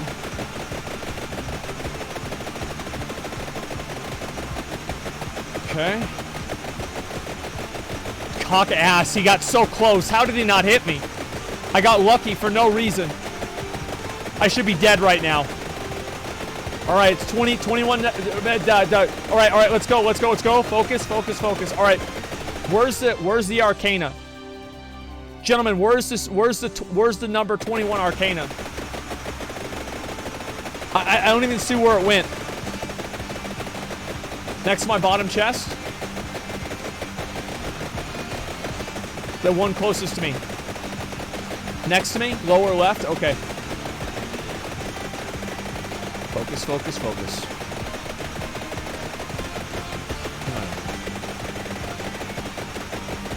Is it this one here? That one? Like right there.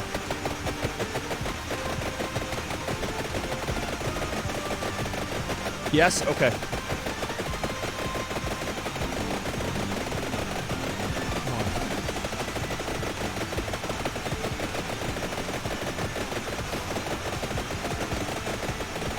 "22 minutes. Okay, there's a boss. Boss doesn't matter. Boss is going to get insta-deleted. It's no big deal. All right.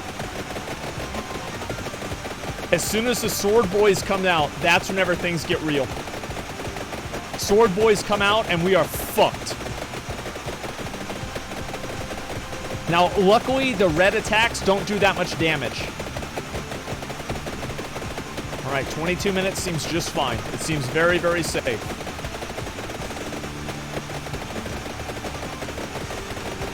Okay, Sword Boys are 25 minutes? I don't know.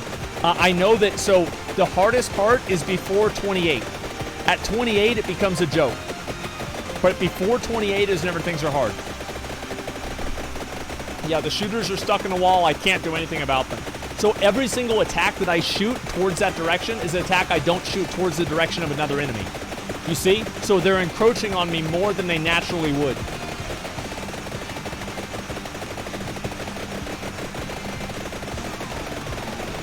That's really bad.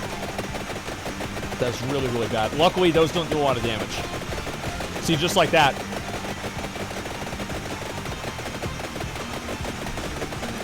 We got the Minotaurs, which are really bad. Okay, more dick suckers here. Lots more dick suckers.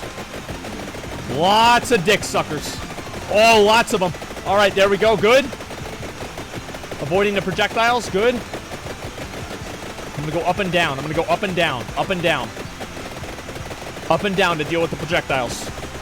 I'm so fucked in the ass. Like, I'm so fucked in the ass. I've never been fucked this hard before. I'm so fucked. How is this even happening to me? 23? All right, 24 minutes. This is whenever shit gets real. All right, there's one right there. You see how hard it? You see how hard he is? That's one guy. Okay, killing these. Actually, I think that might have been a boss. Wait, no, there's no way it was because I didn't get an item. Okay, or actually it could have been a mini boss. It could have been a red gem. It didn't happen. I don't know. Okay.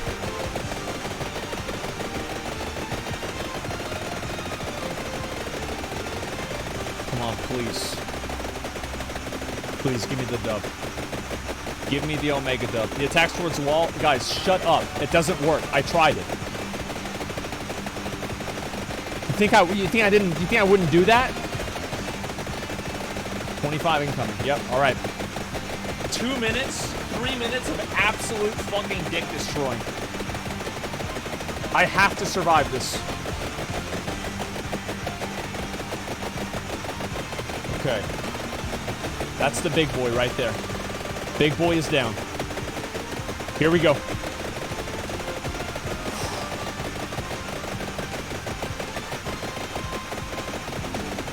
Come on.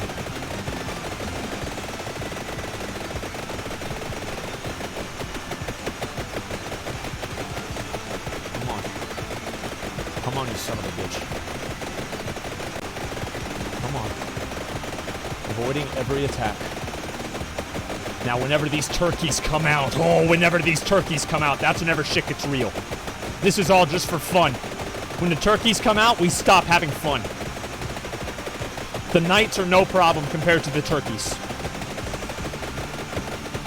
I think turkeys are at 26, but I don't know. I don't remember. All right, 26 minutes. Please no turkeys until 27, right? Fuck! Okay, there they are. There's the turkeys. There's the turkeys. All right, let's go. Okay. Please. Please, please, please, please, please, please. Oh my god. Oh my god. Oh my god. That's a turkey bite. The gobblers are getting me. I'm getting gobbled. Come on. All right, I'm a quarter of the way through already. I have to just make sure they don't get to the middle pixel. That's a turkey bite. That's a turkey bite.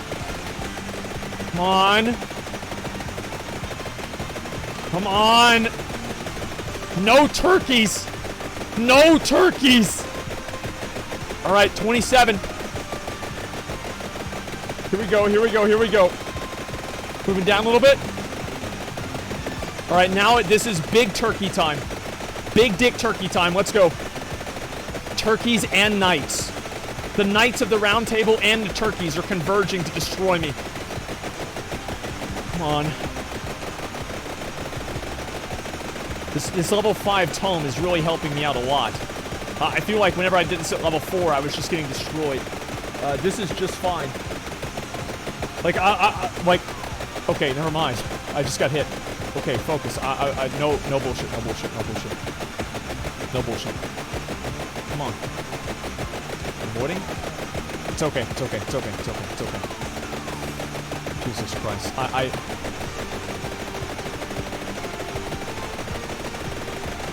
I don't know what I'm doing. I'm getting fucking destroyed. If I die, I'm pretty much fucked.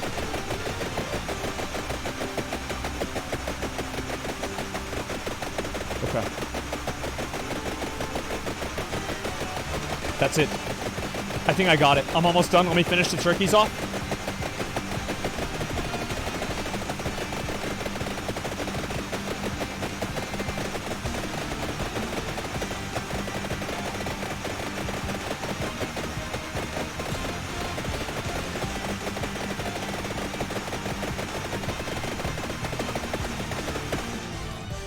Where are the Arcanus? Where are the Arcanus? There's one Arcana that's right here. Where is the other one? Bottom right? I will actually check the VOD.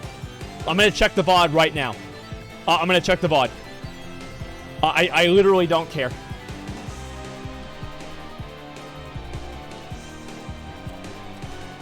Okay. And let me pull this up. Sorry about the volume, guys. There we go. All right, where was the... Because I don't have a controller, and I don't know how the effect works on PC. Okay, I don't want to think about it right now. All right, this is it, boys. This is it. 21 minutes. Where is 21 minutes?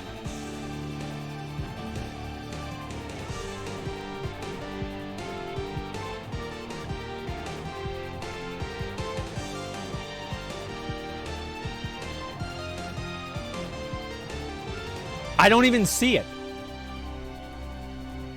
I actually don't fucking see it.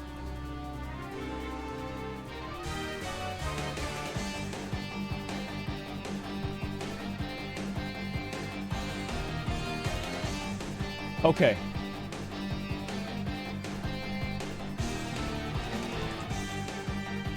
Left? No, that one was already there.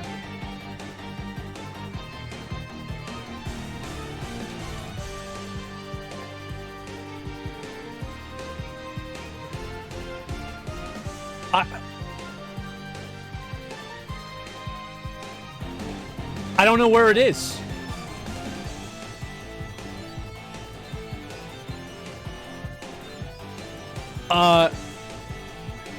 Bottom, bat, bottom right. Okay. Bat, bottom right. Let me look and see. I see it. I see it. I see it. He's right there. And he dies. Got it. All right. This is my perfect run. The chest is literally right fucking there. It is literally right fucking there.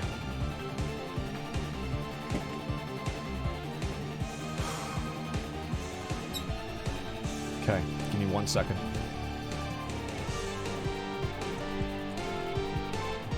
Okay. What are the buffs that I need? Give me a second. Let me see what it is. Dex Vampire Survivors. I want to make sure I have everything ready here, okay? There's like just such bad fucking lag on here, but I can't close it because I'm just worried I'm going to mess everything up. Okay, give me a second.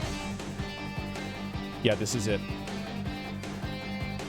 Yes, leader can... Okay. Oh. Okay, the buffs are right there. The buffs are right there. Okay.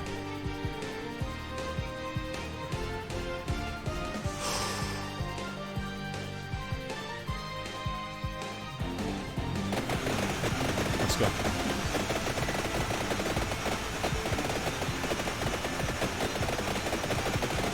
This part's easy. There's no way I'm gonna get hit here. I'm not worried.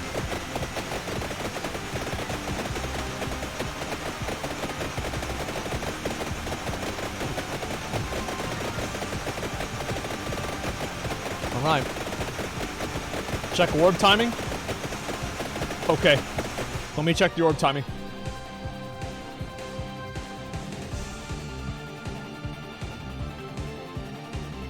Okay. This is like lagging or something.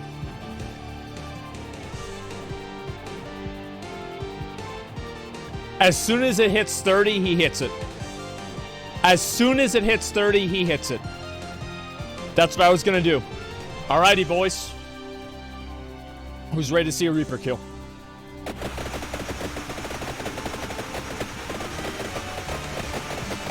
$29. There's a lot of big boys coming in, but that's fine. These mobs don't do anything. They just die. No reason to worry about them. They ain't shit. No choking.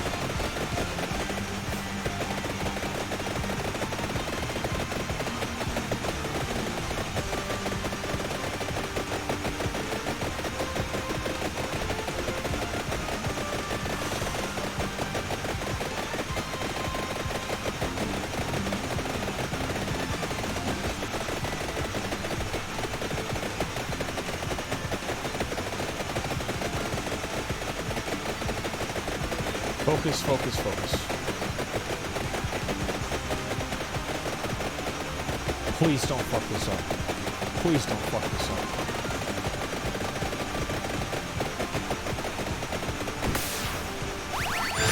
Okay.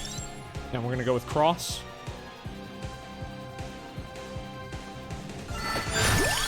And we're gonna do, should we do knife or spellbinder? Like, I feel like it doesn't really matter. I have to do both, right? Yeah, it doesn't really matter. All right, let's go knife.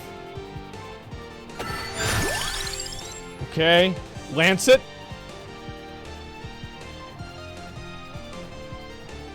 Okay, so I go lance it.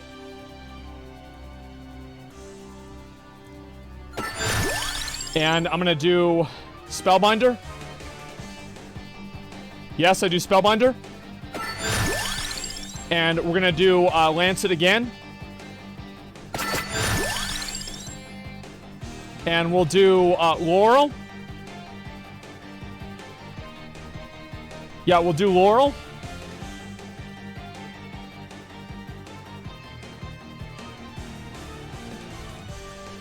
Yeah. Okay, and laurel again. And then cross. Yeah, cross. Laurel. Laurel. Cross. Clover. Do I do candle? No, I don't do candle.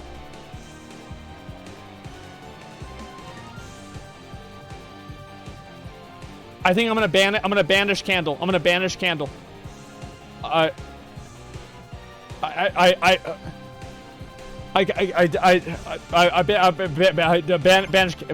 Banish whip. Okay. Spellbinder. Bracer. We don't go magic. We don't go that. I can't move. I can't move. All right. We'll banish lightning ring. I can't move. It doesn't let me. Like I can't. It's just. All right. I shouldn't do tiramisu, right?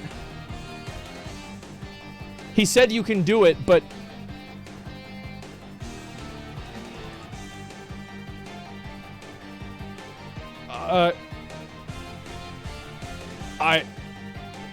Do it for your safety. What would I be skipping out on? Duplicator? I feel like Duplicator's better. Would I do it instead of Duplicator? Where does it say?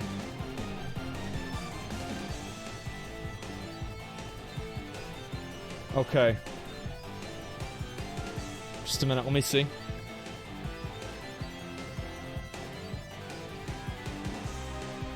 Alright, I'm gonna take it. I'm gonna take it instead of Duplicator. I'm just gonna take it. I'm gonna take it. I'm too afraid. He moves? I can't do that. Okay, Bracer. Cross. We're gonna banish Pentagram. And Spellbinder. Spellbinder. Wait, what's my last weapon? I forgot. I forgot what my last weapon is. Axe. That's right, it's axe. Okay. We have to skip.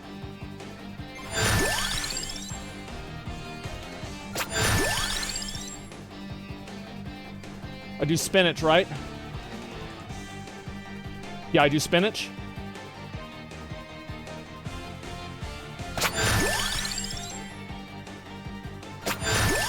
Come on, I need the axe. Come on, give me the axe. Give me the axe. Give me the axe.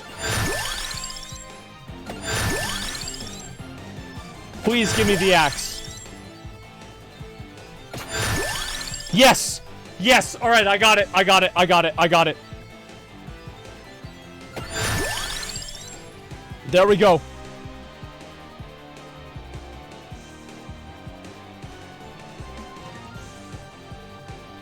Okay.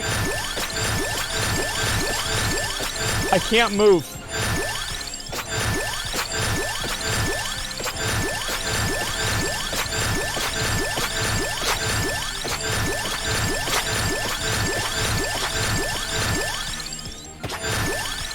I can't move. I hold down S. Okay. I'm holding it down. I'm holding it down.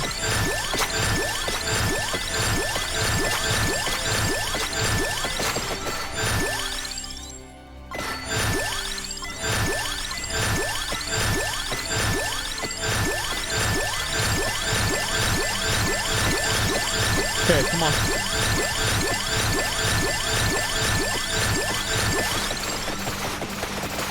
Okay. This is my first one. Okay. All right. Let's focus, focus, focus.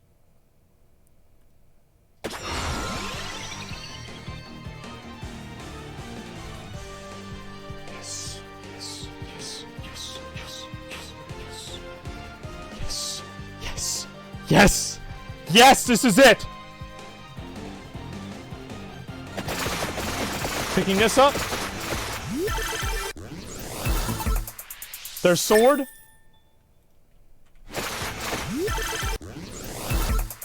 Okay.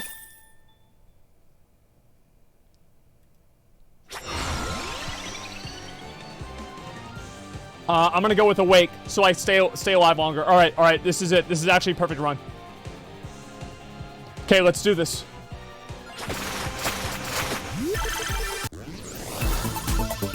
Okay, so how does he do it?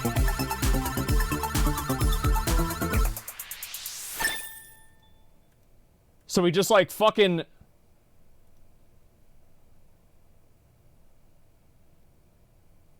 Okay, so he just fucking... just looks at him. And he dies. Lead him to the wall, move to the right wall. I'm gonna move to the exact same spot. Let me make sure he's at the exact same spot. Okay. Alright, good. Okay. I got it. Let me pause the video real quick.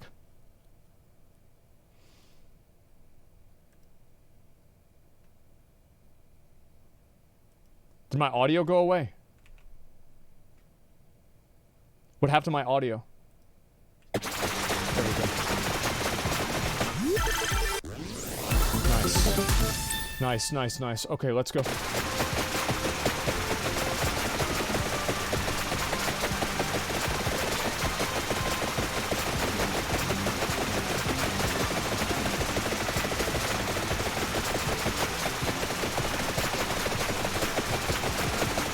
Please.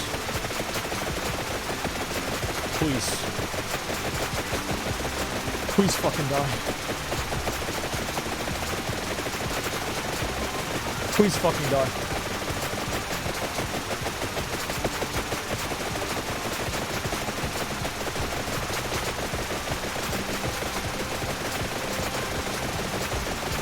Please fucking die. Second Reaper. Okay, good. Come on, fucking die, bitch. Fucking die, bitch. Die, bitch. Come on. Die, bitch. Get off my fucking screen. Please. Please. Fucking die. Oh, God. Come on, please. Die, die, die, die. Come on. We can get him. Evaporate. Just fucking get off the screen. Please stop existing. Please stop existing. Let this pain be over. Yes! Yes! Yes, I fucking did it! Yes! Holy shit!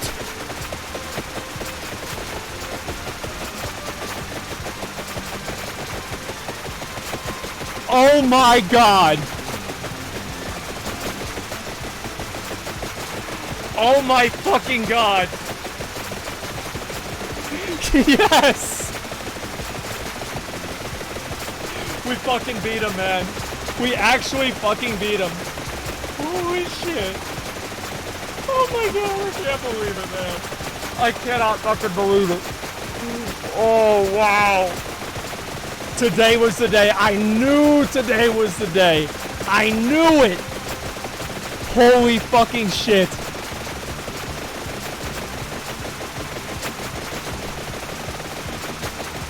I can't fucking believe it, man. Westviews with 20 gifted subs. Thank you so much. Thank you, thank you, thank you. Thank you very much. It's just...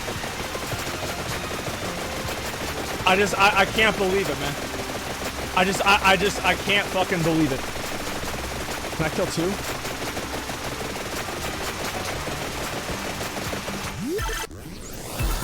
Yeah, can I kill two? There's no way I can kill two, right? Because they're scaled. You can. Pretentious count with 5 gifted subs. Thank you so much. Thank you, thank you, thank you, thank you so much. Like, I have needed a dub, man. I've needed a fucking dub. Like, I've had so many L's recently. I've been getting my ass beat recently by everything. And I just finally had this shit happen. After all this. Foxy with the 50 gifted new subs. Thank you so much, man. Thank you. Thank you very much. Oh my God. I gotta do the revives. You're not killing the other one? Probably not, no. Because I'm assuming its level, its scaled health is all the way up to where it was at before, right? Like it's scaled to like level 100. Dex was taken with the 10 gifted subs. Thank you so much, man. Thank you for this method too. It actually fucking worked. I can't believe it. I cannot fucking believe it, man. Holy shit. Holy fucking shit. Thank you so much. Yeah, that's the guy whose video I watched, man. That's the fucking guy.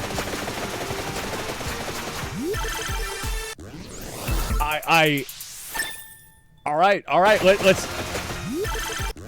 I can't believe... I cannot fucking believe I got it. Like, I can't fucking believe it. Jesus, man. Jesus.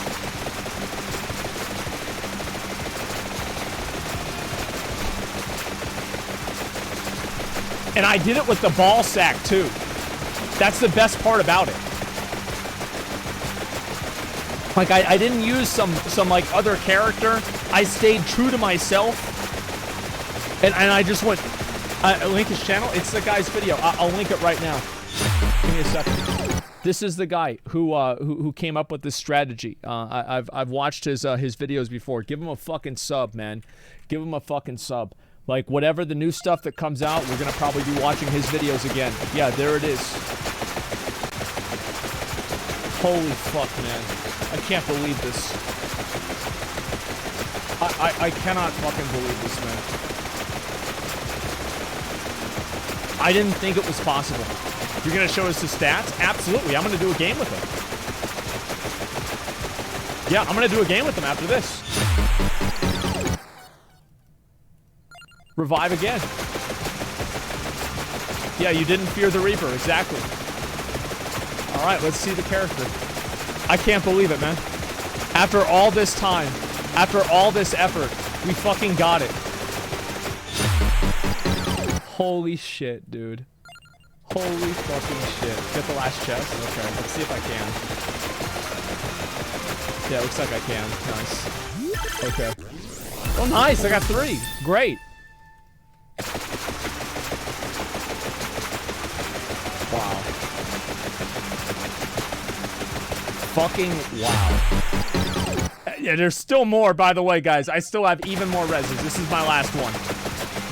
This is my last res. You actually do kill them, though? No, I don't kill these, because these are scaled up to my level. Yeah, so I can't kill them.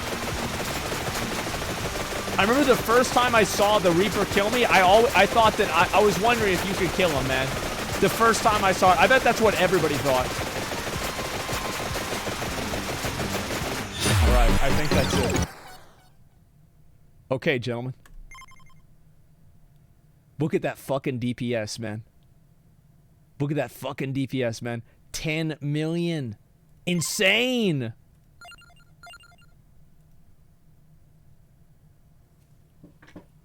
Mask of Red Death.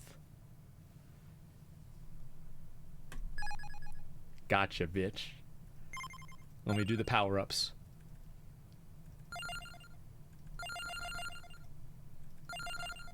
Whatever, who cares? Oh my god.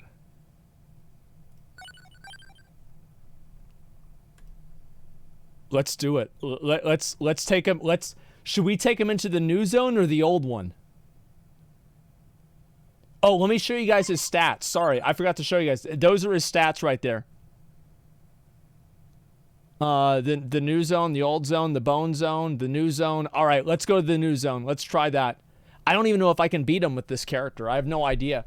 Look at his might. Obviously, like, his movement is what's so crazy. 110% fast.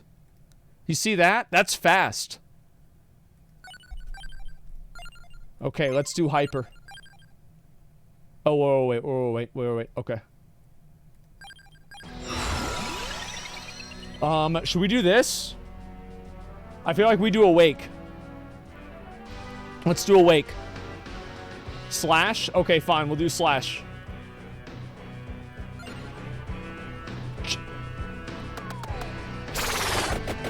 Jesus. Oh my god. I'll go whip. Bro, he's fast. I'll do cross. He fast. All right, let's do all projectiles. Let's do all projectiles. Let's see. Which one should we go with here? I think maybe Fire Wand. How do you guys feel about Fire Wand? I'm feeling good about Fire Wand. I'm feeling very, very good about Fire Wand. Let's see. So if I go Fire Wand, and then what would be my other weapons? What other weapons would I go with?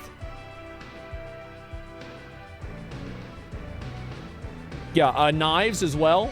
I don't want to go knives. I don't like knives. Rune Tracer and guns. That's true. Rune Tracer and guns would be a good idea. Yeah, let's do Rune Tracer and guns. And then we'll do Pentagram after that. Yeah, that's a great idea. Okay, we're gonna re-roll then. There it is. There it fucking is, boys. There it is. This is my run. Bro, he's so strong. He's... Oh my god. Look at this. Look at his movement. Okay, let's go with, we're gonna go Hollow Heart as well. We have to go Hollow Heart. Okay, great. Killing all of these. Yeah, I'm literal death. Yeah, there's no health on the map, so I've got to survive however I can, which is not good. I wish I could have health, but I can't. All right, tiramisu. Good. Bro, he's too fast. Jesus. Look at his power. You'll leech? Yeah, I can't leech through. I wish I could. Like, I can't do anything yet. Okay, avoiding all these. Great. There we go. All right, should we do spinach? I feel like we do spinach for sure. Like 100% we do spinach, right? Yes, okay. Good. Okay, killing all these. Great. So he starts off with the improved axe. Like, this guy starts off evolved. That's how fucking OP he is.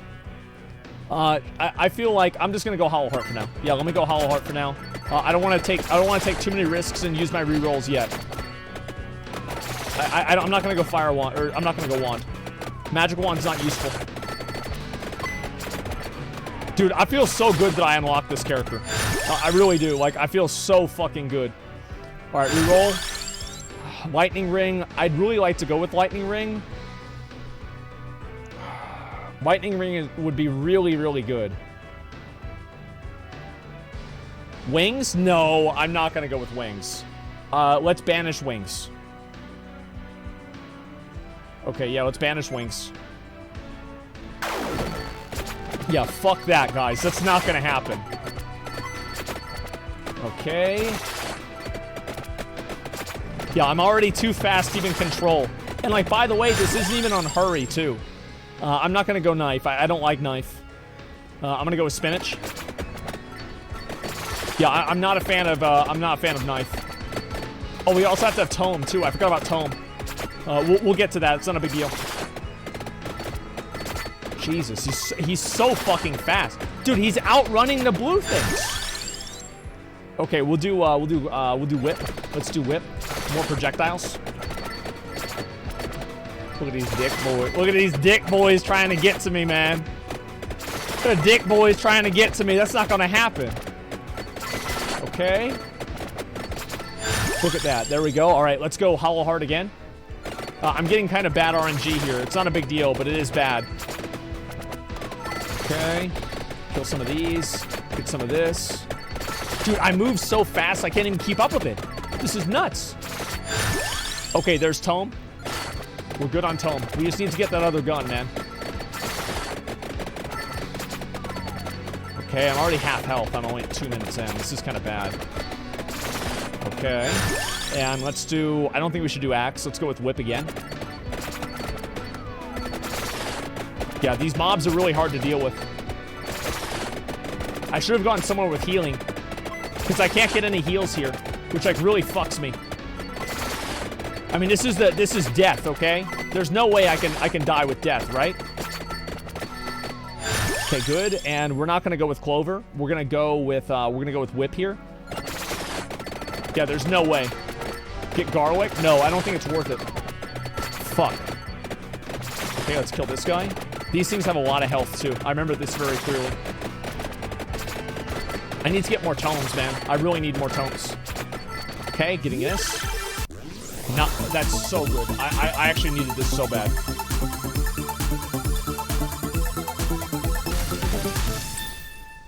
That's big good. Big good. Okay, we're gonna go cross again. I don't know what my last weapon should be. Because I'm gonna have both guns combined, and I still have an open slot. What do you guys think? What do y'all think it should be?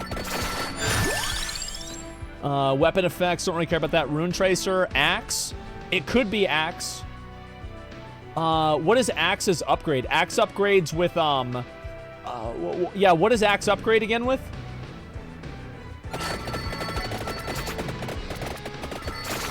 Birds? No, not birds. Candle Collaborator? Yeah, I'm not going to use that. Okay, good. And we'll obviously go for another Empty Tome. Empty Tome is like the best stat in the game. Okay, picking up all this, getting all there. Okay, good. All right, there's the red boy right there. Let's pick up. Ooh, Bracer. Ooh, Bracer. What do y'all think about Bracer? Clover?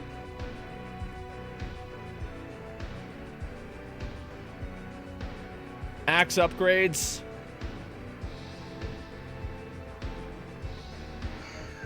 Because I need that and Duplicator. I need that plus Duplicator, right? Clover for Pentagram? Oh, Clover makes me crit more? Is that right? Wait, does Clover make me crit more? Yes? Okay, alright. I think we go Clover then. Yeah, let's go with it. Duplicator is my last one. No, then I don't get Pentagram. Well, I should get Pentagram too then, right? Yeah, I should get Crown instead. Yeah, I need to get Crown and Duplicator. Yeah, I need Duplicator and Crown. Okay, let's go. Yeah, I need Crown for Pentagram. All right, let's go with Cross. We'll go with Cross. This is fine, guys. Don't worry about it. Everything's okay. All right, let's go with Empty Tome. Okay. I feel like I'm taking a lot of damage. Like, I'm taking way too much damage. What do you guys think? Do you guys think that's true or not? Okay, we'll go with Empty Tome again. Quarter health? Yeah, I'm kind of fucked in the ass. I'm just taking so much damage. I just need to get my whip upgraded. If I get my whip upgraded, it won't matter. It's the only thing that matters. Upgrade this whip and I'm totally fucking fine. The red boys are very dangerous. Okay. There we go. All right. And we're gonna get spinach again. Good. Okay. Holding that. Holding these. Picking up everything. There we go. All right. Now we're gonna go with. We'll go with whip. Let's go with whip. I don't know what I should go with, guys. Like, I'm in such a situation, you know? I'm in such a situation. Okay, avoiding that. Good, whip for heal. I already have whip. But I need to survive for 5 more minutes. That's the problem. Okay, and we'll go with, let's go whip again. Jesus Christ. Okay, avoiding these. Go. Avoiding balls. Avoiding everybody's balls. I don't want any balls around me. This is a no ball zone. Okay, Empty Tome again. So we're looking for Duplicator, and we're looking for Duplicator, and we're also looking for, we want to get Duplicator, and besides that, I forgot what else we need. I'm just not going to pick that one up right now. There's no reason for it. I want to make sure I hit it at exactly 10 minutes. Okay, definitely not going with Skull. Yeah, I need the other gun, too. Okay, good. There we go, there we go, there we go. Come on. Avoiding those. Yeah, I just wish I could do faster attacks, man. I really do. It would help me out so much right now. I don't have any of the, like, the big dick abilities. All right, let's go Crown. All right, we've got Crown. Now we just need Duplicator and the other gun. It's always like this, man. I never get the other gun until, like, the last one. It's so annoying. Okay, moving with these guys. There we go, there we go, there we go. Playing it safe. Playing it very, very safe. He's so fast. Okay, we're going to spinach again.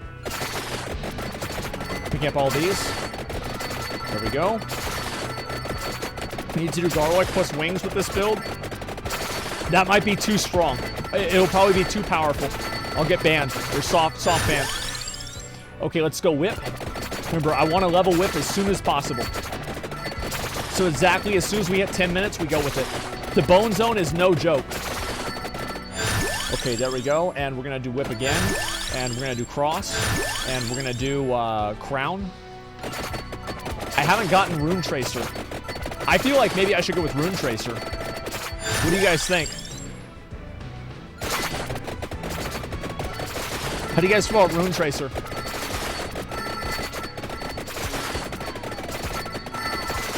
Yeah, no Rune Tracer. I vote Fire Wand. Do you guys want me to do Fire Wand? Do I just do Fire Wand and full upgrade it? Fuck it, let's go Fire Wand. Who cares? Yep, we're gonna do it. It doesn't matter. It's been done. The decision has been made. The fix is in. I just need the other gun, and I need something else besides that. I forgot what it was, though. Okay, avoiding these. I feel like I'm playing fucking Asteroids. I hate this. This is such a dick-sucking situation. Okay, let's get away from these mobs. Okay, going through these. There we go, there we go, there we go. Alright, focus. 7 minutes. Remember, gentlemen, 7 minutes. We're doing really, really well so far. I just keep getting boxed in, man. I'm getting boxed in like fucking crazy. Okay. There we go. Alright. I cannot pick up Pentagram yet. I have to wait until the other gun is upgraded. Which really sucks, actually. Jesus. Guys, I'm nervous. I'm fucking nervous. Like, this is pretty fucking bad. As long as I can get the heal, I'll be fine. I just need the fucking heal. Okay, there's the second chest. Okay, taking up all of these. Great. Okay, we're not going Rune Tracer. Alright, we're gonna go 8 the Sparrow.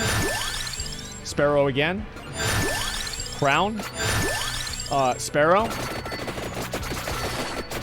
Okay. We're waiting for 10 minutes, gentlemen. 10 minutes is whenever we really pop off. Evolve Whip, I can't. You skip Pentagram, trust me, guys, I know what I'm doing. In this very, very limited circumstance, I actually do know what I'm doing. I know this might be surprising to you to hear that, but it is actually true. I promise you, I know what I'm doing here. Okay, moving through here, good. There we go. And we're gonna go 8 the Sparrow again. Trust the plan. Yes, trust in the plan. 2 weeks, boys. 2 weeks. Oh my god.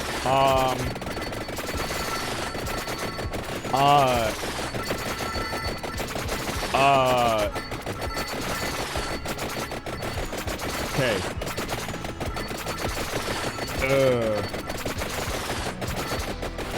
Get the whip. I've got the whip. The whip is fully leveled. And we're gonna do 8 the Sparrow again. 8 the Sparrow again. And we're gonna do Crown again. Alright, now I have to get the other gun now. I literally have to. Please fucking drop. Please fucking drop. God. Alright, let's see. We're gonna go with Crown. Let's go with Crown for now. Let's go with Crown. Go with Crown. I just want to get these levels. Please give me the gun. Please give me the fucking gun. Give me the fucking gun. Are you kidding me? Should I banish something? I think I should banish, I'm gonna banish Laurel. Yeah, I'm gonna banish. Because, like, we're running out of chances here. And I'm gonna banish Santa Water as well. Yep, we're getting rid of that as well. That'll help out a lot. Shit. Alright, we're gonna reroll. We're gonna do Fire Wand for now. No, I can't go Clover. I have to go Duplicator. Duplicator is my last one. That's what it is. Okay, great. Come on. There's a green boy. There's green death. Green death. But I'm fast. Wait, I'm faster than he is. He can't get me.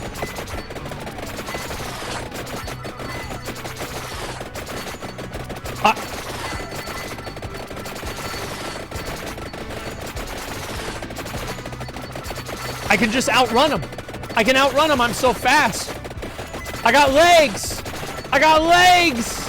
Wait, actually, I don't. No, yeah, never mind. I don't have legs. But you know what I mean? 10 minutes? Can I loot it now and I'll be okay? Can I loot it and I'll be okay? At 10 minutes? Okay, let's do Fire Wand. Yes? Okay, alright, let's go. Let's do it. Shit! Picking this up. This should be Red Whip. Red Whip. Red Whip. It's just a Fire Wand. What the fuck? When do I get my... It's not a time-based thing? I thought it happened at 10 minutes.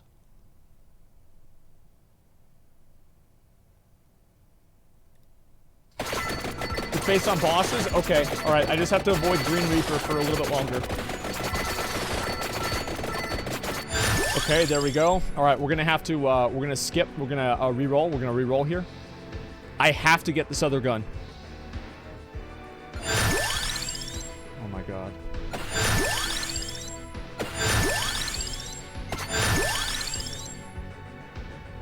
I'm not gonna get it.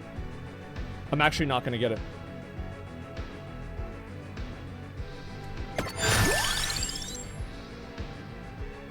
I have to go Pentagram. I just go Pentagram now. I go Pentagram now.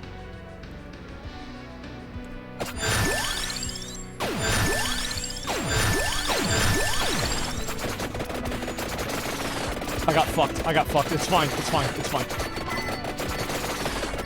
Okay.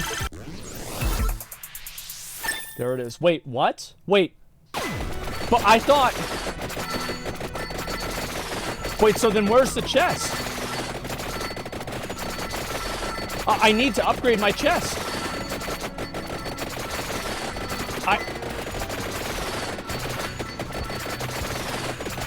You pented it? I had to. I had literally no other choice. I had to pent it. Okay, hopefully this guy will drop it. It's fine, it's fine. If this guy will drop it, I'll be okay. Okay, pentagram this one. There, nice. Please be red. Please be the red. Please be Red Whip. Please just be Red Whip.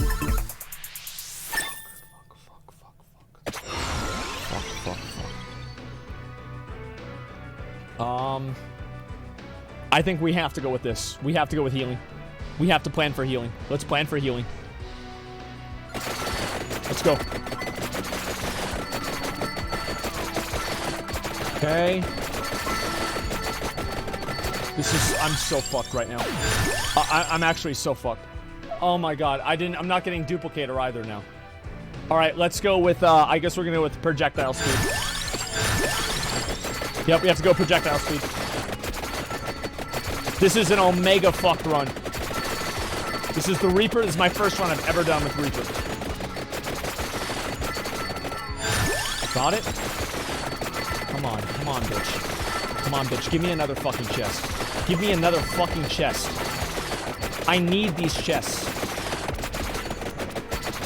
think I'm gonna die here. Pretty sure I'm gonna die. Somehow I'm holding the line. I don't know how I'm holding the line. Nice. Pick up all that. It's okay. Now I can get food. I get food now. I'm fine.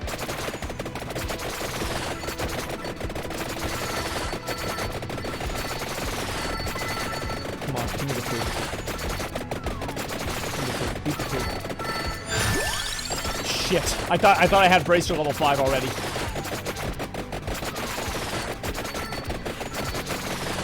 Be quiet, calm down, guys. Food? Wait, he wasn't hungry. He's not eating.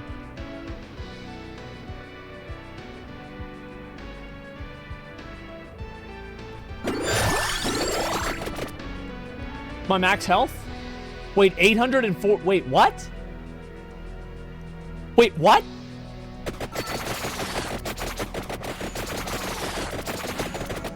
What?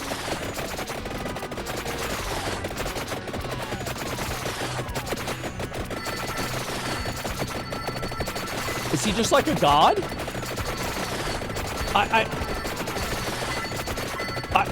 I think I might still die. Like, I might actually still die even now. Okay, there we go. All right, food again. No! No! He deleted the... No, this can't be happening. This can't be happening to me. Like, how is this happening to me? I have to get more food? This is unbelievable. How can I get this unlucky?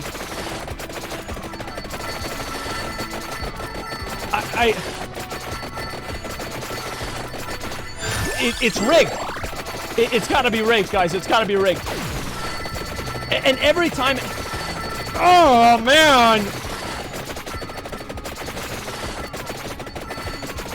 Jesus Christ, they're so fast. I don't know if I can do this. I feel like I'm unironically fucked in the ass. I'm getting unironically fucked in the ass right now. Okay, let's pick this up. Come on, please, please, please. Just drop a pentagram or something. Drop a pentagram. Come on, please, pentagram. Please, pentagram. There we go, nice. Okay, I see it. It's up there. There we go, food. This is the worst day ever. This is actually the worst day ever. There it is, double money. Let's go. It's okay, as soon as I get this one, Whip's gonna evolve, it's gonna be fun. Yep, Whip's gonna evolve, it's gonna be totally fine, guys, I'm not worried. The Reaper is so powerful, he can't die. It's literally impossible for him to die. Okay, 15 minutes. Nice. That means it won't happen to the boss. There's the boss right there. All right, big dick on boss. Big dick on boss here. Huge dick on boss. He won't die. Come on, man, die. Fucking die. Fucking die. Please fucking die.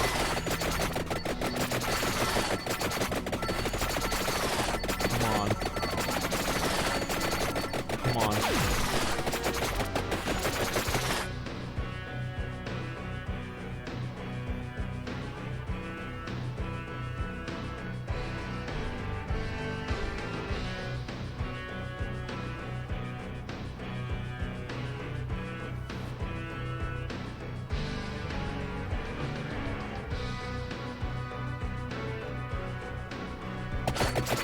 I won't stop. I won't stop. I won't stop until I win. I can't lose. I can't lose.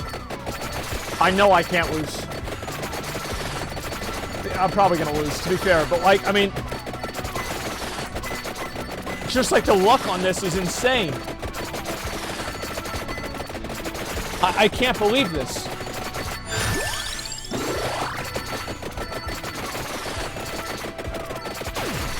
Go. Okay, great. Jesus. Jesus. What's even happening to me? 16 minutes? I'm getting fucking destroyed.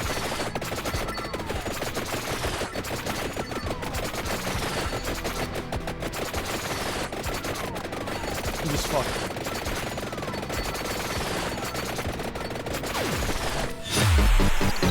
I have to get my level up. Okay, it's good. I'm at full health. I'm at full health. I'm at full health. I'm fine. I'm fine. I'm fine. I'm fine. I'm still at full health. We're okay. Okay, food. Fooding. Fooding. Fooding. Fooding. Moneying. Okay, good. Alright, I'm gonna let this sit. I'm gonna let this sit. Hopefully I don't have another erase. 17 minutes. Alright, there's one ad. I have to kill that ad. If I can kill him and have him not get despawned. Alright, please just be the fucking whip. Please just be the fucking whip. Please be the fucking whip. Please be the fucking whip. Please not Hellfire. Please not Hellfire or Cross. Please not Hellfire.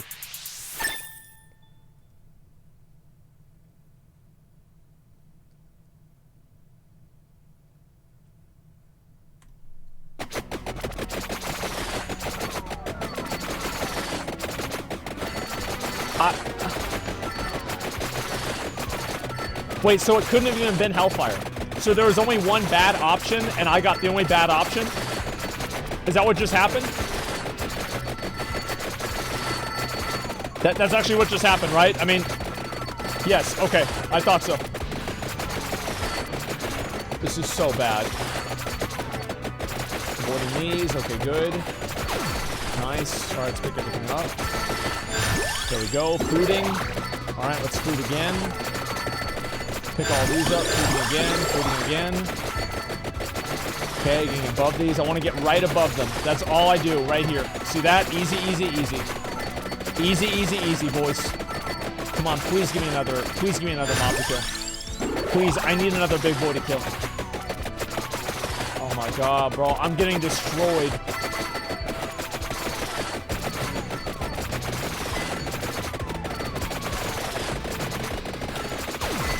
I just...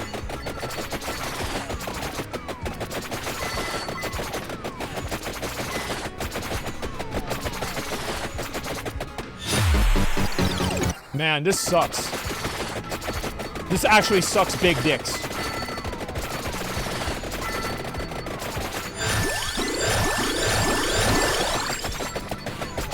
Yeah, this actually sucks big dicks. Like, I can't believe this.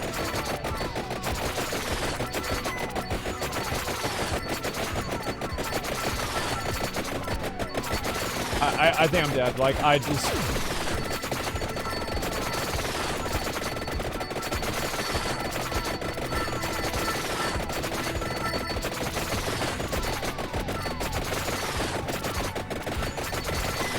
Okay, these are slower.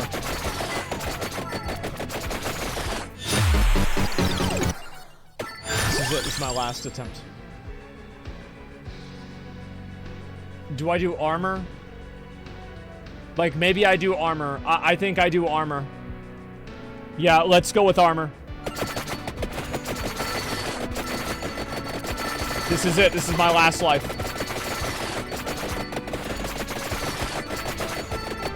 Okay, if I can get this whip, I'm okay. If this is whip, I'm okay. Please be whip.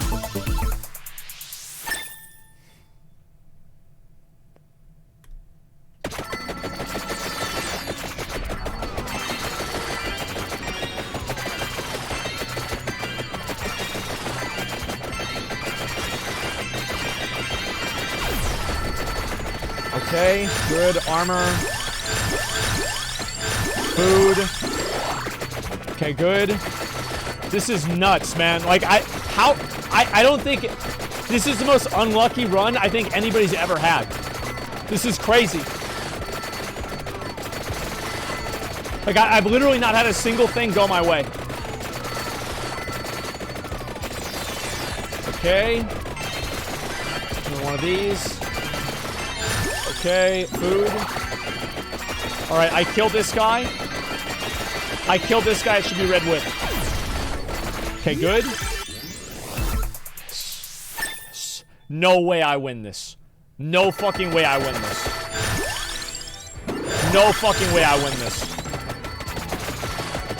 Wait, I think I'm gonna win this. No way.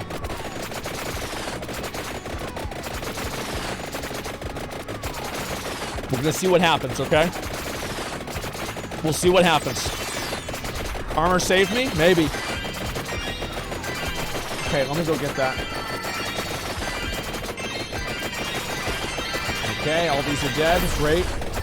Pick this up too. All right, money. I don't need to worry about that, but it's good. All right, we've got money. Amazing. All right, let's see here. What else? Man, I'm just like, this is just so fucking crazy. What does the red whip do? It heals me. If I get a good Arcana here, I'll be okay. I'm not sure what I should do for my Arcana. For my Arcana, actually, I have no idea. There it is. Okay. Come on, please get Awake. I think I should go with Awake too.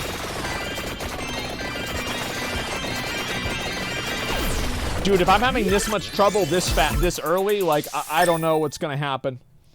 Okay, I could go with that. All right, I think I should do Awake. Because, like, while this is really good, I don't think it's worth it. I think I do Awake. Yeah, let's do Awake.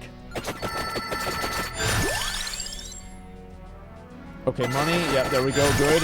All right, no, I'm doing Awake. Here's why I'm doing Awake, okay? You guys want to find out why? Here's why I want to do Awake. Is because every time I die with Awake, I get full healed. Not only do I get full healed, but I also gain more damage. And my damage heals me. You see? Like, it's... Yeah, full heal plus buffs. Like, it's the best one. 21 minutes. Come on. Please, please, please. Please, please, please. There we go. Got it. All right, good. Yeah, I don't even need to worry about food right now. I'm just worried about what these waves are, man. But my gold, it's okay. I've never lost the bone zone. I have never lost in this, and I will not lose on it today. Imagine how much better this would be if I had the guns, though. Holy shit, it would have been way better. Like, that's the problem, is I have never been more unlucky than on this run. Like, the amount of times, like, the amount of things that went wrong, just unbelievable. Like, it was probably, it's the worst run I've ever seen. Only done it once? I've never lost this zone. I never have. The way you never lose is you just go Red Whip. The Red Whip does so much healing, it doesn't matter. Look how much health I have. 845,000. Guns, birds, garlic, Bible. Yeah, exactly. Like, there's a lot of other ones that are even better. Like, I think projectiles scale better. Especially with this new one where, like, projectiles can bounce and shit. Projectiles are insane. Okay, 23 minutes. Come on. Your Wake is useless now? You died 3 times? No, it's not. You get +3 revives. See, look. See, it says revival plus, oh, you can't see it, but it says revival +3. That's not true. That's not how it works. That's not how the game is played.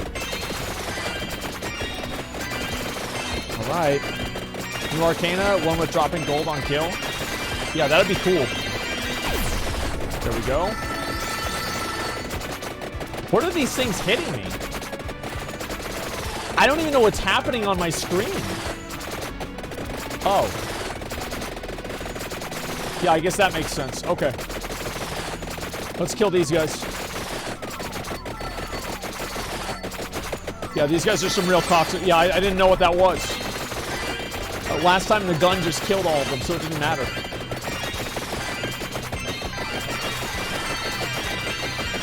Okay, they're all dead. Fuck them. Okay, now we have the knights. These are the mobs that were killing me. Oh my god, I can't out-heal it. I'm not able to out-heal it. Like, this is not looking good.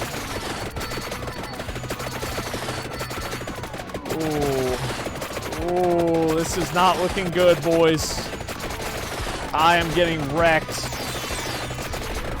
Let's go. I'm just gonna focus here. Just move. I can't. They'll run me down. This is a better idea. I think standing still is a better idea. Because now I'm just gonna full heal.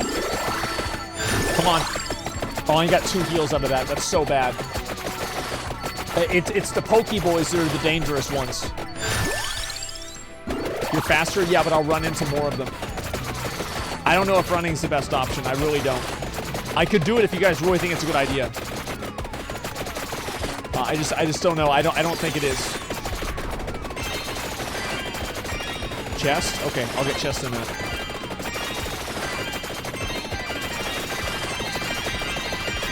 Okay, those are all dead. Yeah, there's the chest. Okay, chest is gonna be money. We've got 5 minutes left to survive this, to salvage this stuck fucking run.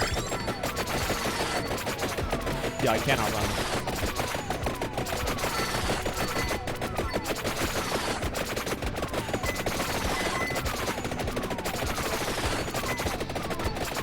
Okay. Okay, I think it doesn't matter. It doesn't matter. Yeah, it makes no difference. Running is way better. No, it's not. Here's why running isn't better. It's because I'm losing health with no regen. Like, I'm not regenning anything. I think moving down slowly is the best idea. Moving down slow... I just... Bro, they're so strong. They're so strong. How are they so strong? What is this? What is this bullshit? Okay, there's a boss. No, never mind. There's a... Oh my god. Okay, I don't want to have to die here. I don't want to have to die here. Okay, good.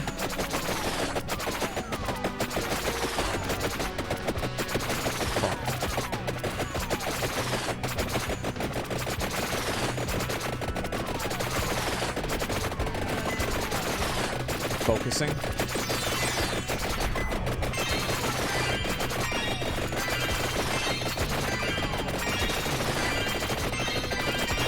Come on. There we go. Big money. Big money. 100% focus here, guys.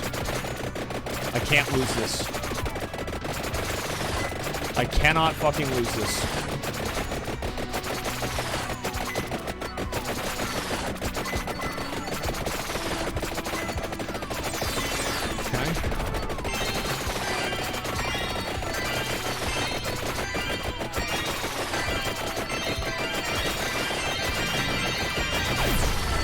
Okay.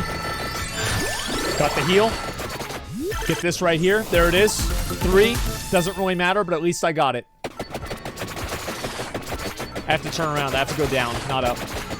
Because the whips attack from above my head. Okay. 27. It's 28 minutes where this shit really gets real. I'm pretty nervous about this, honestly. I think I'm gonna get got. I'm pretty sure I'm gonna get got, but we'll see what happens.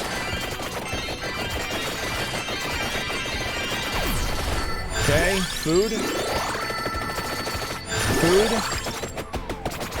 I wish I was getting more levels, but my damage is so bad I can't even get levels. Shit! Shit! Shit!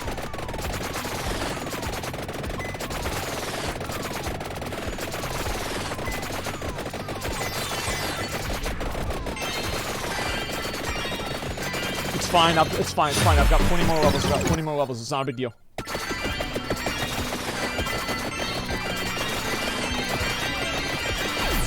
Okay, good. I wanted to get in the middle of that so I could get all the levels. Okay, good. Let's pick that up too. Just keep outrunning them. Yeah, great idea. Great idea. Let me just outrun all of them that are spawning directly on top of me. Yeah, sure. Great, great. Let's do that. Shit!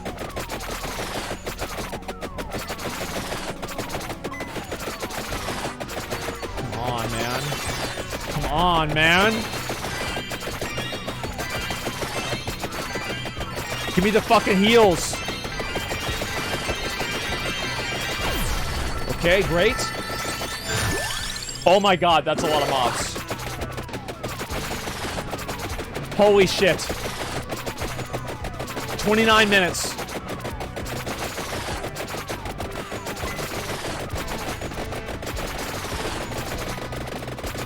I'm just gonna run. I'm gonna run. Okay, alright, I think I should get it. I should get it because that's the sound effect. I should get it here. Please. Please.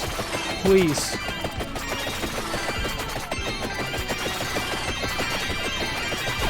Got it. Fuck, I didn't get enough. I thought I'd get more levels than that.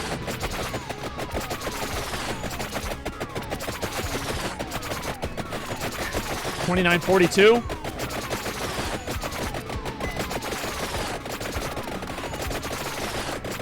$50.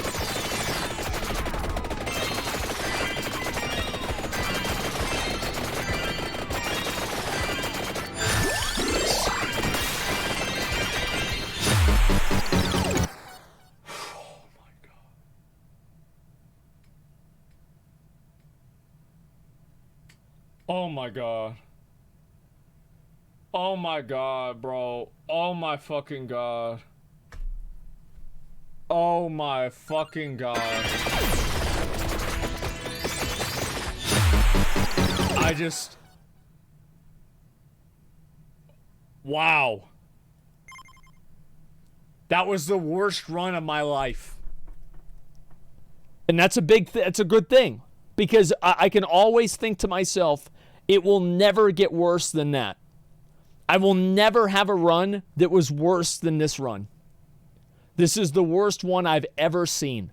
The worst one I have ever experienced. This was absolute fucking garbage. Gentlemen, we had an amazing stream today. We had a lot of fun. I hope you guys enjoyed it. I'm going to call the day here and relax and just chill out for a while. I cannot fucking believe it, but we actually got death. There it is. I am going to be back down tomorrow. I'm going to be back on tomorrow. In the morning, we'll watch the rest of the trial. We'll do some other stuff as well. Tomorrow is Thursday. I don't know what else we're going to do yet. Maybe do some WoW stuff. Do some mount runs, anything like that. I'm pretty excited, man. I am. It's going to be fucking great, man. Yeah, that's about it. I'm going to run some ads and just chill out for a bit. Thank you guys so much for watching. I know this has been quite an endeavor over these past times, like trying to get this fucking character. But now we've got new stuff coming out in Vampire Survivors pretty soon too with the beta patch. So I'm pretty excited to see what they're going to come up with. And it's just in time because now we've finished everything else, guys. So yeah, excited for Dragonflight now? Yeah, of course I'm excited. Yeah, there is one final thing I want to do in this run, in this game. And that is a no movement run where I do not move my character at all and I beat a level. That is the only one, that is the final challenge that I have that remains. The final fucking challenge. That's just Ballsack. I think it's actually Poe because he has a larger pickup radius. Yeah, yep, squeezing the last bit of content out of the game. That's right, exactly. Until obviously they bring out more stuff, and then we'll squeeze that out of the content as well. So yeah, that's basically what the plan is. Thank you guys so much for watching. I do really fucking appreciate it. Thank you, everybody. I'm going to be back online, as I said before. I'm going to be back online tomorrow in the morning. So anyway, boys, that's about all I've got. Thank you all very much for watching. And I'm going to run some fucking ads. Oh my god, bro. What about Llama, Max Curse? Yeah, I'd be down to do that.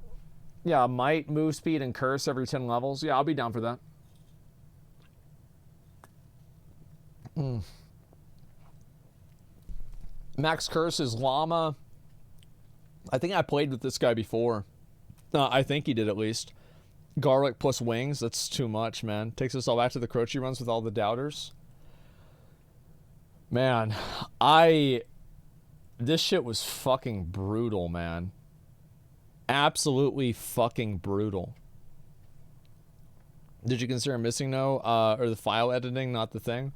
Well, yeah, but like that, yeah, again, it's a file edit, so like, I don't really take file edits that seriously. Let me see which character do I not have the unlock for. I think there's one character. 15 minutes in Melise? What the fuck is Melise? Okay, let's see here. Is that a character? Is Melise a character? Gennaro and Melise. I feel like Melise is a character. I guess not. Yeah, maybe it's not. It's a stage? Okay. Alright, let's do Gennaro.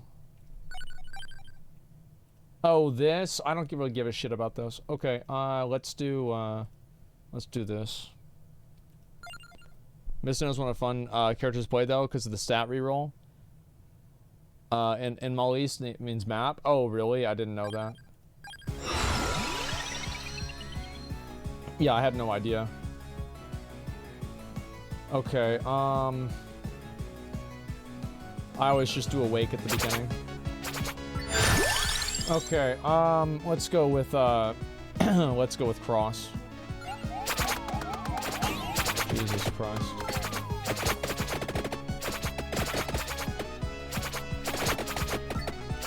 Fuck, I'm pretty bad at this.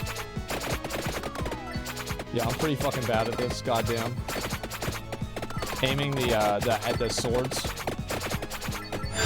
Okay, Rune Tracer. Let's go with Rune Tracer.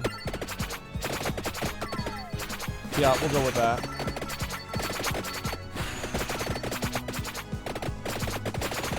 What is Italian? Yeah, I just didn't know what the thing meant. Hollow Heart. I feel like I shouldn't really need that. Duration of weapon effects. What is a weapon effect? Like, give me an example of a weapon effect. Just so I know what that is.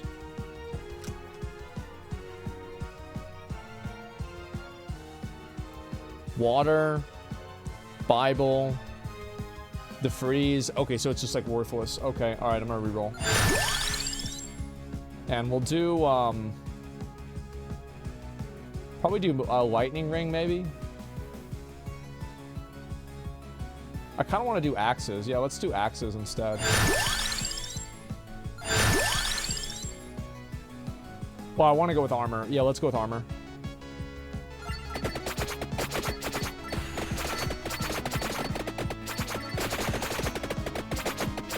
Yeah, we're gonna do axes. I want to do the thing where the projectiles bounce around.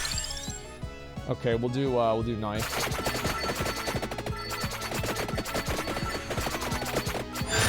Okay, cross. Ever thought about trying Ark? You mean the shitty dinosaur game? No. McConnell tried to get me to play it. Some of the guys in our guild were playing it, and it was probably. If I said it was the worst game I ever played, I would be lying because I don't think that it's a game. I think it's a torture device. It's not even a game. That's my opinion on Ark. It's as I said, it was just complete garbage. Like, I've never seen a game that bad before in my entire life. Reroll. I guess we're just gonna go Rune Tracer again. Dude, I'm getting really unlucky. Like, this is really surprising. Do knife again. I don't really like using knife, to be honest with you.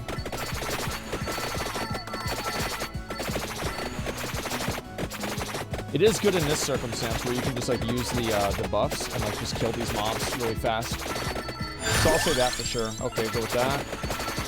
All right, let's see if we can get the both guns with this one now. Yeah, I'm not really a fan of it. Okay, axe. All right, we're gonna go axe. There we go. No red gun today. No, I'm getting it. I'm getting it. I'm getting it 100%, dude. Okay, Spellbinder, Whip, and Clover. I don't really need any of these. I could go with Clover and get the swords, though. Should I go with Clover and get the swords? Yeah, I'm gonna do it.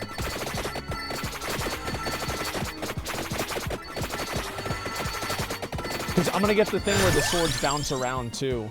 So I think it'll make sense. Yeah, I feel like that'll work really well.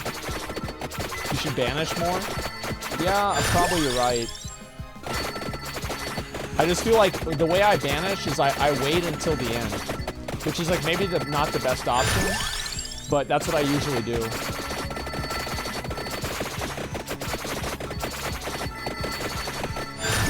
Okay, we'll do axe again. 20 base damage is huge. Alt F4 win.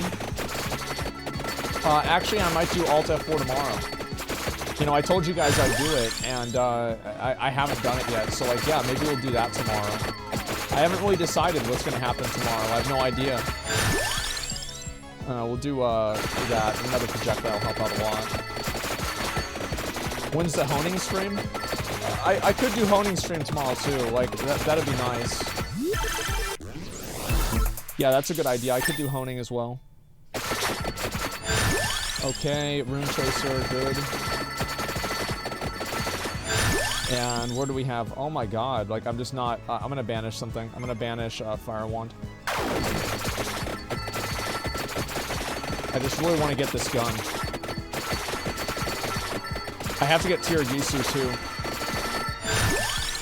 Okay, we'll go with knife.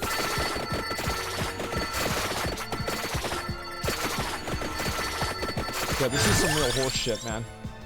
I feel like duplicator is kind of necessary. Let's go with duplicator. Duplicator, in my opinion, is one of like my S tier bonuses. Like anytime I can go duplicator, I go with it.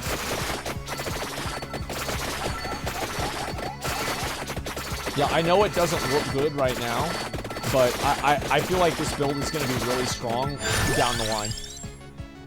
We're gonna banish something. We're gonna banish Mount 1. I just need to get that other gun, man.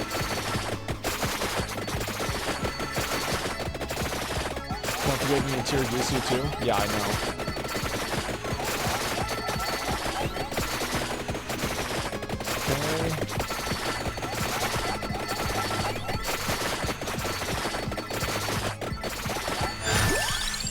I don't go lightning ring. I'm gonna banish lightning ring.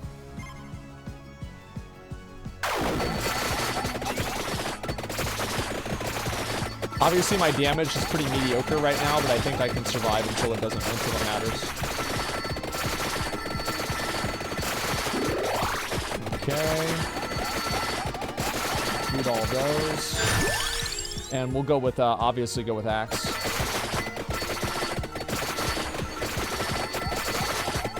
Dude, I'm getting fucked.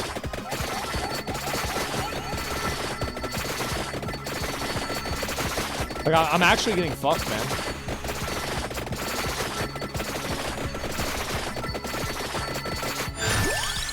Okay, we're gonna go with 8 the Sparrow.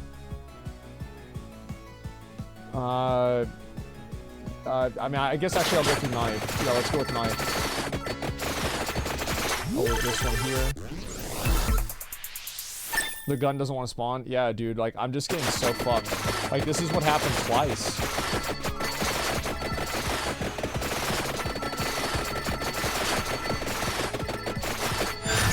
Okay, Rune Tracer. I just can't afford any more skips.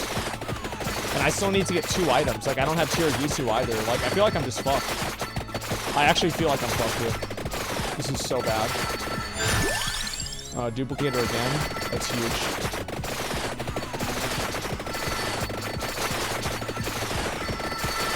Okay, good. What about tomorrow? Argos Whale Run? Yeah, maybe I should do that. That'll be fun. Okay,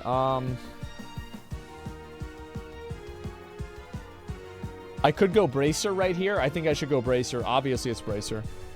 Yeah. Damn, man. Like, this is so fucked. Okay, we've got at least one thing leveled up here. Okay. All right, triple knives. Knives is not ideal, but whatever. Yeah, as I said before, I'm not a fan of knives, but it's whatever. Dude, I'm not. Dude, why is this happening to me? What?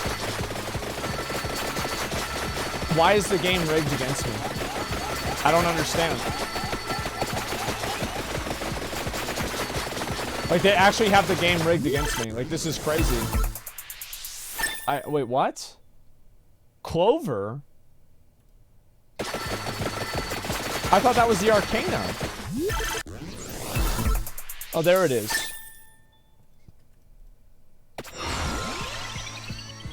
Okay, we're gonna get Waltz of Pearls, obviously. Alright, this is gonna be a big dick here. Okay, we'll do Cross again. Yeah, this is big dick. We got the bouncy boys here now. Yep, here we go. Here we go. Oh, yeah. And we'll go with Rune Tracer as well. I need to get this gun. I need this fucking gun. Alright, let's go towards this. As soon as I get Tiragisu, I can pick up the fucking tome, which will help me out a lot.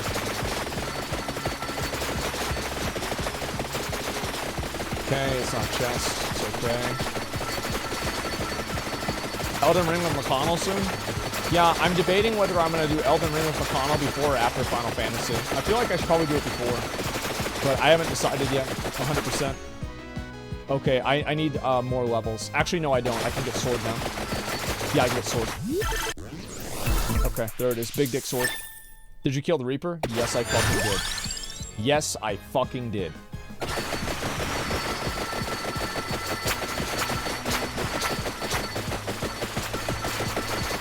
Oh my god, look at these swords, dude. Look at these swords, dude. Look at that.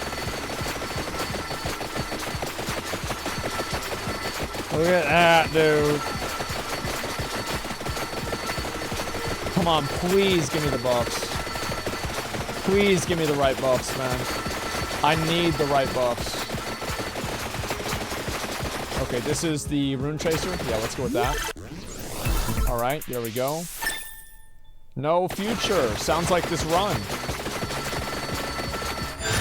Okay. What? Corello? The fuck is Corello?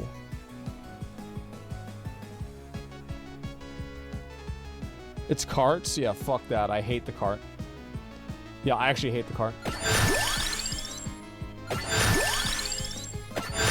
Wow. It's actually gonna fuck me. The game's actually gonna fuck me. Like, I'm actually about to get fucked here. I can't believe it.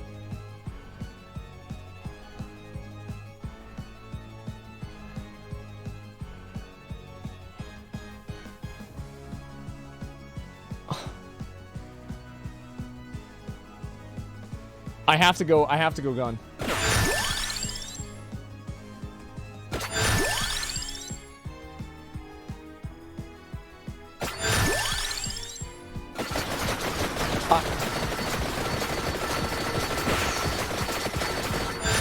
I can't believe it. I can't believe I'm about to get fucked in the ass.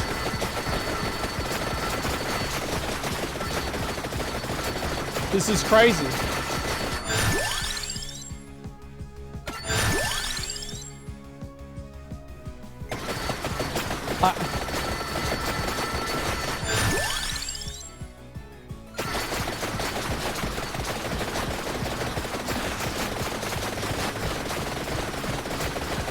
Okay, I'm just not gonna loot this for now. I might as well not do it. What happens when you kill Reaper? Every run you do after you kill Reaper is fucking terrible. That's what happens whenever you kill Reaper. Is you only get terrible runs after that. Yeah, that's how it works. I know it sounds crazy. I didn't believe it myself, but, you know, I'm living proof. I'm gonna wait till I get another level.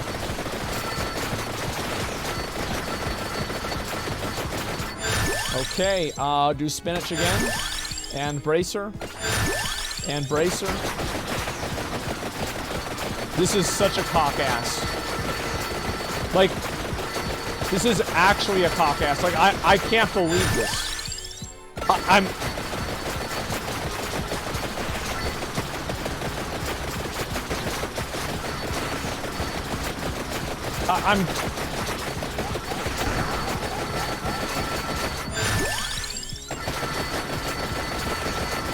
This is the origins of malding, right here.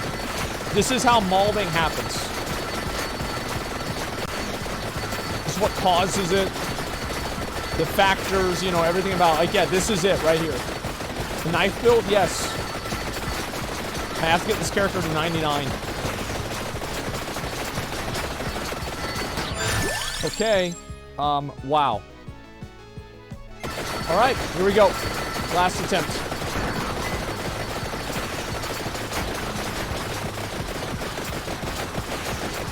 Okay, this guy will die. That's no problem. Alrighty, good. Alright, we've got Tiragisu. It doesn't really matter. We have to get the other gun. Holy fuck. Wow. Wow.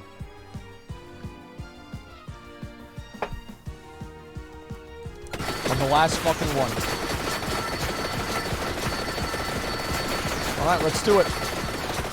I'm gonna pick up 2 of these right now. Just so I can get the levels faster. And I'll save the last one for the upgrade. Holy shit. I can't believe it. Like, I've never been baited like that before. Really, I mean, that's impressive.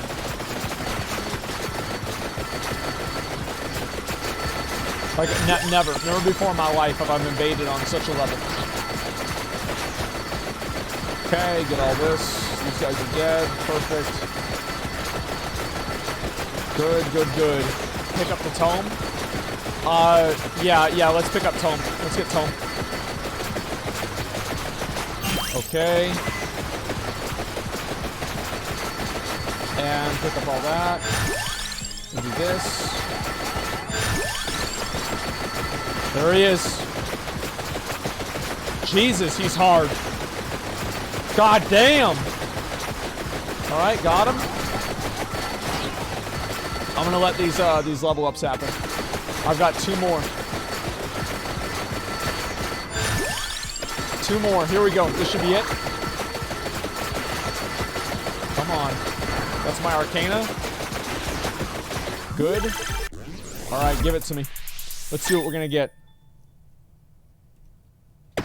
And let's see, duration, projectile speed, critical hits. It's either projectile speed or slash. I think we're gonna go with slash. Speed will pop off. You guys want to see speed? I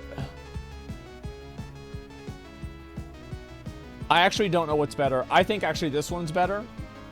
No, maybe not. Let's just try this. I don't know if that's the right option or not. It's probably not, but I just went with it anyway. Like, I don't really know. Okay, there it is. We're good. Big dick, big dick, big dick. Big dick. Okay, perfect. And the other one's too far away. I'm not even gonna worry about it. Pentagram. Let's do it. I should go pentagram, right? Like, I feel like I should 100% go pentagram. No? No crown? Okay, should I go, I can't do fire wand. I can't go fire wand because I banned it. Didn't I banish fire wand?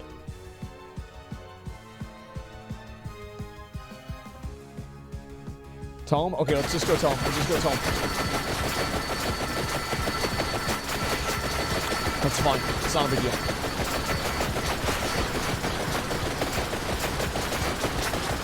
Shit's just getting deleted off the map, man. Oh my god. Oh my god. Alright, so... Bible, like, all these suck, right? Like lightning ring? Yeah, I feel like none of these are good. I should go with something that I can evolve.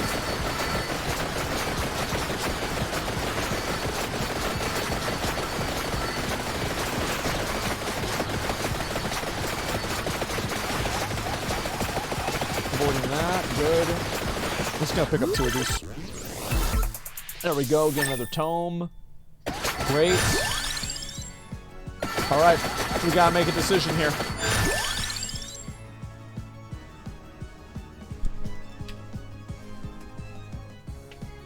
Cats? Let's do cats. Gato Armada. Oh my god. Really?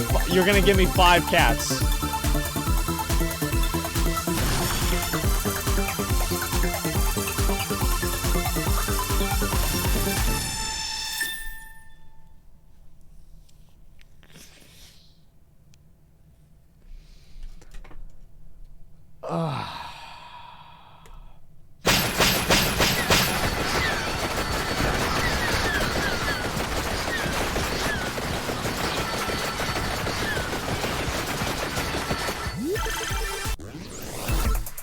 Another fucking cat. Let's go. More cats.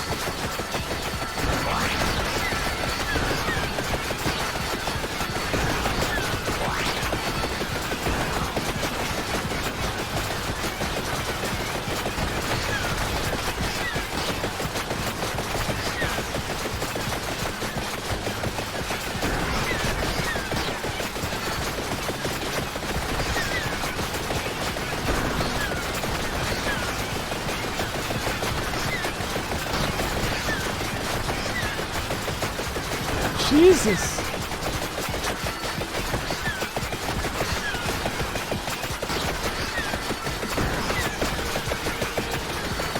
Dracula just got destroyed.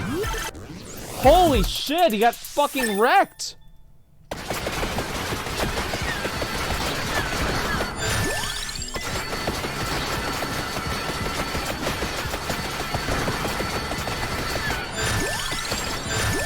Okay.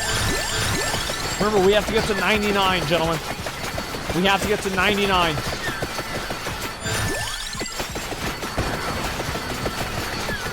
Medusa.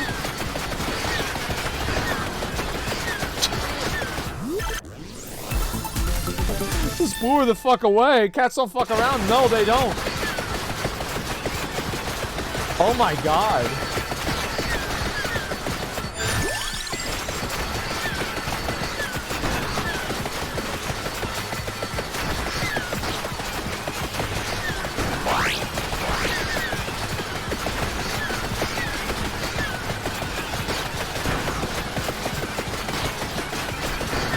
What is even happening? Orb? Oh, I see it. Like, I think I should save it. I should save the orb for 29. Yeah, I'm gonna save it.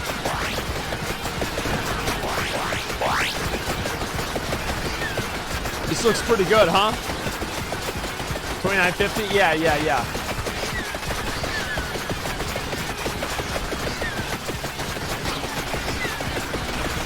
Is this good, guys? How's the bit rate? How's the bit rate, guys? You like it? Is it good? Okay, it's good. Great.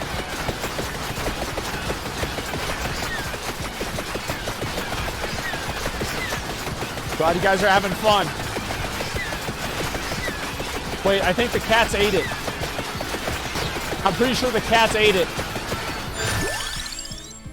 Yeah, my cats ate my my cat ate my my vacuum cleaner.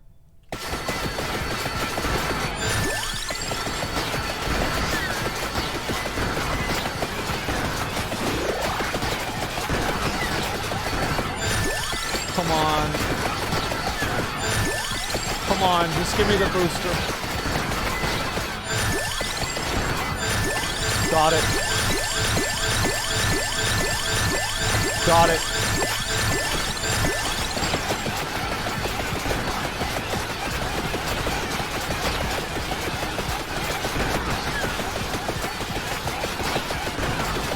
Heal? Fuck it. I'm not gonna die.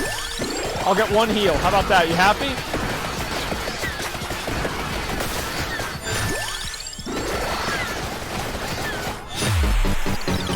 That's how it's fucking done right there.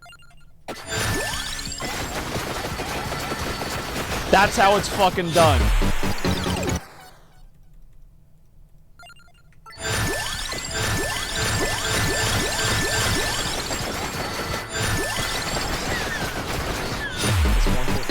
It's 115. That's the easiest GG of my life. The easiest GG of my life. Look at that, dude. Look at that, dude. Need to cheat death to kill it? Yeah, right.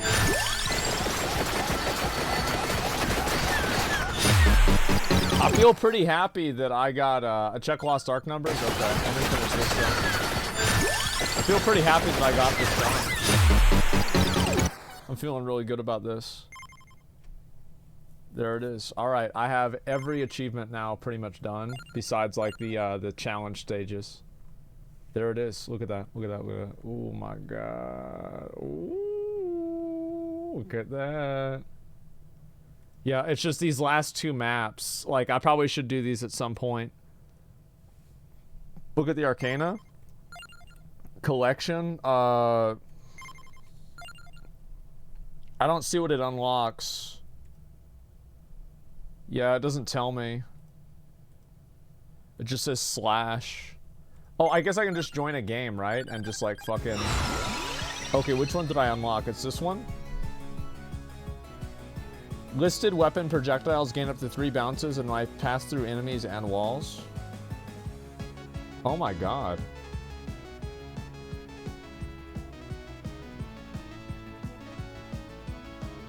That's really, really good. So I could go with that and... Wait, I could do both of these? Oh my god. That is disgusting, man. That would have helped on your Reaper attempt? Yeah, I know. Knife becomes God mode? Yeah. You go for missing though? Is the only character you're missing? Yeah, I saw that, but I'm not gonna go for him because it's like, I don't know how. Like, I'll look at, if I can figure out how, I'll do it. Let's see what Lost Ark numbers are. 300,000 people playing. It peaked at 400,000. Yeah, I mean, it probably did like a ban wave of the bots. Like, you know what I said about how it was 200? You have to edit files? Yeah, I'm not gonna edit the files. It's too much, man. Like, yeah, this is... Man, look at that. It was called Red Mask before he had a name. That's what I heard too. I don't know the details, but that's the general idea I had. I don't know.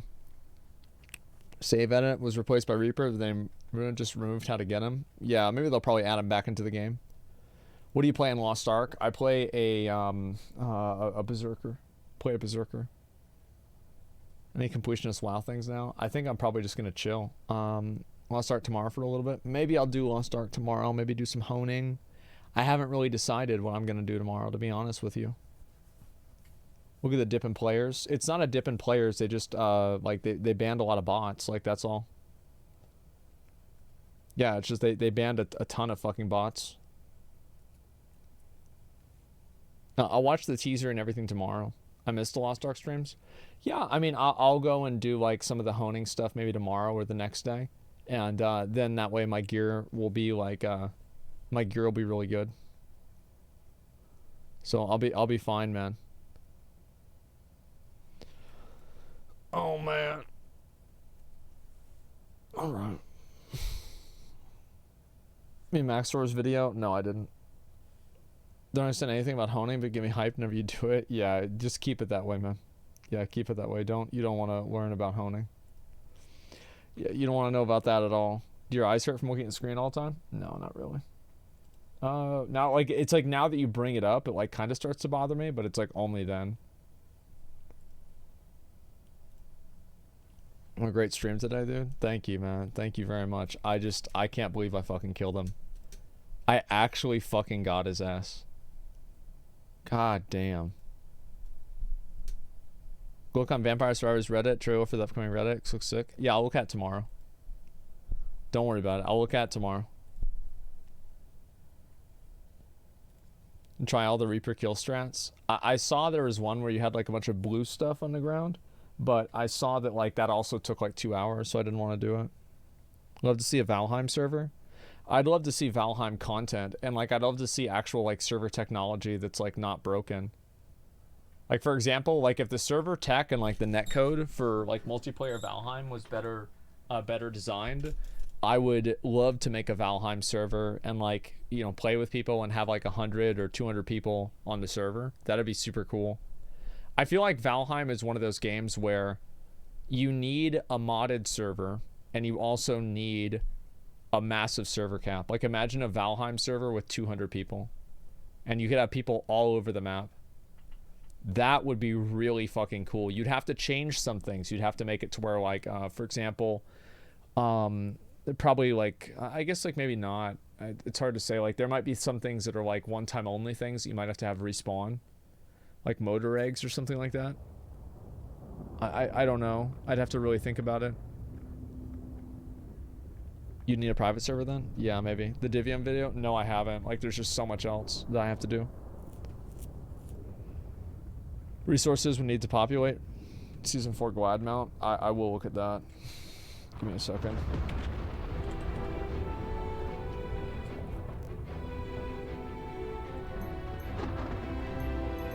That sucks.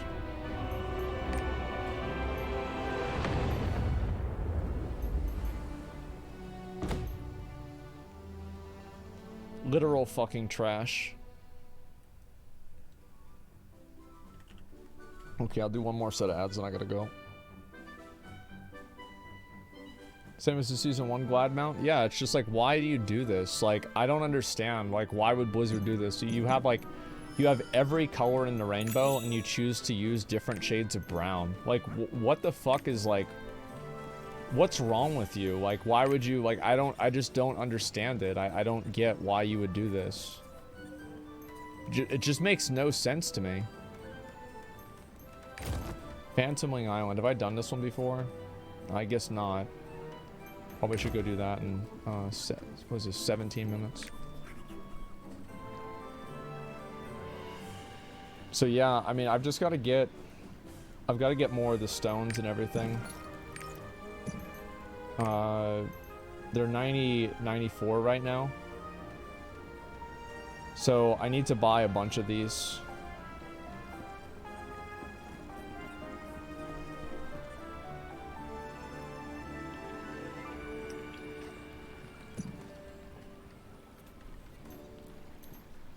So for collectibles, what have I been working on? I'm gonna show you guys what I've been working on. Look at that. That's what I've been working on right there. Arthitine, which is the last one, Neria? Oh yeah, that's gonna take a while. Yeah, so I've got all this done. Rohandel, there's like the Una's tasks I need to do there.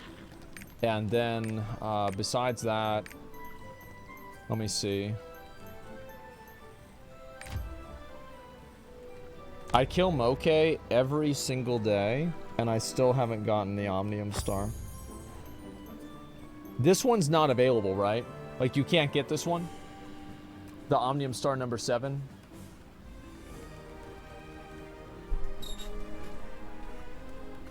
You can? How do you get it?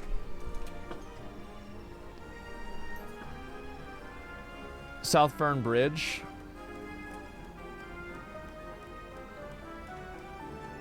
It's a weekly dungeon.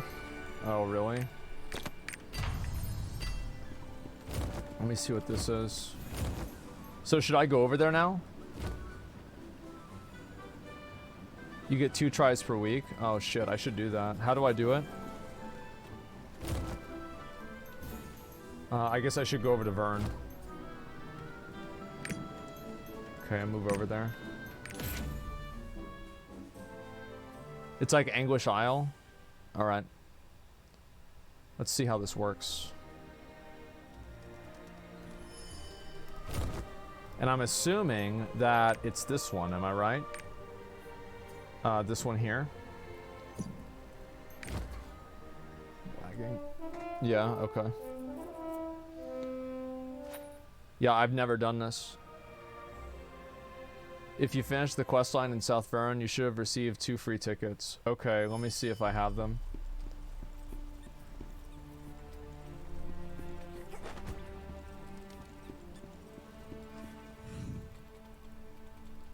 Oh. Okay, yeah, now I do.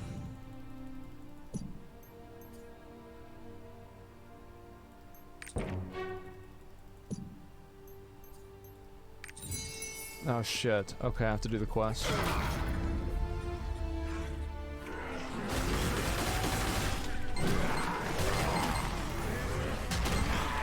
Jeez, it's only 7%. Alright, I gotta get to work here.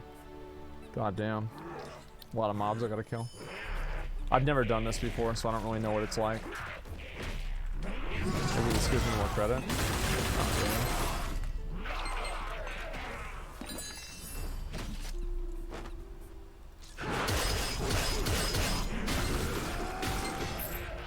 But yeah, I play the game all the time, as you guys can see.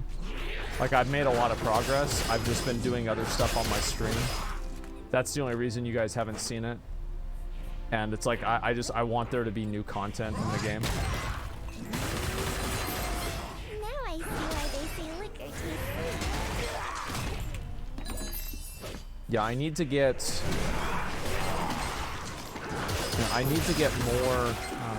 more of the rapport items, but I just don't want to have to buy them.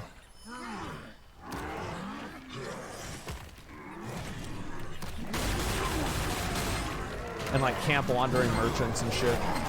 I just try to go for the easy ones. No one complains that they start bringing new content, now they're too slow with content. Well, yeah, but I mean, like, that makes sense though, right? It's not like it can only be one or the other. How much am I at? 54%? Holy fuck, this does take a while. Jesus. But yeah, I mean, like, all of my, like, my skill points, I'm at 357 skill points. Like, I don't really care that much about skill points right now, but I should try to, I should do better with skill points. I've just been lazy. Park your alts on the islands with merchants. Yeah, maybe I should, but it's then, like, it's just, like, more bullshit that I have to deal with, and I just don't want to deal with it. Like, that's really all there is to it. I'm just being lazy. Waiting for unlock before you add it. No, what I said today, just a bit ago, was that, like, I'm debating whether I'm going to do the thing, and this is if McConnell wants to, right, obviously. If I'm going to do the Elden Ring playthrough with McConnell before or after Final Fantasy. That's kind of what I'm thinking about. 357 is good. Yeah, I should have more. Like, whenever I go to Volton, I want to have a separate character, and I think that what I'm going to do pretty soon here is I'm just going to start leveling up the second Berserker. And the true reason why is, like, I like playing that class. Like, I don't like playing the other classes.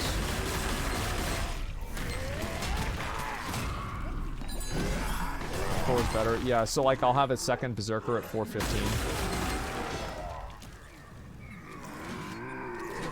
I'll get this character to 1490, and then I'll get the other one to 1414 or 1415.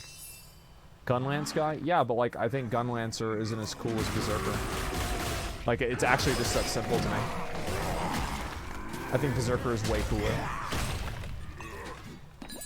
Okay, that's done.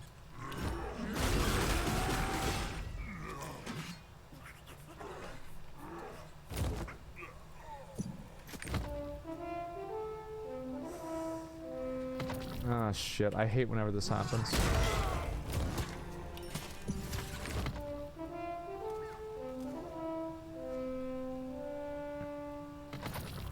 Okay.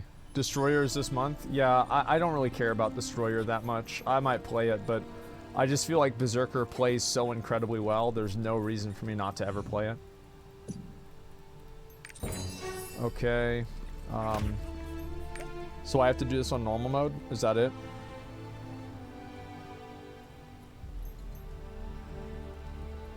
Yeah? Okay.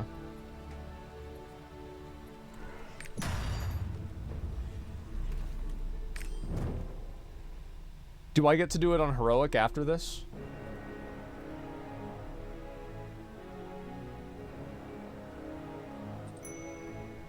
No? Okay.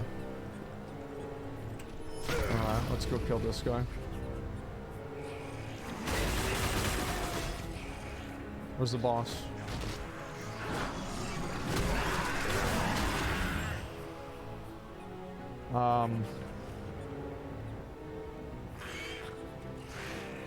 Get the keys? Okay.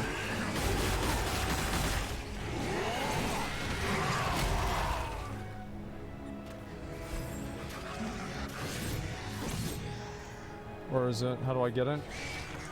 Right here? Okay.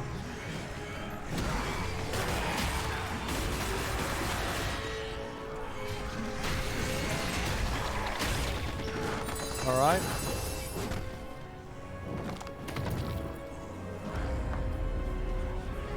Obtain the altar key. Open this door.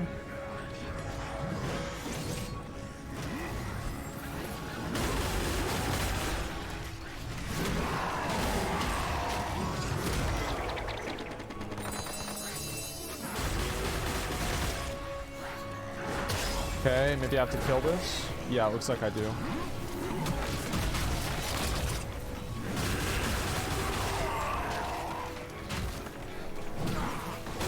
Yeah, I didn't even know about this. Fuck, it's a lot of enemies. Yeah, I know.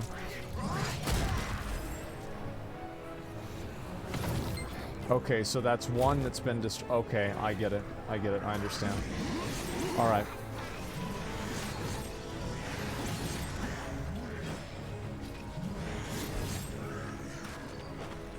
Not overgeared? Not yet. I can have better gear than this. Okay.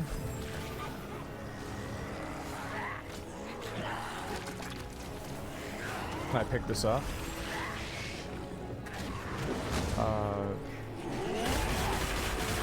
Okay. So I just loot this, and then I go in here.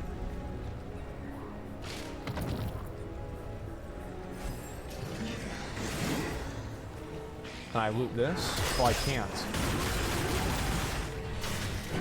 What's crazy is like how much damage I do, man. This is just great. This is just fucking great, man. What's the first thing I do? Should I hit 50? Just start leveling, man. Like, start leveling. Hone your gear, get it upgraded. And just, like, get to tier 3 as soon as you can. Because that's where, like, most of everybody else is at. You killed the Reaper? Yes, I did. Yes, I fucking did.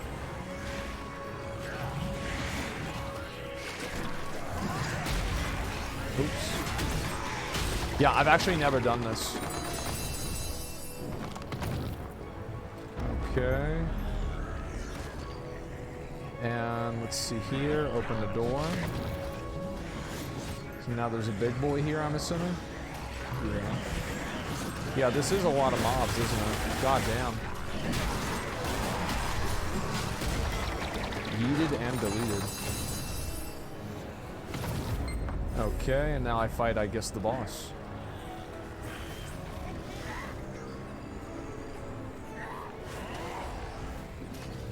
Oh yeah, he's moving around. He's pissed.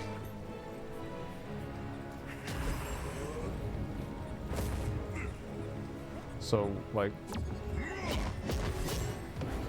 Okay.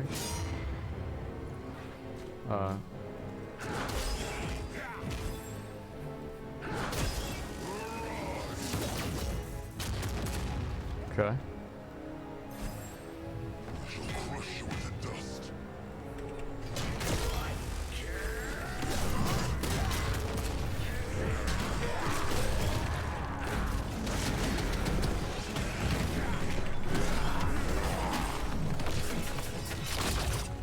Where's the boss? Oh. Okay. Well, I didn't get it. So did I beat it, or what?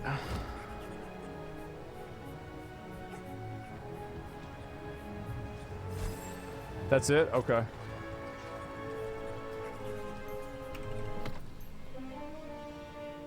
The rewards are really good from the trade-in? Okay. Well, like, if they're adding in hard mode, shouldn't I hold my keys for hard mode so I can opt into doing hard mode instead? I feel like that's a better idea, isn't it?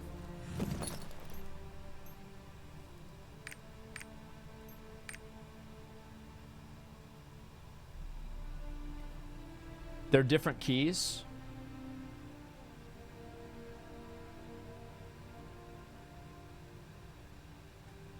Fuck. Okay, so what do I go with here? Do I buy Guardian Stones, Honor Stones, Glorious Leap Stones? Is this stuff, is any of this stuff good? I mean, I could buy these. Silver, I mean, I need silver. Silver's good. I can only buy this once, right? Card packs? Yeah, but like this is roster limit. Like that means I can only buy it. It's one time per roster. Yeah, it's not weekly limit. It'll say weekly if it's weekly. It doesn't say weekly, so it's not. It's one time. So like this is just like it's like one and done content, I guess.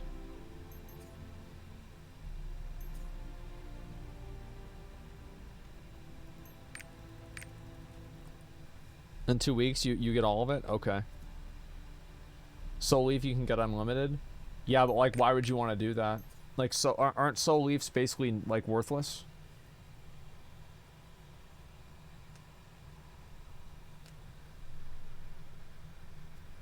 Right now, yeah.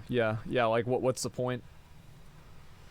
All right, I'll wait for the next set of ads. I gotta go and get some food, chill out for a bit, relax. Holy shit, so many different answers. Yeah, like nobody knows anything about this game, and so like, it's always a mystery. Nobody has any idea. Let's see. I'm gonna buy the silver, and we'll buy. I guess I'll buy the rapport, because, like, I'm working on that anyway.